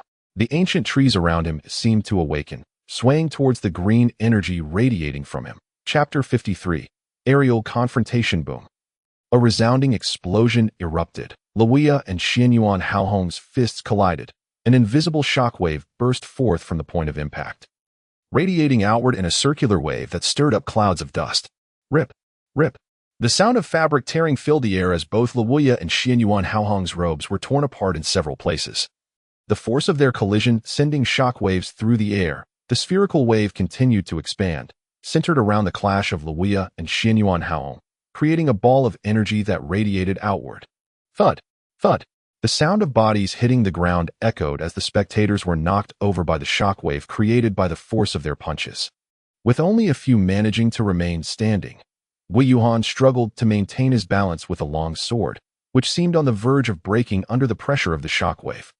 Zhuge Shichen, however, managed to hold his ground, his legs firmly planted like ancient trees, while his frail form resembled a gnarled tree root. Only the fabric of his robe fluttered in the wake of the energy wave. The innate realm of connection was indeed beyond Guo Yuhan, who was merely at the initial stage of innate understanding. Feng Qingyang, only a postnatal master of the 10th level, could barely withstand it. And he too was knocked to the ground, unable to react. Feng Ziming, a weak girl devoid of martial skills, was also unable to resist the tremendous shockwave and was thrown to the ground. Stunned, Feng Ziming gazed at Luoya, unable to believe her eyes. The last time she witnessed Luoya in action, she had only known him to use small stones to kill postnatal masters, lacking martial knowledge. She could not grasp the implications of such an act. Without personal experience, one cannot appreciate the true power behind it. Guo Yuhan's elegant swordplay, coupled with his reputation and charisma, had led Feng Ziming to secretly believe he was superior to Luoya. Yet, witnessing the sheer force generated by a single clash between Luoya and Xianyuan Haohong left her astounded. Under the might of Luoya's punch, Guo Yuhan struggled to remain standing. The others around them fared no better, all tumbling to the ground. Feng Ziming felt a surge of regret for her earlier impulsiveness, having spoken selfishly to Luoya, provoking his ire, having witnessed her loved ones perish helplessly at the hands of enemies. She gradually became pragmatic. In her eyes, strength was all that mattered, and emotions became trivial. She needed to grow stronger, even if it meant seeking strength in a roundabout way. When Luoya appeared weak, she leaned towards Guo Yuhan, but after experiencing Luoya's true strength firsthand, she wavered in her allegiance. The crowd watched in awe, their eyes wide with astonishment as they beheld the fierce clash between Luoya and Xianyuan Haohong. What kind of power was this? A single fist collision had sent the onlookers sprawling to the ground. Naturally, it was expected that prominent figures like Zhuge Shichen would maintain their footing, and thus they had been excluded from the crowd's astonishment. Luoya and Xianyuan Haohong locked eyes, filled with fury, paying no heed to their tattered robes. Kid, I initially thought my over 100 years of cultivation would grant me an edge in energy over you, but I did not expect you to match me blow for blow. It seems I underestimated you. Xianyuan Haohong regarded Luoya with surprise. Humph, there is much you do not know. Age does not define everything. Luoya retorted coldly, lightly adjusting the hem of his robe and stepping firmly to the ground with one foot. With a swift motion, he leaped into the air, his body forming a straight line as he spun towards Xianyuan Haohong. He rolled mid-air, his legs kicking out in rapid succession. The mysterious green aura around him swirled and surged. Energy erupted beneath his feet, invisible forces rushing towards Xianyuan Haohong with relentless ferocity. Xianyuan Haohong, undeterred by Luoya's onslaught, sprang into the air with a powerful leap, his hands shifting from fists to palms as he struck at the empty air behind him. The sound of slapping palms echoed continuously. Xianyuan Haohong's airborne body propelled towards Luoya, his legs kicking furiously in mid-flight. Swish, swish. The sound of his footwork slicing through the air reached the ears of the spectators. Luoya and Xianyuan Haohong, utilizing the force of their respective strikes, closed the distance with blinding speed, their movements imperceptible to the onlookers, with only the sound of their energy surging through the air audible. Their motions had transcended the limits of human perception. Thud, thud, thud. In an instant, Luoya and Xianyuan Haohong collided. Their legs kicked and struck, left foot meeting left foot, right leg slamming against right leg. The speed at which their legs struck was so swift that it was nearly imperceptible to the naked eye. The energy emanating from the tips of their toes surged forth relentlessly. Occasionally, it scattered into the audience beyond, prompting onlookers to hastily retreat several hundred meters, fearful of being caught in the aftermath of their fierce battle. Not far from the battlefield, ancient trees, standing for millennia, were ruthlessly ravaged. One after another, the mighty trunks could not withstand the overwhelming force and exploded into a cloud of dust. The two combatants reveled in their fierce exchange, unleashing the full might of their internal energies. After a brief aerial confrontation, their figures gradually descended. As they drew nearer to the ground, the force radiating from their bodies continued to devastate the fragile earth beneath them. Just as they were about to land, Lu Wui deftly swept his left foot, performed a somersault, and propelled his right foot forcefully against Xianyuan Haohong's thigh. In an instant, Lu Wui soared several meters higher. Xianyuan Haohong, propelled downward by Lu Wui's kick, showed no signs of panic. Instead, he clenched his fists and bellowed, body and fist. An unparalleled surge of energy coursed down his arms, manifesting as a wild, dark aura. The immense force of his fist shot downward, striking the ground, which was merely a loose mixture of mud and stone, incapable of withstanding such a ferocious blow. Boom! The earth trembled, soil was flung into the air, and rocks hurtled forth. A massive crater, spanning 20 meters, instantly formed at the center of their clash. Utilizing the recoil from the body and fist, Xianyuan Haohong's body soared into the air, chasing Lu Wui. The spectators around the battlefield gazed in astonishment, rendered speechless by the display of such formidable might. The power of their fists was astonishing. Wei Yuhan was particularly taken aback. He glanced at his own hands and shook his head. Feeling inexplicably disheartened, acutely aware of the vast distance separating him from Xianyuan Haohong and his ilk.at that moment, he couldn't help but admire Lu Wui, who, despite being of the same age, had achieved such remarkable heights. Wei Yuhan's fist clenched tightly. Seizing the moment, Xianyuan Haohong pursued Lu Wui with fervor, his fist striking downward once more as his speed surged like lightning. In no time, he caught up to Lu Wui in midair. An aura of imminent surpassing palpable between them. The distance between them dwindled to less than 2 meters, and Lu Wui had already noticed Xianyuan Haohong's ascent. Unfazed, he twisted his shoulders and turned his body forward. Spiraling in midair, his legs lashed out towards Xianyuan Haohong with tremendous force. Just as Xianyuan Haohong was about to outpace Lu Wui, he swiftly reacted, contorting his body into an unusual position, skillfully evading Lu Wui's attack. Xianyuan Haohong's body, free of any pressure, surged upward, while Lu Wui's kick met only empty air, causing him to descend. Xianyuan Haohong, having just caught up to Lu Wui, would not allow him to escape so easily. With a swift motion of his right foot, he unleashed a torrent of dark energy. Suspended in the air, Lu Wui found no foothold to evade, helplessly watching as the kick approached. However, he was not one to be easily subdued. With a twist of his waist, he reversed his position, turning upside down to face Xianyuan Haohong's incoming kick. Lu Wui, undeterred, extended his arms from his waist and shouted, "Down!" With a powerful pull, he grasped Xianyuan Haohong's kicking leg, bending his arms to exert force downward. Lu Wui rapidly channeled the dark energy beneath Xianyuan Haohong's foot through his own body, jolting upward in a sudden burst. Xianyuan Haohong, believing that this kick would surely incapacitate Lu Wui, was taken aback when Lu Wui seized his thigh and redirected the dark energy away. Caught off guard, Xianyuan Haohong's body reacted too slowly and was yanked downward by Lu Wui's grip. Lu Wui, refusing to release Xianyuan Haohong's leg, bent his arms inward and shouted, "Rise!" With a solid kick, he struck Xianyuan Haohong's side. A sharp crack resonated through the air as several ribs in Xianyuan Haohong's side shattered. Pooh! He could scarcely endure the pain. Spewing forth a mouthful of blood, Lu Wui showed no mercy. After breaking a few of Xianyuan Haohong's ribs, he pressed on, gripping Xianyuan Haohong's. Time has passed in a flash. 10 moments have slipped away, 15 moments have gone by, 30 moments have elapsed. The sky continues to rumble incessantly as the dark and green energies collide violently. At this moment, both Lu Wui and Xianyuan Haohong are flushed, beads of sweat forming on their foreheads. The black and green energies surrounding their bodies gradually fade, especially the black energy emanating from Xianyuan Haohong, which astonishingly begins to vanish completely. 40 moments have passed. Xianyuan Haohong's black energy has entirely dissipated, while Lu Wui's green energy sways precariously, indicating it too will not endure for much longer.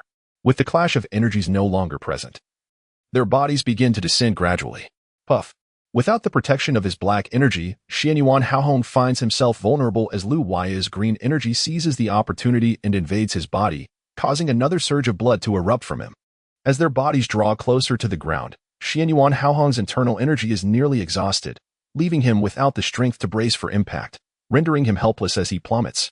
Although Lu Wui has expended a significant portion of his energy, he still possesses a slight reserve, allowing him to maintain his footing. Unlike Xianyuan Haohong, extending his right leg, a faint green energy emanates from his toes.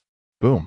In midair, Xianyuan Haohong, lacking any means of support, cannot withstand Lu Wui's kick, causing his body to accelerate downwards in a V-shape, while Lu Wui, utilizing the recoil from the kick, significantly slows his descent. Xianyuan Haohong and Lu Wui descend from the sky one after another.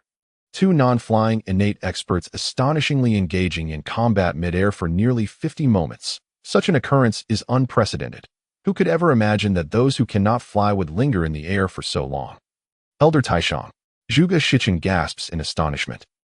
Having witnessed the battle clearly, Noting Xianyuan Haohong's repeated injuries and severe internal damage inflicted by Lu Waya, after yet another exchange of energies, Xianyuan Haohong finds himself utterly defeated, devoid of any energy. And as he descends, he suffers Lu Waya's kick. Without the protection of energy, falling from such a height would surely lead to severe injury, if not death. Zhuge Shichen cannot bear to watch Xianyuan Haohong meet his demise before his eyes. If that were to happen, he would surely face the wrath of the sect leader upon returning. With a swift step, Zhuge Shichen dashes towards Xianyuan Haohong's falling form. Like lightning, his movement stirs a tempest, causing those on the ground to stagger in its wake. The sheer force of Zhuge Shichen's motion is astounding. Xianyuan Haohong, watching his body draw closer to the ground, feels a chill creeping into his heart, as the rushing air around him becomes a haunting reminder of his impending fate. Regret consumes him. He never anticipated that such a young lad could attain such a formidable level, a feat he could not match even after a century of cultivation. Underestimating an opponent is a grave mistake. If he survives this encounter, he vows never to repeat such a blunder. Even a tiger uses its full strength against a rabbit, let alone the clash of innate experts. Xianyuan Haohong closes his eyes in resignation. Bracing for the final impact with the ground, suddenly he feels a weight around his waist, as a pair of aged hands grasp him tightly, halting his rapid descent and gently lowering him to the ground. Xianyuan Haohong lifts his head, meeting Zhuge Shichen's cautious gaze, an overwhelming sense of relief washing over him, the transition from despair to joy nearly overwhelming. Thank you. Xianyuan Haohong utters softly, glancing at Lu Waya as he descends. Fear creeping into his heart. Brother Xianyuan, do not be troubled. How many such talented youths exist in this world? Zhuge Shichen reassures Xianyuan Haohong, though he is also comforting himself, feeling a sense of insignificance in the presence of Lu Waya. As a subtle melancholy envelopes the two, Xianyuan Haohong has been injured. That youth actually defeated Xianyuan Haohong. It seems his injuries are quite severe. Who is this young man? How could he possibly best someone of Xianyuan Haohong's renown? The spectators, witnessing Lu Waya and Xianyuan Haohong's descent, are filled with astonishment, struggling to comprehend the scene before them. Lu Waya, however, has no time to heed the murmurs of the crowd, having expended considerable energy in his battle with Xianyuan Haohong. And with Zhuge Shichen lurking menacingly, he cannot afford to be careless and must swiftly recuperate. While Lu Waya lacks the unique healing black energy possessed by the sect leader, he wields his own method of recovery, the time-space conversion ring. The green aura emanating from the ring holds remarkable restorative properties for the body. However, without any text to guide him on its use, he can only resort to his usual exploratory techniques to activate the ring. Drawing upon his internal energy, Lu Waya channels it through the time-space conversion ring, clearly sensing the mysterious elements in the air being absorbed, transformed, and transmitted back to him. In a short while, Lu Waya's expended energy is restored to 70%, filling him with joy. At this rate, he need not fear energy depletion in future battles. Yet, unbeknownst to him, the ancient trees within 1,000 meters of the time-space conversion ring begin to wither, as if the vital essence of the land itself is being siphoned away. Xianyuan Haohong and Zhuge Shichen, lost in their own feelings of melancholy, suddenly sense a strange energy stirring in the air. Not good. That boy is hastily recovering. Brother Zhuge, please hold him off for a moment. Once I regain my strength, we can subdue him together.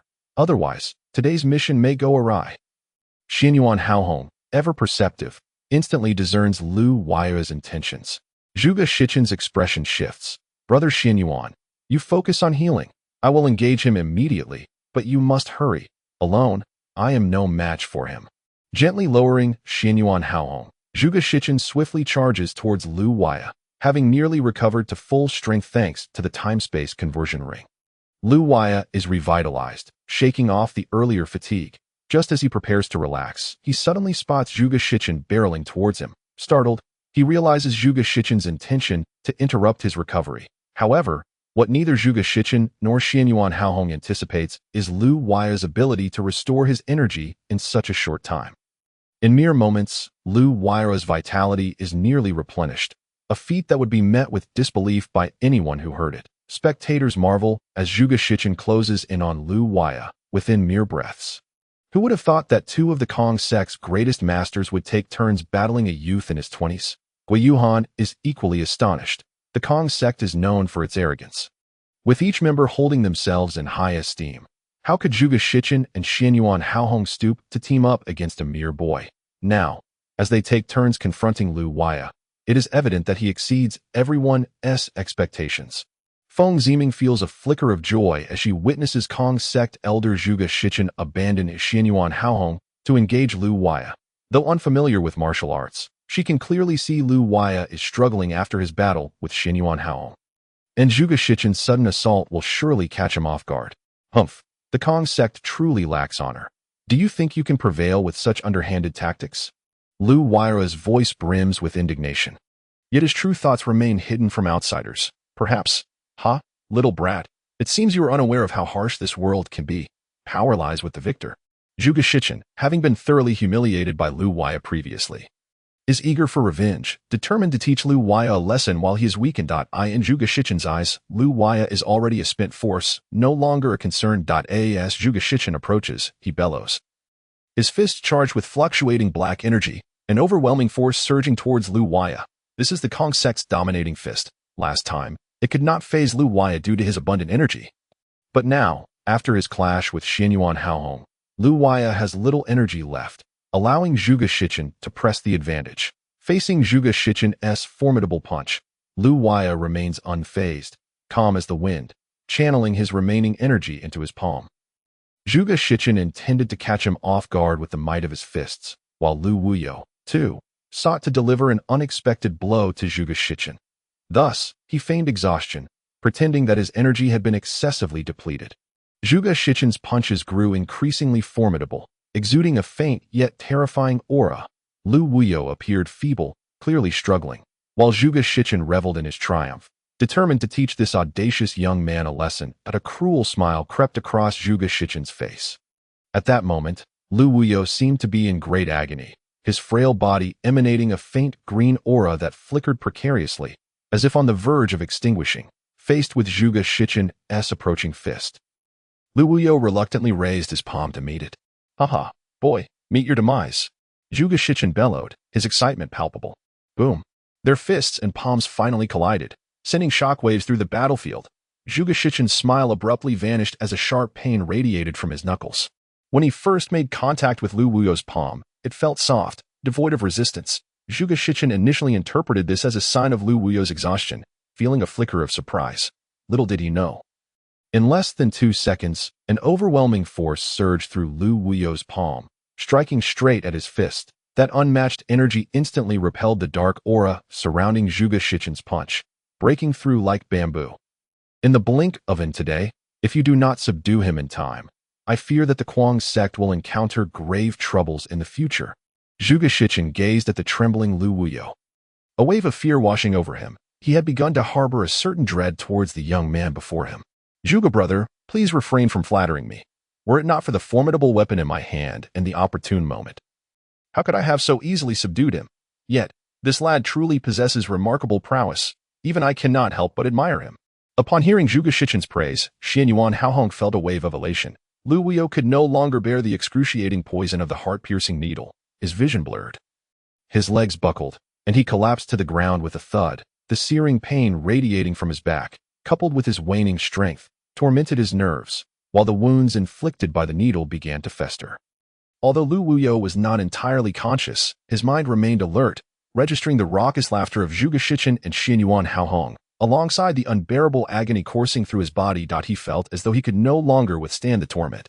Yet, despite his condition, Lu Wuyo's consciousness clung to life. At this moment, his body's instinct for self-preservation showed no sign of activation. The potent poison from the needle circulated through his bloodstream, corrupting every channel of energy within him as it spread throughout his body. Soon, the venom had infiltrated Lu Wuyo completely. In his hazy state, he caught a whiff of death scent. The poison coursed through his veins, reaching his fingertips, causing his nails to darken into a deep black. At that moment, a green light emanated quietly from the time-space conversion ring in Lu Wuyo's hand, confronting the venom that coursed through his blood. Upon sensing the green light emerging from the ring, the poison recoiled in terror, hastily retreating as if fleeing from a natural enemy. The green light, akin to a ravenous tiger pouncing on its prey, surged forward relentlessly in pursuit of the poison. Wherever the green light passed, the toxic essence within the blood disintegrated and fled. Gradually, The dark green hue of Lu Wuyo's body faded to a lighter shade, as the energy previously devoured by the poison slowly returned to him. With the green light's relentless chase, the poison was gradually forced towards his heart. While other parts of his body showed marked improvement, an unprecedented crisis loomed at the heart. Almost all of the poison had concentrated around Lu Wuyo's heart, and a single misstep could lead to his demise. The green light seemed to exhibit a form of sentience, refraining from acting recklessly. If it provoked the poison, Lu Wuyo's life could very well be extinguished. At that moment, the poison also found itself in a precarious position. Faced with the green light, it had no recourse but to seize the heart, targeting the green light's vulnerability for a time. The poison hesitated to assault the heart, while the green light refrained from attacking the poison, resulting in a stalemate. The two forces stared at one another, neither daring to make a move. After a prolonged silence, the green light finally launched an offensive, but the poison retaliated fiercely, assaulting Lu Wuyo's heart. Lu Wuyo spewed forth a mouthful of blood, slipping into a state of unconsciousness. The time-space conversion ring, sensing Lu Wuyo's peril, surged forth with a powerful green light, which, upon entering his body, seemed to be guided effortlessly towards the new heart region. With the infusion of support, the green light mounted a vigorous attack, encircling the poison and relentlessly eroding it. The poison, lacking reinforcements, was vastly outnumbered by the green light, yet it refused to cower, fiercely assaulting Lu Wuyo's heart, knowing it could not confront the green light, but could easily ravage the heart. The green light attacked the poison eroded the heart, and the heart responded with green light, creating a peculiar triadic relationship where the battlefield showed no signs of respite. Lu Wuyo's heart had already suffered considerable damage from the poison, and he coughed up blood repeatedly, his complexion paling drastically within mere moments. The heart, so fragile, could scarcely withstand the onslaught of poison potent enough to fell even a dragon. Without the assistance of the green light, Lu Wuyo would have likely perished already. As Lu Wuyo's pallor intensified, it appeared he could not endure for much longer. The green light, sensing its master's weakness, hastened its offensive, with reinforcements at hand, and being the natural foe of the poison. The green light swiftly eradicated the toxin within Lu Wuyo. In the process, he expelled more blood, but once the poison was vanquished, his complexion improved slightly, freed from the poison's taint, under the nurturing glow of the green light. Lu Wuyo's body began to recover gradually, his energy levels rising, albeit still appearing somewhat frail. Zhuge Shichen and Xianyuan Haohong observed Lu Wuyo from a distance, their hearts soaring with joy as they witnessed him spewing blood repeatedly. Aha! Xianyuan brother, your hidden weapon is quite impressive. Oh, not at all. Xianyuan Haohong smiled, stroking his beard, feeling a surge of delight, though he was even more grateful to the ancient master of weaponry. Without his crafting of the heart-piercing needle, how could they have subdued a master of such caliber as Lu Wuyo? Oh no, oh no! Zhuge Shichen yelled anxiously, his demeanor shifting to one of concern. What is it, Zhuge brother? Xianyuan Haohong looked at him, perplexed. Did not the sect master instruct us to capture this youth alive? Now that he has been struck by the heart-piercing needle, what chance does he have of survival if we fail to fulfill the sect master's orders? Zhuge Shichen recalled the cold-blooded youth sect master, and a chill ran down his spine. Zhuge brother, do not panic. While the sect master can be difficult at times, he is flexible in special circumstances. Besides, if all else fails, with my decades-long friendship with him, he would not easily dispose of us. Lu Wuyo, effortlessly countering the onslaught from Zhuge Shichen and Xianyuan Haohong, could not have foreseen that he would ultimately be struck down by Xianyuan Haohong's hidden weapon. A prodigious genius of his caliber meeting such a disgraceful end at the hands of a concealed weapon left the spectators feeling a profound sense of injustice. Nevertheless, it also illuminated the ruthless nature of the Kuang sect, where two innate masters resorted to wheel tactics followed by treachery. Chapter 57. The Underhanded Scheme Against Wuyo. Wei Yuhan, upon witnessing Lu Wuyo collapse under Xianyuan Haohong's hidden weapon, felt an inexplicable sense of relief wash over her. The continent already boasted 4 great prodigies. There was no need for another monstrous talent to exist. A series of coughs suddenly erupted, prompting the crowd to turn their gaze towards Lu Wuyo, who lay on the ground, continuously spewing blood, his body trembling uncontrollably. What? Is it possible that this youth is still alive? The crowd buzzed with murmurs, some gazing at Lu Wuyo in astonishment. Xianyuan brother, why is this lad still alive? Zhuge Shichen.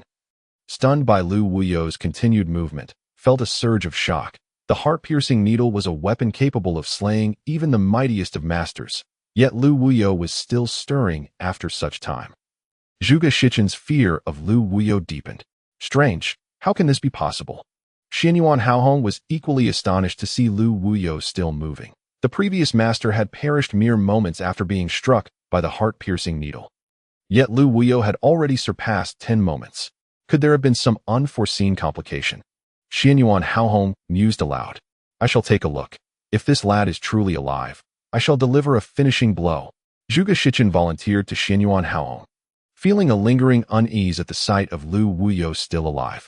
You must not approach. The heart-piercing needle harbors deadly poison. It would be perilous to venture forth unprepared.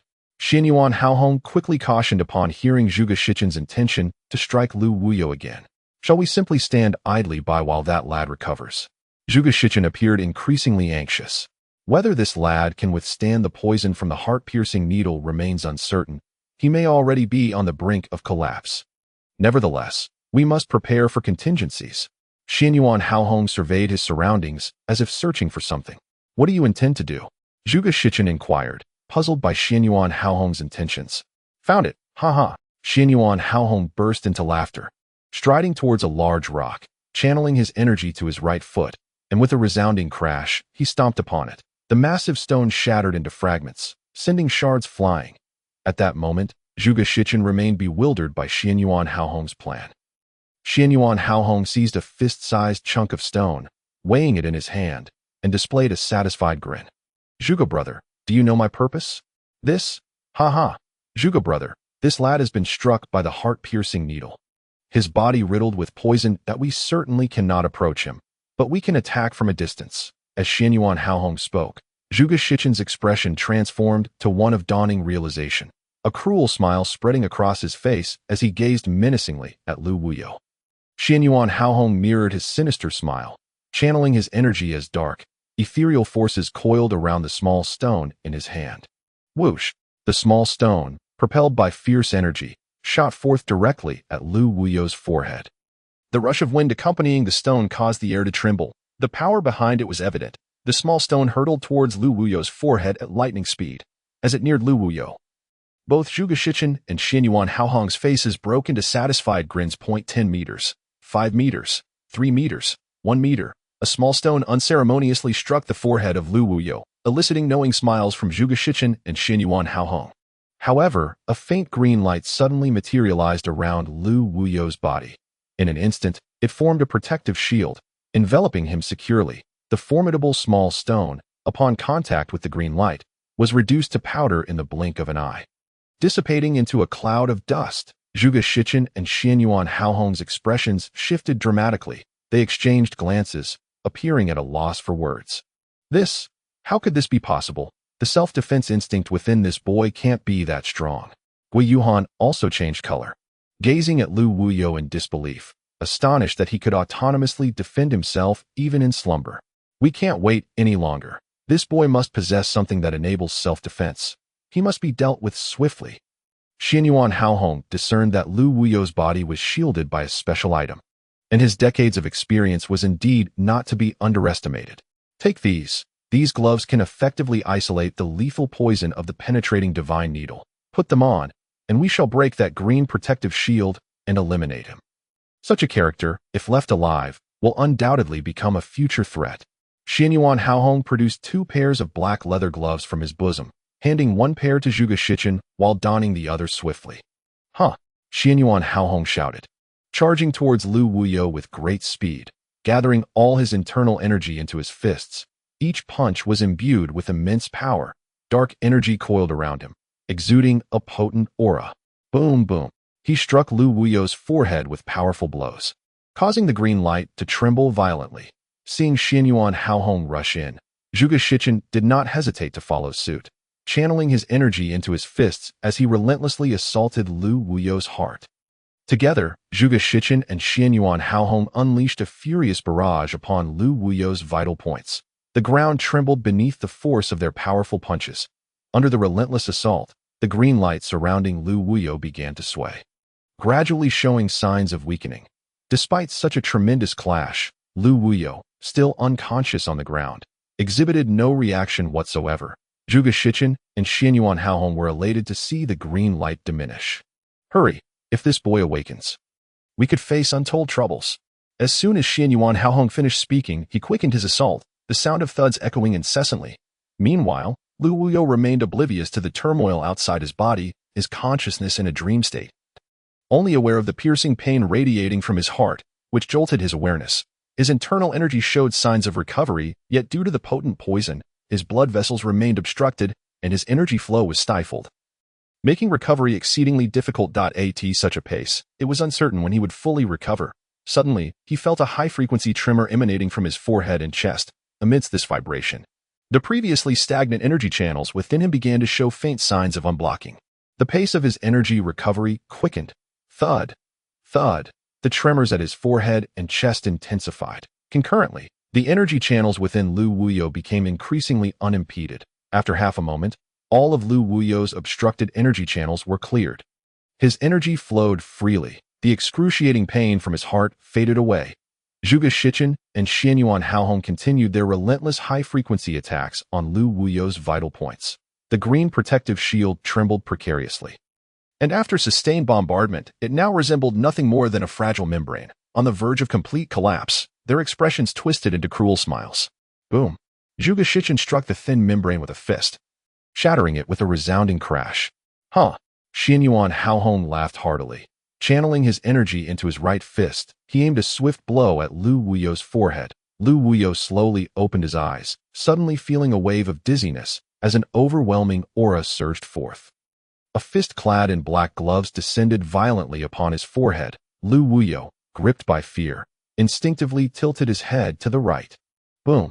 A deafening sound erupted, reverberating in Lu Wuyo's mind. Xianyuan Haohong's punch struck the ground with tremendous force, sending dirt flying in all directions. Lu Wuyo leaned back, exerting force from his waist, pushing off with one hand, and propelled himself into the air, narrowly evading Xianyuan Haohong.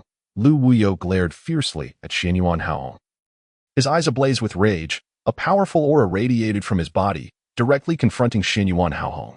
Ah, that boy is still alive. How is this possible?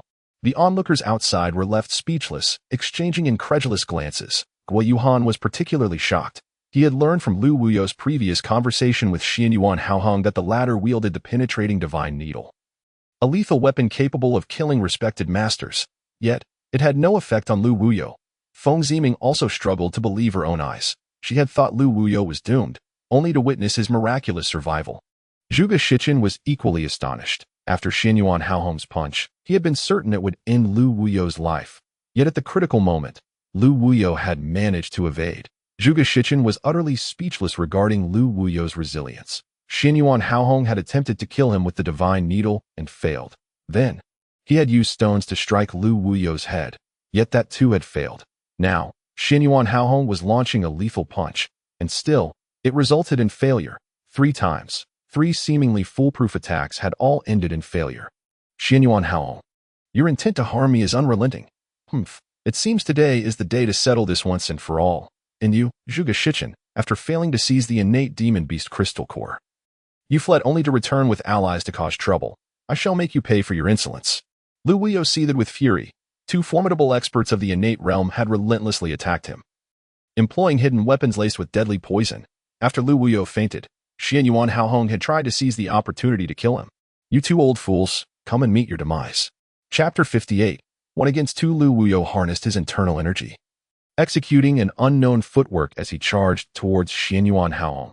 His fingers curled into claws, aimed directly at Xianyuan Haohong's face. Green energy swirled between his fingers, forming sharp gusts of wind under Lu Wuyo's command.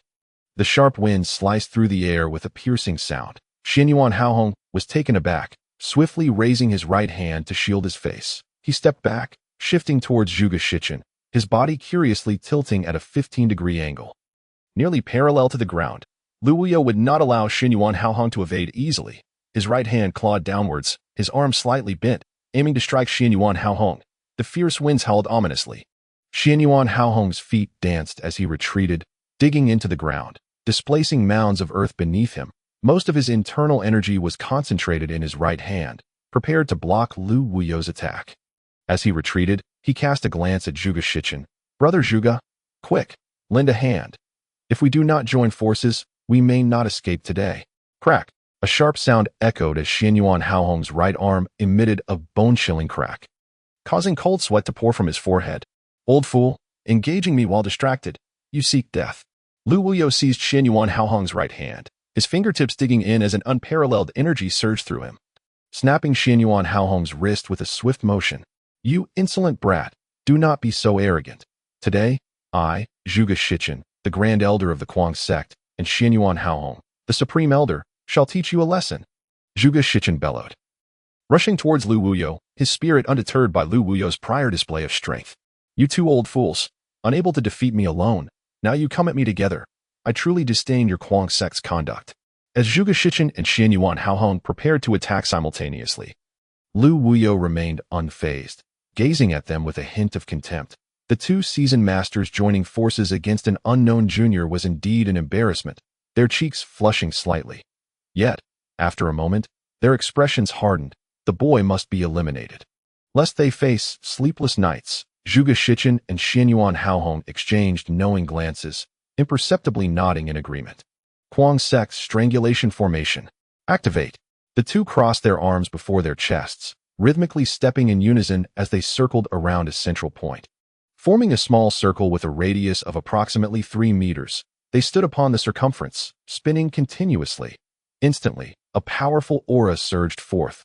Dust and dirt swirled around them. Lu Wuyo's expression turned serious. He had never heard of the Kuang sect's strangulation formation and was uncertain of its power. However, sensing the formidable energy emanating from Zhuge Shichen and Xianyuan Haohong's formation, he felt an ominous strength. As they spun around the center, a mysterious energy began to envelop the area, leaving Lu Wuyo at a loss for how to counter it. He could only watch and wait. Lu Wuyo's internal energy surged wildly, green energy coiling around him, forming a protective barrier. Strangulation formation, first style, twin dragons entwine. Zhuge Shichen and Xianyuan Haohong shouted in unison, quickly closing the distance as they charged towards Lu Wuyo. Lu Wuyo remained utterly unperturbed, responding with composure, his feet executing an unnamed footwork as the energy within him surged relentlessly. Hiss, hiss. Two sounds of energy slicing through the air echoed instantaneously. Lu Wuyo's head and the energy shield beneath his feet were simultaneously struck by Zhuge Shichen and Xianyuan Haohong. Xianyuan Haohong launched a fierce assault at Lu Wuyo's face with his fists, while Zhuge Shichen crouched low, his palms attacking Lu Wuyo's lower body incessantly. The two coordinated their attacks with remarkable synergy, as if they had undergone countless training sessions together. Once the enemy initiated their strike, it became manageable. Even the most proficient formations require activation, and once in motion, those with keen observation could swiftly respond. After the two made their moves, a faint smile appeared on Lu Wuyo's face. His right hand, fingers slightly curled, transformed into a claw as it reached for Xianyuan Haohong's fists, while his left hand circled around to strike Xianyuan Haohong's chest with a punch. The tip of his right foot hooked outward to meet Zhuge Shichen's palm, and the two made contact in an instant. Zhuge Shichen seemed to have anticipated Lu Wuyo's response, immediately shifting from palm to claw, twisting one hand to grasp Lu Wuyo's ankle. Unperturbed, Lu Wuyo arched his toes into a graceful curve, deftly evading Zhuge Shichen's grasp. Bending his knee to kick towards Zhuge Shichu, however, Lu Wuyo's nameless footwork currently merely deceives emotional creatures, and has yet to yield an evasion effect against other entities. The colossal pointed cone is merely a manifestation of tremendous force, and in this moment, Lu Wuyo's nameless footwork is unable to elude it. Confronted by the relentless advance of the giant cone, with no avenue for escape, Lu Wuyo fully embraced his calm demeanor. The more perilous the situation, the more composed he became. He gently touched the space-time conversion ring in his hand. Realizing it was his only hope, Lu Wuyo mused inwardly. His internal energy surged wildly, drawing all inexplicable auras within a radius of several dozen meters toward him, following the path of the space-time conversion ring on his finger. The energy permeated Lu Wuyo's entire being. In an instant, a formidable energy converged throughout his body. Upon witnessing this overwhelming force, Lu Wuyo was ecstatic, feeling an unmatched power coursing through his very essence. Lu Wuyo, brimming with boundless confidence, was astonished that the application of the space-time conversion could yield such extraordinary results during battle. His internal energy had surged over fivefold. What a remarkable concept. One could hardly fathom it. The massive pointed cone, conjured by Zhuge Shichen and Xianyuan Haohong, hurtled toward Lu Wuyo with great ferocity. A terrifying might bore down upon him. The onlookers were compelled to retreat several meters. Lu Wuyo, undaunted, clenched his fists before his chest, as green energy surged rapidly from his fists. With a resounding roar, he charged toward the giant cone. Boom, boom. A series of resounding explosions erupted. The very heavens trembled. The entire canyon shook violently. The surrounding peaks swaying as fragments tumbled from the summits, stirring a cloud of dust. The titanic clash between Zhuge Shichen, Xianyuan Haohong, and Lu Wuyo finally culminated. Boom, boom, boom. Another barrage of thunderous detonations echoed. The area within dozens of meters was engulfed by the shockwaves. Rocks and soil soared into the sky, sending dust billowing, while ancient stones disintegrated into powder, and the surrounding millennia-old trees met their demise, reduced to mere dust. Lu Wuyo, Zhuge Shichen, and Xianyuan Haohong were all hurled backward several hundred meters.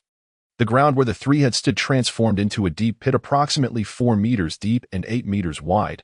Zhuge Shichen could easily surmise that Lu Wuyo had a formidable backing. Yet how could Xianyuan Haohong remain oblivious? He too feared the forces that loomed behind Lu Wuyo. Should Lu Wuyo manage to escape at this moment, the repercussions would undoubtedly be dire. Indeed, Brother Xianyuan speaks wisely. Let the brat meet his demise. Zhuge Shichen clenched his fists and charged towards Lu Wuyo once more. Stop! Lu Wuyo, half kneeling on the ground, bellowed at Zhuge Shichen. Despite being drenched in blood, he seemed unfazed. His gaze fixated on a handful of pebbles that he idly toyed with. Even with fractured arms and shoulders, a master at the innate level could effortlessly wield a mere stone. What trickery are you attempting now, brat? Xianyuan Haohong furrowed his brow, perplexed by Lu Wuyo's intentions. Let us call it a day. Consider this incident as if it never happened. I shall refrain from troubling your Guangzong in the future. How does that sound? At this juncture, Lu Wuyo was compelled to show weakness, his injuries far too grave for him to muster any fighting spirit. Humph, boy, such a bargain is not easily struck. I have expended a decade of my vitality. The likelihood of me ever reaching the esteemed level in this lifetime is practically non-existent. In essence, you have robbed me of 10 years of life. Such a substantial loss cannot be easily overlooked. Enough of your ramblings. Boy, prepare to die. Zhuge Shichen lunged at Lu Wuyo. Bang! Bang! The air erupted with 2 successive sounds. Zhuge Shichen was taken aback, witnessing a small stone hurtling towards his thigh. The force accompanying the stone unleashed a series of explosive bursts. Its might was formidable. Should it strike, the consequences would be far from pleasant. Yet, despite its speed and power, the stone bore the flaw of only traveling in a straight line. Thus, although Zhuge Shichen was startled, he remained composed, sidestepping the projectile with ease. Huh, boy, do you truly believe you can injure me? An innate master, with such a trivial stone? How naive. Zhuge Shichen mocked Lu Wuyo, but as soon as he finished speaking, he felt a sharp pain in his thigh. A hole appeared instantaneously, blood gushing forth like a fountain. Zhuge Shichen stared in disbelief at the wound on his leg. How did you do that?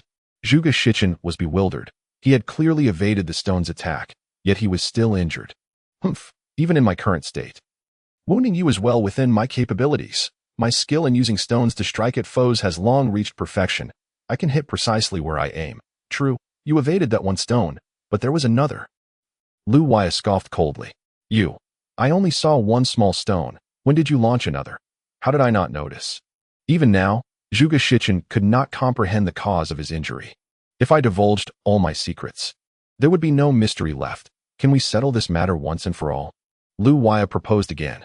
This, Zhuge Shichen glanced at Xianyuan Haohong. Zhuge brother, do not be deceived by him.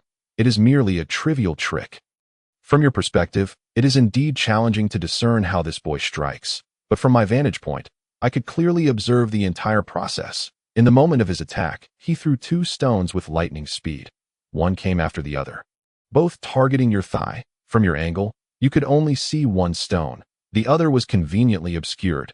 Thus, you believe that evading one would ensure your safety, yet his true strike lay behind. Xianyuan Haohong explained to Zhuge Shichen. So that is how it is, boy. You nearly deceived me. Zhuge Shichen fumed, feeling a mix of shame and anger for almost falling for the ruse. You seek death. Zhuge Shichen charged at Lu Waya once more. Bang! Bang! The sound of 2 more stones slicing through the air resonated. Boy, you dare come again. Do you really think me a fool? Zhuge Shichen felt a surge of disdain as he observed Lu Waya resorting to the same old tactic. As he spoke, he deftly sidestepped the first stone and, with a swift kick, shattered the second before it could reach him. Having easily evaded both attacks, Zhuge Shichen wore a smug grin, ready to retaliate against Lu Waya, when, pff, a small stone embedded itself into Zhuge Shichen's other thigh. Another gaping wound. With both legs injured, Zhuge Shichen stumbled and fell to the ground. At that moment, Zhuge Shichen was utterly speechless. My stones are not so easily evaded. As I said before, can we settle this matter? Lu Waya continued to toy with the stones in his hand. Casting a glance at Zhuge Shichen and Xianyuan Haohong. Boy, indeed crafty, you wield a single stone with such finesse. I initially thought you would repeat your previous method of launching stones, but I did not expect you to adapt so cleverly.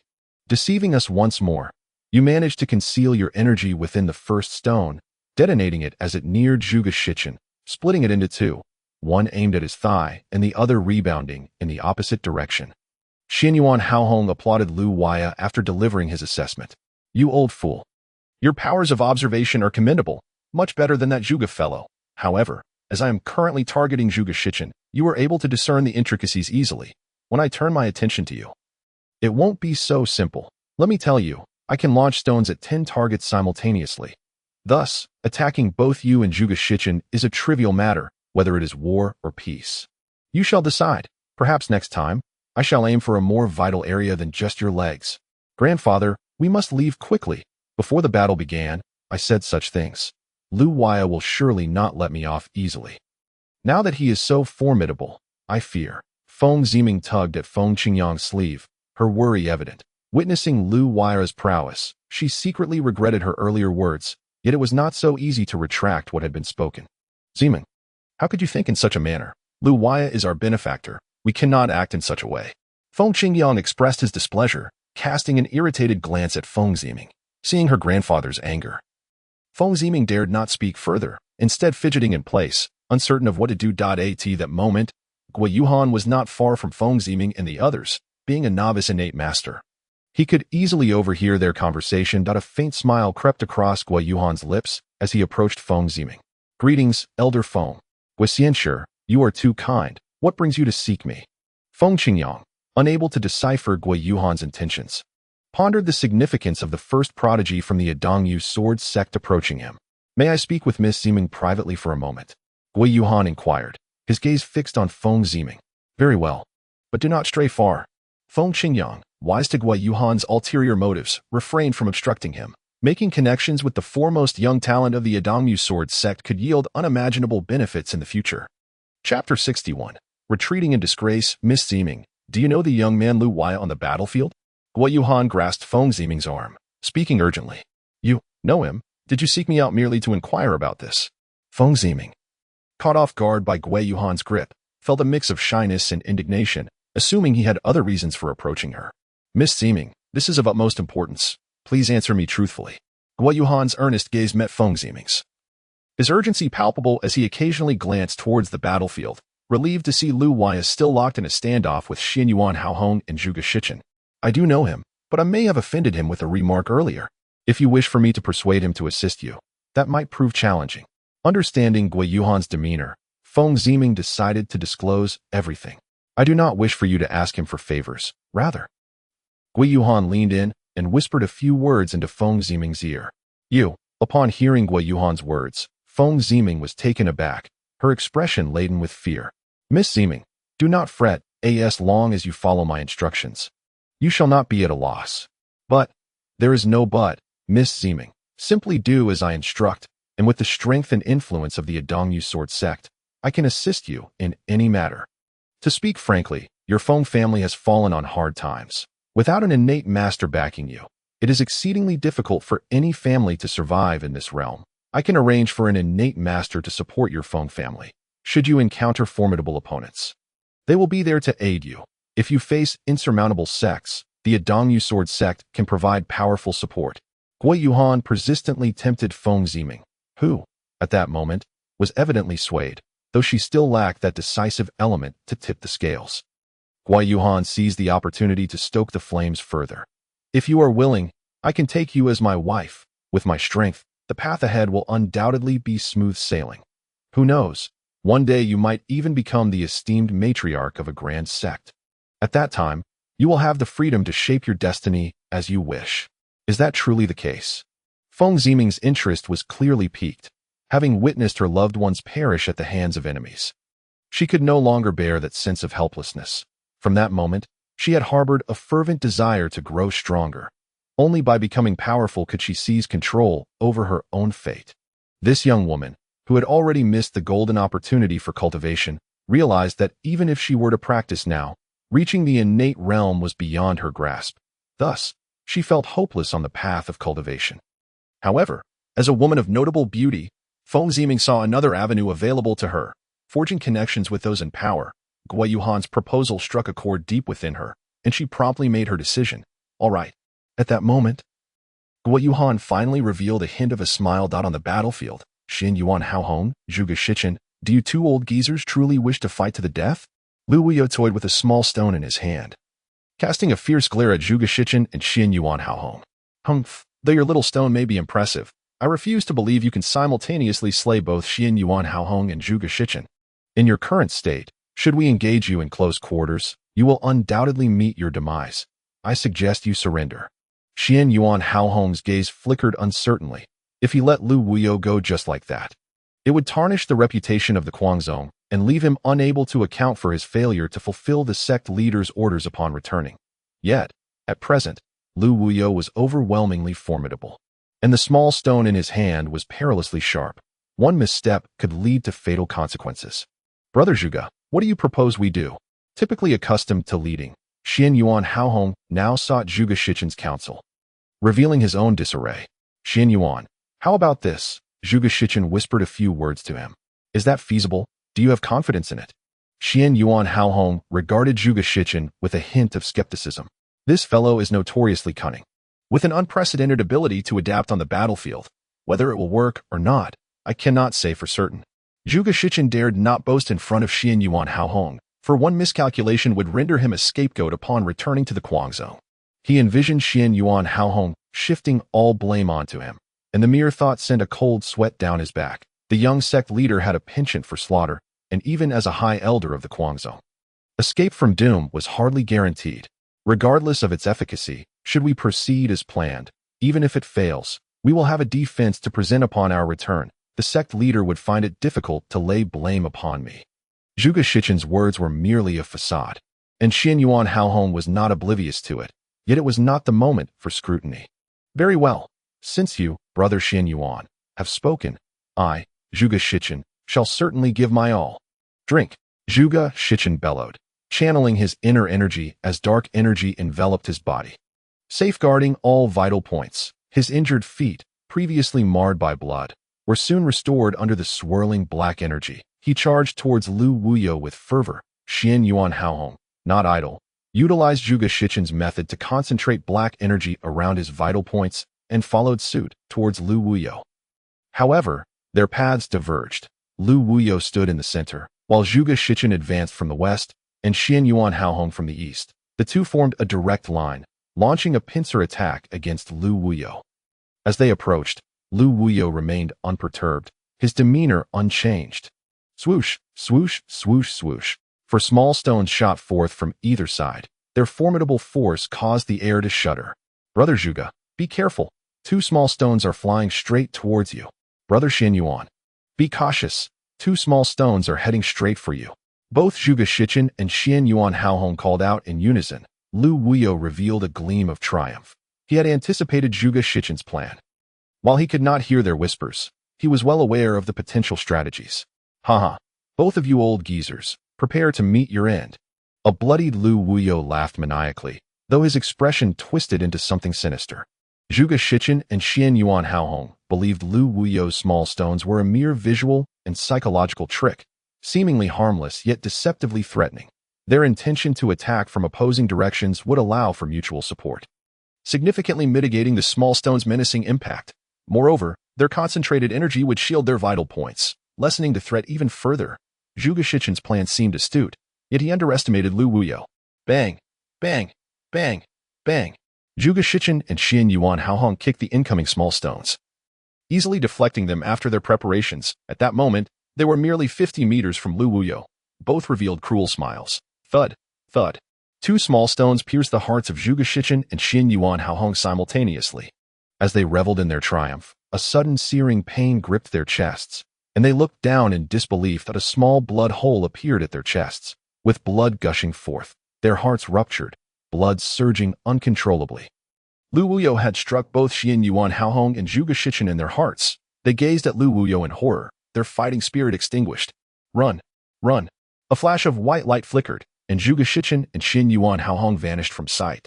Once again, they had resorted to the rare space teleportation scrolls. Having heard Yi Qingxiong's explanation, Lu Wuyo understood the scarcity of such scrolls, yet he was astonished that Zhuge Shichen and Xian Yuan Haohong had deployed them yet again. Seeing them flee, Lu Wuyo, utterly drained, collapsed to the ground, gasping for breath. Zhuge Shichen and Xian Yuan Haohong had shattered his arms and shoulders, and several ribs in his chest had also been fractured. Lu Wuyo had no remaining strength to prop himself up. Every use of the small stones inflicted unbearable agony, requiring the coordinated effort of his arms, shoulders, and chest to propel them to enhance their threat. Lu Wuyo had to exert even greater force.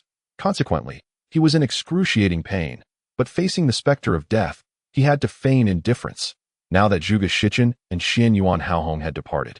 Free from the threat of death, he could no longer endure. The pain surged through him like a tidal wave. Wuyo Gij! Wuyo Gij! Feng Ziming cried out, rushing towards Lu Wuyo, her voice laced with concern. She enveloped him in her arms, gently shaking him. Leave! I do not wish to see you. Lu Wuyo struggled mightily, attempting to break free from Feng Ziming's embrace, for her previous words had pierced his heart deeply. Wuyo Gij! I was wrong before. I shall never utter such hurtful words again. Please forgive me, Zir. Feng Ziming pleaded, tears welling in her eyes as she continued to shake Lu Wuyo. Stop shaking. Lu Wuyo's arms, shoulders, and ribs were fractured, and the pain was unbearable. Feng Ziming's shaking only intensified his suffering. She gazed at him with tear-streaked eyes, her expression filled with a sense of grievance, as though she had been wronged. All right, do not cry. What kind of girl cries incessantly? I do not blame you anymore. Seeing Feng Ziming's tearful countenance, Lu Wuyo's heart softened, and he forgave her for her previous remark. Wuyo Gij is the best. I knew you would be kind to me. Feng Ziming beamed, her smile illuminating her tear-stained, exquisite features, prompting Lu Wuyo to feel as though he had encountered a celestial being. Chapter 62. Wuyo Gij, Ziming. You look so beautiful when you smile. Lu Wuyo blurted out, gazing at Feng Ziming with a foolish expression. Wuyo Gij, you are so bad. Feng Ziming feigned anger, lightly hitting Lu Wuyo with her small hand, her cheeks flushed with embarrassment.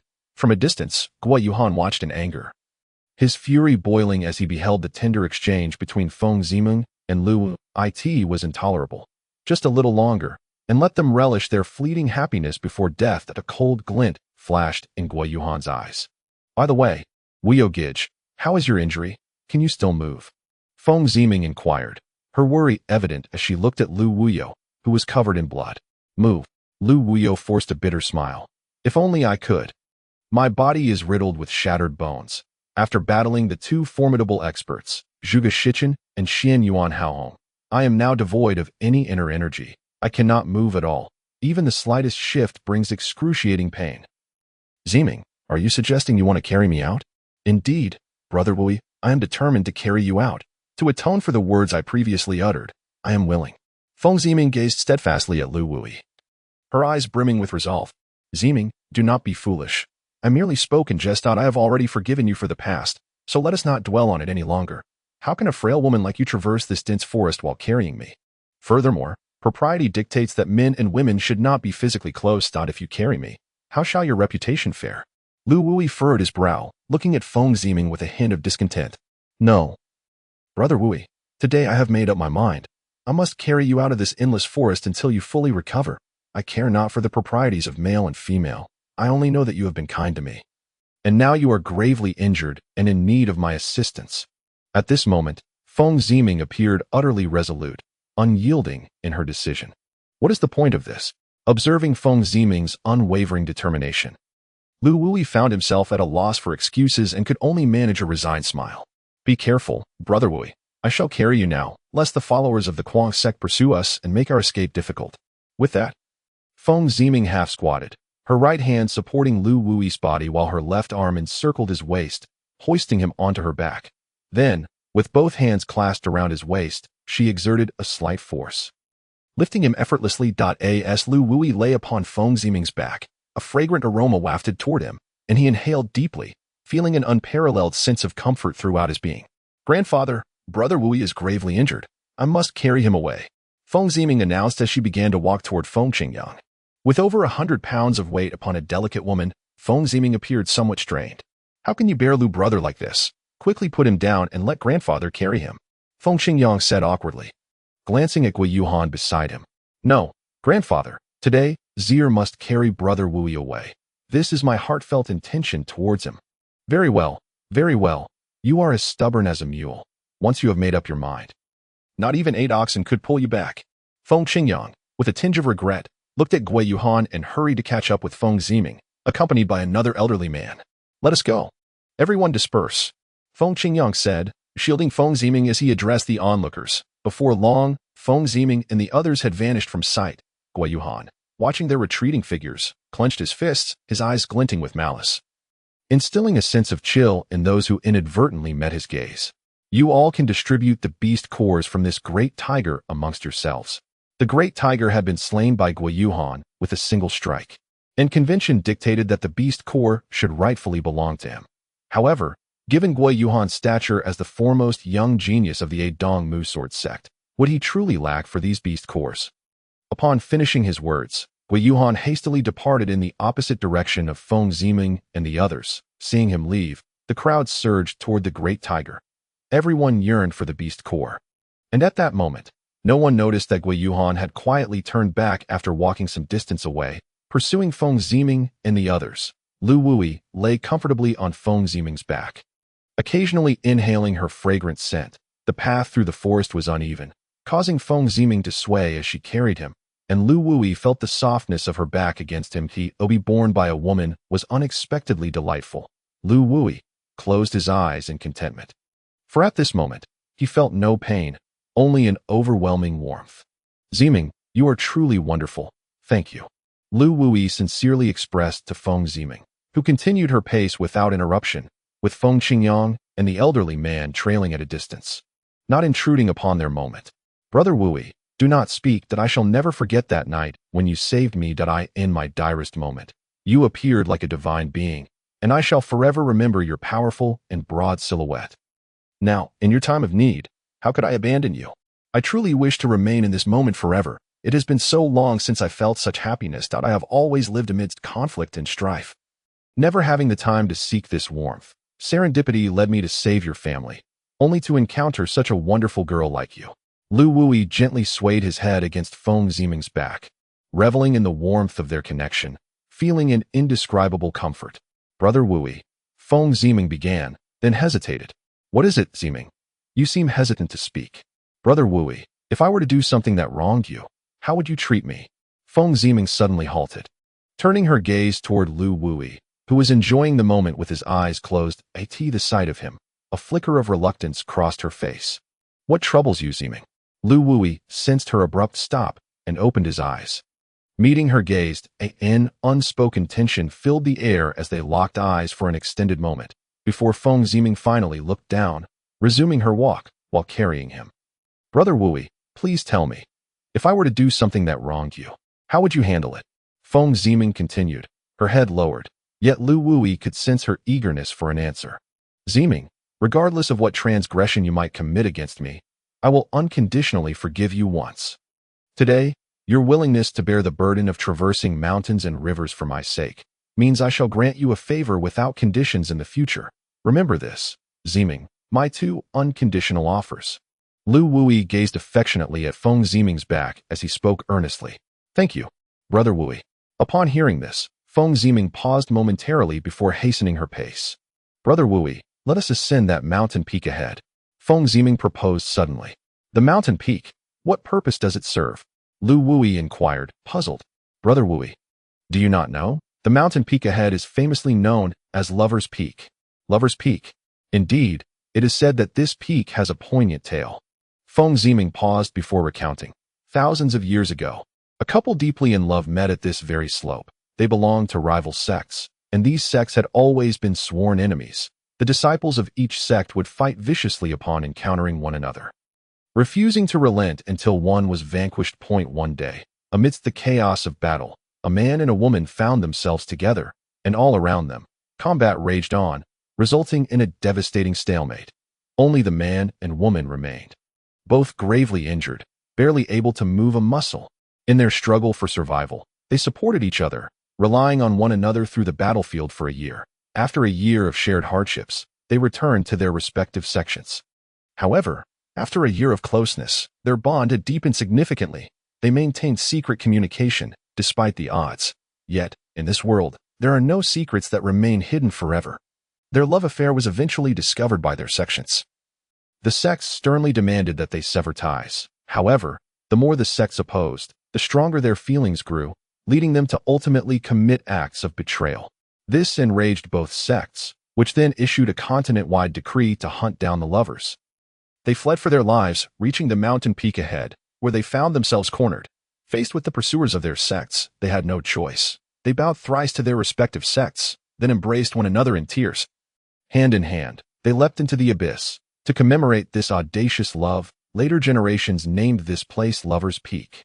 Feng Ziming succinctly narrated the legend, but as she reached the poignant conclusion, tears began to flow down her cheeks. And by the end, she could barely speak for her sobs.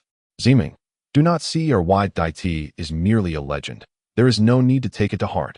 However, having heard your account, I am indeed curious to visit Lover's Peak. Brother Wui, please do not dissuade me. I understand it is just a tale, yet I cannot help but feel moved. Now, I shall carry you up to Lover's Peak. Feng Ziming shook Lu Wui gently, calling back to Feng Qingyang and the elderly man. Grandfather, please wait here for a moment that I will take Brother Wui to see Lover's Peak, and will return shortly.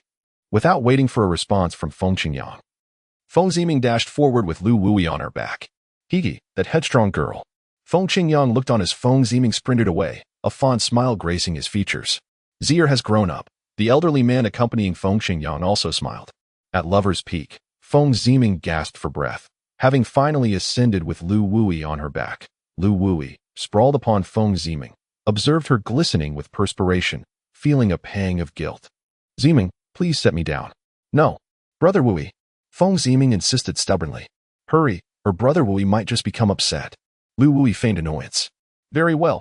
Feng Ziming pouted slightly, gently placing Lu Wui down. Not far away, Guo Yuhan lay low in a thicket. Observing Lu Wui with a glint of malice flashing across her face, which quickly vanished. Chapter 63, A Gentle Blade, Wui Gij. Look! Feng Ziming exclaimed excitedly, pointing towards the bottom of Lover's Peak, where a seemingly bottomless abyss awaited. Oh! Is there truly a bottomless abyss here? Lu Wui felt a flicker of interest. Indeed, Wui Gij. I believe the tale of Lover's Peak is genuine. Feng Ziming clasped her hands over her heart, brimming with fantasy. Watching her joyful expression, Lu Wui felt an indescribable happiness swell within him, a joy he had never experienced even after transcending to the innate realm. Wui Gij, look at the mist swirling over the bottomless abyss. The ancient trees standing tall, how beautiful. As she spoke, Feng Ziming silently took Lu Wui's left hand that he initially intended to pull away, but upon seeing her elated demeanor, he found himself unable to do so. The clouds enhance the mountains, and the mountains become picturesque with the clouds. Mountains seem obscure when clouds gather, and the clouds and mountains rise and fall together. Truly, it is a scene of artistic beauty. Who would have thought that amidst the perilous depths of this endless forest lies such splendor? Standing atop Lover's Peak, Lu Wui was inspired and recited a beautiful poem by Zhang Yanghao from the Yuan dynasty. Wui Gij, it turns out you understand poetry. The clouds enhance the mountains, and the mountains become picturesque with the clouds. How beautiful. How did you come up with such lines? Feng Ziming gazed at Lu Wui, her eyes sparkling with admiration. Well, Lu Wui chuckled bitterly, astonished that Feng Ziming regarded his imitation of Zhang Yanghao's poetry with such reverence. Wui Gij, if only this world were free of deceit, free of life and death struggles. Feng Ziming suddenly sighed, lost in thought. Ziming, have you lost your senses today? What's wrong? Are you daydreaming again? If a world lacked deceit and competition, how would it survive and thrive? Lu Wui sensed something amiss with Feng Ziming. It's nothing, just a fleeting sentiment. Perhaps the most untrustworthy beings are women. Now you are talking nonsense. Lu Wui replied with a feigned seriousness. Though internally puzzled by Feng Ziming's unusual behavior, although they had not shared deep connections in the past, he understood that she was not one to indulge in sentimentality. Ugh, ugh, the distant sound of wolves howling echoed from near Lover's Slope. Huh. Ziming, be careful. It seems this place is rather unsafe. Lu Wui said with a smile. Indeed, I did not expect wolves to roam here. Feng Ziming's expression shifted upon hearing the howl. Wui Gidge, she hesitated for a long moment, struggling to find her words. What is it, Ziming? Wui Gidge, may I hug you? As the words escaped her lips, her face flushed crimson. Lu Wui was taken aback, unable to fathom that Feng Ziming had mustered the courage to say such a thing. Wui Gidge. Without awaiting his response, Feng Ziming gently embraced him. That moment, Lu Wui found himself at a loss. A beautiful woman had willingly thrown herself into his arms, a situation he had never encountered before. His hands fumbled awkwardly, unsure of where to rest. Feng Ziming pressed her head firmly against his chest, her arms tightly encircling him. Wui Gidge, I'm sorry. I'm so sorry, she began to weep while holding him. What's wrong? What's the matter? Ziming, please don't cry. Share with me what troubles you. Lu Wui, now flustered at her tears, urged her to speak. Ugh. Feng Ziming's sobs grew increasingly heart-wrenching. Ziming, please tell me what's wrong. Don't cry. Lu Wui continued to console her until suddenly, he coughed up a mouthful of blood and collapsed weakly to the ground. Ziming, why did you do this? Lu Wui glared at her, his left hand clutching his chest, where a jade-green dagger was embedded. Blood streamed down the hilt. I'm sorry, I had no choice. Feng Ziming wiped her tears and retreated a distance away. Why couldn't you just tell me? I am a master of the innate realm. Even the great talents Zhuge Shichen and Xianyuan Haohong are no match for me. What troubles could I not help you with?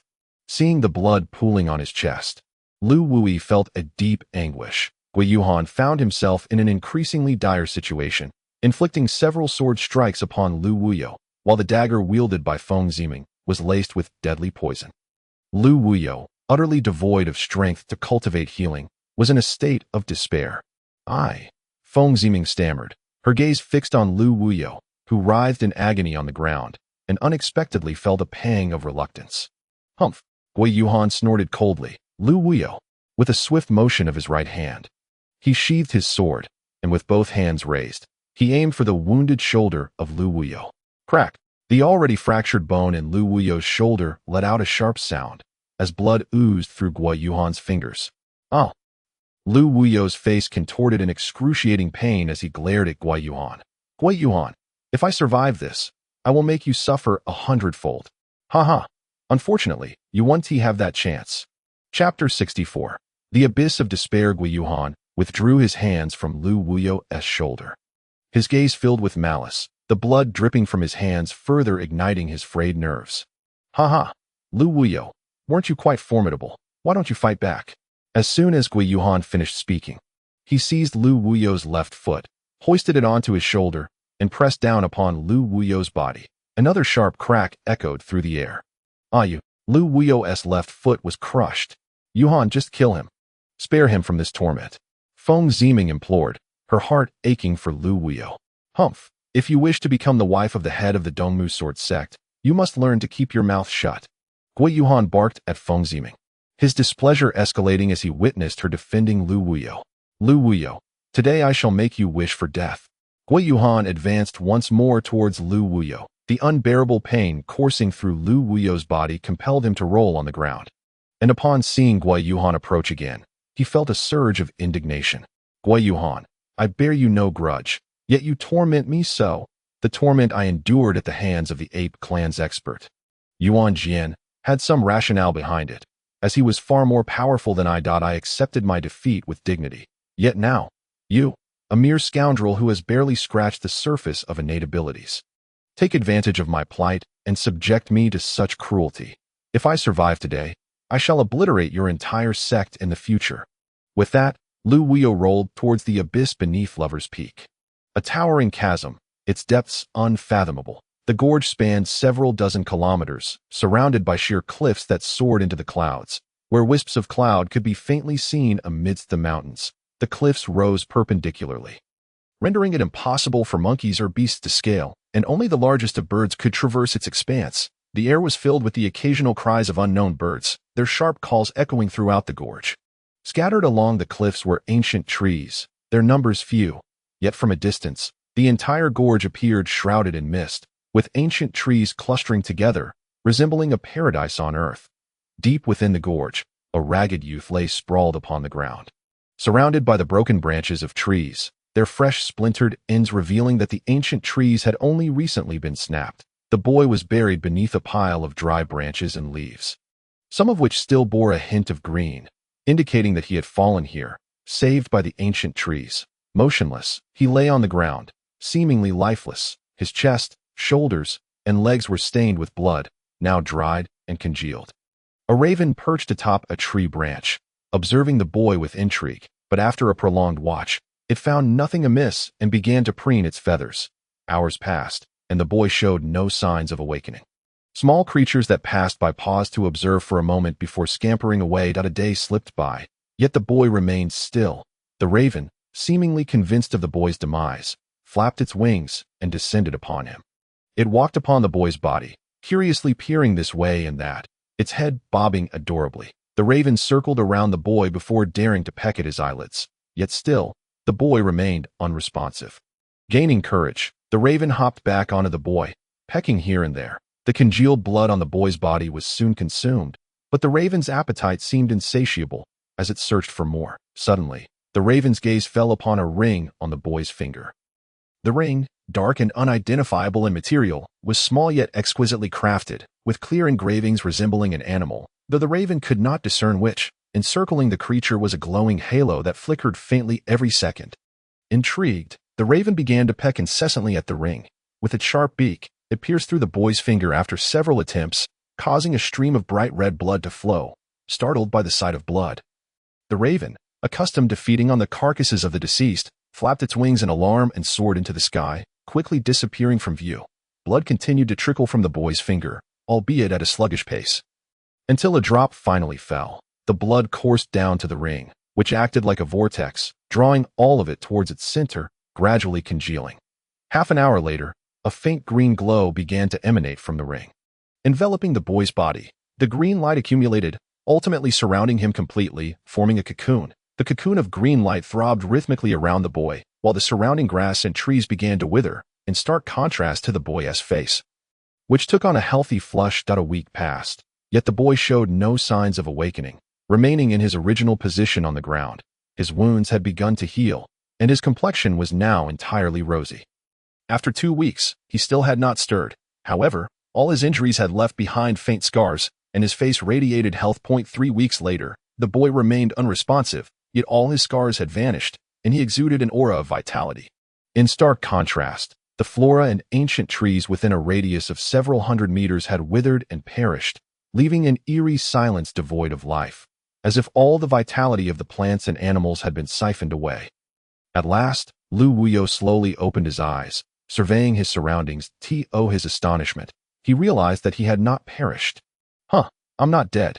Lu Wuyo marveled at his own body, astonished to find that all his injuries had completely vanished, revealing skin imbued with the vitality of rebirth. He could only recall the rush of wind as he plummeted from the cliff, feeling as though he had fallen for an eternity before losing consciousness upon landing on a soft surface.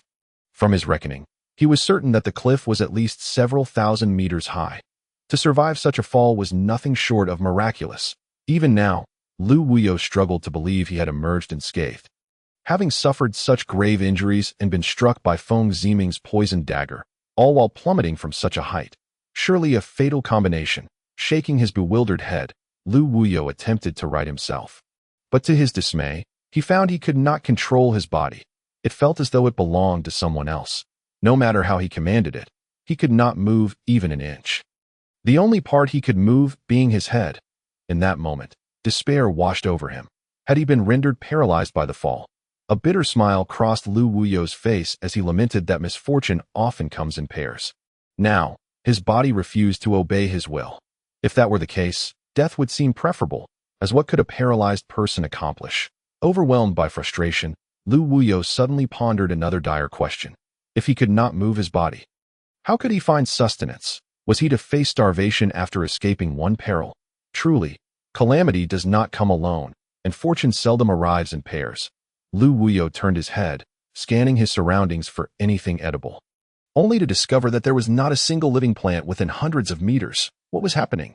Lu Wuyo could sense the fertility of the soil, capable of sustaining even the smallest blades of grass. Yet there was not a single living plant. Not even the tiniest insect could be found. Little did Lu Wuyo know that the time-space conversion ring had absorbed life force from the surroundings to save him. But its effective range was limited to a few hundred meters. Beyond that, it could not draw vitality. Hence, the ring had depleted the life force of all plants and animals in the vicinity.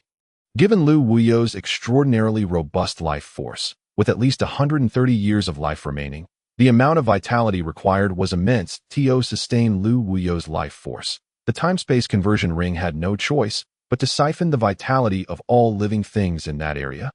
Gulu. A rumble resonated from his stomach, and Lu Wuyo felt a wave of embarrassment wash over him as he glanced around, seeking anything edible. Having gone nearly a month without sustenance and not yet having reached a certain level of mastery, Lu Wuyo was incapable of practicing fasting. Surrounding him were abundant fruits, but they lay 1,000 meters away, and he could not muster the strength to move an inch, let alone reach those tantalizing delights. He could only gaze longingly, and though the saying goes that one can quench their thirst by envisioning plums, Lu Wuyo felt no relief from his hunger. Rather, it intensified with each passing moment. He swallowed hard, momentarily at a loss for what to do, as every part of him remained immobile except for his mind, a predicament far from ordinary. As night gradually descended, Lu Wuyo still had not found a suitable solution to his hunger, and despondency enveloped him. Curse this wretched body, he cursed vehemently, and that accursed Guayuan. I bear him no ill will, yet his jealousy drives him to such cruelty. If I manage to escape this canyon alive.